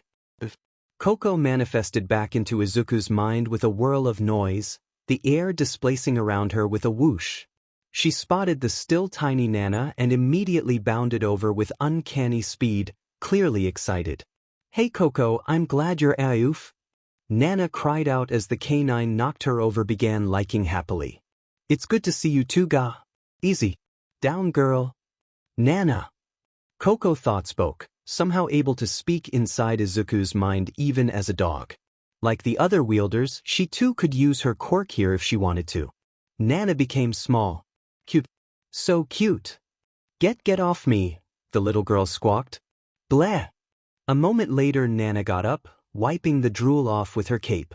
Coco was running circles around All Might, Toshinori, now. Friend. Coco gasped, delighted at the prospect of meeting someone new yet again. New friend. Big. Funny face. Hello, Coco. I am Toshinori Yagi, also known as All Might. Hello, she barked, darting around his legs energetically. Schondike zu treffen, Amerikaner.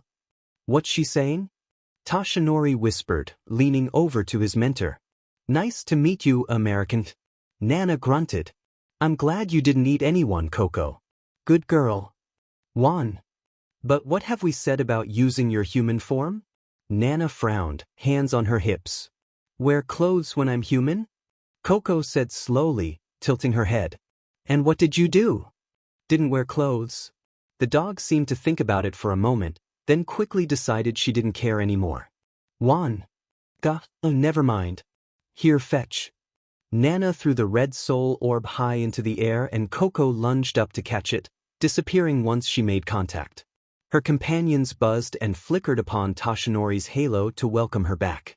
Unbelievable, she really is a dog, the blonde muttered. I still can't believe it. Let me give you a bit of context, then. Koenig Yike Koko. Villain name, Hellhound. Quirk, human. Nana explained. Well, it's pretty much as it says on the tin. She can turn into a superhuman with incredible speed and strength. She was an absolute monster back in the day, a brute in every sense of the word. The German heroes deemed her a villain after she began killing the members of a metahuman villain gang known as the Wild Hunt, but she always managed to get away thanks to her inhuman prowess and the fact that nobody realized she was actually a dog. Why was she killing them? Revenge. Poor girl used to be a police dog, but that changed when the Wild Hunt killed her master and burned down her home. She managed to keep surviving her battles because of the secondary effect of her quirk. Her stored form heals way faster, so she can swap between forms to fix injuries. I think you can guess it by now. Her human and animal instincts don't mix well. Toshinori hummed. Which is why she eats people? Partially correct. Swapping between forms and healing takes a ton of energy. Her caloric intake skyrockets as a result.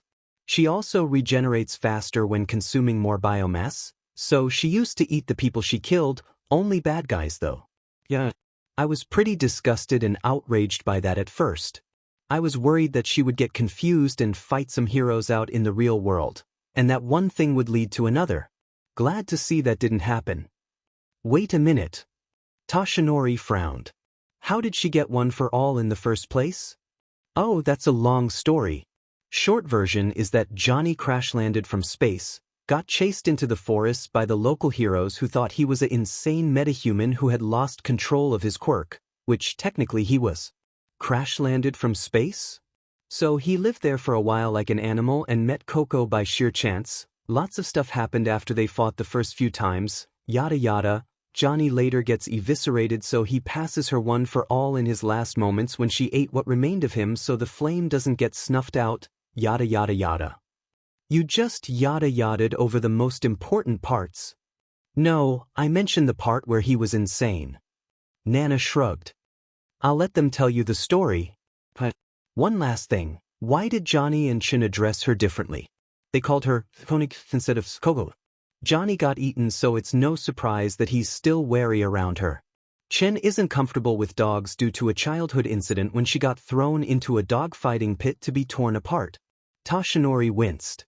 But I digress. The last one is still out there, but why cause the breach? It just doesn't make any sense.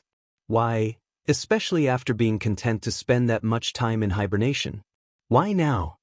The sky turned blood red without warning, causing the two heroes to look up in alarm. Lighting up like a screen, it showed what Izuku was currently seeing. An armored figure hovering in the air, flickering bursts of green energy blazing beneath heavy boots. It turned out that Izuku didn't have to look for the last one after all. They had been looking for him. Young Izuku's heart was thumping madly in his chest like a jackhammer, beating against his ribs with a steadily increasing rhythm. He hadn't even managed to get off the rooftop Coco had landed on when this new individual showed up, hovering in the air menacingly. Kiri pointed at him with a quiet finality, confirming his fears. This was the one Coco had spoken of, the villain known as Aftermath. For a moment they just stared at each other in silence. The boy's mind tried desperately to analyze the villain's capabilities, starting with his costume. The man didn't dress like a villain, wearing a mask with dark lenses that ended in long ears, coupled with a metallic respirator on his neck that shielded his mouth. Green armor along his torso and limbs, along with a pair of heavy boots. The outfit looked somewhat familiar, yet completely alien to him. The man was slightly smaller than All Might, but he looked leaner, younger. I found you. I finally found you. An armored finger pointed at him shakily. Midoriya Izuku. Kiri transformed into her combat form, ready to fight. She could go at a 100% now after retrieving the power Coco borrowed from her. The villain still held the remaining surplus power she kept in emergency reserve to manifest himself. Who are you? Izuku yelled, standing his ground despite the crushing fear. Why you caused the breach? Why? You, construct. Valkyrie. Aftermath growled, still hovering in the air above them. You stole something that's supposed to be mine. Are you willing to fight for it? Because I sure as hell am. WW it.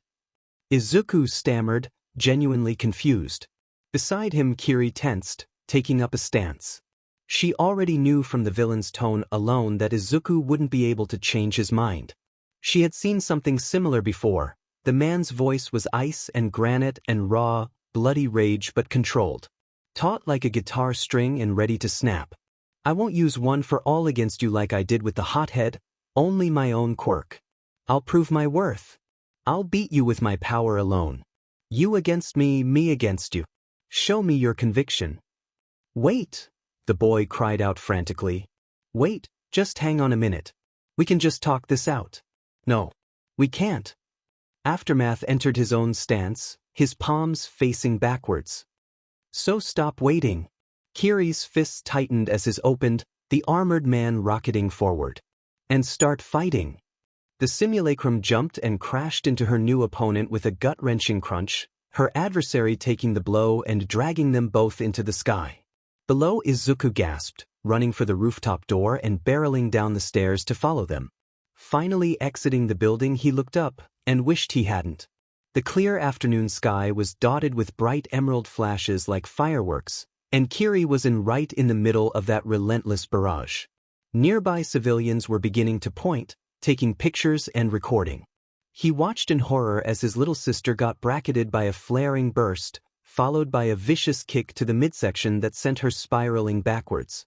Though their mental link, he felt her shock and pain. What? She was supposed to be invulnerable. How was Aftermath doing that?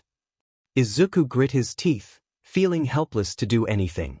Think, Izuku. Think. Flight, mover rating confirmed. Ranged offensive capability, blaster rating confirmed. Izuku narrowed his eyes, analyzing how Aftermath strafed Kiri and peppered her with concussive energy blasts on each flyby. No, it was different applications of the same ability. Omnidirectional movement via explosions. Kiri managed to close in to land a solid hit, and the spot where she had landed her attack exploded. A blast that didn't come out of his hands or feet, activated via impact. Some sort of reactive armor. Brute rating confirmed. That had to be the most troubling thing to deal with. Landing a strike would also result in the attacker taking damage. It seemed to be dependent on whether the villain chose to react, Kiri managing to land a few blows without the hit area detonating. Aftermath's mobility and maneuverability was incredible, his attacks employing a mix of melee combat and energy bursts from both his hands and feet that also helped him to fly in irregular, unpredictable patterns, a frighteningly powerful combination. Izuku cursed, his mind spinning. There had to be a way to help her, if only he could see what she was seeing. Wait a minute. He could do that, but it had happened only in his dreams via their mental connection. The boy closed his eyes and focused hard, trying to ignore the sounds of combat and commotion from people observing. He had to help her. A big brother had to be responsible for his younger sibling. There was a flickering behind his eyes followed by an itch in his head, and then light. He was looking through her eyes. His right eye now glowed an ethereal green and displayed exactly what she was seeing in real time, while his left one remained normal as usual. The overlapping images began to make him dizzy, so he closed his right eye, focusing on what Kiri was doing. A deafening boom echoed in his head, followed by a wave of burning energy splashing across the projection's face. So he could hear what she was hearing too. Kiri was at a massive disadvantage. She could only float and boost herself using the recoil of her attacks, while Aftermath could fly freely. I bet you're curious why I can hit you though you're invulnerability. Aftermath's fist met her jaw with a thunderous crash, snapping her head sideways painfully. Simple really. It's because we're on the same wavelength. We're practically the same thing. Kiri sent a punch backward, which in turn sent her forward using recoil. Her shin slammed into the area under his torso with inhuman speed, right where the kidneys would be. Dazzling green flames erupted from the impact, sending her sprawling back. But Izuku saw it. For a moment the spot that had exploded was empty, resembling a hole in a porcelain figurine. Aftermath was hollow? See, that's what SCKS about being invulnerable.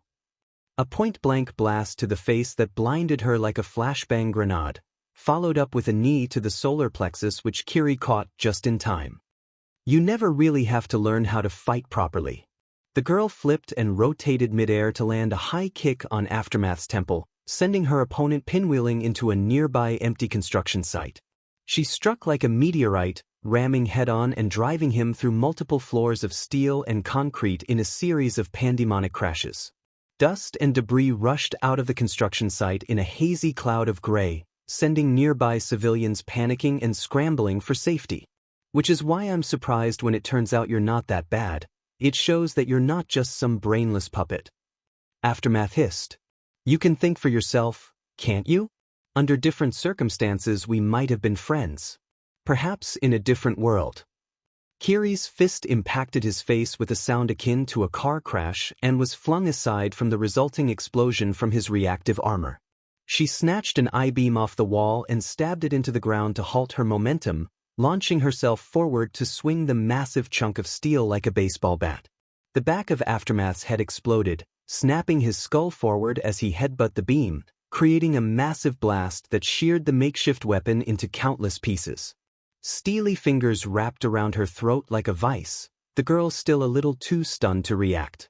A blinding corona of green streaked into the sky as Aftermath rocketed from the destroyed construction site, Kiri struggling in his grip.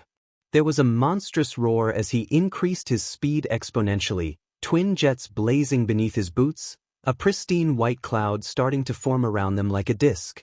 The cloud narrowed to a sharp point, turning into a vapor cone with supersonic expansion fans, resulting in an ear-splitting crack as the armored figure broke the sound barrier. Izuku gasped, watching them through his own eye. Kiri executed an arm lock onto her opponent midair, sending the pair spiraling into a tight corkscrew maneuver as Aftermath tried to regain control. They were headed to the forested outskirts of the city. Izuku began running towards it. Twin juggernauts impacted the forest grounds at 741 miles per hour, sending a giant plume of earth and broken wood into the air. A burning discharge sent Kiri flying out of the crater, the girl correcting herself mid-air and retaliating with a bone-shattering elbow drop. Izuku was still looking through her point of view with his closed right eye, his left eye focusing on the road. He borrowed a nearby fallen bicycle along the way, cycling with all his might. I can unleash explosive energy at range, but I choose to engage up close in melee combat, and you know why? An armored fist rammed into her stomach with the power of a freight train, sending the simulacrum crashing through a dozen trees. Because it feels good. Aftermath ped his arm back in a specific fashion, chambering a clenched fist. A lance of energy erupted from his elbow, the effect resembling the afterburners of a jet engine. Izuku's eyes widened. That stance. That was All Might's Iowa smash. Kiri received his mental warning just in time, arms XNG to shield herself from the massive rocket-boosted corkscrew punch, the attack detonating with the force of an artillery salvo. There had been enough raw power in that attack to demolish multiple city blocks, the forest behind her parting like the Red Sea as she split the blast in two with her own body. It was like she'd been hit by a tidal wave. A warped distortion of one of All Might's attacks. This guy's a fan of All Might. It doesn't make any sense. Why would somebody who admired All Might become a villain? No, he clearly predates All Might. What the hell is going on? Milky white knuckles cleaved through burning energy as Kiri punched her way into the massive conflagration, her fist slamming against the villain's palm. He just barely caught her other incoming hand by the wrist, only for the girl to brace two fingers against her thumb to launch a vicious, point-blank Delaware smash.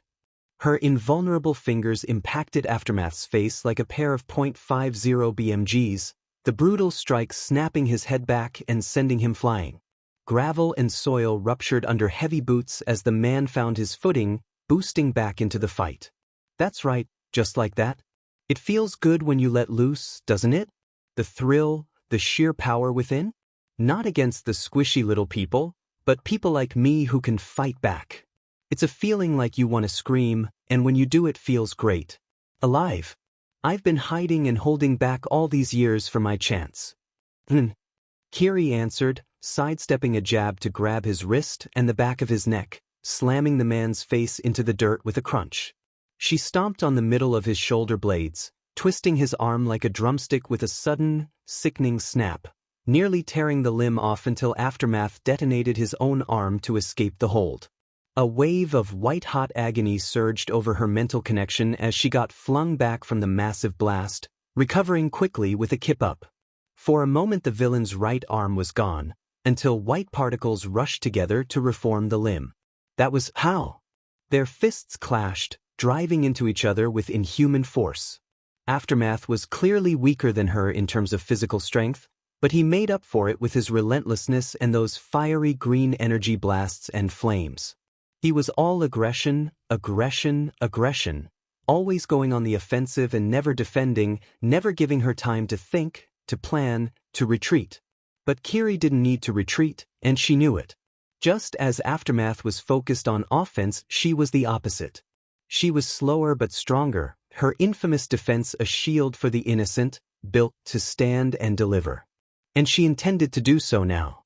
Kiri tanked his assault to get in close, switching her fighting style to strike between the lapses of Aftermath's offense with counterpunches, exploiting the openings in his attacks. A heavy right cross hurtled towards her. The girl deliberately accepted the punch, her retaliatory haymaker left already crashing into his jaw with the added momentum.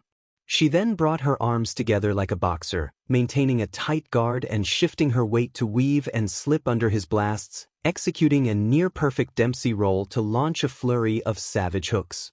Switch. Her opponent immediately adjusted his own strategy accordingly to combat her fighting style, initiating the unorthodox acrobatic maneuver of an air flare like a breakdancer, his legs sweeping wide to become a cyclone of viridescent flames. Switch. Kiri swapped to a different style again, her movements now graceful and flowing to redirect incoming attacks with minimal effort, using his own momentum against him. Her roundhouse kick scythed through the air and into his temple. Switch. Aftermath responded by changing styles as well, legs braced and stomping into the earth with a heavy, angular stance. He attacked with elbows and knees, the effects amplified by his blasts. A lightning-fast palm strike crashed into her jawline. Their fighting styles and attacks were adapting to each other like pieces on a chessboard. "You don't get it, do you?" the villain snarled. "This is all happening because of you. You were never supposed to happen. Your FENG accident, an abnormal irregularity." What? She paused in confusion, leaping back to create some space between them. Everything had been planned out, but because of you. His voice became distorted, seeming to overlap with another. "You ruined everything." They moved simultaneously, landing a ferocious cross-counter on each other. "If it wasn't for me, there wouldn't be a one for all in this world. It was me who retrieved it from Coco, me who forced it onto Chin. All that grueling hard work, and this is the thanks I get?" Aftermath was starting to get emotional, his earlier calm demeanor giving way to unrestrained fury. She could hear him gradually losing it from his voice alone, distorting like two people speaking at once. His tone was slipping like tectonic plates, inch by inch, and any second now the fault line would snap and send him cascading into overwhelming rage. Izuku dodged past a group of policemen setting up a safety barrier, ignoring their alarmed yells. They didn't bother to run after him, too busy helping to evacuate nearby civilians. Emergency sirens blared in the background. "Everything I did it for him. And I'd do it all over again.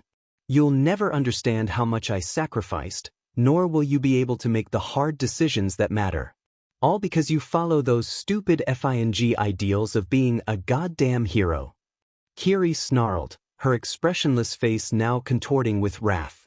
The tip of Aftermath's boot ignited as he flipped overhead, flaring like a rocket engine to send his armored leg downward in a vicious axe kick, speeding towards her neck like a falling guillotine. "Manchester! Dodge it!" Izuku screamed mentally. Kiri obeyed his command and backstepped just in time, the Boothiel missing her face by millimeters. Smash!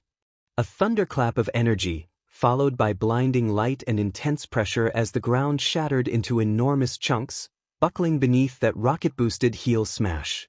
Izuku was still looking through her eyes, and now he saw yet another oddity. There it was again. Whenever Aftermath launched a heavy blast, the origin point seemed to disappear for a moment, If he used his right arm to launch a larger-than-average blast, his right hand would disappear for a second. Now that he used that axe kick, he could clearly see that his foot vanished for a moment before reappearing. And the fact that he could blow up his own arm earlier. Was he combusting his own body to fuel his attacks? What kind of quirk was this? I won't use one for all against you because this form is all I need. It's all I've ever needed to hurt you, to beat you and anyone who stands in my way. The truth versus your ideals. And the truth is that you'll compromise. When shit gets real, there'll be a time where you'll have to choose between what you believe in and what you truly desire. Unlike you, I won't hesitate, not even for a single FING moment if it means I can achieve my goal. That's what makes us different. That's why you're a hero. Aftermath's fist exploded, sending a torrent of emerald energy cascading into the ground. And I'm not. The very earth erupted around Kiri, disorienting her for a second with a smokescreen of debris and uneven footing. But only for a single second. Her reply came in the form of a jaw-breaking uppercut that seemed to hit through Aftermath, the trees behind him shredded from the sheer force of her attack like shrubs in a hurricane. The projection caught his next attack with an open hand, their battle pausing for a brief moment. Never compromise, Kiri whispered. Not even in the face of Armageddon. They let go at the same time, hammering at each other with concussive force, bludgeoning and pummeling with fists and elbows, legs and knees. Emotion against logic, two poles of human nature face to face, fighting it out. Izuku was finally closing in on the spot where they were fighting, bobbing and weaving between panicking civilians who were running the other way. Aftermath had abandoned all semblance of calm and was seemingly going berserk, teetering on the edge of rationality like an acrobat over the chasm of his own rage. He wasn't making any sense, nothing he said made sense. Kiri, on the other hand, was thinking logically and trying to come up with a way to take him down, going for limb locks, throat strikes, anything she could think of and exhausting her entire arsenal against the seemingly unstoppable force. If she couldn't outspeed him, then she'd outlast him, beating him in a battle of attrition. They were turning into the opposites of each other. They already were from the beginning. Their battle wasn't so simple as good versus evil. More like ideals versus truth, need versus want, cool logic versus burning emotion. Angel versus devil. Kiri sent a piledriver right into her opponent's jaw, sending him reeling back before he countered with an exploding knee to her ribcage. A devastating left hook downed him temporarily, snapping his neck sideways so fast a normal human would have gotten beheaded. She got atop him and tried for a pin, but it was like trying to hold down a volcano as Aftermath erupted, tossing her back into the dirt like a toy. Izuku could feel Kiri getting exhausted, draining more of his emotions as she was almost out of power, but so was Aftermath. Long, jagged cracks were now snaking along the armored man's entire body, and within those cracks was hollow emptiness with the exception of the torso.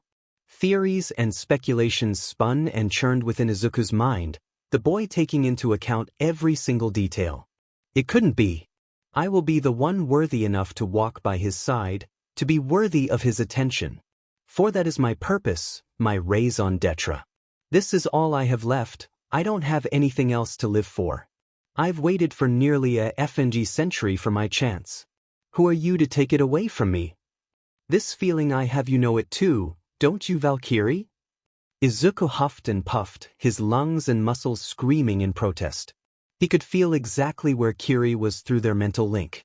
What was Aftermath talking about? A wave of dread sent shivers down his spine. Was he an all-for-one loyalist that had somehow infiltrated one for all? No, there was no reason to pass it on if he was. It just didn't make any sense. He was almost there, almost there. This feeling I have could only be called love. Love? Kiri asked in bewilderment, momentarily stunned by the declaration. But if you go beyond love, it turns into hatred. Just as people turn on each other when they take their ideals too far. This effed-up world is a result of that. Lunatics running around in ridiculous costumes, bringing violence and escalation wherever they roam, and for what? Justice? Power? Recognition? These people get caught up in their own beliefs and prejudices and lose sight of the truth. This leads to misunderstandings, followed by discord and then by conflict. They would bring ruin upon humanity for the sake of satisfying their own inflated egos or to further their own deluded cause. If you know that, Kiri began, fury boiling up within her. Then why do you still fight? You're asking for a warrior's reason to fight? Aftermath roared, his vicious rocket kick just barely missing and sweeping over her head. That is nonsense. Then you're just a hypocrite, a contradiction. No better than the people you are cursing. Maybe I am. A dodged counter, followed by a two-handed overhead swing that split the earth. You made me this way. Humans are capable of committing atrocities in the name of love, and I am no different. So what if it's selfish? So what if there are consequences?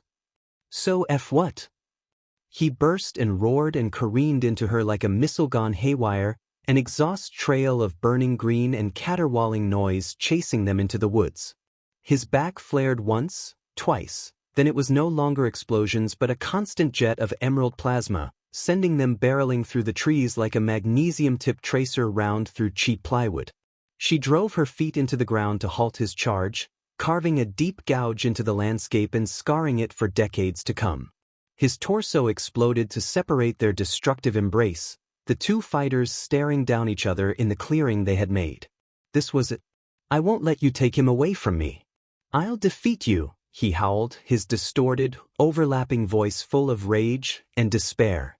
I don't care about the rest of the world any more. This is my own will. You're part of the world as well. Kiri howled right back. Then consider this to be the will of the world. Aftermath screamed. My world? No.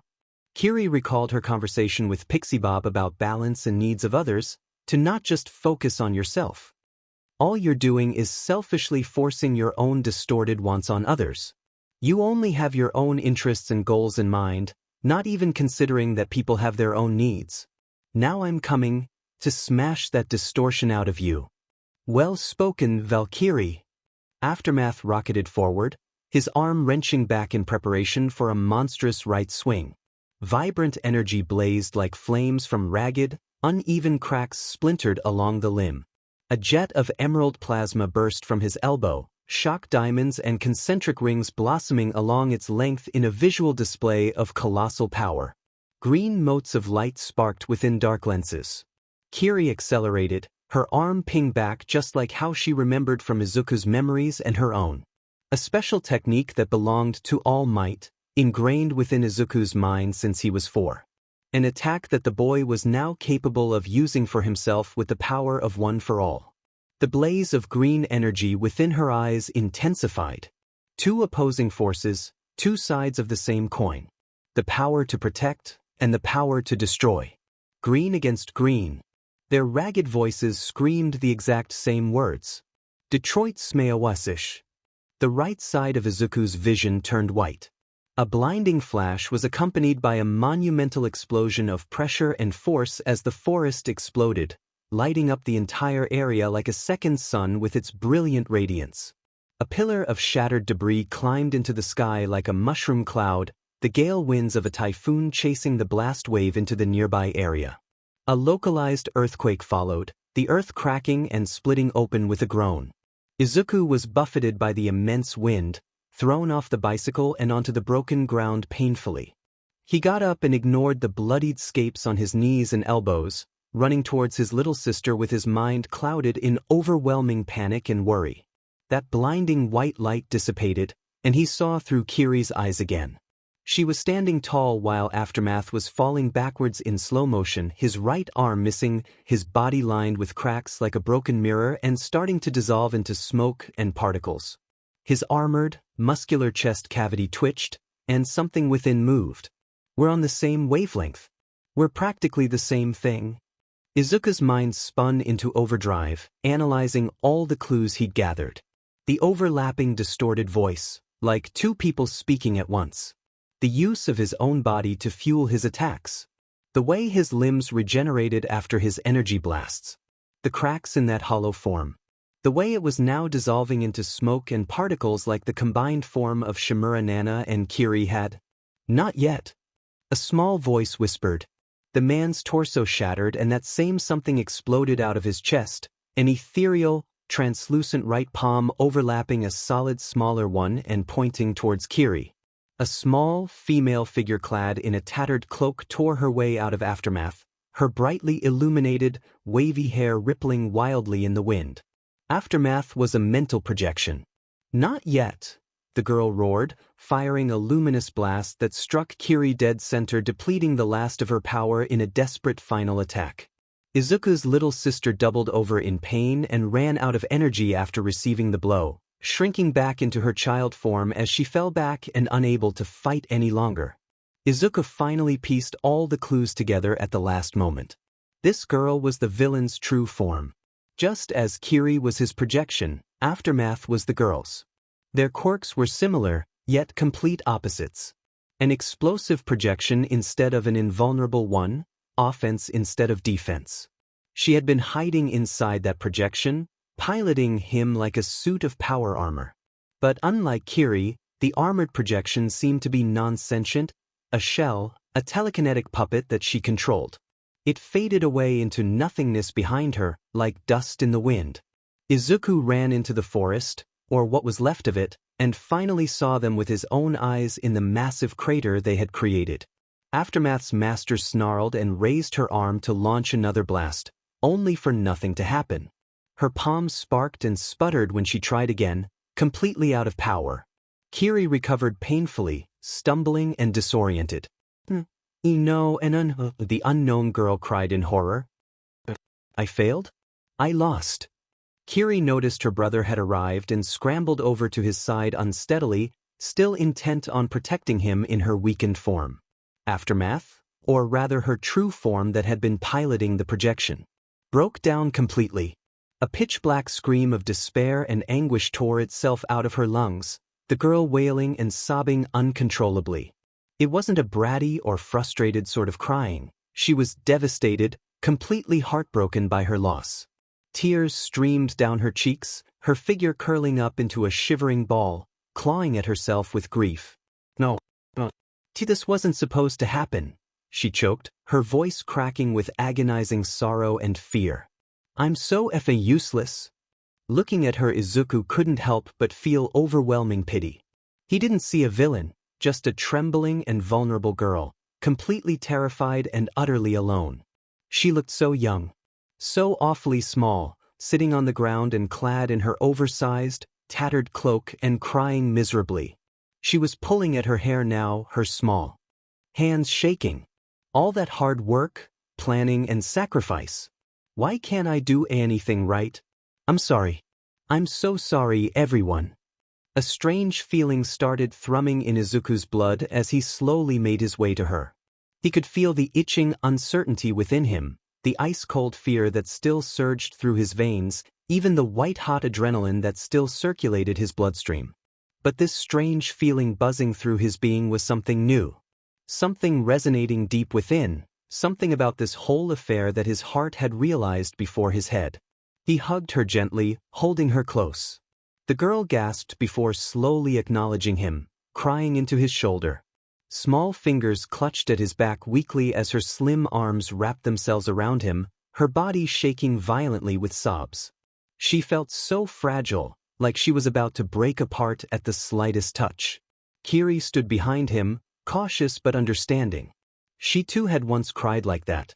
The unnamed girl's shivering fingers reached out and touched hers, finally returning the borrowed power in her defeat. Lovely emerald eyes gazed up at Izuku, shimmering with tears. Please, don't leave me, the girl whimpered weakly, a trembling hand brushing against his cheek. I don't want to be alone. Before Izuku could say anything, she wailed and disintegrated into countless emerald petals, dancing in wind. The miniature storm of energy dived into his forehead in a stream of glittering light, the boy bracing for the incoming mental jaunt. The world shifted and blurred with kaleidoscopic color and noise. Izuku was now looking through another's eyes yet again, this time from the perspective of Aftermath, or rather, the girl that had been controlling him. She was trudging through a sunless blizzard, shielded from the most of the unrelenting cold by staying inside her projection. He could feel her exhaustion and despair, Yet at the same time there was this determination within that flickered and waned like the flame of a dying candle. Izuku could feel her desperately hanging onto the last vestiges of hope in that swelling sea of shadows, holding onto that lifeline like how a drowning man clings to driftwood, refusing to let go. For here, deep within that darkness, was a thread that led back to what she had traveled so far for. A single spark of hope. "Don't worry," she whispered, a tear rolling down her cheek. "It'll be okay. No matter how long it takes." Ice and gravel crunched under her projection's boots. Howling, frozen wind bit into her, but she continued to advance, step by step. Inch by inch. She had to keep moving forward. No matter how long it takes. The memory twisted sideways like a whirlpool of vivid colors and wild noise, spitting Izuku back into cold reality. He gasped, clutching at his chest in complete bewilderment. Kiri rushed to his side, worried. His vision was back to normal now, right? No longer glowing. Nothing made sense anymore, and that strange girl. She had felt familiar, yet somehow foreign. Like she didn't belong, but at the same time she did. The way her quirk was also a projection, it was too frighteningly similar to be just a coincidence. Even though he had successfully retrieved the 4 lost souls, he didn't feel any relief at all. A new mystery had risen from its decades of slumber, a conspiracy hidden within One for All for nearly a century. Despite how he reassured himself that the worst was over, dread started to pool in his gut, a feeling that something was terribly wrong. No matter how hard Izuku tried not to think about it, the image of that young girl's tearful, green eyes remained as if branded into his mind. Those lovely green eyes. That looked just like his. Chapter 6 End.